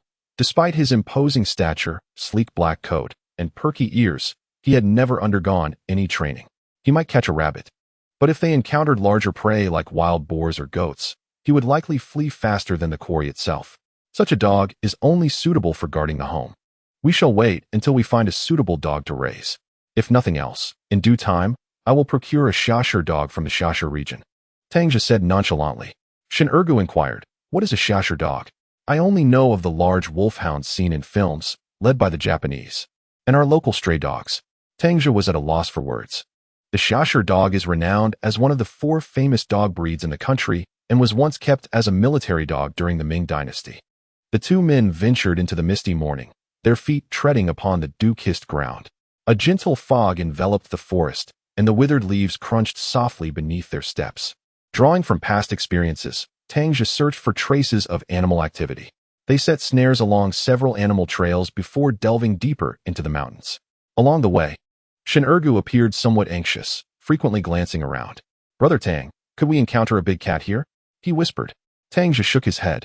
Although he had heard the roars of big cats while gathering firewood, he had never truly encountered one in the wild, apart from his previous life in a zoo. As the sun ascended higher, the mist in the forest began to dissipate. Upon reaching a hollow in the mountains, Tang Zhe signaled for Shun Ergu to halt. They set several traps there, and after completing their tasks, it was well past noon. They sought a sheltered spot to rest and consumed their provisions. After a brief respite, they continued their journey towards Saifangling, far removed from any village. Rarely would hunters venture into this area, as it was primarily frequented by herbalists. The trees grew taller and denser, with sunlight filtering through the leaves, casting dappled shadows upon the ground. Shin Ergu trailed behind, occasionally wiping the sweat from his brow. The forest was so quiet that one could hear the rhythm of their own heartbeat, interrupted only by the occasional chirping of birds. Tang Zhe led the way, vigilantly observing his surroundings, aware that unexpected dangers could lurk at any moment in such a place. Suddenly, movement rustled in the thicket ahead. Tang Zhe halted, signaling for Shun Ergu to remain still. He held his breath and listened intently. After a moment of careful listening, Tang Zhe cautiously peered around. Spotting something writhing about 30 meters away, he tapped Shun Ergu's arm, urging him to stay close and slowly approach the creature. As they drew nearer, it became clear that it was a severely injured clouded leopard, measuring nearly a meter in length, its body marred with wounds, blood still fresh and oozing from several lacerations. As they stood before the creature, Shin Ergu exclaimed in astonishment, "Brother Tang, it's a spotted cat." Tang Zhe corrected him gently.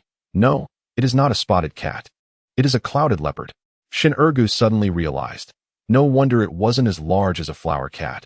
It seemed to have been bitten by something. This creature had grown impressively, resembling a large flower cat. "Brother Tang, what should we do next?"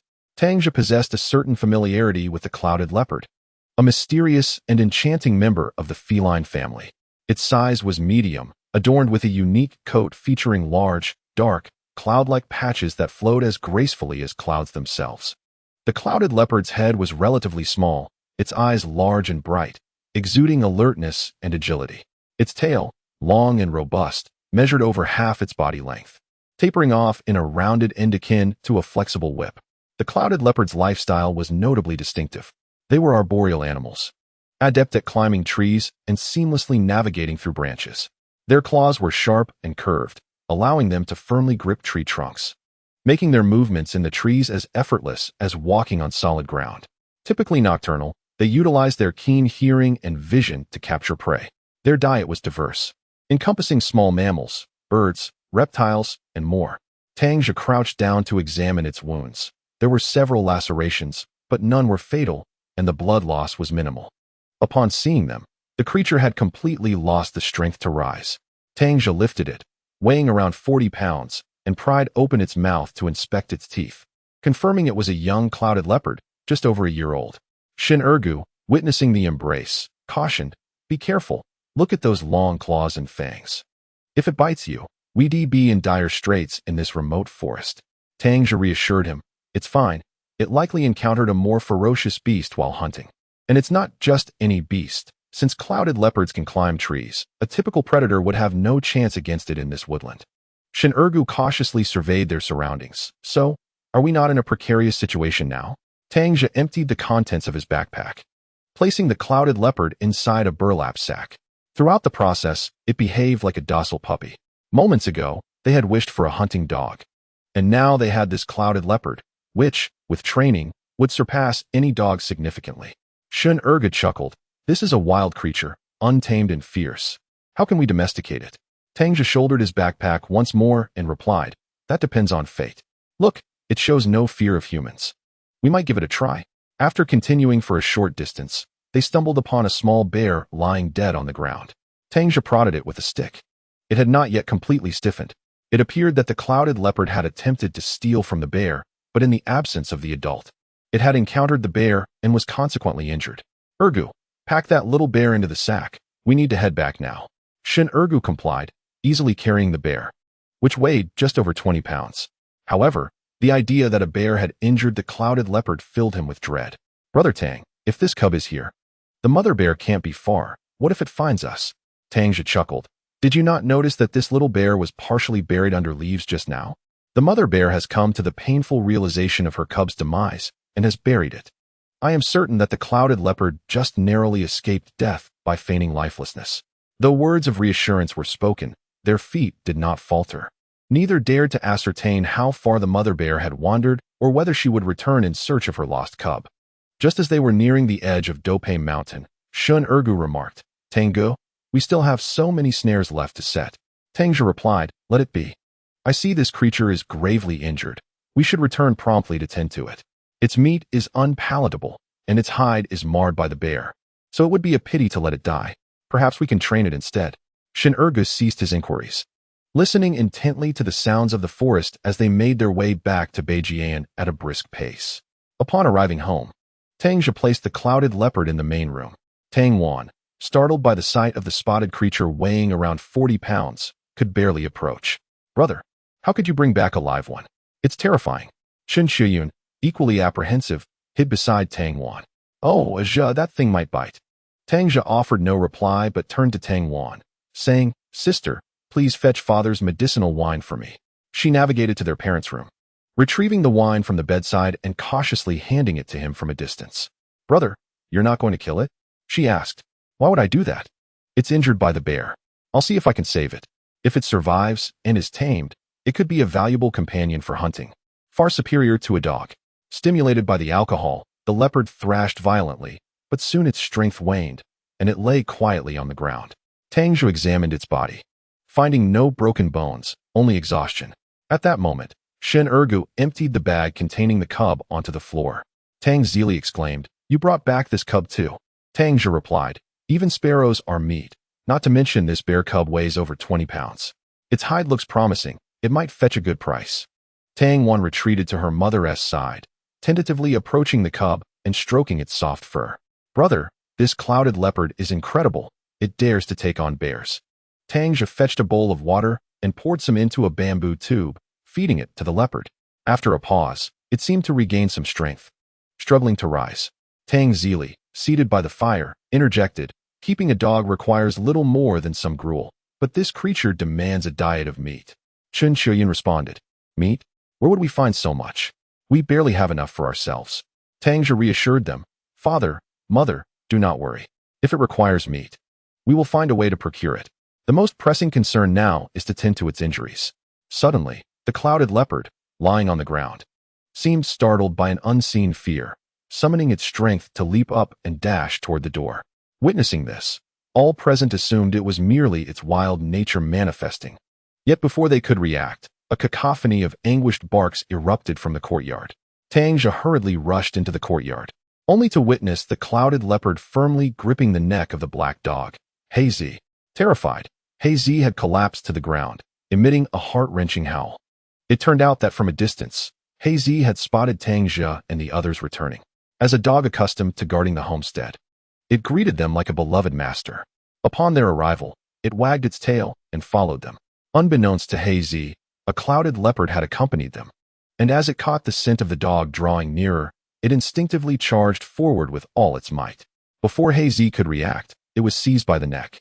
Tang Zhe was taken aback by the leopard's swiftness. It was like a flash of lightning, and all he could see was a shadow darting past. He rushed forward, tightly embracing the clouded leopard, forcefully prying its jaws apart. As the grip on Hazy's neck loosened, the dog quickly sprang to its feet, barking and tucking its tail in fear as it fled. Had the clouded leopard not been injured, it was likely that today would have spelled doom for Hazy. Tang Zhe remarked, "See, keeping such a creature will eventually lead to devastation among the chickens and pigs in the yard." Chen Xiuyun was equally startled by the leopard's earlier display. As the sole large black dog of the Tang family, Hazy was of comparable weight to the leopard. Yet faced with an injured predator, it was no match. "Zhe, perhaps we should release it," she suggested. "I've heard its meat is sour and inedible. What if it bites someone?" Tang Wan, having witnessed the leopard's earlier ferocity, felt a twinge of reluctance. "Father, mother, I believe my brother is right. If we tame it, it could assist him in hunting in the future, which would be advantageous. After all, it is a carnivore, and my brother would certainly return with plenty of game if he took it into the mountains daily." Tang Zhe shot her a disapproving glance. "You little girl, what do you understand? It is a wild beast, a savage creature, devoid of reason. Do you think it can be treated like a domestic pet?" Pouting, Tang Wan, seemingly unfazed by her father's admonishment, approached Tang Zhe and knelt beside him, gently stroking the clouded leopard's head. "I don't care, I want to keep it." Tang Zhe responded, "Father, mother, you need not concern yourselves with this matter for now. By the way, ergo, go to the woodshed and fetch some wooden planks to construct a cage for it. I will head to Teacher Shin's house to see if I can procure some medicine for its wounds." Rising, he worried that the leopard might escape. So he rummaged through a sack for a steel wire rope and found a cloth strap in a box to fashion a makeshift collar. He attached one end of the wire to the collar and secured the other end to a sturdy post at the entrance, testing it with a firm tug to ensure it was secure before heading to Shun Zuetian's home. At Xin Yu's house, Shi and Xiuqin were seated by the brazier, crafting shoe soles. Luo Ling had yet to fully recover from childbirth. With a towel wrapped around her head, she sat by the fire, cradling her child. Shun Zuetian was engrossed in a slightly crumpled newspaper, while Shun Guizhong sat on a nearby bench, smoking a pipe. Upon seeing Tang Zhe, Xin Yu joyfully inquired, "Brother Zhe, what brings you here?" Tang Zhe quickly replied, "I have come to seek some medicine from Teacher Shun." Xin Yu immediately set aside her needlework, standing with concern. "What is the matter?" Tang Zhe chuckled, "I am quite well. Today, I stumbled upon a clouded leopard in the mountains, severely injured. I just treated its wounds with medicinal alcohol, but it has several lacerations, and I lack proper supplies at home, so I came to inquire." Shin Zuting set aside his newspaper and remarked, "Why not kill it and sell its pelt? What use is there in keeping it alive?" Tang Zhe smiled, stroking his head. "I simply wish to care for it for pleasure, Uncle Shun. Do you have any anti-inflammatory medication here?" Shin Zuting rose and went to another room, rummaging through a dilapidated wooden cabinet for a while before emerging with a half tube of ointment and a bottle of penicillin. He handed them to Tang Zhe, saying, "I have no other medications left. Take these." Tang Zhe accepted them, asking, "How much do I owe you?" Shin Zuting replied, "No charge. Just take them and use them." After expressing his gratitude, Tang Zhe was about to leave when Xin Yu called out, "Brother Zhe, wait for me. I've never seen a clouded leopard before. I want to see it too." With that, she followed closely behind him, and Xiuqin remarked, "That child, despite her age, still behaves like a little kid, utterly lacking composure." Upon exiting the main door, Tang Zhe noticed Heizi, who was hiding by a nearby stack of firewood, peering at him. As Heizi caught his gaze, it buried its head between its legs, wagging its tail. Xinyu inquired, "What are you looking at Heizi for?" Tang Zhe chuckled awkwardly. "Oh, nothing much. It was just bitten by the clouded leopard, and I wanted to see if it was all right." Xinyu responded with an "oh," realizing. "No wonder we heard it making a ruckus earlier. We thought someone had heard it." Arriving at Tang Zhe's home, he first applied penicillin to the wounds of the clouded leopard, which bore several gashes on its abdomen. Fortunately, the leopard was agile. Had a paw struck its back, it would likely have succumbed. Xinyu, like Tang Wan, initially kept her distance from the creature, too timid to approach. Only after Tang Zhe finished treating its injuries did she dare to come closer and gently stroke it. The clouded leopard seemed to understand Tang Zhe's intentions, remaining still on the ground throughout the treatment. Even as the penicillin was administered, it merely twitched its muscles without any strong reaction. Once the medication was applied, Shin-Ergu, with Tang Zili's assistance, fetched some wooden planks, placing them on the edge of the steps. Tang Zhe then retrieved a saw and an axe from his home, and the two began constructing a cage for the leopard. Xinyu and Tang Wan assisted, the two girls chatting and laughing like close sisters. Chun Xiuyun glanced at the sky, noting the lateness of the hour, and retreated to the kitchen to prepare dinner. After completing the main structure, Tang Zhe instructed Shin-Ergu, "You attach these wooden planks. I will go clean up that little bear." Shin-Ergu nodded. "Go ahead. I can manage here." Tang Zhe proceeded to the main room, bringing the bear out to the yard, with Shin-Yu trailing behind. Upon seeing the small bear, she exclaimed, "Oh, Brother Zhe, you're incredible. Not only can you hunt wild boars, but you've also caught a bear." Tang Zhe, wielding a small knife, clarified, "I didn't catch this bear. It was injured by that clouded leopard," pointing to the creature lying at the entrance. Xinyu studied the clouded leopard closely and sighed. "The little one may not be large, but it is quite fierce. How did it end up in such a state?" Tang Zhe remarked, "I suspect it was bitten by the leopard, which could have injured it." He then recounted briefly how he encountered the clouded leopard and the little bear. Chapter 64. The one who remained skillfully, he peeled off the bear's hide, revealing 4 deep puncture wounds at the back of the cub's neck. Who would have thought that such a small clouded leopard could possess such formidable biting strength? No wonder it is referred to as the saber-toothed tiger among leopards. After taking the bear meat to the kitchen, he cut a piece of the bear's liver and offered it to the clouded leopard. Perhaps exhausted, it merely sniffed, opened its mouth, but did not eat. Tang Zhe then cut the liver into small morsels and fed them to it. The sanguine scent awakened its instincts, and soon it began to eat. A smile crept across Tang Zhe's lips. Once he had fed the clouded leopard, he ventured into the bamboo grove to chop a stalk, breaking it into thumb-width strips. He spread the bear's skin open and scraped off the fat with a knife, then hung it on the wall to dry. The 4 bear paws remained unprocessed, temporarily stored indoors. As mealtime approached, Xinyu insisted on returning home, but Chun Xiuyun emerged from the kitchen, exclaiming, "Xiaoyu, just eat at my house and then go. It will be ready soon." Tang Wan added, "Indeed, Sister Xiaoyu, my mother has already prepared the meal. Dine at my house, and afterward, we can play some games." Xinyu glanced at Tang Zhe, who said, "Yes, my mother has made enough for everyone. Stay here and have some. You haven't tasted bear meat yet. Do give it a try." Reluctantly, Xinyu acquiesced and went to help serve the dishes in the kitchen. After the meal, the 4 young people played cards for a while before Tang Zili and Chun Xiuyun decided to retire to their rooms. By around 9 in the evening, Xinyu glanced at the sky and said, "Shall we play again tomorrow? I must head back now." Shin-Ergu also stated, "I shall return as well." "Tanggu, should I come over early tomorrow?" Tang Zhe pondered and replied, "No need to rush over tomorrow. Come the day after. We just set the traps today, and it will likely take a day to check them." Shin-Ergu responded affirmatively and prepared to leave, but Tang Zhe called him back, giving him 2 kilograms of bear meat to take home.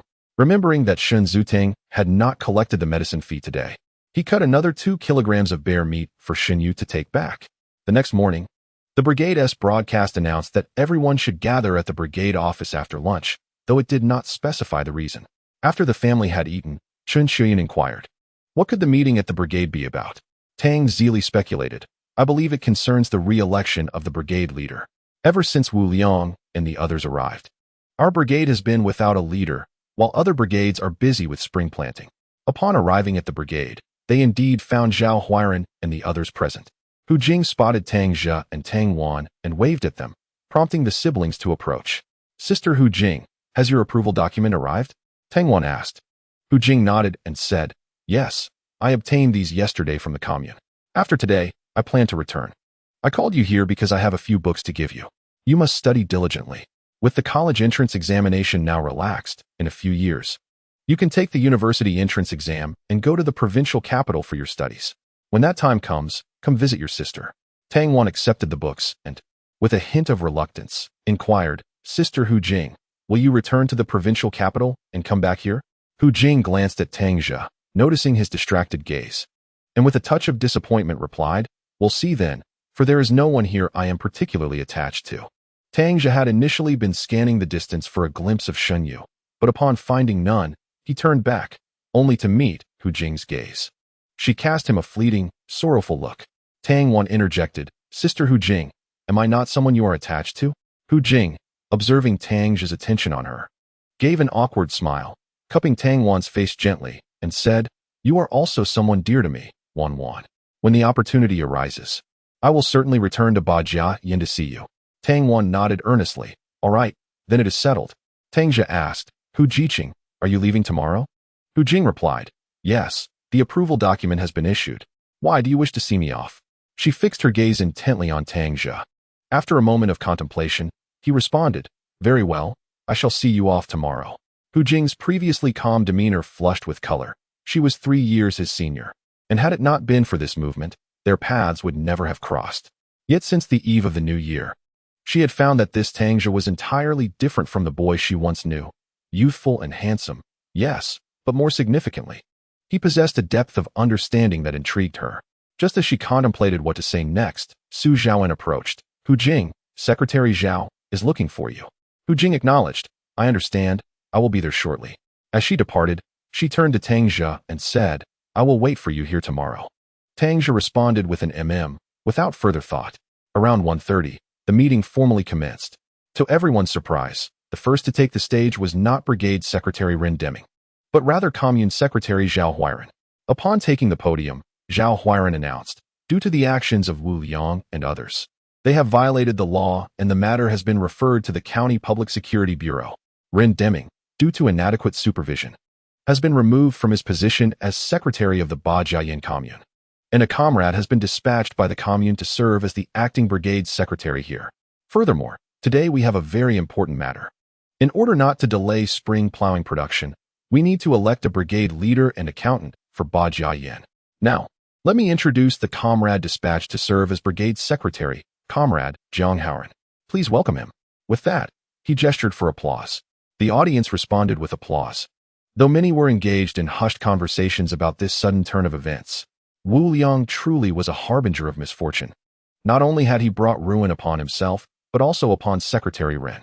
It seemed that even his brother-in-law was caught in the fallout. It serves him right. During their tenure, which family in our brigade did not suffer? I have also heard that at that time, Wu Liang and Tang Ziqiang mentioned that the Tang family should remain in Tangjiashan to continue their lineage, while our Yao family in Yaojiuan would preserve the lineage of Yao Yohong, and the Shun family in Xinjiling would maintain the lineage of Shun Hongbing. I have heard this before. Look, from the 3 years of natural disasters until now, our brigade of over 1,000 people has dwindled to how many? Take Xinjiling for instance. There were originally about 180 individuals, and now only 92 remain, most of whom perished from starvation in previous years. Regardless, I believe the commune is indeed correct. Ren Deming is no saint either, having caused much trouble over the years.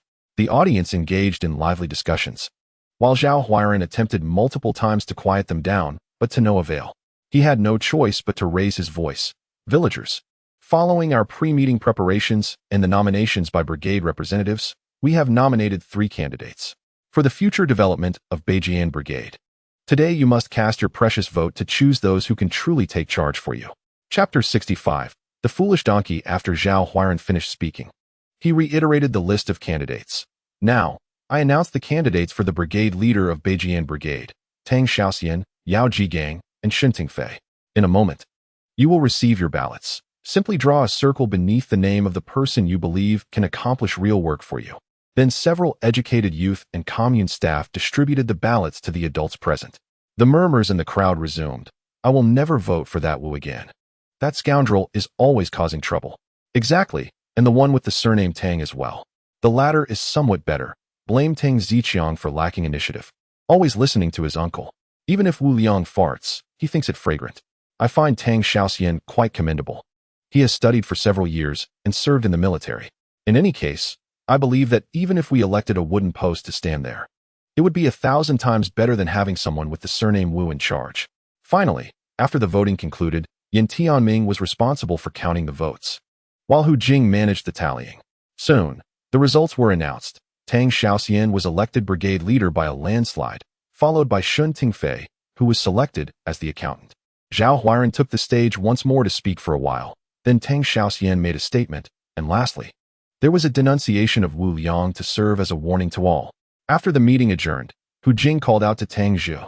Tang Zhe, please come to see me off early tomorrow. Tang Zhe inquired, what time do you plan to leave?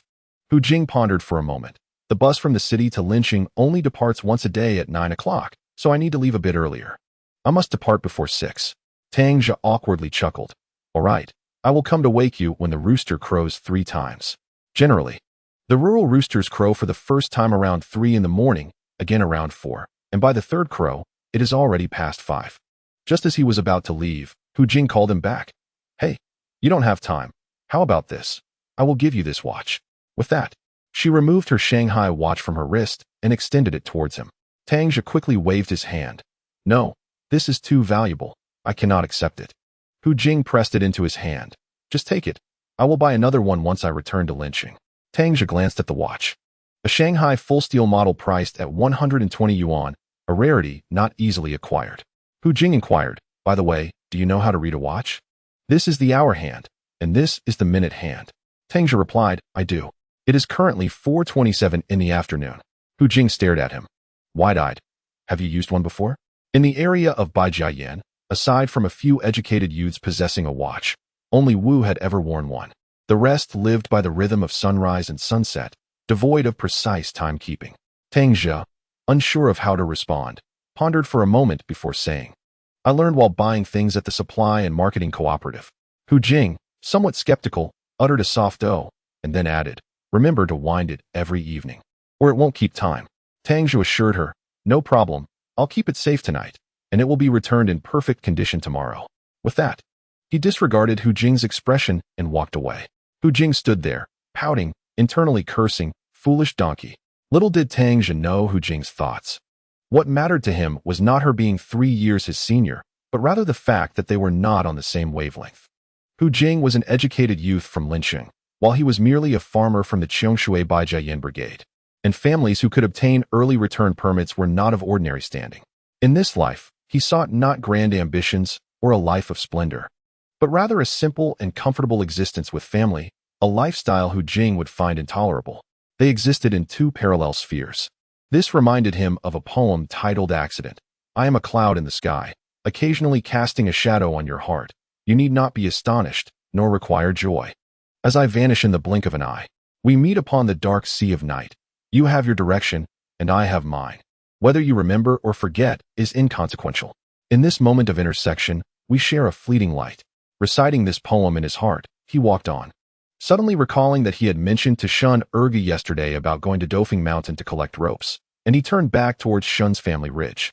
Shun Erge, not yet 18, was ineligible to vote, which is why he was absent today. Shun Dofing had come alone, casting Shun Hoji's vote before returning early. She believed that regardless of who became the team leader, their family situation would remain unchanged, with no hint of transformation. If she were to select a suitable candidate, she would rather cast her vote for Tang Zhe. Thus, after voting, she departed without waiting for the results. Tang Zhe arrived at Shun Erge's home and informed him that he could not go to Dofing Mountain tomorrow and should pursue whatever he wished to do. Shun Erge's face fell slightly. He still owed Tang Zhe a considerable amount of money. If he didn't help him repay it soon. With the onset of spring plowing in just a few days, he would be compelled to work in the brigade, leaving him with even less personal time. Tang Zhe patted his shoulder. I understand your concerns. Rest assured, there will be plenty of work days ahead. As the lunar calendar marks the commencement of the Dragon Boat Festival, it signals the implementation of land allocation to households along the Qiong River. With merely 4 months remaining before this transition, the planned economy will gradually yield to a market-oriented one. Upon returning home, I took a moment to observe the clouded leopard. My father ambled in slowly, having only just arrived. Tang Wan, seeing him, remarked, "Brother, I fed it some of the bear liver leftover from yesterday, and it devoured it all." Tang Zhe reached through the bars of the cage, gently stroking the creature, which instinctively recoiled, indicating it was in good spirits and had regained considerable strength. Tang Wan suggested, "Brother, how about we give it a name? What do you think of calling it Little Flower?" Tang Zhe shook his head, responding, "That name is quite unappealing for a male leopard. Let us name it Lulu. Once its wounds have healed. You can take Lulu out for walks frequently." "Walk Lulu?" Tang Wan echoed, "But I'm a bit scared of it. What if it bites?" Tang Zhe chuckled. "Not yet. It hasn't recognized us as its owners. After some time, it will be fine. By the way, I need to go to the city tomorrow. Please remember to feed it the remaining bear liver." Tang Wan acknowledged, while Chun Xiuyun called from the kitchen, Wan, hurry and help me with the fire. It's time to cook." "Mom, I'm coming," she replied, then turned to the clouded leopard in the cage, saying, "Be good, Lulu. I'm off to cook." With that, she made a face at Tang Zhe. Chapter 66. Farewell after dinner. Tang Wan took out the book that Hu Jing had gifted her and began to read. Tang Zhe informed his parents of his trip to the city the next day before retreating to his room. He opened his box and retrieved a piece of clear crystal, selecting a fist-sized one to place in his bag. After winding his watch, he settled down for an early night. At the crow of the rooster 3 times, Tang Zhe checked his watch by the pillow. It was 5 o'clock and 5 minutes. He hurriedly got up, dressed, and hastily found some food in the cupboard to warm up for breakfast before heading to the brigade office. The young intellectuals were already awake. With Hu Jing's departure today, only 4 remained at Beijian, their eyes reflecting a sense of melancholy. Zhang Yue, a girl, gazed at the empty bed and couldn't help but shed tears. Hu Jing embraced her, saying, "Yue, if you ever visit Linqing, you must come find me. I've left you my address. I'll write to you as soon as I get home." Zhang Yue nodded. "You must remember to write to me often. I will miss you." Yen Tianming suggested, "Hu Jing, why don't we all accompany you to the county today?" Hu Jing shook her head, replying, "The brigade has just elected a new leader, and there are many matters requiring your assistance as the young intellectual team leader. I cannot let my personal affairs delay the brigade's important business." Su Zhaoen remarked, "With 2 large bags, how will you manage alone?" Hu Jing smiled, "Don't worry. I've asked Tang Zhe from Uncle Zili's family to help me. You all can focus on your work here, and I am confident we will all return in no time." Yang Xingshu sighed and remarked, "The documents from above have been issued for quite some time, permitting conditional return to the city. However, the specific conditions remain unclear, as I have applied numerous times only to face rejection each time." His eyes betrayed a hint of envy. When Tang Zhe arrived, several individuals were seated in the dormitory of Hu Jing and Zhang Yue, waiting for him. Upon his entrance, Hu Jing, feeling somewhat embarrassed, said, "Tang Zhe, I am truly sorry to trouble you, but with so many items, it is quite laborious for me to carry them alone." Tang Zhe exhaled a few puffs of warm air into his hands and replied, "It's no trouble at all. I'll fetch a carrying pole. It's nearly 6 o'clock, and with your bus at 9, we must hasten our departure." Although a road connecting the commune to the county town had been completed by the late 1950s, apart from a few tractors and horse-drawn carts that occasionally traversed the route, one would seldom see any vehicles, especially at such an early hour. Yen Tianming and his 3 companions escorted Hu Jing to Daijianao, where Zhang Yue unexpectedly burst into tears. Hu Jing, carrying only a military green canvas bag slung across her shoulder, approached Zhang Yue and offered her a handkerchief to dry her tears. "Yue, I am returning to the city. You should be happy for me. Please don't cry." As she spoke, her own tears began to flow. No one could better understand the depth of her emotions at that moment. Transitioning from the little princess of the family courtyard in Linqiang to this desolate place, evolving from a city girl who knew not how to wield a hoe or sickle. Over the years, Zhang Yue had become a kin closer than her own sisters. Su Zhaoen produced several boiled eggs, saying, "I urge you to enjoy another cup of wine." Beyond Yangwan, there are no familiar faces. "Comrade Hu Jing, though I have no wine, take these eggs for the journey." Though usually carefree, he had exchanged a pound of grain tickets the previous night for 6 eggs. He hailed from Tongqing, over 500 kilometers away from Linqing. This separation might very well lead to a permanent farewell. Hu Jing accepted the eggs, her voice choked with emotion. "Please, no more farewells, just return." As she turned away, Zhang Yue began to sing. "In spring, the flowers bloom, the educated youth descend to the countryside.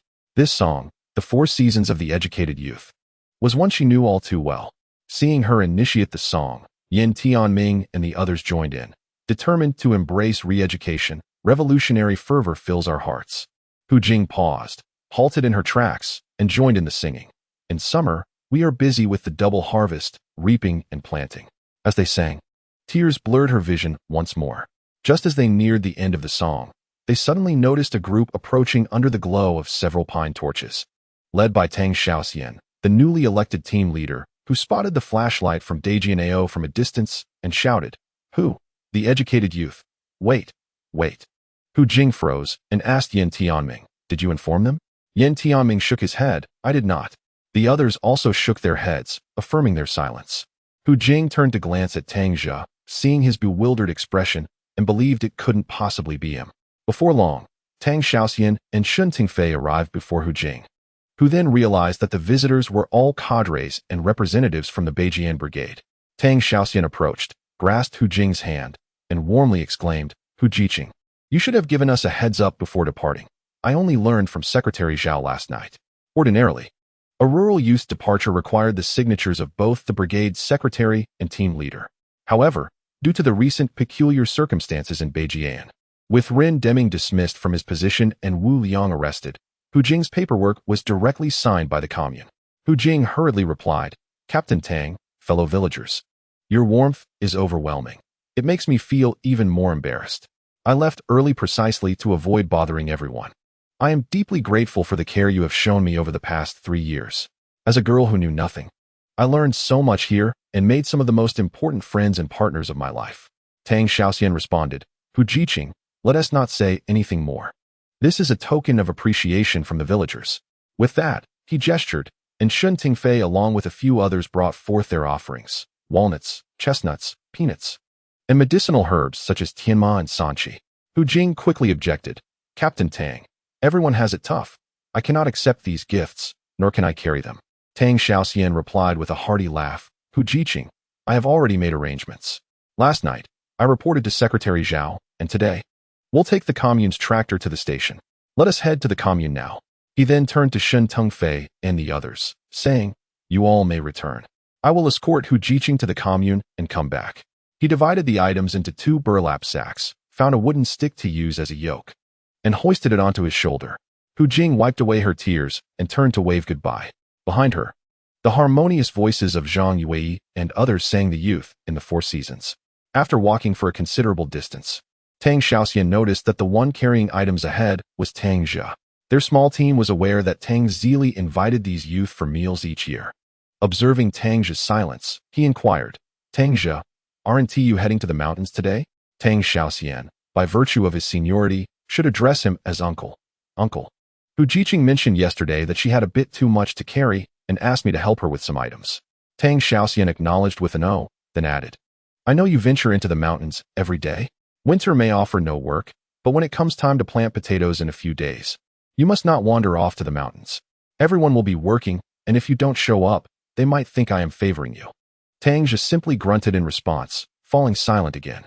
As the new official, one must make a striking impression, and the most effective way to do so is to tackle the most pressing issues first. Tang just certainly understood the underlying thoughts of his senior, realizing that there were only a little over 4 months left. Once those months passed, the collective would dissolve, transforming into individual household contracts. Those willing to work would do so, while the unwilling would face hunger, and it would no longer be a matter of comparison. Those who were diligent and had surplus grain would thrive, while the lazy would go hungry. Upon arriving at the commune, Tang Zhe sought out the tractor driver, Wang Yuanxin, and handed him a pack of magic cigarettes, saying, "Master Wang, I would appreciate your assistance." Tang Zhe observed this exchange and thought to himself that Tang Zhe truly had a knack for handling affairs. If it were Ren Deming or Wu Liang, a word from the secretary would be treated as an imperial edict, and they would never show courtesy to anyone of lesser rank. Wang Yuanxin accepted the cigarettes with a smile and assured him, "Rest assured, Secretary has arranged everything. I will ensure she arrives at the station safely." Tang Zhe loaded the items into the tractor's carriage, then helped Hu Jing aboard. He found a burlap sack to cushion her seat and pointed to another sack, saying to Tang Zhe, "You should sit on that one. It's softer." Tang Zhe complied and took his place. As Tang Xiaoxian was leaving, he instructed Tang Zhe, "You must ensure Hu Jiqing reaches the train safely. If anything goes wrong, I will hold you accountable." Tang Zhe nodded, replying, "Do not worry, Captain. I will complete the task." Wang Yuanxin retrieved a crank and inserted it into a small round hole at the front of the tractor, exerting all his strength to turn it. After several attempts with no success, Tang Zhe suggested, "Master Wang, could it be that the temperature is too low? Perhaps we should use fire to warm it up." Wang Yuanxin looked at Tang Zhe and replied, "Young man, I did not realize you understood this contraption. It may indeed be too cold. Come lend me a hand." He then produced a cloth bundle secured with iron wire from the toolbox beneath the driver's seat, dipped it in diesel from the fuel tank, ignited it with a match, and handed it to Tang Zhe. Taking the burning cloth, Tang Zhe positioned it near the air intake. After a moment, Wang Yuanxin took the crank again, turned it a few times, and the diesel engine roared to life. Wang Yuanxin offered Tang Zhe a cigarette, but he waved his hand, saying, "I do not smoke." In truth, he wished to steer clear of such habits, recognizing their detrimental effects on health. Wang Yuanxin chuckled, "Young man, forgive me for my unsolicited advice. Cigarettes bridge connections, and liquor paves the way. Society is changing, and you will often need to venture out. It is essential to learn these things." Tang Zhe merely offered a dry laugh without responding. Wang Yuanxin settled into the driver's seat and said, "Buckle up, we are off." The bumpy ride on the uneven dirt road felt akin to a roller coaster, with the engine roaring loudly, rendering conversation nearly impossible. The two men exchanged nods throughout the journey. With the advantage of a vehicle, they arrived at the station in about an hour. Hu Jing and Tang Zhe carried their bags into the waiting room, where they presented their identification and purchased tickets. With over an hour until departure, Tang Zhe said, "Hu Jiqing, let us store your belongings here for now. You're returning to Linqing, and it will be difficult to find green bean flour later." Hu Jing replied softly, "But you will still be here, right? If I crave it, I can just come find you." "All right," Tang Zhe responded, but then felt a twinge of regret and added, "I fear the mountains are high, the roads long, and the rivers deep. It may be hard to meet again." Without waiting for Hu Jing to reply, he called out to Wang Yuanxin, "Master Wang, are you busy? If not, shall we go grab a bowl of green bean flour together before heading back?" Wang Yuanxin had already emerged, and he was pleased to receive his share of labor credits, delighted that someone was treating him to a meal. He chuckled, "All right, you dictate the arrangements, and I shall heed your guidance." They proceeded to the breakfast section of the state-run restaurant. The three of them returned to the bus station, where Tang Zhe escorted her to the waiting room. He removed his watch from his wrist and handed it to Hu Jing, saying, "Hu Jiqing, as I mentioned yesterday, it is time to return what is rightfully yours." Upon receiving the watch, Hu Jing's expression dimmed significantly. "I told you, I gifted it to you as a keepsake. If you insist on returning it in this manner, I shall indeed be quite upset." Tang Zhe quickly replied, "This item is far too valuable. I cannot accept it." They engaged in a back-and-forth exchange, and Hu Jing, blushing, remarked, "There are so many people at the station. It would be quite awkward if they saw this. Please, just accept it." Reluctantly, Tang Zhe acquiesced, only to retrieve a piece of crystal from his bag. "Hu Jiqing, this is something I found on the mountain. I wish to give it to you as a memento." "Crystal?" Hu Jing exclaimed, "This is worth far more than my watch. I cannot accept such a gift." Tang Zhe insisted, "Hu Jiqing, please take it. I have several of these, and I can always go dig for more when I wish." Curious, Hu Jing inquired, "Where did you find it?" "I have been in Beijian for several years and have never seen anyone find crystal." Tang Zhe candidly replied, "I unearthed it in the Dazhua Creek beneath the Shizhu rock." Hu Jing advised, "You must visit Linqing if you have the chance. They specialize in buying such things, and the prices are quite high. Given the size and clarity of this crystal, it could at least exchange for 5 of my watches." Tang Zhe remained unfazed, calmly asserting, "To not reciprocate is to be impolite. You gifted me a watch, and I merely returned the favor with a stone. Yet, it is better than having nothing to offer. Like the saying, to gift a branch of spring without any offerings." Hu Jing accepted the crystal with a smile, saying, "What a clever play on words. I did not expect you to be so learned, yet I have heard you did not pursue much education." Tang Zhe awkwardly chuckled, "You flatter me, Hu Jiqing. I merely spoke off the top of my head." Hu Jing continued, "Your offhand remarks have even transformed Lu Kai's famous lines. Also, do refrain from calling me Hu Jiqing in the future. Address me as Hu Jing or Jingjing." Tang Zhe acknowledged her request, but in the warmth of Hu Jing's presence, He thought to himself, at this moment, I desire nothing more than solitude. Chapter 68. Sweet potatoes are delicious. While lost in such thoughts, he spoke aloud, very well. Hu Jing, I shall take my leave now. A wave of disappointment washed over Hu Jing as she replied, the bus does not depart for a while longer. Will you not wait to see me off?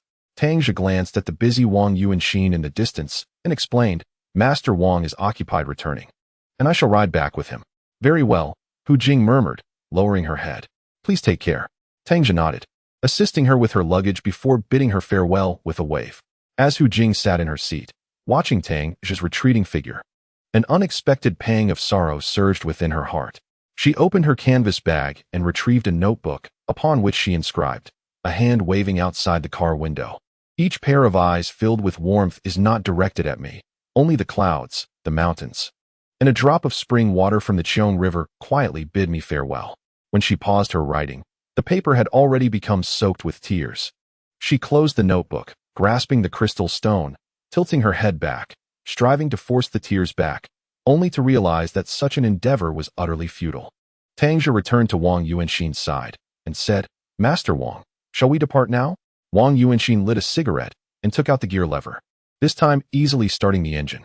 It was still midday on their return journey, and upon reaching Daijianao, he turned onto the road to Shenjialing. The Shun Ergua family was having lunch, and Shun Dafeng busily served him a bowl of sweet potato. Just sweet potato? I wonder if you can get used to it? Shun Dafeng felt a bit shy. Tang Zhe accepted the bowl without hesitation, stating, Sweet potato is delicious, sweet like candy. Before he could finish his sentence, Shun Ergua added a generous spoonful of bear meat to his bowl, grinning as he said, Try my sister's bear meat. Tang Zhe sampled it. Although it was not as delectable as his mother's cooking, it possessed a unique flavor that lingered pleasantly in his mouth. He couldn't help but inquire, what seasoning did Dafeng use to make it so tasty? Shun Dafeng replied with a smile, There's no special seasoning. I just added a bit of mountain thyme. My grandfather said that when they went to war, they used to eat beef in the army. And there was a family from Shixian who owned a beef shop before they enlisted. Whenever they prepared beef, they would add some mountain thyme leaves, making the beef particularly fragrant. I thought this bear meat would be similar, so I went to the creek and dug some up to add. Tang Zhe admired Shun Dafeng's resourcefulness in applying what she had learned, saying, Dafeng, with your skills, you would be best suited to open a restaurant. Dafeng laughed. Brother Tang Zhe, you jest. With our family's circumstances, thinking of opening a restaurant and engaging in such speculative ventures would only compound our troubles. After saying this, she realized that Erguo was also assisting Tang Zhe. Feeling embarrassed, she lowered her head and picked at the sweet potato in her bowl. Seeing her like this, Tang Zhe quickly reassured her, I'm not talking about now. Life will surely improve in the future. Shun Dafeng sighed. It would be wonderful if that day truly came. After finishing their meal, Tang Zhe asked Shun Ergua to return home first. Once at home, he immediately went to check on Lulu, who appeared to be in much better spirits than the previous day. Upon seeing Tang Zhe, she no longer seemed afraid, lying still in her cage, and her wounds had begun to scab over. Thankfully, there was no inflammation or pus. Tang Zhe murmured to himself, then returned to the house, gathered his tools, and set off to Dofeng Mountain with Shun Ergua. Professional hunters waited until after the 15th to ascend the mountain, but Tang Zhe did not consider himself a professional. In his heart, there were no rigid rules. As long as he could provide for his family and spare them from hunger and cold, that was all that mattered. Upon reaching Dofeng Mountain, their harvest was modest, consisting of only 2 yellow cats, 1 badger, and 2 snares that sprang up without catching anything, prompting Shun Ergua to lament repeatedly about the near misses. Tang Zhe remained remarkably composed, stating calmly, Ergo, hunting is like this. Do not harbor excessive hope for every snare. The greater the hope, the greater the disappointment. Shun Ergo nodded in understanding. Brother Tang, I comprehend. Tang Zhe continued, We are fortunate indeed. Observe those hunters who venture into the mountains with rifles for a day or two, often returning with little to show. First and foremost, it is a matter of luck. Secondly, many creatures seek sustenance only at night, compared to hunting with a rifle. Our method using snares is far more effortless. Shun Ergo replied, While it may be less laborious, should we encounter a creature unexpectedly, we would be left watching it escape. Brother Tang, with the captain now being one of your clan, why not seek him out and procure a rifle from the militia? After all, you have bullets. Last time, Shun Ergo had gifted Tang Zhe a pack of bullets, which remained unused due to the lack of a firearm. Tang Zhe remarked. Let us consider it further. One cannot rely on hunting for a lifetime, don't you think? They collected the snares and relocated them to different spots. It was not until late at night that they returned home, where their parents and sister had already retired. Tang Zhe lit the kerosene lamp, opened the cupboard, and found a small portion of sweet potato rice. He reheated it over the stove and, accompanied by a touch of vegetarian chili sauce, shared it with Shen Ergo. After their meal, they skinned the pelts of a yellow weasel and a badger, placing the entrails into an old wooden basin set aside for Lulu's provisions. Once they finished their tasks, Tang Zhe glanced at the time. It was past 11. After a quick wash, they retired for the night. The following morning, before dawn, Tang Zhe retrieved the porcupine's stomach hanging from the beams. Although the surface had dried somewhat from the wind, the foul odor was still potent. He wrapped it in a piece of newspaper and placed it alongside the badger meat in the backpack, while Shen Ergo carried the 2 yellow weasels on a yoke. Upon arriving at the paper factory to meet Li Shui, he assessed the goods and remarked, "These 2 yellow weasels are quite fine. What price do you ask?" Tang Zhe replied, "You set the price. I trust you won't shortchange me." He then retrieved a pack of special cigarettes from his pocket and handed it to Li Shui. Li Shui glanced at it discreetly and laughed. "You are quite astute. This wild game is rare. I'll buy it for 5 yuan per pound."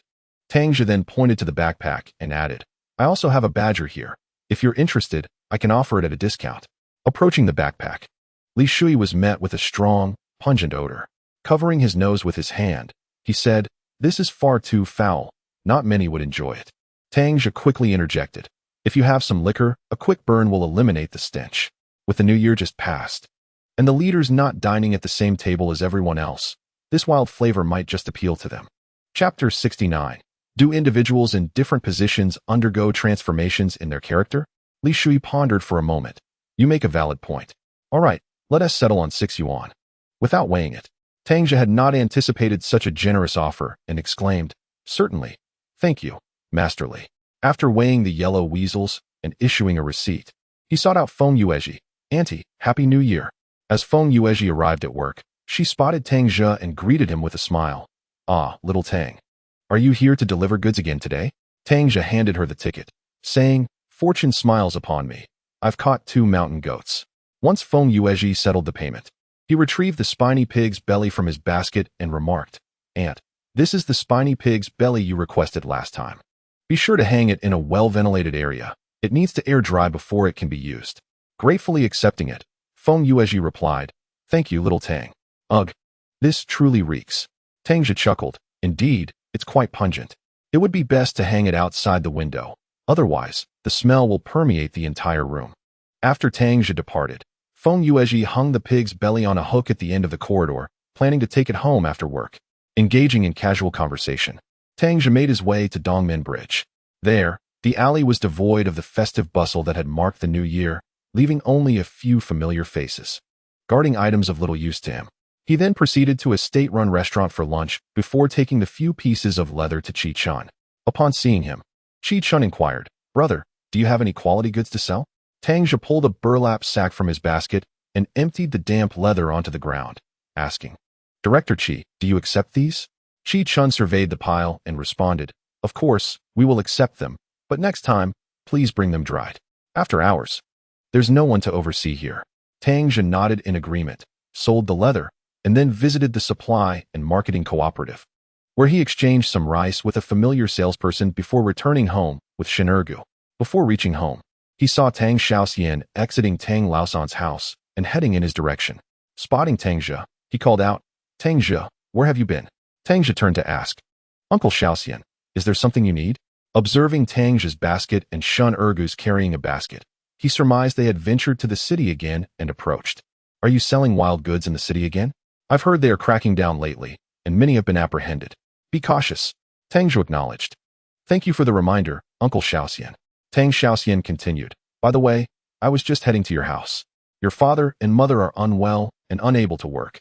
Tomorrow, you and your sister need to go to work and begin tilling the land for potatoes." He then turned to Shen Ergu and added, "And you, Ergu, make sure to tell your sister that the pig feed at the collective farm must not run out. They've been a bit lazy recently, and the pigs are not getting enough to eat, causing chaos and escaping their pen." Shen Ergu replied, "Understood, Captain. I'll inform her." Tang Xiaoxian nodded with satisfaction. "Good. And you shouldn't laze about at home tomorrow either. You are strong enough to help with the potato planting. Shin Ergu agreed, and Tang Zhe asked, Captain, may I inquire how many work points I could earn for a day of potato planting? Tang Xiaoxian's expression soured slightly as he replied, previously, you earned 6 work points. Now that you are older, I will grant you 8. As for Ergu, at only 16, he will still receive 6. Tang Zhe listened, feeling somewhat displeased. How come other adults can earn as many as 12 work points, while the least they can get is 10? If that's the case, I won't go. Tang Xiaoxian's expression darkened as he replied, if you dare to refuse, your family won't receive a single grain of food. At this moment, Tang Zhe was indifferent to the prospect of receiving or not receiving food.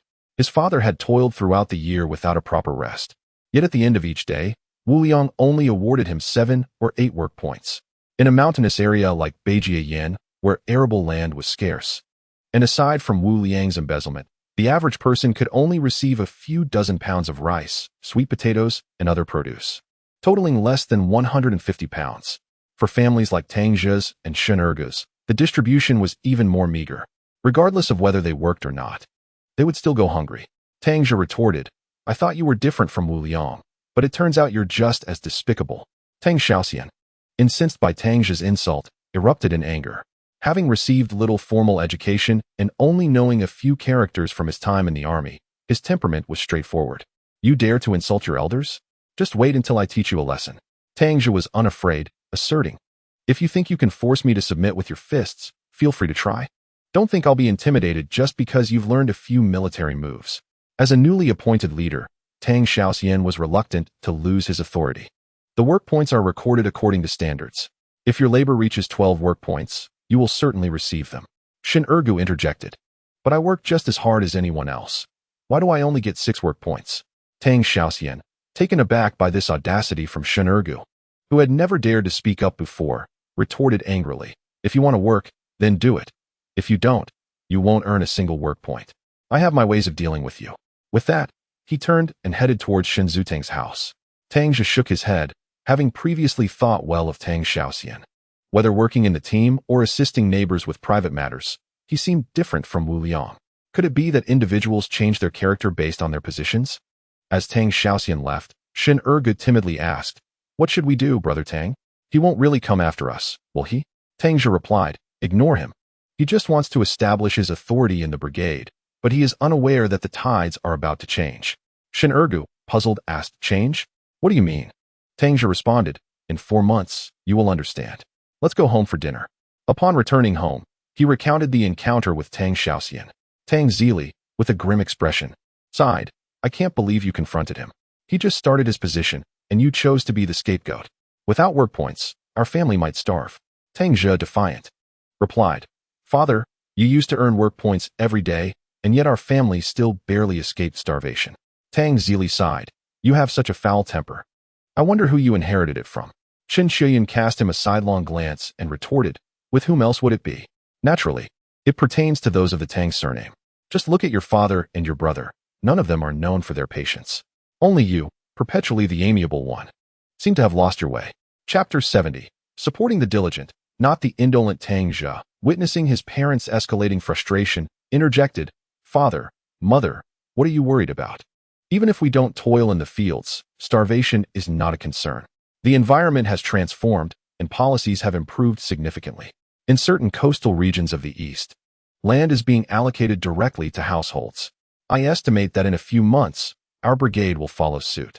Tang Zhe snorted dismissively, after indulging in a few trivialities. You forget your own surname. If you don't work, what will you eat? Although we might not earn as many work points as others daily, at least with coarse grains and wild vegetables, we can scrape by. Clearly, he had not grasped Tang Zhe's remarks regarding land allocation. However, Qin Shiyun, attentive to the conversation, inquired, Zhe, is what you said true? Are we really going to allocate land to households? Tang Zhe nodded affirmatively, yes. I believe it will be implemented this year. Qin Shiyun turned to Tang Zhe. Did you hear that, old Tang? Your son just mentioned the land allocation. Leaning against the wall, Tang Zhe retorted, pay no heed to his nonsense. He is neither the county chief nor the secretary. His words carry no weight. Noticing that he had diverted his parents' ire, Tang Zhe decided against further debate. He felt it was undeniably unjust for Tang Xiaoxian to assign him only 8 work points. Observing Tang Zhe sulking in silence, Qin Shiyan chose not to engage further and excused herself to the kitchen to prepare a meal. Before long, Tang Wan returned from outside. Tang Zhe inquired, "Where have you been?" Tang Wan replied, "I visited Sister Xiaoya's home. Today marks the full month of Shenyang's son, and mother asked me to deliver a few eggs. Their household possessed only 2 hens, as prior hardships had left little to nourish them. It was only recently, with an improved standard of living allowing them to consume some sweet potatoes daily, that the hens began to lay eggs." Tang Zhe simply acknowledged her with an "oh." Rising to check on Lulu, Tang Wan asked, "Brother, did you have a quarrel with Uncle Xiaoxian?" Tang Zhe responded, "How did you know?" Tang Wan explained, "No wonder. Once he arrived at Sister Xiaoya's, he remarked on your and Shun Erga's youth and impulsive tempers." Tang Zhe retorted irritably, "Let him say what he wishes, it matters not." Tang Wan continued, "Listen to me." After speaking for a while, he revealed that he, too, wishes to adopt a system akin to Wu Yang's, whereby work points would be deducted. However, rather than for personal gain, he intends to establish a reward and punishment system, rewarding those who are diligent and willing to work at year's end. Upon hearing Tang Wan's account, Tang Zhe felt a pang of regret for his earlier impulsiveness, realizing he had reacted without fully understanding the situation. He asked, "He harbors such intentions?" Tang Wan affirmed, "Indeed, he conversed with Guozhang and Uncle Zuteng for a while. They all agree that you were too hasty, having hunted a couple of wild boars and yet remaining unsatisfied. He plans to announce this at tomorrow's work meeting, instituting a cap of 10 work points per day for each individual, with the surplus allocated as rewards for those who are industrious. Moreover, for those with diminished labor capacity. He remarked that working for just 1 day would equate to 6 work points, thus ensuring the minimum standard of living for them. However, Uncle Zuading expressed his reservations, believing this approach to be impractical. Firstly, due to potential shifts in national policy, and secondly, because it might incite opposition against him. Tang Zhe chuckled, acknowledging Uncle Zuading's foresight. As they conversed, Tang Xiaoxian approached the courtyard, calling out, "Is Brother Zili at home?" Tang Zili promptly responded, "Yes, is that you, Xiaoxian? Come in and warm yourself by the fire." With a smile, Tang Xiaoxian entered, exchanging a grin with Tang Zhe, and remarked, "Youth is indeed a blessing. The vigor of young people is commendable." Tang Zhe recognized the underlying sarcasm directed at himself and replied, "Uncle Xiaoxian, please feel free to speak your mind." Tang Zili interjected, "Xiaoxian, the child is young and inexperienced. You, as his uncle, should exercise some understanding." Tang Xiaoxian settled beside the brazier and called to Tang Zhe, "Come sit with me. I wish to hear your thoughts."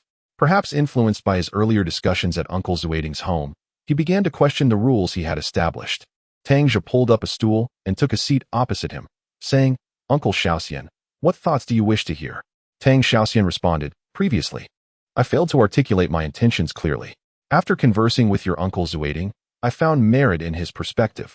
This nation has recently concluded a meeting, and policy changes are imminent. I aspire to eradicate the detrimental practices from the era of Ren Deming and Wu Liang, ensuring that everyone has food to eat. However, I realize I may have acted with undue haste." Listening intently, Tang Zhe remained silent as Tang Xiaoxian continued, "Uncle Zuading holds you in high regard, and I concur with his assessment. It is commendable for the youth to possess a bit of individuality. Nonetheless, I would like to hear your opinion on my proposed policies." He then reiterated his earlier discussions with Uncle Zuading. After digesting this, Tang Zhe replied, "Uncle Xiaoxian, as a young individual, I possess little knowledge and no substantial opinions to offer. However, as you rightly pointed out, if we wish for everyone to have food, it is counterproductive to reduce the work points of the industrious and redistribute them to the indolent. An ancient saying aptly states, 'Aid the needy, not the lazy,' by adopting such measures. You merely encourage the lethargic to remain idle, as their rewards would mirror those of the diligent, ultimately dampening the enthusiasm of the hardworking." Tang Xiaoxian listened attentively, and after a pause, he admitted, "I had not considered this thoroughly. When I discussed this with Shun Tingfei, he concurred with my approach. We are part of a large collective, and to foster a sense of collective honor, we must implement certain measures." Tang Zhe offered a wry smile. "The foundation of collective honor is ensuring that everyone is well fed. If people cannot satiate their hunger, who will care about the collective? To focus solely on the broader perspective while neglecting individual welfare is sheer folly." Tang Xiaoxian, taken aback by Tang Zhe's boldness, cautioned, "Such words should not be spoken lightly. It is acceptable for me to hear them, but if others catch wind, it could lead to complications. Shin Ergu, having grasped the situation, recognized that Tang Xiaoxian was indeed different from Wu Liang. He stood respectfully and said, "Captain Tang, my previous remarks were somewhat rash. Please do not take offense." Tang Xiaoxian chuckled. "I am a man of humble origins, a soldier by trade, and thus, I am rather unrefined, lacking the finesse for intricate matters. However, I do find your disposition quite likable." With this reassurance, Shin Ergu felt a wave of relief wash over him. Tang Xiaoxian continued, "Secretary Zhao has informed me that the policies have shifted. Our team can no longer afford to engage in sporadic denunciation meetings. Our focus must now be directed towards development. You need not fear that I shall harbor resentment for any harsh words you may direct at me. I am a straightforward man, but not one to be petty. I am open to listening to counsel." Chapter 71. The flashlight. Upon hearing Tang Xiaoxian's words, Tang Zhe visibly relaxed. At that moment, Chen Xiuyun had finished preparing the meal, and Tang Xiaoxian hastily rose to depart. "I must take my leave," he said. Tang Zhe interjected, "The meal is ready. Why leave so soon? Eat first, then go." Chen Xiuyun echoed from the kitchen, "Indeed, Xiaoxian, dinner is about to be served. Please, dine with us before you depart." As he walked away, Tang Xiaoxian replied, "It's all right. My family's meal should be ready by now, and there are still many households yet to be informed. I shall take my leave." Despite their repeated invitations, he remained resolute in his decision to go, and they could do little but acquiesce. In this era, food was scarce for every household, and Tang Xiaoxian understood this well. Perhaps the meal he enjoyed today was a luxury squeezed from the meager supplies of another family. After the meal, Shin Ergu returned home. Originally, Tang Zhe had no intention of working the next day, but after Tang Xiaoxian's earlier remarks, he agreed to have his workdays counted as normal labor. Should he choose not to attend, he would undoubtedly be perceived as a common adversary by the entire team. Personally, he was indifferent, but he knew his father's temperament would not tolerate such insubordination. Moreover, if he opted out, his father or mother, even in poor health, would insist on participating. The team's potato planting had spanned nearly 10 days, from tilling the soil to sowing the seeds. The following evening, Tang Zhe found a moment to visit Dofeng Mountain in search of snares, yet he returned empty-handed. The innards of the 2 yellow weasels and badgers he had previously acquired were scant. He merely rinsed the intestines and offered them to Lu Lu, who, thankfully, was not a picky eater. Although he showed little interest in intestines, he had a particular fondness for liver. Under Tang Zhe's meticulous care, Lu Lu's wounds visibly improved. The scabs began to flake away, revealing new skin and fur. Perhaps sensing Tang Zhe's kindness, Lu Lu no longer flinched during feeding time and would occasionally nuzzle his pink nose against Tang Zhe's hand. At this moment, Tang Zhe realized that the call of the clouded leopard did not resemble the roars of other large predators. Instead, its vocalization bore a resemblance to that of a cat, short and somewhat adorable, though louder than a typical meow. Finally, having completed the potato planting, and with no innards left for Lu Lu except for some meat, he resolved to seek out some stone frogs or small fish still in hibernation from the riverbank to feed it. Raising a clouded leopard was quite different from owning a dog. Dogs are omnivorous, thriving on whatever scraps their owners consume, while the clouded leopard is strictly carnivorous, showing no interest in anything other than meat, dismissing sweet potatoes and other such fare entirely. Thus, Chen Xiuyun repeatedly questioned him about the purpose of keeping such a creature, which required meat daily. Tang Zhe always responded with a smile, though uncertain whether the clouded leopard could be successfully tamed. In his previous life, he had witnessed numerous videos and news reports about the domestication of fierce beasts. He returned with a few pounds of small fish and 5 or 6 stone frogs, leaving the small fish for Lu Lu, sufficient for several meals. The stone frogs were tied with palm leaves and taken to find Tang Xiaoxian. After the busy farming season, Tang Xiaoxian began attending to his household chores. With Ren Deming dismissed and Wu Liang arrested, every family in the Beijian brigade planted potatoes in their private plots, ensuring a more abundant food supply alongside the rations distributed by the brigade. Initially, many hesitated to plant due to the incident involving Shin Hoji, but upon seeing Tang Xiaoxian begin, most decided to follow suit. When Tang Zhe arrived, he found Tang Xiaoxian and his wife, Zhou Shufan, busy in their private plot beside their home. Tang Zhe called out, "Uncle Xiaoxian, are you busy?" Tang Xiaoxian looked up and asked, "Have you finished your chores?" Tang Zhe chuckled, My mother said just to plant some vegetables in our small plot. I'm here to ask for your help. Tang Zhe set down his hoe and approached. What is it? Tang Zhe replied with a smile. Nothing much. I just caught a few stone frogs still hibernating in the creek and thought you might like to try them.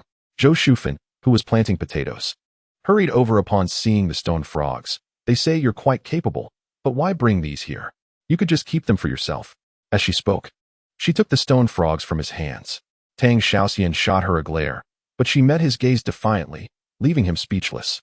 He then turned to Tang Zhe. You must have something else in mind. Tang Zhe did not conceal his intentions. Uncle Xiaoxian, as you know, I often need to go into town, and traveling at night with a kerosene lamp is quite inconvenient. I wanted to ask if you could help me get 2 flashlights, and I'll pay you. In the supply and marketing cooperative, items like flashlights, watches, and fabrics were nearly impossible to obtain without tickets or strong connections. Having flashlights would greatly facilitate his future fishing and hunting endeavors. Tang Zhe pondered for a moment. All right, I'll see what I can do. Tang Zhe then produced 15 yuan and handed it over. Uncle, take this for now. If it's not enough, I can give you more later. Later that evening, when Tang Zhe arrived at Tang Zhe's home, he presented him with 2 tin flashlights and 4 batteries, along with 3 yuan. The total for the 2 flashlights and 2 sets of batteries was 12 yuan. Here's the remaining 3. Tang Zhe accepted the flashlights and batteries gratefully.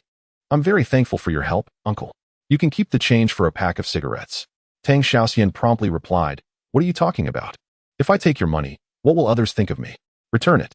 Seeing the seriousness on his face, Tang Zhe reluctantly took the money back. Thank you very much. Uncle Xiaoxian, Tang Zhe remarked, there is nothing to worry about, but I must caution you to be prudent in engaging in such speculative endeavors. Although I am aware that some coastal cities have begun to permit such practices, our Qiangshui has yet to establish any relevant policies. Tang Zhe nodded in acknowledgement. Fully aware of the risks involved, he refrained from disclosing that he never dared to sell at the market near Dongmen Bridge during his visits to the county seat, as that would be exceedingly perilous. He had already advised Shen Ergu that if anyone inquired, he should simply state he went to the county to sell.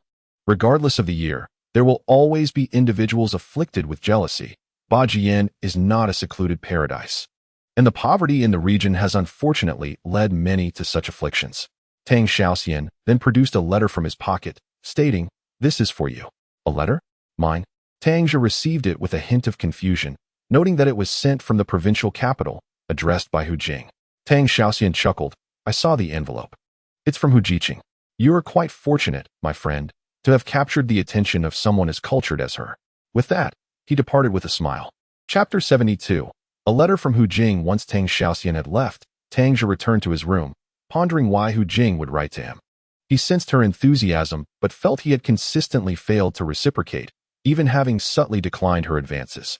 Upon opening the letter, he discovered a poem titled Yumerin that she had evidently composed herself. When will the waters of Qiong River cease? The moon over Fanjing like a hook. At dawn, I part from Qiong City. Looking back, the youth of intellectuals leaves no trace. Last night, the sound of spring rain in Lin City.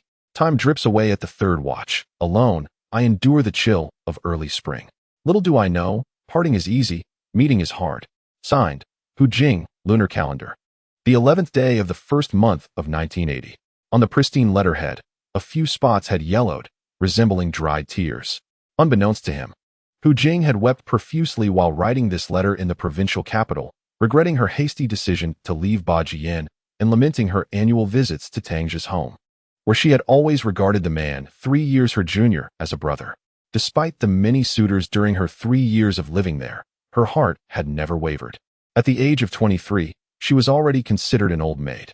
In her days back in the provincial capital, the image of that young and handsome figure haunted her thoughts constantly. If only time could reverse, she would not have enlisted her father as help to secure connections, nor submitted that application. Yet, what antidote exists for regret? After reading the letter, Tang Zhe noticed 2 blank sheets of stationery remaining. Understanding they were intended for him, a hope for a reply. His heart was filled with mixed emotions. In a past life, he had lost the engine of manhood on the battlefield, never marrying and living out his days in solitude. Yet he had witnessed countless incidents around him. Who has not fantasized about sudden wealth? Who does not yearn to lessen the burdens of toil? It is often said that youth is blind to the allure of mature women, mistaking a girl for a gem. However, Tang Zhe is an exceedingly rational individual. He comprehends that he and Hu Jing shall forever exist on divergent parallel lines. Perhaps she is merely infatuated with the enigma of his unfamiliarity. Once that hazy and mysterious allure dissipates, what remains is the mundane reality of shared existence, fraught with the daily trifles of life. The chasm that separates two individuals raised in disparate environments is insurmountable. Such simple truths are well within Tang Zhe's understanding. He placed the letter into an envelope and subsequently into a box, contemplating how best to respond to Hu Jing, deliberating on a manner of refusal that would spare her excessive heartache. In the midst of his thoughts, Tang Wan's voice called from outside, "Brother, I'm off to night school." Tang Zhe promptly gathered his thoughts and replied, "All right, you go ahead." After spring arrived, Tang Wan enrolled in an adult literacy class, dedicating her evenings to teaching middle-aged and elderly individuals to read. Sometimes she would visit various teams, and while the intention was to instruct, the reality was that little was imparted. Most of the adult laborers, fatigued from a day's work, had little inclination to listen to a young girl's lessons. Yet these tasks were mandated by the commune and must be fulfilled. Once Tang Wan departed, Tang Zhe found himself at a loss for how to reply to Hu Jing, so he decided to take a stroll. From a distance, he spotted He Zi standing on the ridge near his home, wagging its tail at him. It suddenly dawned on him that since Lu Lu's arrival, He Zi had not visited for quite some time. Their initial confrontation had left a lingering shadow. As Tang Zhe approached, He Zi cautiously glanced behind him, and upon realizing he was alone, trotted over, sniffing at his feet. He crouched down to stroke He Zi's head, saying, "Lu is locked away. What are you afraid of?" Whether He Zi understood or not, it sniffed around him a few times before darting away. Tang Zhe chuckled softly and was about to continue on his way when he heard Xin Yu calling for He Zi to come eat. Upon hearing her voice, He Zi turned and dashed back towards home. Unbeknownst to him, Tang Zhe found himself standing at Xin Yu's doorstep. Just as he contemplated turning back, Xin Yu emerged, dumping out dishwater, and spotted Tang Zhe. "Zhigu, come in and warm yourself by the fire," she called. Tang Zhe smiled at her and stepped inside, where the family was gathered around the warmth of the fire. Upon seeing Tang Zhe, Xinyang promptly rose to offer him a seat. He felt grateful to Tang Zhe for providing them with some stone frogs and wild boar meat during Luo Ling's confinement when she was unable to nurse. With the communal work completed, Xinyang, being industrious, had planted some potatoes in their private plot, and with little else to occupy his time.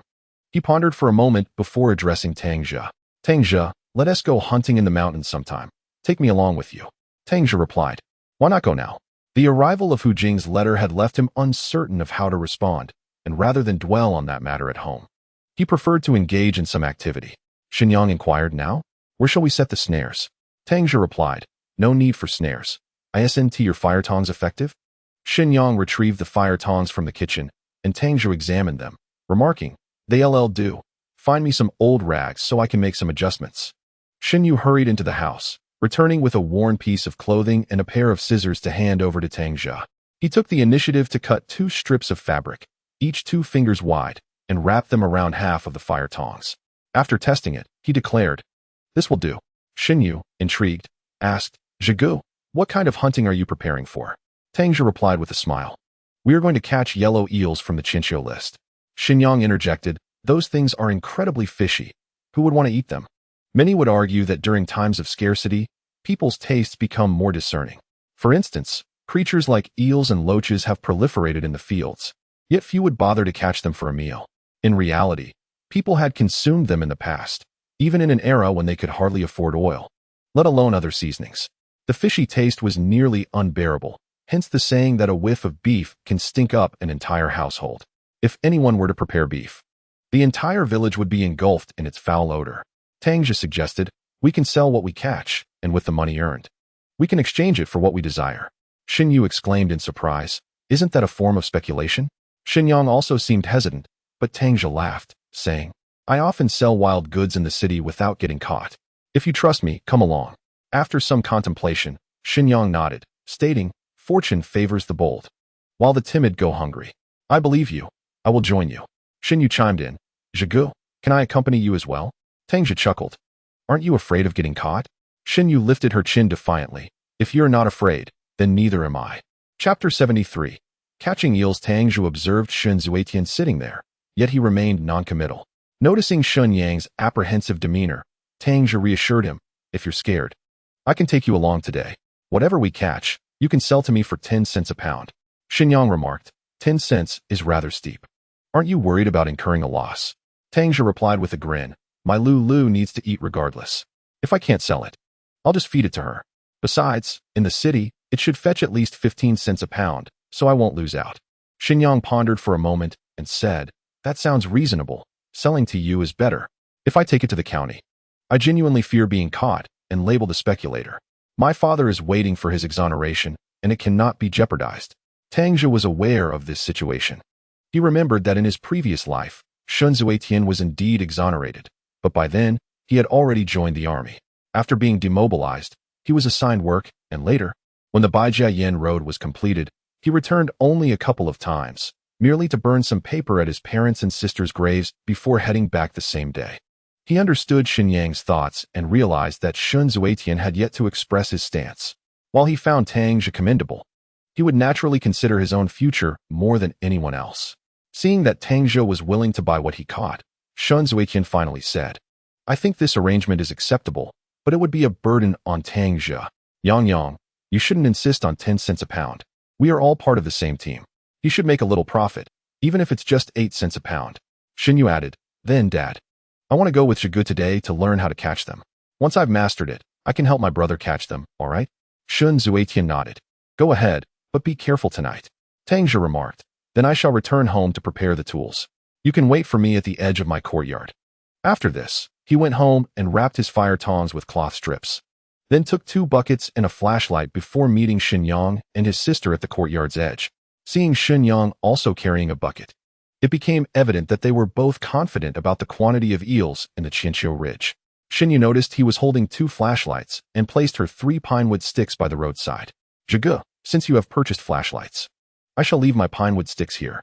Tang Zhe replied, the light from pinewood is too dim and diffused. It would startle them, and they would burrow into the mud, making them impossible to catch.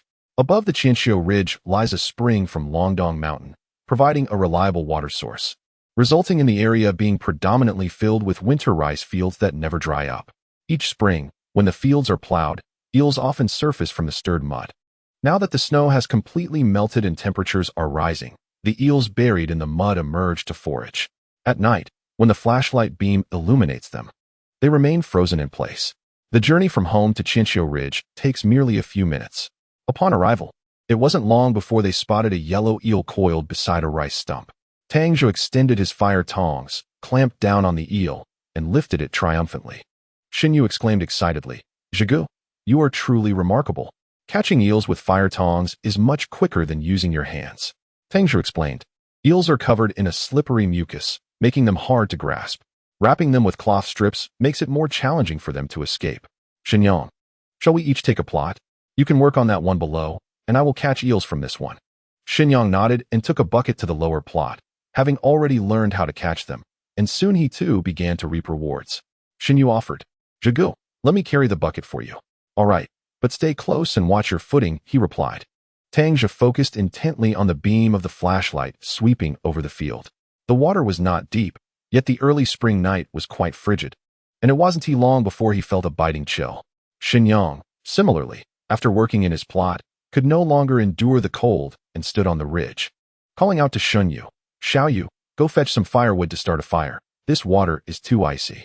Just as Tang Zhe reached the ridge, he glanced into his bucket and noted that after only one plot, they had already collected about 7 to 8 pounds.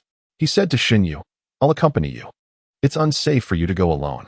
Xinyu agreed, placing the bucket on the ridge before following closely behind Tang Zhe.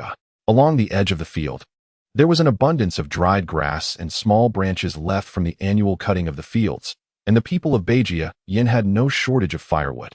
As these small trees were often disregarded, the two gathered a substantial amount of wood with little effort and ignited it with matches. Xinyang soon joined them, warming himself by the fire.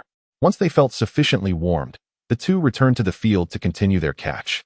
Xinyu, utilizing the glow of the fire, gathered more dried grass and branches to pile on other ridges, preparing to ignite those fires when Tang Zhe and Xinyang switched positions. In another field, Tang Zhe discovered numerous small holes in the stone-constructed embankment, some of which were submerged in water. He recalled that this area was home to many starry catfish. Thus, he began to search slowly with his flashlight. Indeed, after taking just a few steps, he spotted a starry catfish weighing approximately 1 pound at the entrance of a stone crevice beneath the water. The starry catfish is known for its tender flesh and minimal spines, yet it often hides in the holes between the embankments. While people frequently catch them for a meal, they tend to do so cautiously to avoid damaging the embankment, generally only during plowing. When illuminated by the flashlight at night, the fish remained motionless, not retreating into its hiding place. Tang Zhe inserted his tongs into the soil, holding the flashlight in one hand while gradually opening the other hand to position it accurately before suddenly pressing down. He felt a vigorous struggle in his palm and, upon lifting it, noticed that the fish had begun to turn yellow, indicating that it was quite aged. Starry catfish grow slowly, usually taking 3 to 4 years to reach a weight of over 1 pound. He walked to the edge of the embankment and placed the fish into a water bucket. Xinyu glanced over and remarked, "Zhigu, that seems to be a starry catfish." Tang Zhe replied, "Indeed, it's not small. I suspect there are more." Observing the disturbed water, he noted that it had turned murky, so he decided to catch some eels instead, planning to check the deepest part of the field later for any additional starry catfish. Xinyu called out to Shenyang, who was below the embankment, "Brother, Zhigu has caught a starry catfish. Do you have any in your field?" Shenyang responded, "I've caught several, but they're not large, only about half a pound each." By around 10 o'clock that evening, both of Tang Zhe's buckets were brimming, and Shenyang's catch was similarly impressive, with one bucket full and another nearly half full. However, Shenyang had strung his starry catfish with palm leaves to set aside, knowing well that these fish would not be sold, as they were reserved for Luo Ling to recuperate. Tang Zhe called out to Shenyang, "Let's head back. We shall return tomorrow." Chapter 74. The Hungry Steel Eel. Upon returning home, Tang Zhe weighed the eels caught by Shenyang, totaling 86 pounds. The eels he caught were notably large, the smallest being as thick as a thumb. He then gathered all the wooden basins at home, emptied Shenyang's bucket of eels into one, added a bit of water, and covered it with several wooden planks. Tang Zhe returned to his room and took out $8.60, handing it to him. "Shenyang, as brothers, we must settle accounts fairly. I will pay you for the eels now." Shenyang, wiping his hands on his clothes, replied, "What's the rush? You can pay me after you sell them. It's not urgent for me." Xinyu chimed in, "Exactly. Zhigu, you haven't sold them yet. What if you can't sell them for even a dime a pound? Wouldn't that be a loss?" Tang Zhe pressed the money into his hand, stating, "Whether it's a loss or a gain is my concern. Just accept it without worry." Seeing his insistence, Shenyang reluctantly accepted. When Xinyu returned, she picked up several pieces of pine oil wood hidden by the roadside, waiting for her brother to finish before heading home. As Shenyang prepared to leave, Tang Zhe added, "You can catch more tomorrow. Just bring whatever you gather back to me in the evening." Shenyang responded affirmatively and set off home with his empty bucket. Tang Zhe had initially intended to discuss with Shun Ergo about selling the eels in the county the next day, but now he felt it was too late to disturb him. In Shenyang, he weighs merely over 80 pounds, and his maximum weight is only slightly more than a dozen pounds greater than that of Shenyang, excluding the few 7-star fish in his water bucket. The weight of the two individuals is not significantly different.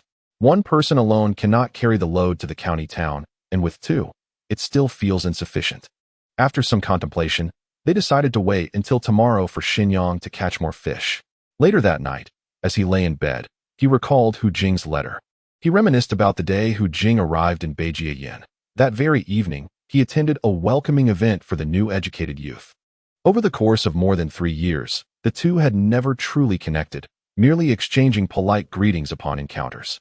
What had prompted her sudden feelings for him? Tang Zhe found himself perplexed. In his previous life, he had faced solitude until old age, yearning for companionship, observing others reveling in familial joy. He longed for a complete family of his own. Now, confronted with this unexpected emotion, he realized it diverged from his expectations, and even more so from the arranged unions of his parents' generation. Although he had established a relationship with Yao Yao, it was merely a product of parental arrangement, progressing from initial introductions to exchanged letters, without any genuine sentiment. While he understood that she might become his lifelong partner, he felt only familial affection, devoid of any romantic stirrings. Even upon returning home and seeing the items returned by the Yao family, he felt a mere pang of disappointment. not sorrow.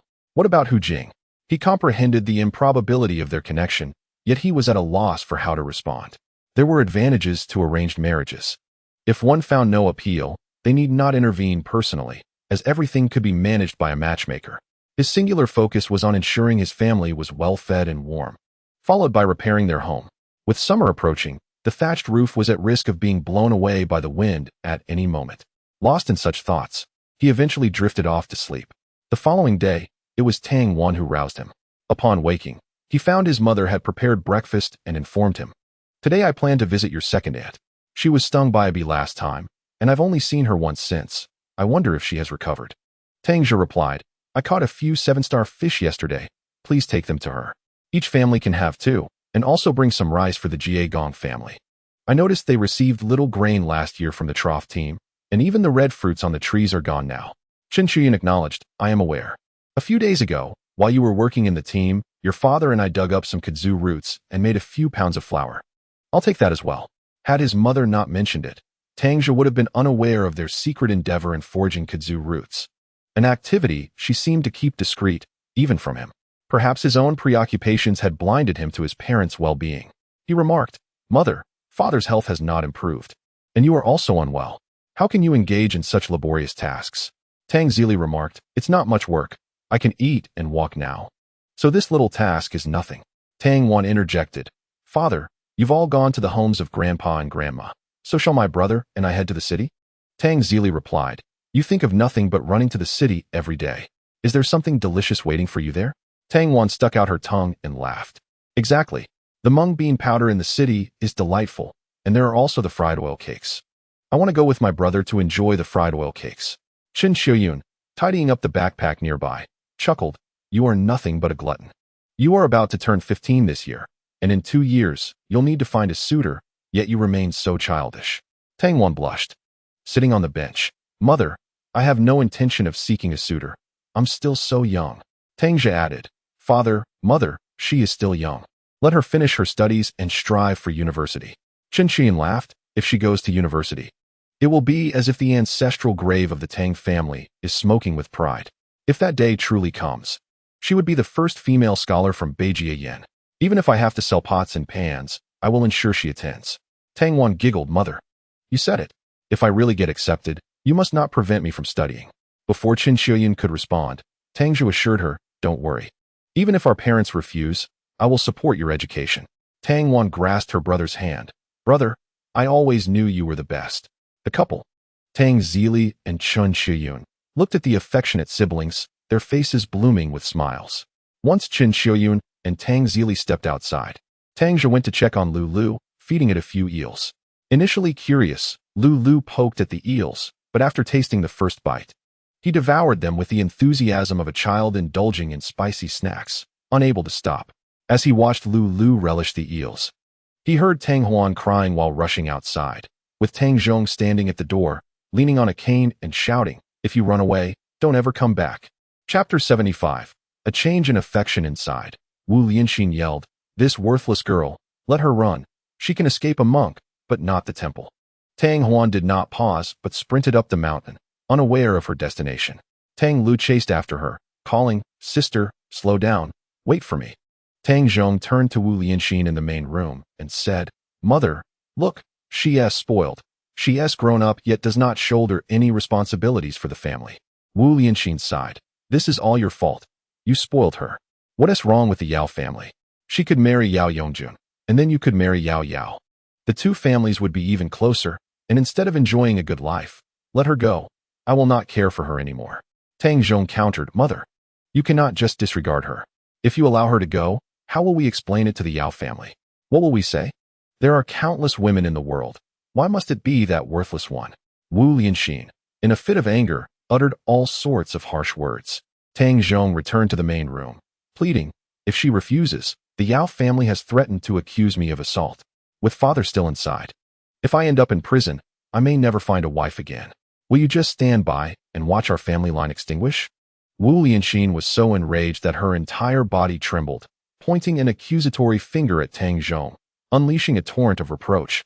"I say, how can you, a grown man, not even manage your own belt? Think carefully about the Yao family.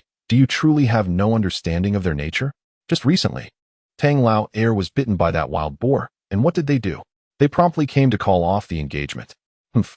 Can a woman raised in such a family, one that values wealth over character, truly lead a stable and fulfilling life with you? I fear it is unlikely. Tang Zhe, however, remained unfazed, defiantly retorting, Mother, could you please calm down? I am your only son. Moreover, Yao Yongjun is merely a decade or so older than Huan Huan. What is so terrifying about an older man? Hearing this, Wu Lianxin let out a deep, resigned sigh, shaking her head as she lamented, My son, you are truly naive. Do you think I am unaware of the underlying issues? Why has Yao Yongjun, at such an age, failed to find a wife? He has had numerous courtships, yet all have ended in failure. Do you know why? It is because he suffers from a serious ailment. If Huan Huan were to marry that hot-headed man, she would surely endure a lifetime of suffering. Tang Zhe countered, but his ailment is not insurmountable. Besides, she is destined to marry eventually. If she weds Yao Yongjun, I can marry Yao Yao, making them both sisters. If Yao Yongjun dares to mistreat Huan Huan, I shall retaliate against his sister. After pondering for a moment, Wu Lianxin indignantly declared, Go bring her back, and if she refuses, break her legs. With a cane in hand, Tang Zhe hobbled off in pursuit of Tang Huan. Tang Zhe, observing this, shook his head in disbelief. This family, in their quest for their son's happiness, was willing to sacrifice their daughter's entire future. How foolish. Tang Huan, having overheard the commotion from inside, rushed out to witness the spectacle and coincidentally encountered Tang Zhe returning. She inquired, Brother, did I hear Aunt arguing about wanting to marry off Huan Huan? Tang Zhe shot her an exasperated glance, replying, You love to meddle. Tend to your own affairs. Let others deal with theirs. Stung by his glare, Tang Huan retreated, muttering, As for us, it is Aunt and Brother Zhong who bring misfortune. Huan Huan and Lei have always been kind to me. I never mentioned it before. But when Mother fell ill after going to the grain station, Huan Huan secretly brought rice from home to feed her. This revelation was news to Tang Zhe, who had only known that his uncle, Tang Ziqiang, had always feared Aunt Wu Lianxin. Ever since his uncle's passing, the two families had become as strangers, seldom interacting. Reflecting on how their father had secretly gifted the sisters bamboo chickens recently, he regretted his earlier harsh words towards his father. Tang Huan continued, The Yao family is also a burden on ours. Before father was injured, he was eager to marry Yao Yao to you, but once he was hurt, they hastily canceled the engagement and went after Brother Zhong instead. Tang Zhe replied, Do you still wish to go to the city?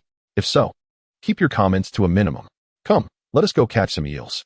Tang Huan had no choice but to remain silent as Tang Zhe picked up the water bucket, with her following closely behind, wielding the fire tongs, heading towards the Chinchou list. Early in the morning, Xinyang had already arrived, and upon seeing him and Xinyu engrossed in their task, Tang Zhe inquired, How many have you caught? Xinyu replied, Zhigu, now that you are here. The yellow eels are too cunning during the day.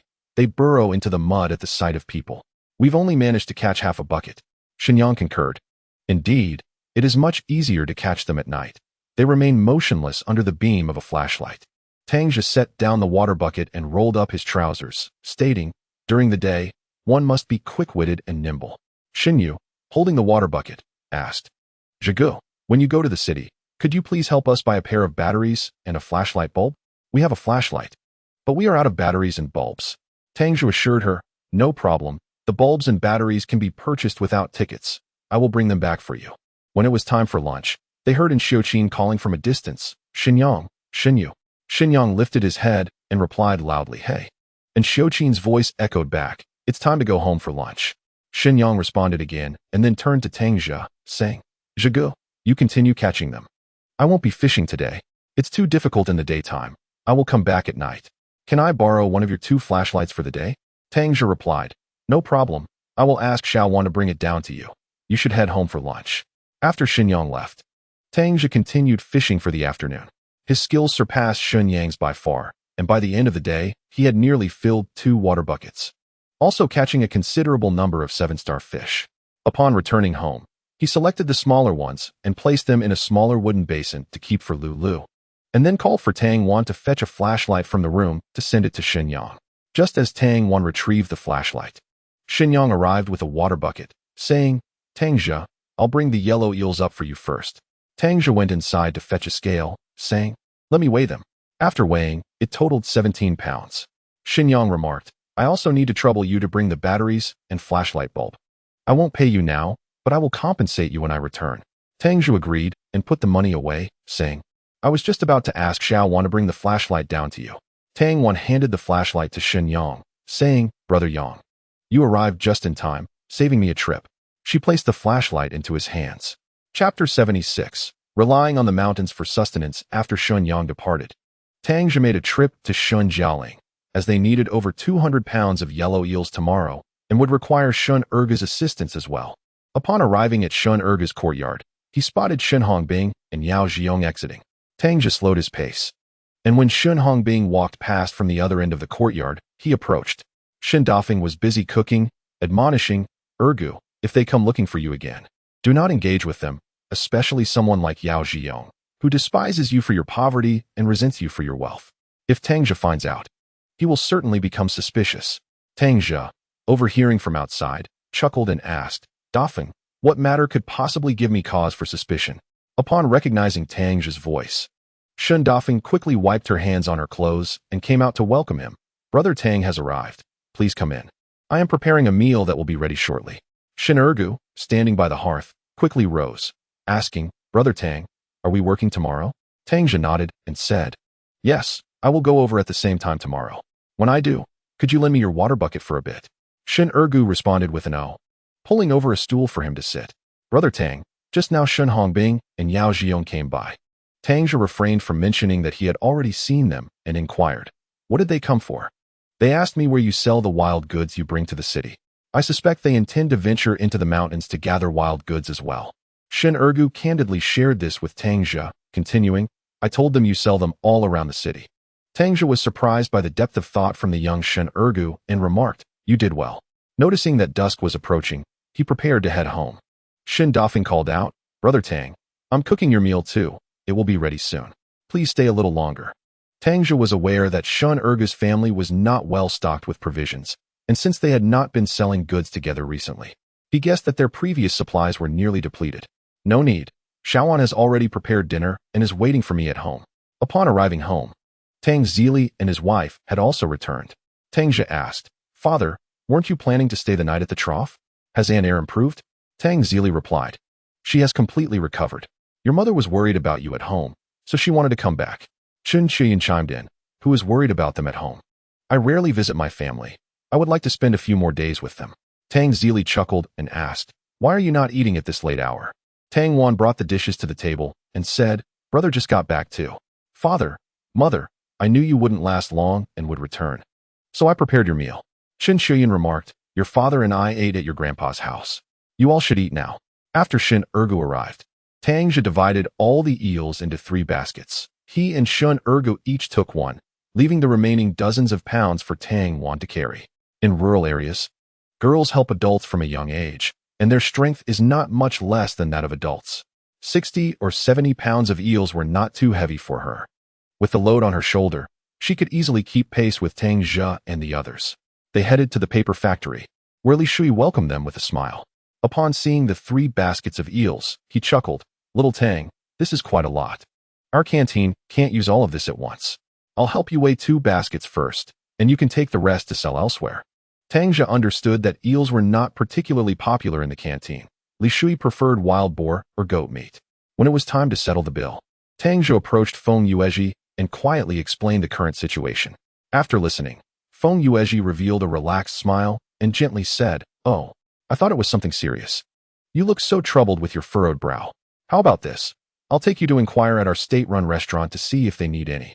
Hearing this, a flicker of hope ignited in Tang Zhe's heart, and he quickly expressed his gratitude. After exiting the establishment, several individuals made their way towards the state-run restaurant. Upon reaching the entrance, Feng Yuezhi was the first to step inside, while Tang Zhe and the others remained outside, patiently awaiting her return. As moments ticked by, approximately 10 minutes later, Feng Yuezhi finally emerged, gesturing for them to enter. Taking a deep breath to steady himself, Tang Zhe stepped into the restaurant. Following Feng Yuezhi's lead, they soon arrived at an office on the 2nd floor. Feng Yuezhi gently pushed the door open and walked in, with Tang Zhe closely trailing behind. Once inside, He immediately noticed a large desk positioned at the center of the room, behind which sat a robust man in his 40s, clad in a neat Zhongshan suit, exuding vitality. Feng Yuezhi approached him with a smile, introducing, "This is Manager Lin Guamin of our state-run restaurant, responsible for the overall operations. Now, you two should have a good conversation." Upon hearing this, Tang Zhe quickly stepped forward to stand before Lin Guamin, beaming with a smile as he extended his right hand politely, saying, "Hello, Manager Lin. I am Tang Zhe. I hope to receive your guidance in the future." Lin Guamin shook his hand and replied with a grin, "You seem like a promising young man. I've heard from Sister Feng that you have a variety of mountain goods." Tang Zhe responded, "As a person from the mountains, I rely on the mountains for sustenance." Lin Guamin chuckled, "A fine sentiment indeed. How much yellow eel did you bring today? And what is the quality like?" Tang Zhe replied, "I have about 80 to 90 pounds left, all over half a pound each." "Half a pound?" Lin Guamin appeared somewhat incredulous. "If each one is indeed over half a pound, the quality must be exceptional. Let us take a look." Tang Zhe promptly led them to the entrance of the state-run restaurant, where Shun Ergu and Tang Wan were guarding the bucket. Lin Guamin approached and examined the catch, saying, "Indeed, the quality is commendable. However, our purchasing operates at a standardized price, unlike your clandestine sales at Dongmen Bridge. I can only offer you 30 cents per pound." This price mirrored what Li Shui had previously offered him, and Tang Zhe concurred, "The price you've quoted is quite reasonable." Lin Guamin then instructed him to bring the yellow eels to the kitchen for Huang Onliang to weigh, telling Huang Onliang, "In the future, when he brings goods, you may weigh them directly." He added to Tang Zhe, "For any future supplies, just approach Master Huang. We don't require yellow eels frequently. Delivering every 3 days should suffice." Huang Onliang chimed in, "If you have fish, feel free to bring those as well. River fish are preferred and fetch a higher price." Tang Zhe diligently took note of all the details. Once all matters were settled, Tang Wan expressed a desire for mung bean powder. So Tang Zhe led them to enjoy some, also purchasing 10 deep-fried dough sticks to carry with him. Being a young girl, Tang Wan gradually slowed her pace on the uphill return home, and by the time they arrived, it was already afternoon. Upon seeing Tang Zhe, Chen Shuyun remarked, "Xinyang has come looking for you several times." As Chen Shuyun continued speaking, Xinyang and Xunyue arrived, carrying yellow eels. "Tang Zhe, you've returned from the city?" They placed 2 loads of yellow eels on the steps. Tang Zhe responded and took the scale from the house. The two of them weighed the eels and handed over the batteries and flashlight he had brought from the city before settling the bill. Xinyang asked, "Are you going tonight?" Since eels were not in high demand, only state-run restaurants and the paper mill canteen required them, he replied, "I won't be going. You 2 siblings can go catch them." Xinyu remarked, "It's just too cold. My feet go numb as soon as I step into the water, and I'm not very good at catching them. However, I saw Shin Hongbing and Yao Yongjun over there catching some today. What if they catch too many and you can't sell them?" Tang Zhe reassured them, "They will catch theirs, and you will catch yours. Rest assured, I will only take what you bring." Xinyang felt a sense of relief, saying, "As long as there's a buyer, it doesn't matter which ones you take." After the sisters left, Tang Zhe chose the smaller eels, and as there weren't enough wooden basins at home, he and Shun Erga dug a half-meter deep pond beside the vegetable garden in the yard. They compacted the soil around it with hose, fetched some water from the well, and poured it into the pond, placing all the smaller eels inside. This way, Lulu could enjoy fresh eels for every meal. By the time he finished, dusk was approaching. Chen Shuyun and Tang Wan had already prepared dinner. After Shun Ergu finished eating, he returned home. The 2 small teams were separated by a Yao family bay, just a 10 to 20-minute walk away, which was not far. Not long after Shun Ergu left, a cacophony of screams erupted from the back of Tang Zhong's house, accompanied by his furious shouts, "I'll kill you, you ungrateful wretch." Wu Lianxin's voice followed, "Dazhong, be gentler. You're going to kill her." There was also Tang Li's helpless crying, "They've killed her." Tang Huan wailed, attempting to flee from the main room. However, before she could cross the threshold, Tang Zhong's cane struck her calf, causing her to stumble and hit her head on the doorframe, blood streaming down. Tang Lu rushed over to embrace her, pleading with Tang Zhong, "Brother, please stop. If you keep hitting her, you'll kill her." Tang Zhong ignored her and struck again with the cane. Tang Lu could only shield Tang Huan, taking the blow on her own back, crying out, "Mom, I beg you, please stop." Hearing the commotion, Tang Zili and Chun Shuyun hurried upstairs to investigate. Upon arriving at Tang Zhong's house, They saw him mercilessly raining blows with the wooden stick he used as a cane upon the two sisters. Tang Huan lay on the ground, tightly held by Tang Lu, her head already stained with blood. "Stop it!" Tang Zhe shouted. The sudden outburst made Tang Zhong halt his assault, panting as he looked at Tang Zhe. "Dazhong, what are you doing? She is your sister. Are you truly trying to kill her?" Tang Zhe admonished. Tang Zhong glared at Tang Zhe and retorted, "Tang Lair, this is my family matter. Mind your own business." Tang Zhe, enraged, nearly fainted, trembling as he pointed at him. "Dazhong, who do you think you are? I am your uncle. How dare you act like this? How were your parents raised you? You uncultured wretch." Tang Zhongzai was indifferent. In his memory, this second uncle was merely a weak and ineffectual man.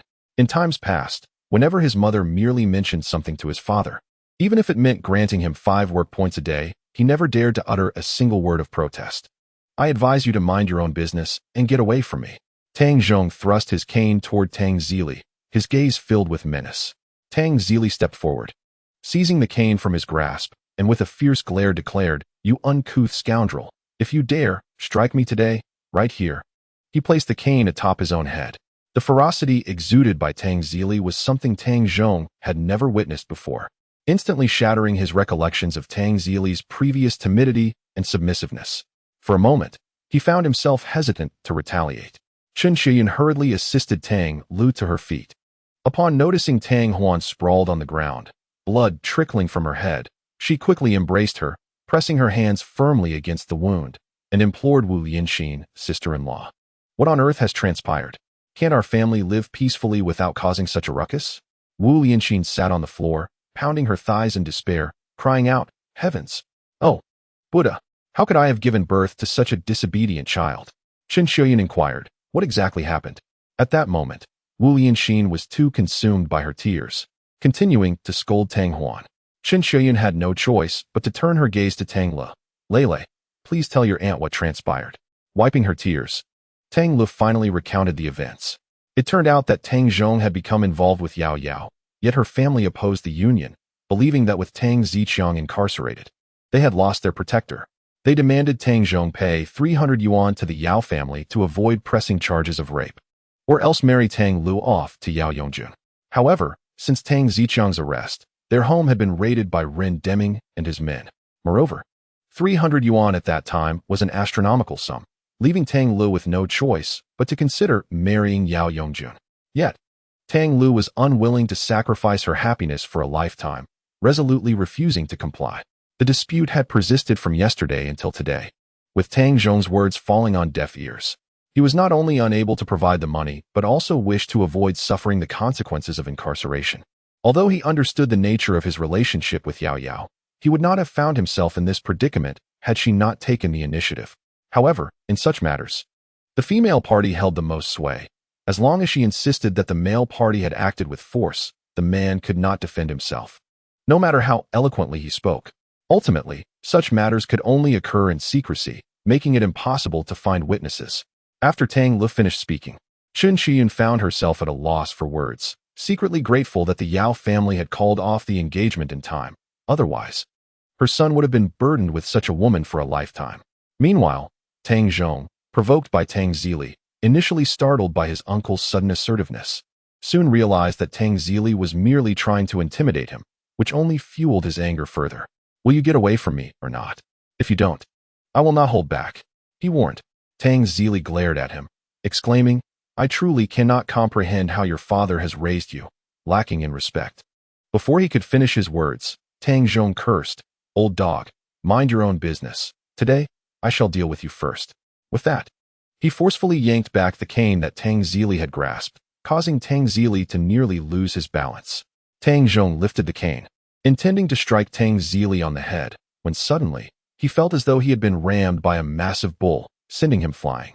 Chapter 78. Show some respect. This abrupt turn of events startled Tang Zhe, and upon closer inspection, he realized that Tang Zhe stood beside him. Tang Zhe had initially wished to avoid involving himself in the affairs of the Tang Zhong family. However, upon hearing Tang Zhong insult his father, his anger flared. He hurried over to discern the situation, hoping to dissuade his father from meddling and suggest he return home to rest. To his dismay, he witnessed Tang Zhong attacking his father, which ignited his fury further. He launched a kick into Tang Zhong's abdomen. Tang Zhong had previously sustained a gunshot wound to his foot. While the bone remained intact, the bullet had penetrated, leaving him with diminished strength. Although he now relied less on the cane, any exertion caused him pain, and he struggled to maintain his footing. He had only dared to strike Tang Zhe, believing him easy prey. Had it been anyone else, his injuries would have deterred him from such aggression. Sent flying by Tang Zhe's kick, Tang Zhong landed squarely in the middle of the hall, falling beside Wu Lianxin, who was lamenting their misfortunes. Upon witnessing her son being kicked out, she erupted in outrage. Tang Zhe, you ungrateful wretch, why are you attacking my son, De Zhong? Tang Zhe positioned himself protectively in front of his father and coldly retorted. Ask your son what he has done. He even dares to strike his uncle. Do you truly think I am invisible? Wu Lianxin replied, but he didn't even hit him. Why strike so fiercely? After all, he is still your brother. Brother? He is worthy of such a title? Tang Zhe scoffed, stepping into the house and pulling his mother along. Mother, we are leaving. At this point, Tang Zhong had settled on the ground and addressed Tang Zhe. Well. Tang Zhe, you dare to strike me? You must be tired of living. I warn you, having struck me, you shall not leave this door. Tang Zhe retaliated with another kick, declaring, I strike at you, a disrespectful cur. Listen well, Tang Zhong, you must show my father some respect. If I hear you speak ill of him again, I shall cut out your tongue. Since Wu Liang had aimed to claim his wild boar meat and failed, Tang Zhong sensed that Tang Zhe had changed. Unlike before, when he resembled his father, fearful of anyone in the brigade, he now dared to confront the brigade leader. Thus, Tang Zhong had been secretly observing Tang Zhe's every move, yet he had not discerned anything of significance, believing Tang Zhe merely frantic to protect his meat.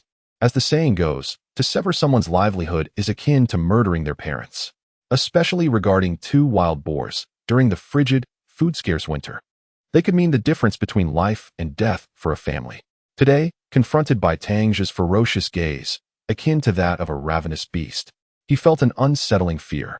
Previously, he had indulged in misdeeds within the brigade, relying solely on the influence of his uncle and father.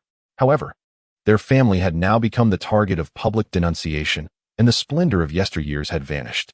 Upon hearing Tang Zhe's warning, Tang Zhong sat on the ground, too intimidated to speak further. Yet, Wu Lianxin was unyielding. She rushed over, sat down with a thud, and clutched Tang Zhe's pant leg, wailing murder. Someone come quickly. They be killed. Initially, Tang Huan's cries had already summoned Tang Yuanchao and the family of Tang Lao San, who lived at a distance. Later, they also heard Tang Zhe's furious shouts. Ever since Tang Zhe had shared wild boar meat with them, their families had grown somewhat fond of the Tang Zhe household. As the commotion escalated, Brigade Leader Tang Xiaoxian hurried over. The families were not far apart, and upon arrival, he witnessed Wu Lianxin in the midst of her outburst. Quickly inquiring about the situation, Wu Lianxin lamented dramatically, recounting how Tang Zhe and his son Tang Zhe had come to assault their family, not only knocking Tang Zhong to the ground, but also injuring Tang Huan. Tang Zhe clenched his fists, his teeth grinding in fury. Tang Yuanchao shook his head, asserting, Sister Ziqiang, your words are misguided. We all witnessed Tang Zhong attempt to strike Uncle Zhe, prompting Tang Zhe to intervene. He then turned to Tang Xiaoxian, stating, Tang Zhe and I arrived almost simultaneously. Had it not been for Tang Zhong's aggression towards Uncle Zhe, Tang Zhe would surely not have acted.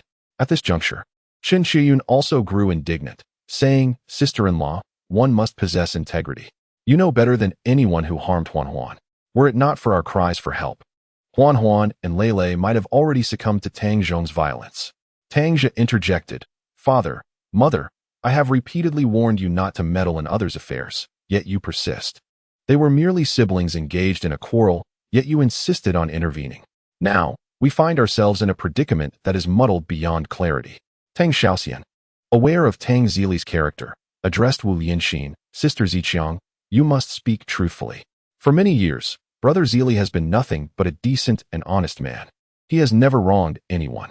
How could he suddenly resort to violence against Huan Huan? Surely, there must be a reason behind this. Releasing her grip on Tang Zhe, Wu Lianxin resumed her lament, crying out in despair, Heavens, do we not deserve to live? I knew that Ziqiang's imprisonment would lead to us being bullied as orphans. You, as brigade leader, show such bias. Tang Xiaoxian, momentarily taken aback by her accusation, soon regained his composure, responding, Sister Ziqiang, no one is bullying you. I merely seek to ascertain the truth. If Tang Zhe indeed harmed Huan Huan, I shall not show favoritism and will ensure he is taken to the commune. However, if that is not the case, you know the consequences of wrongfully accusing an innocent. His words instilled some fear in Wu Lianxin, who merely sat there weeping in silence. Meanwhile, Tang Lu, with red-rimmed eyes, quietly confessed, "It was my brother who harmed my sister. They and mother insisted she marry Yao Yongjun, but she refused. And thus my brother struck her." As soon as Tang Lu finished speaking, the crowd erupted in commotion. Tang Xiaoxian turned to Wu Lianxin and said, "Sister Ziqiang, we are now in a new society that values the freedom of love. As a mother, how can you take charge of your child's affairs? If this matter gets out, your family will certainly face criticism." Upon hearing the mention of criticism, Wu Lianxin turned her ire towards Tang Lu, exclaiming, "You traitorous ingrate, speaking nonsense here. Just wait until I tear your mouth apart." Tang Lu, frightened, quickly hid behind Qin Shuyun. Tang Xiaoxian shouted, "Enough! What kind of ruckus is this? Since I am aware of the situation regarding Huan Huan, it is not for you to decide. It must be based on her own wishes. If she wishes to marry, as her uncle, I will not spare any tears for her wedding expenses. But if you force her against her will, I will take it to the authorities." Tang Zili sighed deeply, saying, "Alas, if I had not indulged your father in the past, he would not have found himself in this predicament today." The crowd, perplexed by his words, turned to look at him. Chapter 79, Familial Bonds and Constraints. Tang Zili continued, "At first, my brother, under the influence of my sister-in-law, withheld my work points, which made me resentful. I wanted to confront him several times, but our family has been oppressed by the Wu family for so many years. It was a hard-won opportunity for him to become the accountant. As his younger brother, what right did I have to complain? Over the years, I have attempted to advise him not to narrow his path too much, but he never listened. I considered arguing with him, but such a confrontation would only bring shame upon our family and make his work even more difficult." At that moment, Tang Zhe realized that his father was not the coward he had imagined, but rather a person deeply committed to his family. It was this very sentiment, blinding him to the larger issues at hand, that ultimately led to indulgence. This familial affection became a cocoon, binding him throughout his life. Wu Lianxin did not heed his words. Upon hearing the mention of going to the brigade, she wilted and quickly replied, "Captain, this is merely a family matter. Siblings often quarrel. Even teeth and tongues can sometimes clash." Tang Yuanchao scoffed, "Sister Ziqiang, you weren't saying the same thing just now." Wu Lianxin's face flushed, and she lowered her head. Tang Xiaoxian addressed Tang Zhong, saying, "Dezhong, Huan Huan is such a remarkable girl, educated and literate. Everyone knows that Yao Yongjun is a hot-headed fool. Why would you want your own sister to leap into such a pit of fire?" He then turned to Wu Lianxin, saying, "Sister Ziqiang, I do not mean to criticize you, but Huan Huan is, after all, part of you. If you do not cherish her, who else will?" Wu Lianxin sighed, "I am truly at a loss. I wish to reveal the truth, yet I fear that if Yao Yao marries Tang Zhong, it will ruin her reputation." Tang Zhe remained indifferent to these matters. Although he comprehended the difficulties his father had faced over the years, he could not condone Tang Zhong's disrespect towards his father, nor his inclination to strike him. Approaching Tang Zhong, he declared, "I shall grant you one more opportunity to apologize and acknowledge your wrongdoings to my father. Otherwise, even if Uncle Xiaoxian were present, I would still strike you." Tang Zhong glanced at his mother and the onlookers, including Tang Xiaoxian, who all averted their gazes from him. The force of Tang Zhe's earlier kick had instilled in him the realization that, despite not being physically harmed, he was no match for Tang Zhe. Reluctantly suppressing his anger, he approached Tang Zili and murmured, "Second uncle, I am sorry. I recognize my mistake." Tang Zili, filled with irritation, snorted and admonished him, "From now on, strive to be a better person. Your father is absent, and this family relies on you. Do not bring shame upon us." Chun Chuyun interjected, "Let us not dwell on matters of the past. Zhe, please carry your sister Huan to teacher Shun for treatment." Tang Zhe was not devoid of compassion. In rural life, squabbles among siblings were common. Yet in the face of significant moral issues, unity often prevailed. He was no saint, and even with the chance to relive his life, he had never aspired for great wealth or power, but merely wished for a tranquil existence alongside his family. The primary discord in the household stemmed from the meddling of his aunt. Reminiscent of a saying his father often repeated, "The affairs of the previous generation have no bearing on yours. You must learn to coexist." Ultimately, He set aside his prejudices against his uncle's family, with the exception of Tang Zhe and his aunt. He carried Tang Huan towards Shun Zuetian's home, followed closely by Tang Lu and Tang Wan, while Qin Xiuyun took Tang Zili home. Upon seeing Tang Zili leave, Tang Yuanchao and the others dispersed as well. Although Tang Zhe had apologized, he continued to mutter insults under his breath once the crowd had thinned. Wu Lianxin sat on the doorstep, tears streaming down her face. "Teacher Shun, is Teacher Shin at home?" As he approached the yard, Tang Zhe called out. Shin Yu opened the door and, upon seeing Tang Zhe carrying someone covered in blood, hurriedly asked, "Zhigu, what happened?" Entering the house, Tang Zhe gently placed Tang Huan on a bamboo chair. Shun Zuetian set aside his newspaper and examined her injury, stating, "Fortunately, it is merely a scraped surface. The bone remains intact." "How did this occur?" Tang Zhe briefly recounted the events, while Xiuqin emerged from the house with a cross-embossed leather box, handing it to Shun Zuetian. Upon hearing Tang Zhe's account, she remarked, "How could that Tang Zhe lay hands on her? She is his own sister." Shun Zuetian accepted the box, opened it, and first retrieved a wad of cotton, dousing it in alcohol to disinfect the wound. Despite biting her lip to endure the pain, Tang Huan emitted soft sounds in response to the sting of the alcohol. Shun Zuetian then selected a curved needle from another alcohol bottle, threaded it, and instructed Xin Yang, "Yang, please fetch the flashlight to assist me." Before Xin Yang could move, Xin Yu quickly interjected, "I will go." Before long, Xin Yu retrieved a flashlight, illuminating Tang Huan's forehead, revealing a wound that was distinctly elongated, roughly the length of a finger. Shun Zueting turned to Xin Yang and said, Yang, please fetch me 2 chopsticks." Xin Yang hurried to the kitchen and returned with a pair of chopsticks, which Shun Zueting took and instructed Tang Huan to bite down on. "Bear with me. There is no anesthetic here, and it may sting a bit during the stitching. Please try not to move." Tang Huan bit down on the chopsticks and gently nodded. Shun Zueting then commenced the stitching, deftly maneuvering the curved needle with forceps, piercing the flesh and pulling the thread through before tying a knot. This process was repeated several times until the wound was finally closed. Tang Huan, drenched in sweat from the pain, had even bitten through one of the chopsticks. Yet she remained utterly still. Once the stitching was complete, Shun Zueting wiped the perspiration from his brow and remarked, "All done. I don't have any medication here. But tomorrow you can ask your sister to buy some anti-inflammatory ointment from the commune to apply." Tang Zhe interjected, "You can come over to my house later and take some ointment that Teacher Shun gave me last time. I haven't used it all." Just as Shun Zueting was about to tidy up the medicine box, Xin Yu called out to him, "Father, don't forget to apply some alcohol to Lele. Look at all her bruises." Tang Lu quickly interjected, "Sister Yu, it's unnecessary. The swelling will subside in a few days." Undeterred by her protests, Xin Yu pulled her over and shone the flashlight on her head, revealing several bruises on her face, along with injuries on her wrist and neck. Shun Zueting handed the medicine box to Xin Yu, stating, "You take her to your room and tend to her."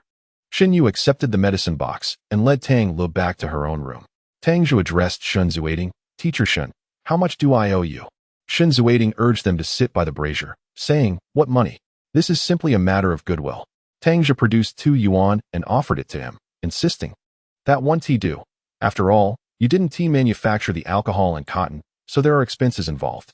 Shun Zueting adamantly refused to accept the money. And after a brief exchange of pleasantries, Tang Zhe stated, "Uncle Zueting, you must accept this, otherwise I will feel uneasy." Xin Yang, observing Tang Zhe, sincerely remarked, "Tang Zhe, please don't insist. You have truly been a tremendous help to our family during this time. We are at a loss as to how to express our gratitude." Tang Zhe quickly waved his hand, responding with a smile, "Oh, Xin Yang, don't mention it. We are on the same team. Helping one another is only natural. Besides, what I've done is merely a small effort compared to Uncle Zueting's medicine, which can truly save lives." Hearing this, Shun Zueting, who had been silent up to that point, finally spoke, "Since young Tang has said so, I will graciously accept this token of your kindness." At that moment, Xin Yu emerged, assisting Tang Lu, her face flushed with anger and concern as she complained to Shun Zueting, "Father, you should have seen how ruthless that De Zhong is. He struck Lele so severely that she has several bruises on her back, and it has already swollen." Tang Lu, suppressing her tears and biting her lip, softly murmured, "I'm fine, Teacher Shun, thank you."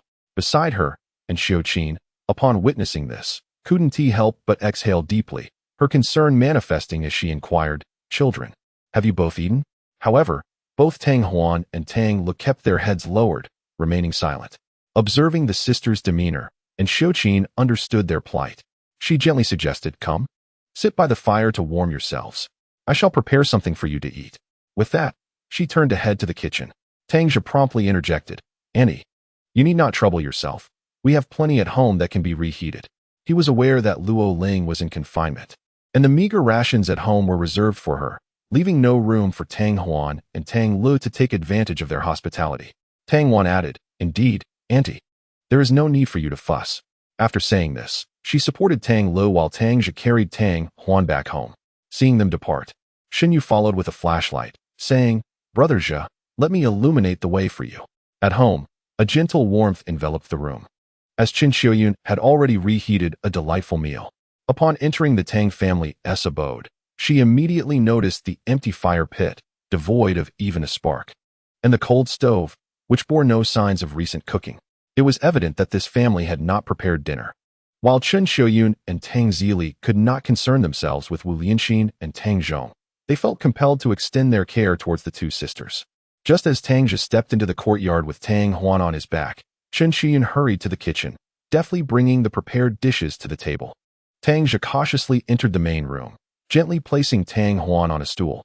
Qin Xiuyun quickly approached Tang Huan, smiling as she offered her a steaming bowl of rice, softly urging, Huan, please eat." Yet, despite the meticulous stitching of her forehead wound, Tang Huan's spirit was marred by deep emotional scars, rendering her devoid of vitality. Her expression was blank, her eyes vacant, and she merely shook her head, sealing her lips in silence. Observing this, Qin Xiuyun felt a pang of sorrow and urged her once more, "Child, as the saying goes, a person is like iron, and rice is like steel. Missing a meal makes one anxious. Our resources are limited, with only sweet potato rice available. Please, do eat a little." Tang Huan also encouraged, "Sister Huan, just have a small portion." Noticing Tang Huan's refusal, Qin Xiuyun placed the rice on the table and then served another bowl to Tang Lu, saying, "Lu, since your sister isn't eating, you should have some. You must be starving." Although Tang Lu was heartbroken, she was indeed hungry.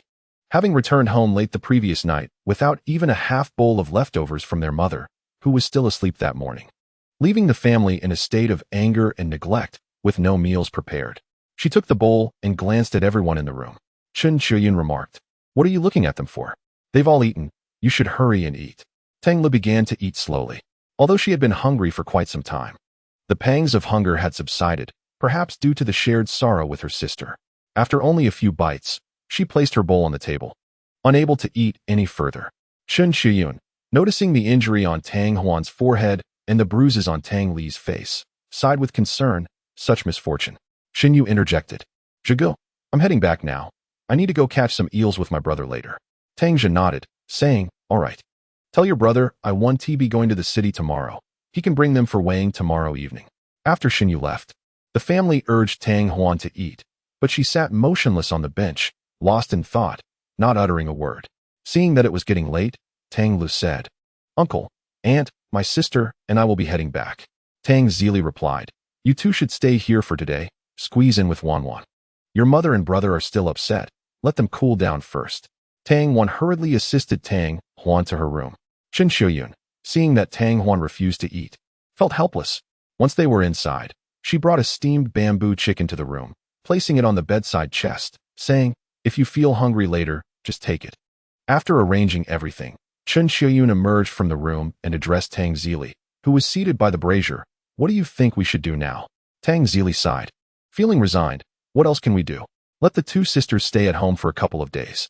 Since Tang Zhe had realized that his father was not weak, but rather someone who valued familial bonds deeply, he no longer voiced objections. He was simply a kind-hearted farmer. And more importantly, he was a father. Tang Zhe said, "You all decide. I'm going to sleep." At dawn, Tang Zhe awoke, troubled by the painful moans of Tang Huan and Tang Lu through the night, which had disturbed his rest. He splashed cold water on his face and began preparing breakfast when Shen Ergu arrived. After sharing a light meal, Tang Zhe shouldered his basket and took his machete, heading out the door. Today, they planned to return to Dopeng Mountain. Previously, they had refrained from venturing deeper into the mountain for fear of being discovered by a mother bear after finding a 6-6. This time, Tang Zhe was determined to delve further into the depths of the mountain. The two traversed from Dopeng Mountain to Sifang Mountain, setting several snares before turning back. Hungry along the way, they each gnawed on a raw sweet potato. Upon entering the house, Tang Xiaoxian was seated inside. Tang Zhe greeted him, and Tang Xiaoxian replied, "I was just looking for you." Tang Zhe set down his basket and inquired, "Uncle Xiaoxian, what do you need?" Tang Xiaoxian responded, "I came to inform you that Yao Yongjun has been captured." Chapter 81. No Eels. No baskets. It turned out that Yao Yongjun and Shun Hongbing had learned from Shun Ergu that every time Tang Zhe caught wild game, he would sell it in the city. They even made a trip to the city, discovering that the vendors were setting up stalls at the East Gate Bridge. In the past, they had attempted hunting, but large game such as wild boars had become increasingly elusive. Moreover, since Tang Xiaoxian took over as the captain, the management of the militia unit had grown ever more stringent, making it utterly impossible to borrow firearms from the militia for hunting purposes. After much contemplation, the two noticed Tang Zhe and Shun Yang catching eels and concluded that perhaps selling eels could be a viable alternative. After all, they believed they were just as capable as Tang Zhe. They were not lacking in intellect, so why should Tang Zhe be able to sell eels while they could not? With their minds firmly made up, they set their plans into motion. Over the course of the previous day, each had managed to catch 2 buckets of eels.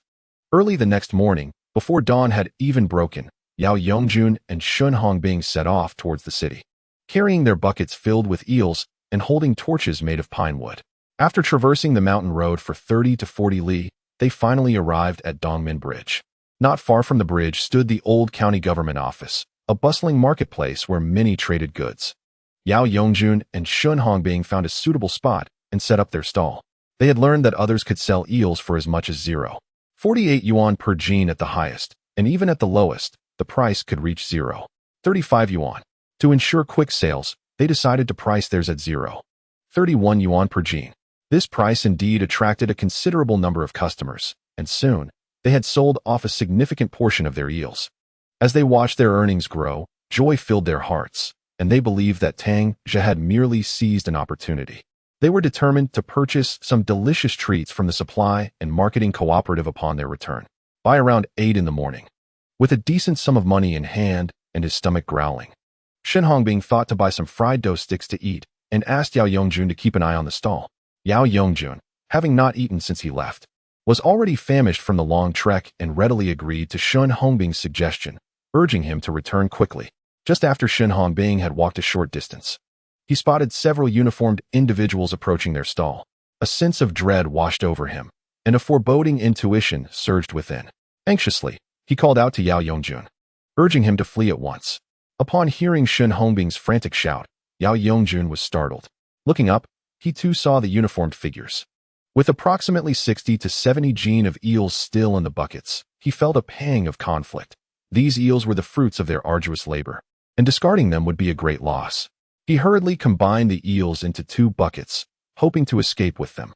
At this moment, Shun Hongbing was still a distance away, and witnessing Yao Yongjun's actions only heightened his anxiety. The scene at Dongmen Bridge quickly descended into chaos as Shun Hongbing's cries resonated through the air. The seasoned vendors, familiar with the arrival of uniformed individuals, swiftly packed up their stalls and made a hasty retreat. The remaining stalls were primarily populated by rural folk, like Yao Yongjun and Shun Hongbing, who had come from the surrounding mountains, lured by the lax regulations during the festive season. They found themselves at a loss, and Shun Hongbing's shouts sent ripples of panic through the once calm marketplace, much like a stone cast into still waters. Regardless of whether they were buyers or sellers, people began to scatter in panic. The crowds surged and jostled, causing goods, mountains of produce and various items, to be flung about, leaving the ground in disarray. "Yongjun, abandon your goods and run," shouted Shun Hongbing, his voice laden with urgency and concern. Yao Yongjun, burdened with a heavy load of eels, desperately followed the throng into an alley. However, the weight of his burden, combined with his hunger and fear, caused him to stumble and fall, overturning the bucket of eels, which then flopped wildly on the ground. Witnessing this scene, Shun Hongbing felt a surge of anxiety and instinctively wanted to rush over to assist. Just then, several uniformed individuals emerged from the alley, their movements swift and decisive as they pinned Yao Yongjun to the ground. Struggling, Yao cried out, "Hongbing, save me. Please come to my aid." His voice was filled with terror and despair. Shen Hongbing's heart raced at the sight. He realized that intervening could lead to his own capture. Gritting his teeth, he resolved to abandon the eels and his burden, leaping from the East Gate Bridge to the Sibayan, then hastening into another alley. His heart pounded fiercely, the only sounds in his ears being his rapid breaths and the pounding of his feet against the ground. He dared not pause until he was certain of his safety, finally stopping to catch his breath. Once settled, he contemplated searching for Yao Yongjun. Unfamiliar with the county town, he inquired for some time before discovering the location of the Public Security Bureau. After wandering outside for a considerable while, he hesitated to enter, fearful of being apprehended himself. By noon, he noticed a middle-aged man without a uniform exiting and approached him, saying, "Excuse me, sir, could you tell me where those involved in speculation are detained?" The man regarded him and replied, "This is the Public Security Bureau. Those engaged in speculation are currently being apprehended by the Industrial and Commercial Administrative Bureau. You should inquire there." Shen Hongbing proceeded to the Industrial Bureau, lingering at the entrance until he spotted someone emerging. Upon inquiry, he learned that an individual had been captured that morning and fined 30 yuan. He also heard that Yao Yongjun, due to his resistance, faced not only a fine but also the prospect of being sent to Wanshan for re-education through labor. Upon hearing this, Shen Hongbing ceased his inquiries and hurried back to inform Yao Yongjun's father, Yao San. Terrified and devoid of options, Yao San sought the counsel of Tang Xiaoxian. As the village leader, he represented the most basic support for the common people. Tang Xiaoxian advised Yao San to return home while he visited the commune. The commune had recently received a notice from the county, instructing Yao Yongjun's family to pay the fine. Upon Tang Xiaoxian's arrival, they handed him the notification. He then enlisted Zhao Huiran's assistance, saying, "Secretary, could you possibly intercede on our behalf? We hope to settle the fine without incarceration." Zhao Huiran pondered for a moment and replied, "I can only try, but the fine must be paid promptly." Grateful, Tang Xiaoxian took the notification back to Yao San, who, being illiterate, required Tang Xiaoxian to explain. It states that the fine is 36 yuan. You must find a way to pay it quickly, so he may endure less suffering. Yao San held the fine notice, feeling as if the heavens were about to collapse. 36 yuan. Isn't this a matter of life and death? Chapter 82. Advice. The hefty fine of 36 yuan was not something that only Yao San's family struggled to bear. Hardly any household in the entire Bajiayan could afford such an amount. Tang Xiaoxian, well aware of this, could only advise, "Third brother, you cannot allow him to be imprisoned over such a trivial matter. Perhaps you should seek help from relatives." Yao San wore a frown, sitting vacantly on the bench, utterly at a loss. After leaving the Yao household, Tang Xiaoxian did not return home, but went directly to Tang Zili's residence, arriving just as Tang Zhe did. Upon hearing the news, Tang Zhe chuckled, "Uncle Xiaoxian, when it comes to slaughtering pigs, each has their own skills, yet I appreciate your counsel." Tang Zili interjected, "Your Uncle Xiaoxian means well, be cautious moving forward." Tang Zhe nodded, "Understood, Uncle Xiaoxian. I will be more careful." Tang Xiaoxian replied affirmatively, "This is the situation at hand. Look at Yao Yongjun. Not only has he incurred a hefty fine, but he may also face some time in confinement. This serves as a counsel for you. Your father and mother are unable to perform heavy labor this year, and you are the sole breadwinner. What will happen if something were to befall you?" Shen Ergu felt a twinge of fear, tugging at Tang Zhe's sleeve. "Brother Tang, what should we do? It sounds quite alarming." Tang Zhe patted his shoulder and whispered, "Did you not hear Uncle Xiaoxian mention that they were apprehended at Dongmen Bridge? When have we ever sold anything at Dongmen Bridge?" Shen Ergu snapped his forehead, instantly feeling relieved, and chuckled, "Indeed, I had forgotten that." At that moment, Shen Yang and Shen Yu arrived, carrying eels on a pole, each sibling balancing a load. Tang Zhe hurried outside with a scale to weigh their catch, which amounted to just over 130 jin today. He counted the money and handed it to Shen Yang, asking, "Shen Yang, will you be going out to catch some more tonight?" Shen Yang nodded. "I didn't see Shen Hongbing and the others out today, but I'll go with Ye tonight to catch a bit more for you to sell tomorrow." Tang Xiaoxian stepped out and addressed Shen Yang. "Shen Hongbing will surely not be out to catch anything now." Shen Yang and Shen Yu exchanged puzzled glances as Tang Xiaoxian continued. "Those two have engaged in dubious dealings. Yao Yongjun has already been apprehended.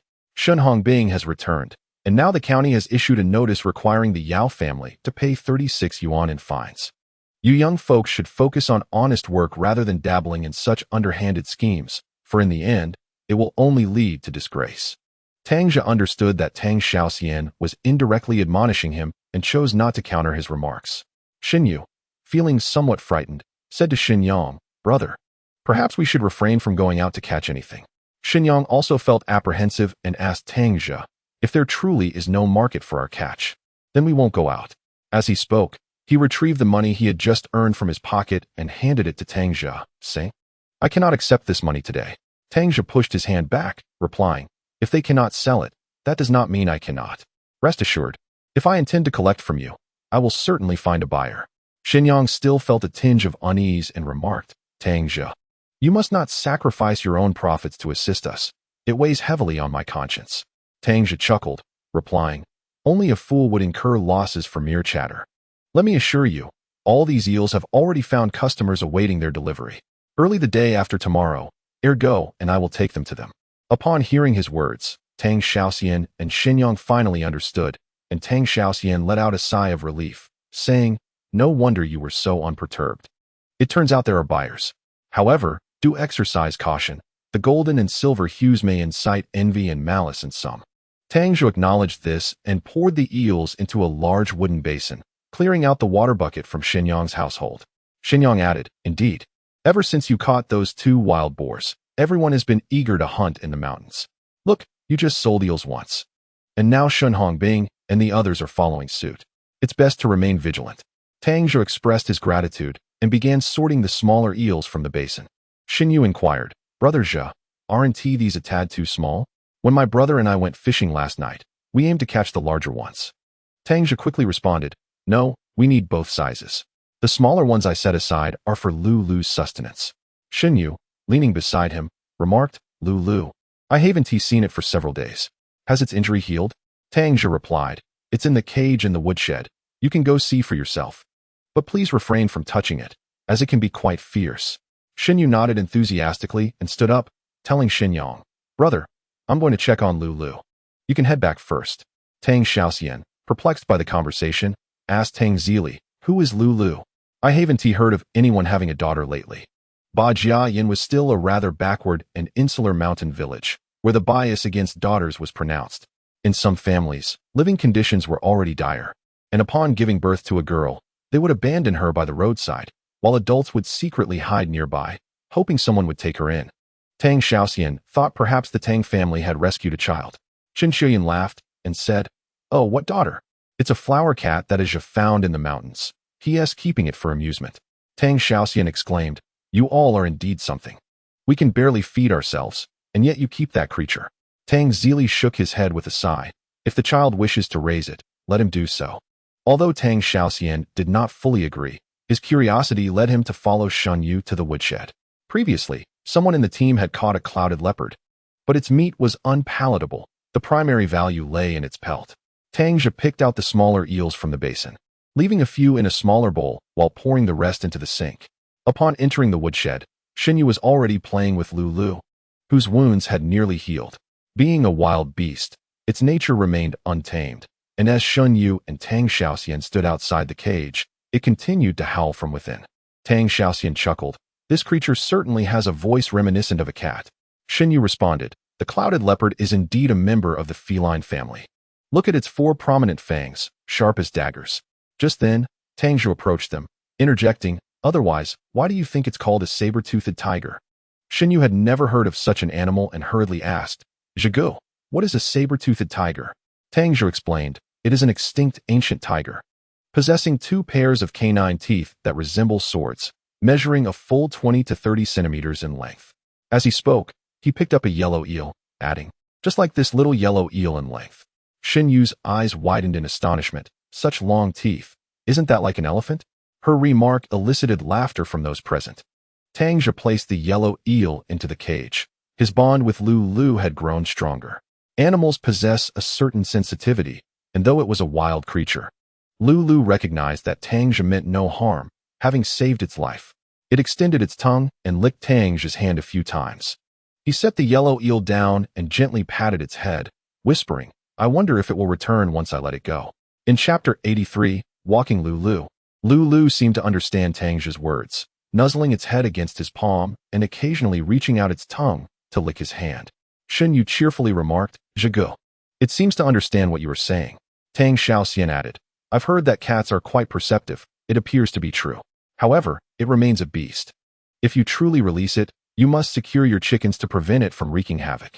Tang Zhe nodded. Rest assured, Uncle Xiaoxian, I will be cautious. Tang Zhe continued to interact with Lu Lu, while Shen Yu and Tang Xiaoxian watched for a while before returning home. It was not until dinner time that Tang Wan called him back inside. The following morning, Tang Zhe found a brown rope. Deciding to take Lu Lu out for a stroll. Approaching Lu Lu's cage, he noticed it became uneasy upon seeing the rope in his hand, pacing anxiously. He gently stroked its soft fur, attempting to calm it. However, the moment the brown rope encircled Lu Lu's neck, it distinctly sensed the constraining force from the outside world.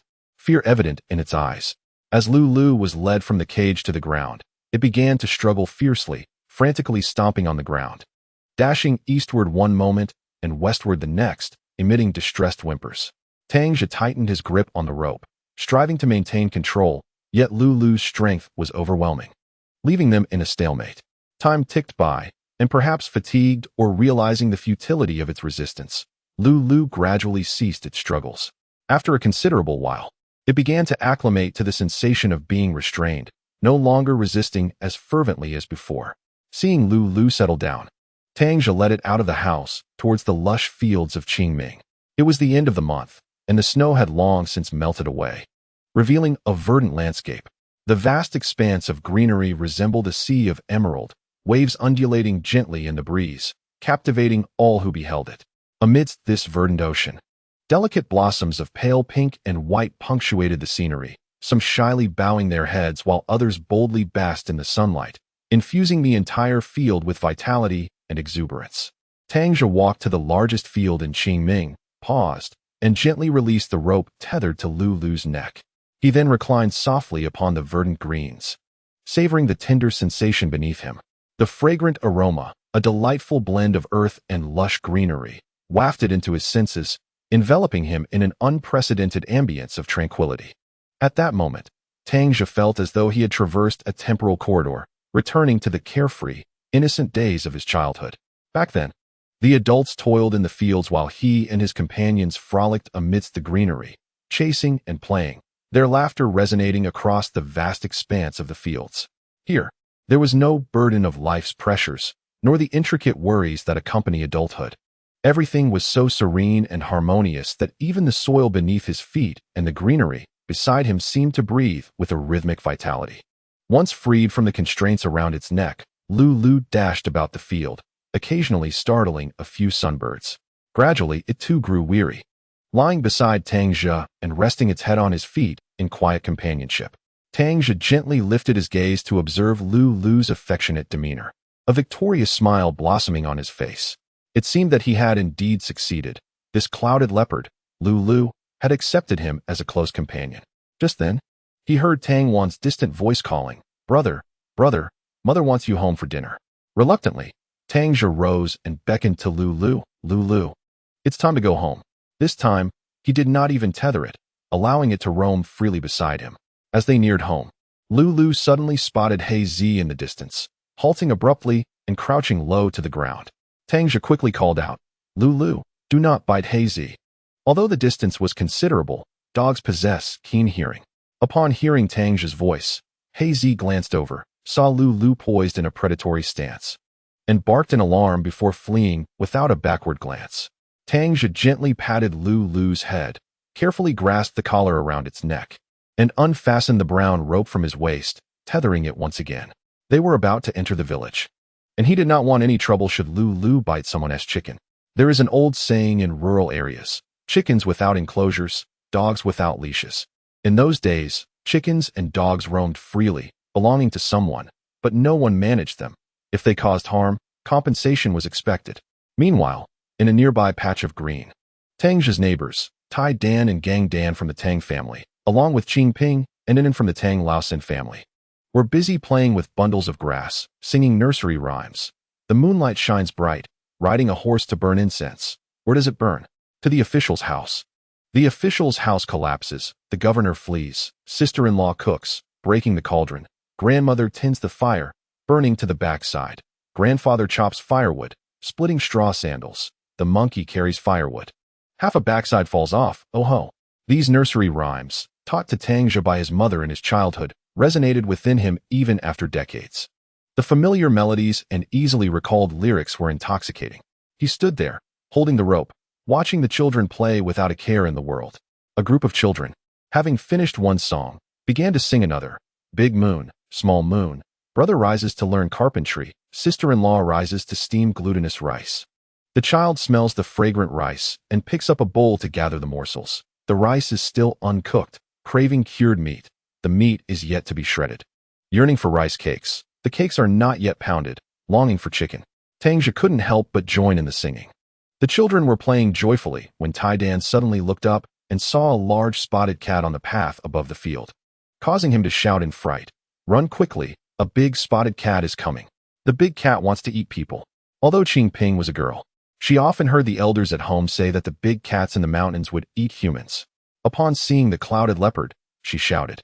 And the children were so frightened by her words that they began to cry, running back in a panic. Tang Zhe hurriedly called out, "Slow down, don't fall. Lulu doesn't bite."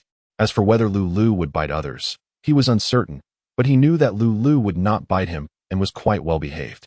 However, the children paid no heed to Tang Zhe's words and vanished in the blink of an eye. Upon returning home, Tang Zhe placed Lulu back in its cage and went to the water tank to catch a few yellow eels to put in the cage. Having run around all morning, Lulu was hungry and, upon seeing the eels, embraced them with its paws and began to gnaw, much like a child relishing spicy strips, thoroughly enjoying the meal. Chapter 84. Scaring away the fish. Not long after finishing their meal, Shunyu and Shenyang arrived carrying yellow eels. The siblings hadn't caught many, but all the ones they had were over half a kilogram each, undeniably of excellent quality. Tang Zhe brought out the scale and weighed them, finding they only totaled over 70 pounds. He remarked to Shenyang, "You need not limit yourselves to such large ones. Smaller ones would suffice as well. I can use the smaller ones to feed Lulu." Shinyu replied, "Zhigu, we caught over 10 pounds of smaller ones and left them at the edge of your yard. You can take them to feed Lulu." With that, she turned and brought a bucket from the yard. Tang Zhe understood that had they brought the smaller ones earlier, they would have been weighed together. But now it was clear they did not wish to sell him the inferior ones. Shenyang added, "We have sorted through these small ones. We kept some at home to eat. We can't finish them all, so we brought them for you to feed that spotted cat." Tang Zhe accepted the offer, saying, "All right, next time there's no need to separate them. By the way, do you have any plans later?" Shinyu shook her head. "I have nothing to do." "Zhigu, do you have something in mind?" Shenyang echoed, "I have no plans either." Tang Zhe said, "Perfect. I'd like to head to Qingshui River later to see if I can catch some peach blossom fish and oil fish. If you have no plans, why not join me?" Just then, Shin Ergo peeked out from the yard. "Tanggu, are you going to retrieve the snares?" Tang Zhe laughed. "It seems you only show up when I mention it. I just set the snares yesterday. I'll collect them another day. Today, I'm heading to Qingshui River to catch fish. Do you want to come?" Shin Ergo replied eagerly, "Of course." Shenyang added, "I remember that Tang Xiaoxian has a bamboo basket for catching fish. I'll go borrow it." Shinyu laughed, "Brother, Zhigu has plenty of methods for catching fish." Tang Zhe concurred, "Shenyang, no need to borrow. Just bring your 8-pound hammer from home." Shenyang was perplexed. Yet he acquiesced to his suggestion and returned home to fetch a sledgehammer. Tang Zhe retrieved the sledgehammer from behind his parents' door, while Shin Ergu carried a backpack. Shinyu also borrowed a backpack from Tang Zhe's house, placing a water bucket inside, saying, "Let me put a bucket in." Tang Zhe replied, "That works." Tang Wan expressed her desire to join them, stepping out to say, "Sister Yu, may I accompany you?" Shinyu glanced at Tang Zhe but remained silent. Tang Zhe responded, "What do you intend to do? The water is frigid, and the path to Qingshui River is treacherous. It is better for you to stay home and study." Upon hearing her brother's refusal, Tang Wan pouted, "Brother, you are being biased. You only take Sister Yu and not me." Tang Zhe insisted, "Stay home, read, and keep Hua Huan and Lei company." Since Tang Zong had beaten Tang Huan and Tang Lu, Wu Lianxin had not inquired about them, let alone Tang Zong. In any case, there was little food at home, and the two felt considerably more at ease in Tang Zhe's household. Tang Zili and Chen Xiuyun did not urge them to return home either. Although the sisters had received some medication for their injuries, they still ached, particularly the following day when Tang Huan's head had swollen. While Tang Lu bore no visible wounds, her body was covered in bruises, rendering her bedridden. with her brother's words. Tang One reluctantly conceded. The three descended towards the village and encountered Xinyang. Along the way, they met several members of their team, exchanging cheerful greetings. Noticing their sledgehammer and backpacks, the onlookers were puzzled by their intentions. While referred to as Qingshui River, it was merely a small stream originating from the western slopes of Fanjing Mountain, akin to Niuwai River, with a modest flow. It meandered from its source and merged into Changtan River at Dongde Temple, which subsequently joined Qingshui River after flowing several kilometers, thus naming Qingshui County after its waters. After a journey of over half an hour, the four finally arrived at Dongde Temple. A rudimentary bridge made of logs spanned Qingshui River, facilitating pedestrian access. Descending from one end of the bridge, they waded through the water for over 200 meters, where the current was relatively gentle. Tang Zhe, wielding the sledgehammer, struck the stones in the riverbed repeatedly, the resonant clanging echoing through the valley. After hammering the stones, he set the sledgehammer aside and vigorously shook or turned the struck stones. Stunned fish would suddenly dart from beneath the stones, floating belly up on the water's surface. At that moment, Xinyang realized, no wonder my sister said you have many tricks. I have never seen such a fishing method before. It is far quicker than using a net. Shun Ergu followed closely behind Tang Zhe, rushing to catch the fish that surfaced as he exclaimed, Brother Xinyang. Tang Zhe's skills extend beyond this. Just as Tang Zhe overturned another stone, a peach blossom fish floated up, and he shouted, Ergu, hurry and catch the fish. Shin Ergu fell silent, hastily moving to gather the fish. Xinyang imitated Tang Zhe, searching for stones in the river to experiment, as it was his first attempt, and he was not well acquainted with the habits of fish. He would strike several stones before finally encountering a fish. Tang Zhe, upon seeing this, said to him, Xinyang, do not recklessly strike the stones. Your clattering will scare away the fish. Come over and take a look. Xinyang hurriedly approached, and Tang Zhe pointed to several stones in the river, saying, observe these two stones ahead. One is entirely enveloped by fine sand, with no crevices. Fish certainly cannot burrow into such a stone. The other stone, however, has numerous gaps beneath it. If you look closely, you can see some fine sand in this direction, indicating that fish have been displacing it. Beneath this type of stone, you are likely to find fish. Give it a strike. Following Tang Zhe's advice, Xinyang raised the heavy iron hammer and struck the stone forcefully. Before he could turn the stone over, a rosy fish surfaced from below, drifting downstream with its belly exposed. Xinyue exclaimed joyfully, Brother, there truly are fish. Look. She dashed over, unperturbed by the water splashing on her pants, and grabbed the fish, lifting it triumphantly above her head, exclaiming, what a sizable rosy fish. It must weigh over 4 taels. Xinyang was filled with delight and remarked, indeed, you are quite remarkable, Tang Zhe. Your knowledge is profound. With that, he wielded the hammer once more, attempting several other stones, nearly all revealing fish. Then, Shin Ergu recalled how Tang Zhe had previously turned over some stones in a dry area by the river, uncovering hibernating rock frogs. He followed closely behind Tang Zhe, turning over stones along the riverbank, and indeed found several frogs, appearing rather emaciated after a winter's hibernation. The 4 of them continued along the river, striking stones as they ventured deeper, the terrain growing increasingly steep. Xin Yu felt the burden of the water bucket in her backpack, so she set it down beneath a large tree by the river. When she looked up, she noticed pairs of eyes intently observing her from the tree. Chapter 85. The monkey troop. Xin Yu gazed at the fluffy group of monkeys in the tree, each revealing a crimson backside, and screamed in fright. Her cries startled the monkeys, who began to screech and leap between the branches. Hearing Xin Yu's shout, Tang Zhe and the others rushed over, concerned. Xinyang asked anxiously, Xiaoya, what happened? Xin Yu pointed above her, exclaiming, monkeys. So many monkeys.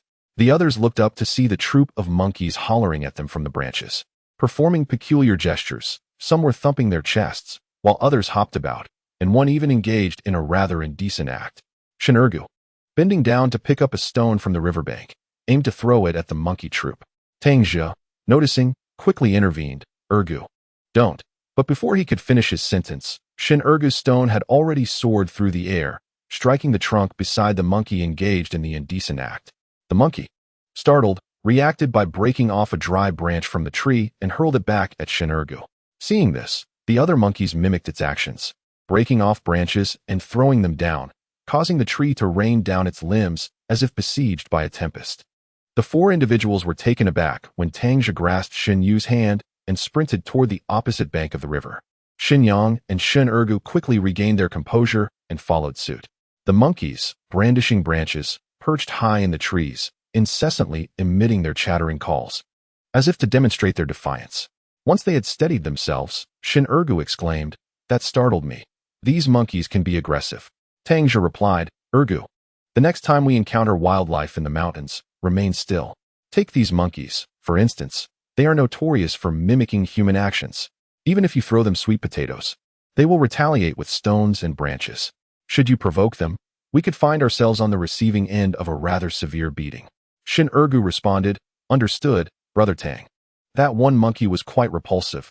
I initially intended to teach it a lesson." Tang Zhe remarked, "Such behavior is merely instinctual. We cannot linger here any longer. Let us venture deeper into the woods." With that, he disregarded the water bucket beneath the tree, reasoning that they would return along the river shortly. Once the monkeys settled down, they could retrieve it without delay. The four continued along the clear waters of the river. But the troop of monkeys seemed unwilling to let them go, trailing them along the branches and occasionally tossing down twigs. Xin Yu clutched Tang Zhe's hand tightly, her heart racing with a mix of embarrassment and fear, her palm damp with sweat. After a while, the monkeys, like clingy pests, persisted in their pursuit, remaining in the trees beside them. Whenever the river narrowed, a few audacious monkeys leapt from the branches. Gasping for breath, Xinyang turned to Tang Zhe and inquired, "What should we do? Monkeys are on both sides now." Tang Zhe glanced upwards and suggested, "Let us proceed further. The river appears to widen ahead. Once we reach that point, we can rest until they quiet down, and then we shall return." Xin Yu, with a hint of concern, remarked, "Brother, our water bucket is still there. Will they not damage it?" Tang Zhe asked, "Is there anything in your bucket?" Xin Yu shook her head. "No. I intended to store some fish in it, but I had not yet done so when I spotted the monkeys." Tang Zhe reassured her, "It is fortunate you did not fill it with fish. Otherwise, they would have taken it. An empty bucket is of little consequence. They may merely knock it over." Xinyang interjected, "What time is it? You are still worried about that bucket. There are more and more monkeys. I estimate there must be 40 or 50. If they truly become aggressive, what shall we do?" Shen Ergu, his face flushed, lowered his gaze, and said, "Brother Tang, Brother Xinyang, I apologize. It is all my fault." Xinyang hastily replied, "Ergu, I did not mean to blame you. Do not dwell on it." Since his birth, Shin Ergu had been branded as a miscreant, never having been treated as a person by others. It was only with Tang Zhe's arrival that he began to realize that, apart from his father and elder sister, harmonious and equal relationships could indeed exist among people. Since following Tang Zhe, both he and his sister have consistently instilled in him the importance of obedience, the necessity of being humble, and the need to take responsibility in challenging situations, so as to alleviate the burdens of their household and preserve the precious opportunity to secure a meal. Shin Ergu has absorbed these lessons and endeavored to apply them. His instinct was to drive away the group of monkeys, but instead, he inadvertently provoked them, leading to a rather awkward situation for all four of them. Upon hearing Xinyang's words, which seemed to carry a hint of complaint, he hastily took the blame upon himself. Tang Zhe reassured him, saying, "Ergu, this is not your fault. Monkeys inherently enjoy mimicking humans. Even if it wasn't your thrown stone, they would eventually imitate us after observing us throwing rocks into the river." Xin Yu added, "Ergu, you are not to blame. You acted to protect me, and I owe you my gratitude." Hearing their comforting words, Shin Ergu felt a bit relieved. Yet he remarked, "I understand. Had I known they would mimic our actions, I would have never thrown stones at them." Tang Zhe interjected, "Let us set aside this discussion for now. The area ahead appears more spacious. We shall wait there for a while." The group quickened their pace and soon reached a wider riverbank, where the nearest trees stood some 40 to 50 meters from the water's edge. Tang Zhe observed that the monkeys continued to leap about in the trees, seemingly too timid to descend to the ground, which eased his worries somewhat. He retrieved some matches, gathered a few dry twigs, and lit a fire. Although spring had arrived, the river's water remained chilling, and after the earlier exertions of fishing and fleeing, the sudden stillness made their feet painfully cold. Upon seeing Tang Zhe's fire, Shin Ergu and Xinyang also collected some dry wood, and the four of them huddled around the blaze, waiting for the monkeys to gradually disperse. Tang Zhe continued to watch the monkeys as they frolicked in the trees for some time before darting towards the cliff by the riverbank. In an instant, Monkeys were seen playing along the cliffside, one group here and another there, as if they were on level ground. Xinyang sighed at the sight of the monkeys on the distant cliff, exclaiming, "What a close call. If that many monkeys truly came to attack us, I doubt we could escape today." Tang Zhe, however, remained entranced by the dark masses on the cliff, not absorbing a single word of Xinyang's concerns. Chapter 86. Monkey Tangle. The cliff where the monkey troop resided was merely about 100 meters from the riverbank where Tang Zhe stood. The monkeys leaped about the cliff, occasionally startling a few water cats, red and white flying squirrels. The cliff soared nearly 200 meters high, and its surface was marred by numerous dark patches, starkly contrasting against the yellow rock, illuminated by sunlight, drawing the eye. Tang Zhe found himself mesmerized, oblivious to Xinyang's attempts to engage him. There were evidently more monkeys on the cliff than in the surrounding woods, numbering around 100. Noticing Tang Zhe's unwavering gaze, Xinyang, thinking he had conceived a plan, poked him in the arm and asked, "Tang Zhe, have you come up with a solution?" Tang Zhe regained his composure and noticed the three individuals gazing at him. He chuckled and remarked, "I have yet to devise a solution for the monkeys, but an opportunity for wealth lies before us." Xinyang, puzzled, inquired, "An opportunity for wealth? Surely you do not mean to engage in some form of speculation again?" Tang Zhe replied, "Your lack of courage is disheartening. Not every monetary endeavor should be deemed speculative. In our remote locale, where authority often enforces a blanket approach, all transactions are hastily labeled as speculation. This perspective is fundamentally flawed. Moreover, I must inform you that this planned economy is merely a response to current circumstances. As society evolves and people's needs grow, the nation will inevitably embrace a market economy." Shun Ergu struggled to grasp his words, while Xinyang regarded Tang Zhe with an expression akin to that of a stranger. Xinyu nodded, stating, "I read in my father's newspaper that the state has established economic zones and permits private enterprises. Will such fortunate developments extend to our region?"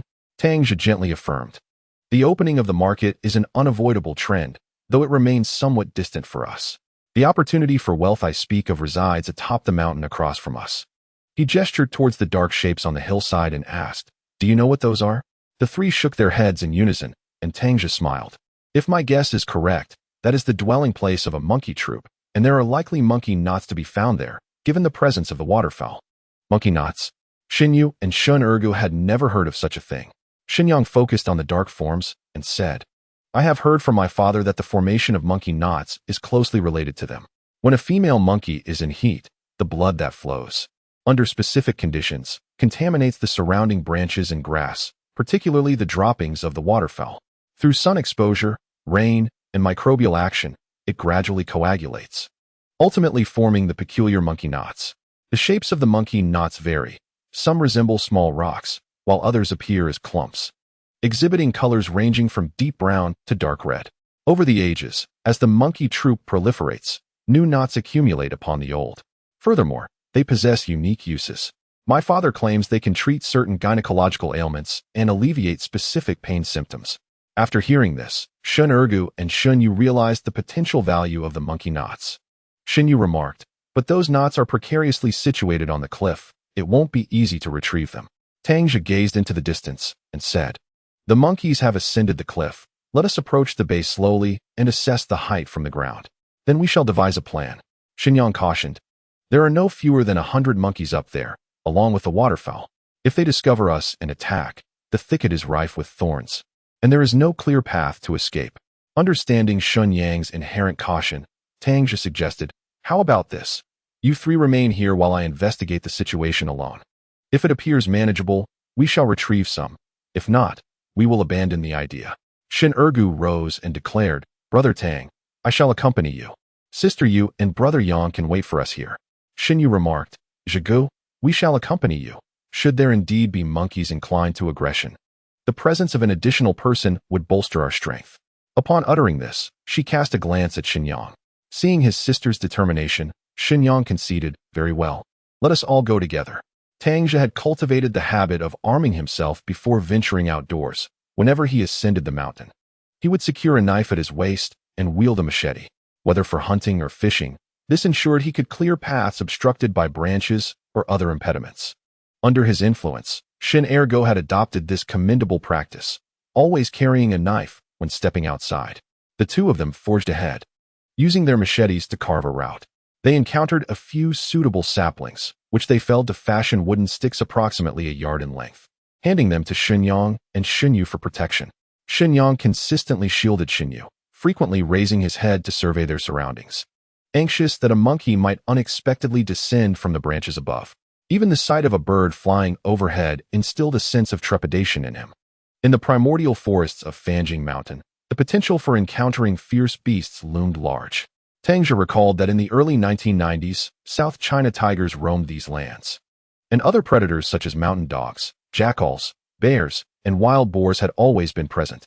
Growing up in the mountains, he had frequently heard tales of such encounters. On certain days, members of the local village would recount stories of individuals who had suffered injuries from bears or wild boars. The most dreadful were the jackals, known to unearth freshly buried graves to consume the remains within.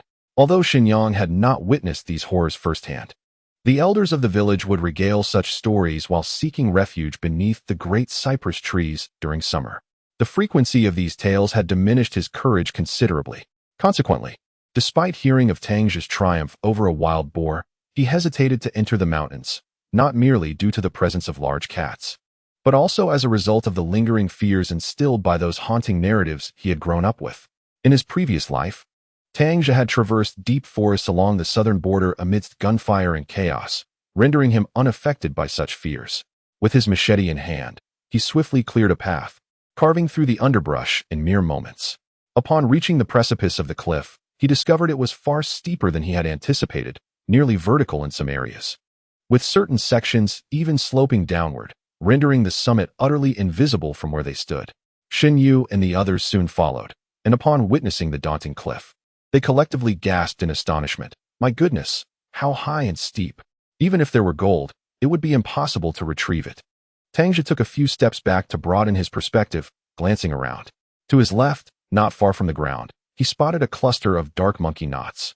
He pointed towards that direction, saying, "Let us investigate there." The three followed closely behind him, with Shun Ergo clutching his knife, bringing up the rear and occasionally glancing back. As the four approached, they discerned more clearly that the cluster of monkey knots cascaded down from a protruding rock formation about 6 or 7 meters above the ground, glistening in the sunlight with a rich reddish-brown hue, resembling a mass of ebony from various angles. Although the troop of monkeys was numerous, they did not exhibit aggressive behavior towards humans. As Tang Zhe and his companions approached the rocks, the monkeys followed them, seemingly accustomed to the presence of these individuals, aware that they posed no threat.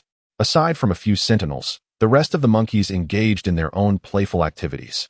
Shenyang looked up closely and remarked, "This is monkey knot, such a sizable piece, truly a treasure." Tang Zhe, accompanied by Shun Ergu, ventured into the woods to procure several straight branches. They brought them back to the cliff's base, where they skillfully joined 2 branches with vines and secured smaller wooden sticks horizontally, fashioning a rudimentary ladder. The 3 men worked together to erect it against the cliff face, setting it at just the right height next to the monkey knot. Tang Zhe instructed Shun Ergu and Shenyang, "You two steady the ladder, I will retrieve it." Xinyu interjected, "What should I do, Brother Zhe?"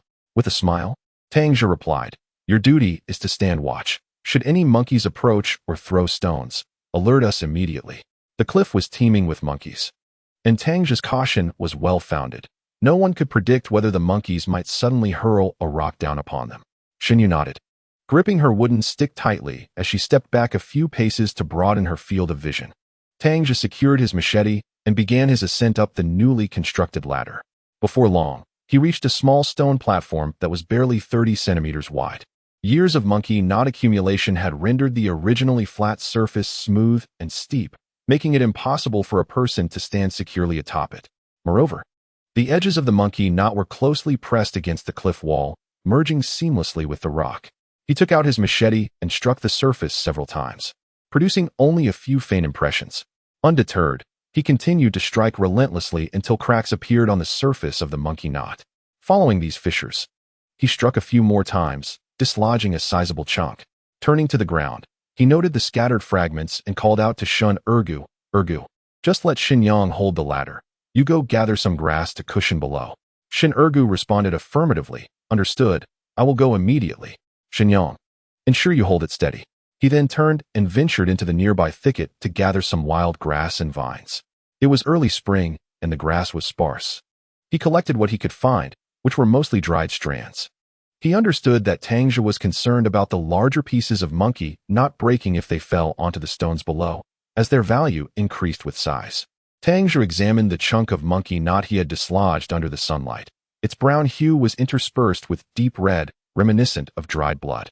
Unlike blood, however, the edges of the broken piece were as smooth as glass, exhibiting excellent crystalline quality. He resumed striking the monkey knot, and once the initial crack had formed, it became significantly easier to create additional fissures. Before long, he had produced several more cracks along the original break. At this moment, Shin Ergu returned with some dry grass, vines, and evergreen branches to lay beneath. Tang Zhe then aimed the chunk of monkey knot at the makeshift padding and let it drop. After more than an hour of laborious effort, Tang Zhe finally finished striking the large cluster of monkey knots. Descending from the ladder, he noticed that the monkeys paid them no heed. Some had slid down the cliff and scampered into the woods, foraging for fresh leaves among the treetops. Shin Ergu had long since placed 2 baskets by the ladder, and today's catch was meager, merely around 20 pounds. Observing the fish, Shin Yu lamented, "Had I known, I wouldn't have left the water bucket under that tree." Tang Zhe replied, "This is what they call a blessing in disguise. Had we not encountered that group of monkeys, we would never have discovered such a bounty of monkey knots on this cliff." As he spoke, he rummaged through a pile of vines on the ground, retrieving several strands. The 3 men strung the fish into 3 large bundles, freeing the baskets to collect the monkey knots. They managed to gather 2.5 baskets, and upon testing the weight, Tang Zhe estimated that 1 basket would easily hold 50 to 60 pounds, indicating a substantial quantity. Xinyang also tested the weight, exclaiming, "This is quite heavy. How much do you think it will sell for?" Tang Zhe shook his head, "I'm not sure yet. But the purchasing station in the city will surely not offer a fair price. Let us leave these here for now and venture further to see if we can gather more." The 4 of them walked along the base of the cliff, gazing upward. They spotted several more clusters at heights of 70 to 100 meters, but for them, it was merely a wistful sight. Just as they were nearing the end of the cliff, they noticed a thick cypress tree, resembling an outstretched arm, extending from the precipice about 10 meters ahead. At the root of the tree hung a cluster of monkey knots, approximately half a meter wide and 2 meters long, resembling a dark shroud. Tang Zhe remarked, "There's a significant one at the base of that cypress. It must weigh over 100 pounds. Shin Yang and the others looked in the direction Tang Zhe pointed and shook their heads in unison. "Tang Zhe, it's so high, nearly 15 or 16 meters. How can we possibly reach it?" Shin Ergu added, "Indeed, it's too high, and we have no ropes." Shin Yu pointed to a few nearby palm trees and suggested, "There are some palm trees over there. Why don't we cut some palm fibers to make ourselves a rope?" Tang Zhe glanced at his watch. It was nearly 3 in the afternoon. He encouraged them, "Let us pick up the pace. We still have time. With walnuts around, we need not worry about tools for striking. We can fashion a 20-meter rope in no time." The group arrived at the palm trees, and Tang Zhe and Shin Ergu began chopping down 2 of them. Meanwhile, Shin Yu and his sister sat on a rock, taking palm leaves and extracting the fibers. Once they had stripped the palm leaves down to the tender green part at the top, Tang Zhe felt a pang of hunger, his stomach rumbling. He used his knife to cut off the lower, older trunk, peeling away the greenish outer layer until a pristine white palm core was revealed. Shin Ergu did likewise, and they split the palm core into 4 segments. After a long day of labor, all 4 were famished, and each took a piece of palm core to munch on. In an era of scarcity, palm core was one of the favored snacks among children in the Fanjingshan mountain region, despite the abundance of palm trees in the countryside. It was not something one would easily chop down, even when hunger struck. A single coconut palm provides insufficient sustenance for an individual, yet it bestows upon the mountain dwellers an abundance of coconut slices each year. The tools of these villagers are largely dependent on this palm, with its resources ranging from mattresses and raincoats to small items like baskets, ropes, and even the straps for oxen and horses. Thus, when a palm is uprooted by the wind, it transforms into a veritable paradise for children who gather eagerly around the fallen tree. As the adults meticulously peel away the outer layers of the aged coconut husk, the remaining tender heart is sliced into bite-sized pieces, each person receiving a morsel that is delightfully crisp and sweet, a divine treat. After 4 individuals shared 2 coconut hearts, their hunger was considerably alleviated. prompting them to commence their tasks. Xinyu took charge of extracting the coconut fibers, while Tang Zhe and the others skillfully twisted sections of fiber, completing 3 6 or 7-meter-long ropes in just over half an hour. On their return journey, Tang Zhe utilized a machete to sever 2 branches. Upon reaching the cypress cliff, he tied the 3 ropes together, securing 2 branches at one end to form a cross shape. With precise aim, he hurled the end bound with branches toward the cypress, wrapping it around the tree, and with a firm tug, he secured it in place. Having once been a scout in his previous life, Tang Zhe executed these maneuvers with remarkable ease. Once the rope was anchored, he ascended like a nimble monkey, swiftly reaching the cypress. He grasped the trunk and settled comfortably atop it. For Tang Zhe, this was merely a fundamental task. However, below, Xinyu and the others held their breath, only exhaling in relief once he safely perched on the tree. The ground here differed from the previous site, which was strewn with rubble. Instead, it was composed of soil, shielded from rain by the cliff above, and dotted with small whirlpools made by local cattle. Tang Zhe withdrew his machete and gently knocked a piece loose. The quality of this find surpassed that of the earlier location, revealing a deep red hue rather than the brownish red of before. After laboring for over half an hour, he managed to dislodge a significant quantity of the coconut husk, returning to the ground via the rope. Shen Ergu and Shen Yang had already retrieved their baskets, and the 4 of them busily collected the fallen husks into their packs. The 2 baskets proved insufficient to contain such a bounty, prompting Tang Zhe and Shen Yang to shed their outer garments, fashioning large bundles to finally accommodate the harvest. Early spring evenings bring an early dusk. By 6 o'clock, darkness envelopes the landscape. As it neared 5, the sky dimmed, with towering mountains obstructing the last vestiges of sunlight, casting a shadow over the Qing Shui River Gorge.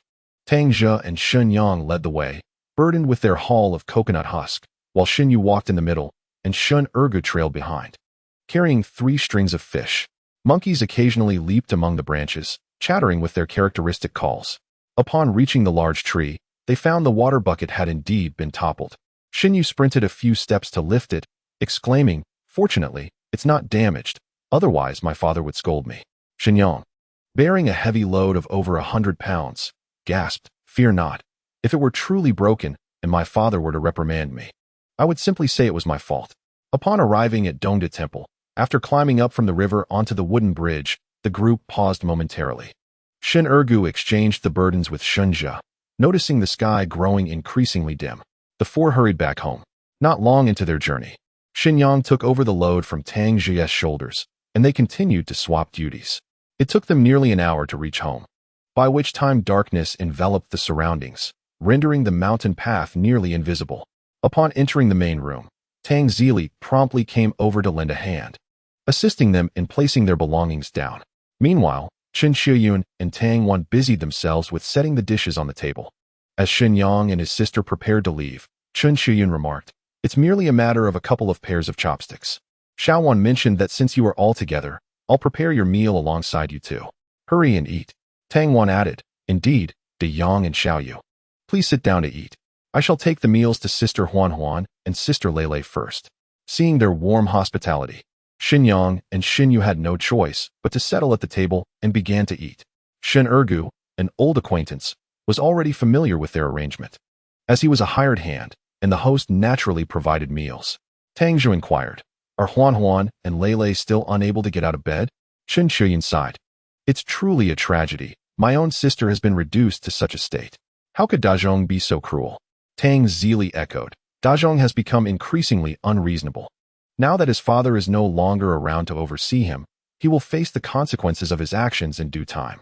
With a heavy heart, he sighed deeply, expressing his disappointment. Tang Zhe remarked, "Regardless, having 2 more people only means 2 extra bowls. The house is not lacking in food. Let the sisters stay here." Chen Shiyun replied helplessly, "What else can we do? Your aunt hasn't even inquired about them. She shows no concern for their well-being." Sitting on the bench, Tang Zhe lifted his bowl and said, "Let us not focus on her. As long as Huan Huan and Lei Lei are fine, that is what matters. With someone like your aunt, we can only hope that they recover quickly. If anything were to happen, she would undoubtedly create chaos in our home." Tang Zhe interjected, "After all, she is your sister. We cannot simply cast them out." Chen Shiyun concurred, "Let us wait until they heal, Zhe. Perhaps you should hold your tongue, if they overhear." It could lead to unnecessary worry. Tang Zhe asserted, I am merely stating the truth. Everyone in the village knows her character. Tang Zhe responded, having dealt with her for decades, do you think I am unaware of her nature? With your uncle no longer present, and Dazhong and your aunt behaving this way, must we stand idly by and watch them suffer? Noticing the displeasure on Tang Zhe's face, Tang Zhe clarified, Father, I do not wish to send them away. The house is well stocked with provisions. They may stay here as long as they need. However, it would be wise for you to discuss this with Uncle Xiaoxian, just in case something arises. It is clear you are concerned about family ties, but consider whether she shares the same sentiments. Tang Zhe fell silent, concentrating on his meal. Qin Shuyan cast a glance at Tang Zhe and urged, hurry and eat. You've worked hard all day. She then served a generous portion of wild boar meat to Shun Yu, saying, yeah, you should eat more meat. You're so thin that the wind might blow you away. After finishing their meal, Tang Zhe remarked, let us keep these monkey knots at my place for now. As for the fish, let us divide them among the 3 families, 1 string for each. And ergo, the stone frogs you caught should go to Xinyang for his wife. Naturally, ergo had no objections. He believed he was merely assisting Tang Zhe, and the items belonged to him. Xinyang too had no qualms about this arrangement, as it meant that apart from the beneficial herbs left by Shinzuading, having so many items cluttering his home was unnecessary, especially since he couldn't find any buyers. Taking them to the county town might lead to trouble. Much like what happened to Yao Yongjun, he was quite content to leave them at Tang Zhe's residence, alleviating his worries. Ergo said, all right, brother Xinyang, take this string and these stone frogs. As he spoke, he handed over the fish and frogs. After Xinyang accepted them, Ergo then passed 2 more strings of fish to Tang Wan. Xiao Wan, please take these to the kitchen. Tang Zhe quickly interjected. We agreed on 1 string per family. You should take yours home. Ergo chuckled, brother Tang, my family is not lacking in food at the moment. These fish bones are too numerous, and my father isn't fond of them. Tang Zhe knew he was being disingenuous, as it was well known that Shun Hoji relished fish, rumored to consume them without spitting out the bones. Tang Zhe had always been curious to see how he managed that. Ergo, when working with me, you must adhere to my instructions. Take the fish back. Next time, I'll bring you along. Otherwise, I might not include you in the future. Chapter 89, The Heist. Tang Zhe's insistence was not arbitrary. He recognized that at just 16, Ergo needed guidance in various matters to avoid future pitfalls. Moreover, for a team to function effectively over time, a leader was essential, much like a flock of sheep that would scatter without a shepherd. Seeing Tang Zhe's firm stance, Ergo reluctantly took the fish. Tang Zhe continued, come early tomorrow, and we'll deliver the eels to the city. He then turned to Xinyang, saying, for the next couple of days, let us refrain from catching eels. I'll sell these and make a trip to Linsheng to sell the monkey knots first. He retrieved a piece weighing over 2 pounds and handed it to him. Take this back to your father. It will surely prove useful later. Initially, Xinyang had intended to take a piece home, having heard his father mention several times how challenging it was to procure such items. Although it was said that 4 of them worked together, it was evident that Tang Zhe did most of the heavy lifting, bravely facing the most dangerous tasks. Being somewhat introverted, Xinyang found it difficult to voice his desire to keep a piece for himself, but with Tang Zhe's offer, he accepted it. All right. My father will certainly be pleased. Tang Zhe remarked, it's best for Uncle Shun to keep it close. That way, it can serve its purpose, which is a blessing for us all. After they parted ways, Tang Zhe called Tang Wan over. The siblings divided the 2 large sacks of monkey knots into 4 smaller bags and stored them in Tang Zhe's room. Tang Wan inquired, brother, what are these dark items? Tang Zhe replied, monkey knots. They are a type of traditional medicine. By the way, have you fed Lulu? Tang Wan nodded yes. Besides the eels, I also gave it a piece of lamb liver. Tang Zhe responded, you've thought of everything. As the weather warms, those pieces of lamb liver, lung, and bear lung shouldn't be kept too long. Feeding it a monotonous diet daily isn't ideal either. After speaking, he hurried to the woodshed, interacted briefly with Lulu, and then returned to his room to sleep. In the dead of night, he ventured out with Shun Ergu to the city to sell the eels before making their way home. Upon reaching Baxi, Tang Zhe noticed a group of 3 or 4 young men seated on the roadside, divided into 2 clusters, resting upon the stones and occasionally glancing in their direction. Shun Ergu quickened his pace to keep up with Tang Zhe, whispering, brother Tang, those 2 ahead have been watching us intently. Tang Zhe acknowledged with a slight hum. Baxi was the essential route from Beijia Yin to the county town, flanked by steep cliffs. In the 1950s, a 4-meter-wide hanging road was constructed halfway up the cliffs. Following the onset of the market economy, incidents of robbery became commonplace on this road. However, after a new route was built from Siwang Commune to Sana Commune, merchants began to use that alternative, leading to a significant decrease in such occurrences. Although the market economy had yet to fully emerge, Tang Zhe tightened his grip on the shoulder pole and cautioned Shun Ergu, "Ergu, hold the pole firmly." Being astute, Shin Ergu understood immediately. As they passed the two men, Tang Zhe stole a glance. Both appeared to be in their 20s, one sporting a shaved head, a look that held particular significance in this era. Without uttering a word, Tang Zhe and Shun Ergu walked past them nonchalantly. After covering a distance of about 10 meters, they noticed the two young men standing up, wooden sticks in hand, advancing towards the middle of the road. Shin Ergu turned his head to glance back, realizing that the bald men had also moved to intercept them, each wielding a stick. He whispered, "Brother Tang, they're coming closer." Tang Zhe replied in a low voice, "No worries, we shall continue on our path." The distance closed quickly, and the two young men positioned themselves in the center of the road, blocking their way. Tang Zhe shifted to the side with his water bucket, allowing one of the young men to step closer. The bald men also separated to stand in the road, with one saying, "Brother, lend us some money to spend." Tang Zhe turned to look at him, asking, "Are you speaking to me?" The bald man tilted his head and replied, "Kid, stop pretending to be foolish. I've had my eye on you for quite some time. You frequently venture into the city, engaging in those speculative dealings. I reckon you've made quite a bit. We don't ask for much. Just hand over the money you have, and we'll part ways amicably, leaving our paths unentangled." Tang Zhe regarded the shorter man beside the bald one, as a flicker of recognition crossed his mind. After a moment of contemplation, he recalled encountering him twice at the paper mill gate, initially dismissing him as merely a passerby, without leaving any lasting impression.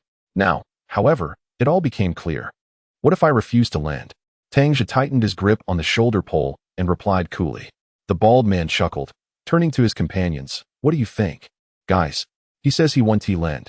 Addressing the tall, thin figure beside Shin Ergu, he added, "If he won't lend, then he can go feed the fish in Nixinzi." The Bull's Heart is a cave located by the side of Baxi Road, named for a large stalactite at its entrance that resembles a heart. The cave exudes an eerie atmosphere, and it is rumored that infants from nearby villages who failed to thrive were discarded within its dark depths. During floods, fish are said to emerge from this ominous place. Yet no one dares to consume them. Tang Zhe, no longer inclined to engage in idle chatter, commanded, "Ergu, proceed." With a shrug, Shin Ergu dropped the water bucket onto the ground and swung his carrying pole, catching the lanky figure and the bald man off guard. They had mistakenly believed that their numerical superiority would intimidate Tang Zhe and his companions. Little did they know that they would dare to strike first.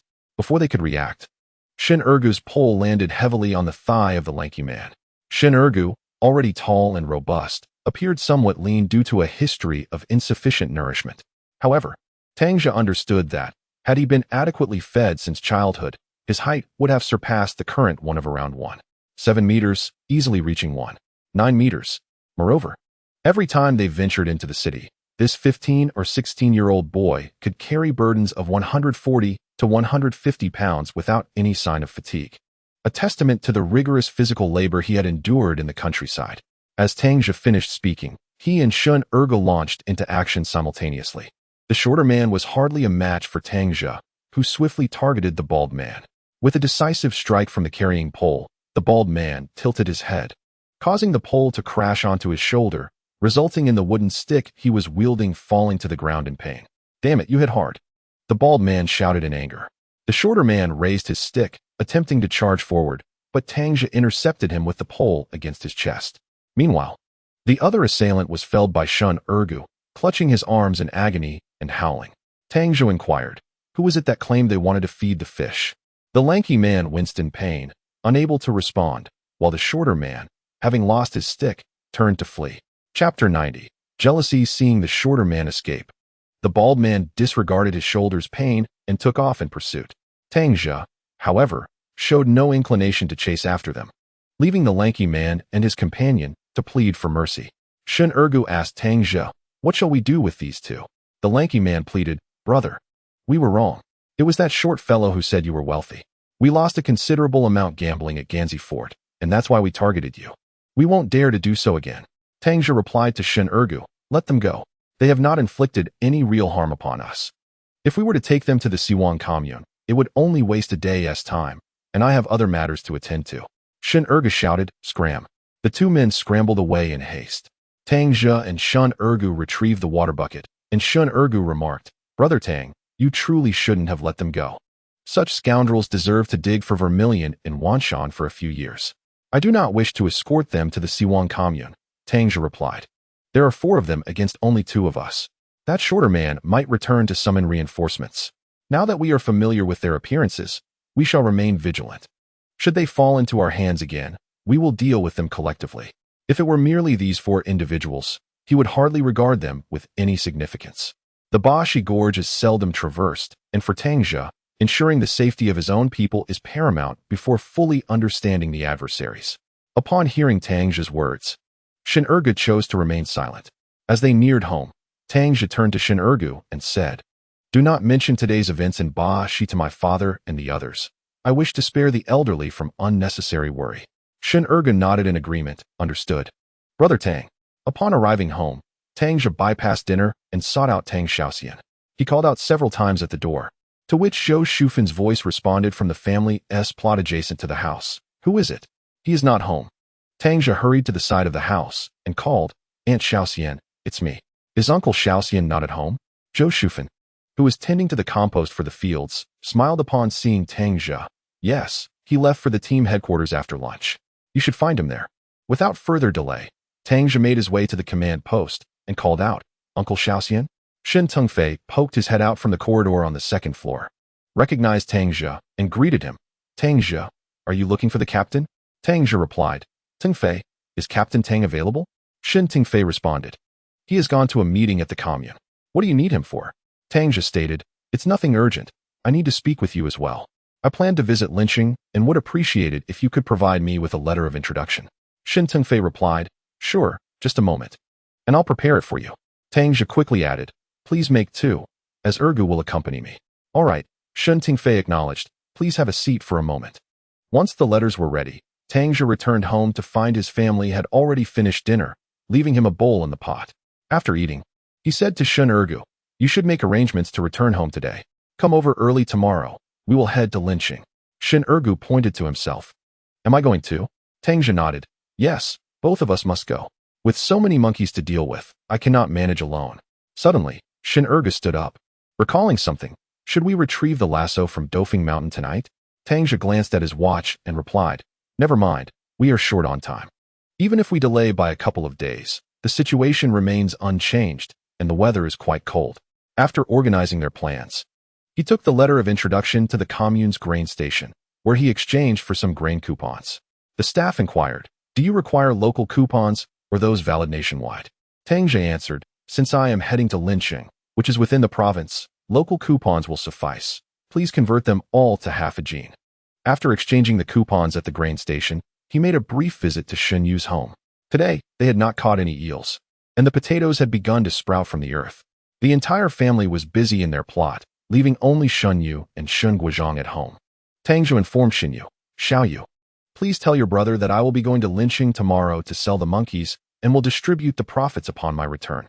Shen Yu replied, Brother Zhe, just go ahead and sell them. There is no need for special notice. Our family trusts you completely. Tang Zhe smiled, even among brothers. It is wise to keep accounts clear. We work together on this, so it is only proper to keep you informed. Shen Yu chuckled, remarking, I see you are merely eager to seek out Hu Jiqing and Linqing. Tang Zhe retorted, do not speak so recklessly. The likes of Hu Jiqing and Xiao Jiqing have nothing to do with me. Shen Yu replied, how can that be? I have heard from Su Jiqing that Hu Jiqing, upon her return to the provincial capital, wrote to Zhang Jiqing but sent only one letter to you. Given Hu Jiqing's beauty and her status as a provincial capital native, alongside your own good looks and capabilities, one might say you are a match made in heaven. As she spoke, her voice dwindled to a whisper, soft enough that even she could scarcely hear it. Although they lived in close quarters within the same team and had grown up together, she had never considered Tang Zhe to be her type, having always regarded him as an older brother. However, during this time spent together, she had come to realize Tang Zhe's admirable qualities. not only his talents and cleverness, but also his sense of responsibility. Before Wu Liang was brought low, the family of Shin Ergu was regarded with disdain throughout the entire brigade, with no family willing to associate with them, not even distant relatives like Shin Tingfei. Everyone sought to keep their distance, reluctant to be dragged onto the platform for public denunciation. Yet, Tang Zhe not only maintained a close relationship with them, but also frequently extended assistance. Shin Yu, having conversed more with Shun Ergu during this time, learned of their plight. Without Tang Zhe's intervention, Shun Ergu's family would not have survived the winter. Such a man, who would not be enamored. While she spoke of Hu Jing, her heart was filled with bitterness. Tang Zhe, oblivious to the shift in Shun Yu's expression, said, "Xiao Yu, please disregard the rumors. My relationship with Hu Jiqing is merely that of ordinary friends. It is entirely normal for friends to exchange letters." Shin Yu chose not to respond further, recognizing that she was not yet anything to Tang Zhe. Shifting the topic, she said, "Zhigu, I wish you safe travels to the provincial capital." Tang Zhe nodded, replying, "Do remember to inform your brother." He then turned and made his way back home. By the time Tang Zhe returned, Shin Ergu had already gone home. Noticing that the day was still young and his mother had just begun preparing dinner, he took Lulu for a stroll towards the Qingming fields. Lulu relished the freedom of being outdoors, frolicking amidst the fields, and Tang Zhe allowed it, knowing the dog's injury had healed. If it could be trained to stay, he would keep it. If not, he would let it return to the wild. As the sky darkened, Tang Zhe called out, and Lulu obediently scampered back to his side, nuzzling against his pant leg. He secured the leash and led Lulu home. Upon reaching the courtyard, he was met with a cacophony from within. Chapter 91. A Forced Proposal. Hearing the commotion, Tang Zhe quickened his pace, rushing into the courtyard, where the main room was already bustling with people. He hurriedly placed Lulu back in its cage and upon returning, discovered that all were from Yao Jiuan. Sitting prominently in the center of the room was Yao San, flanked by Yao Yongjun and their relatives. Yao San, seated on the central bench, pointed an accusatory finger at Tang Zhe, declaring, "Tang Zhe, you had best surrender my daughter-in-law today. Otherwise, I will not let this matter rest." Yao Gang, hopping in agitation nearby, added, "Indeed. What do you, Tang Zhe, think you are, to hide away our Yao family's bride?" Tang Zhe sat on another stool and addressed Yao San. "Yao San, Tang Huan has never consented to your family's Yongjun. What is your intention in bringing a group here?"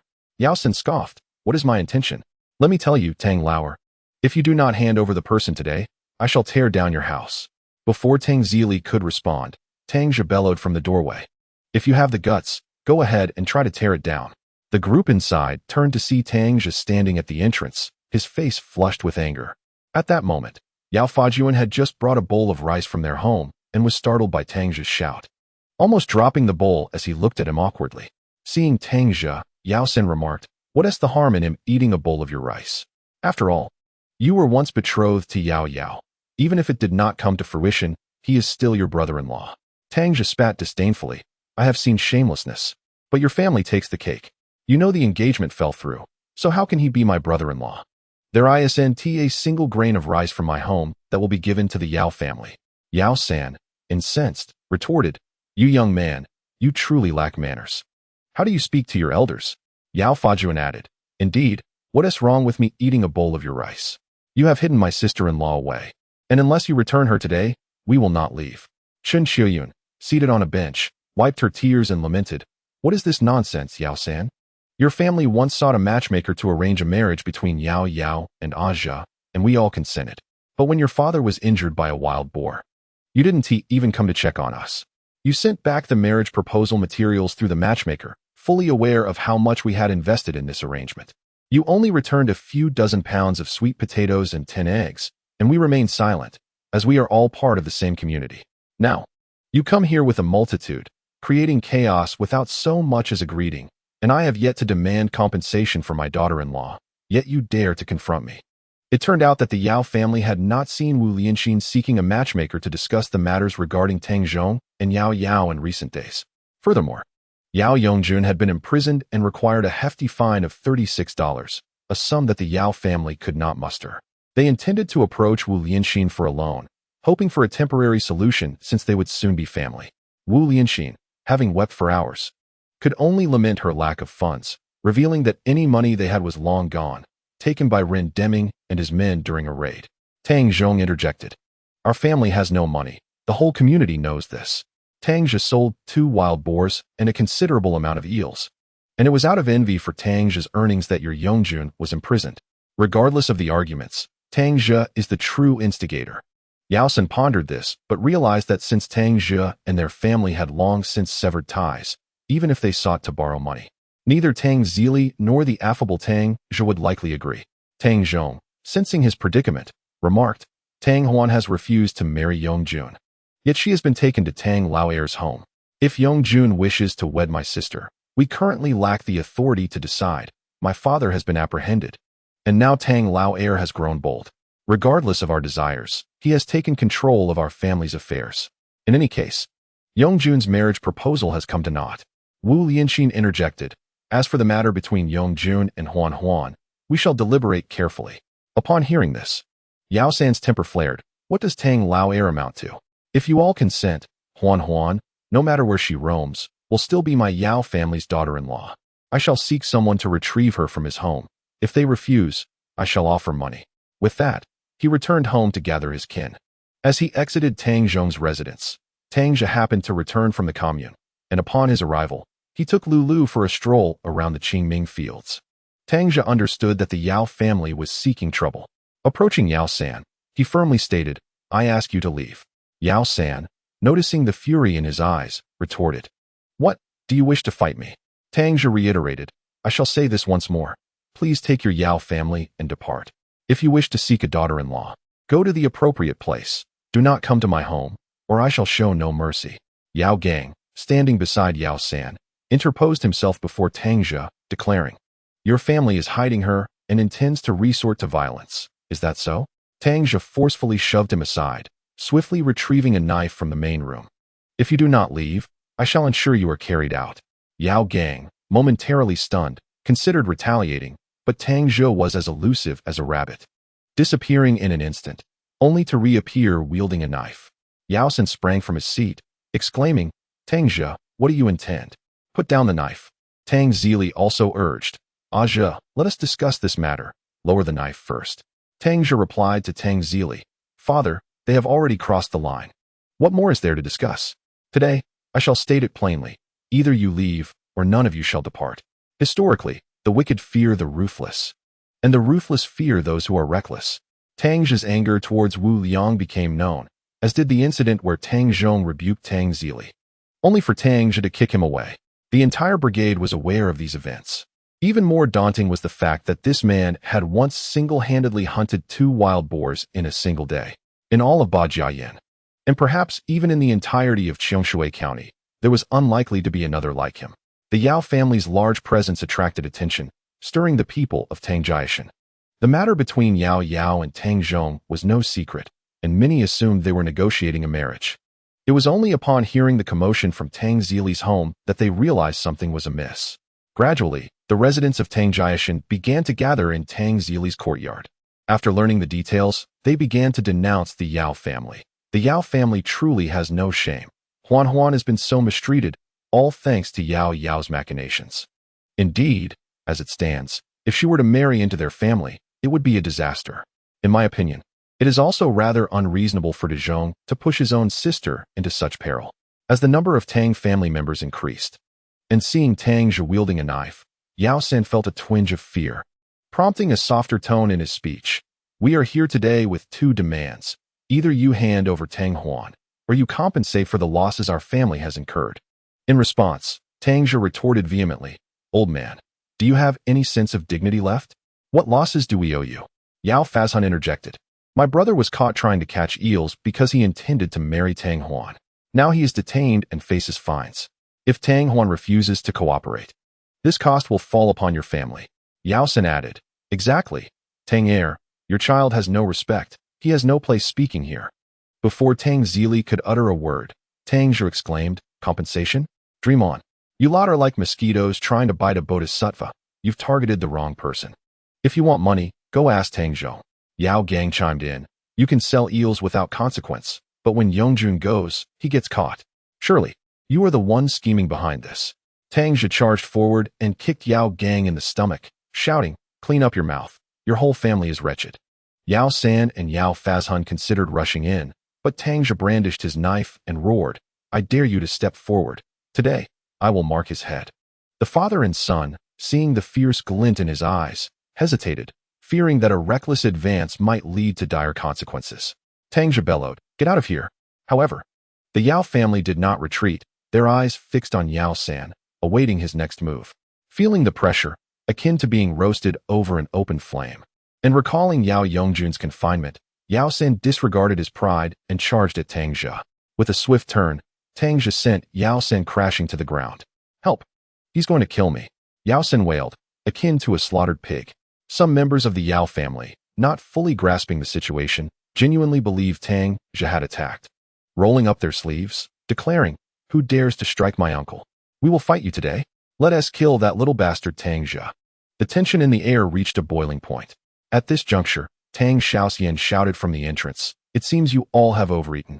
If anyone wishes to brawl, step forward, and we will settle this in the courtyard." Everyone knew Tang Xiaoxian hailed from a military background, adept in martial arts, and as a current squad leader. Few dare to challenge him.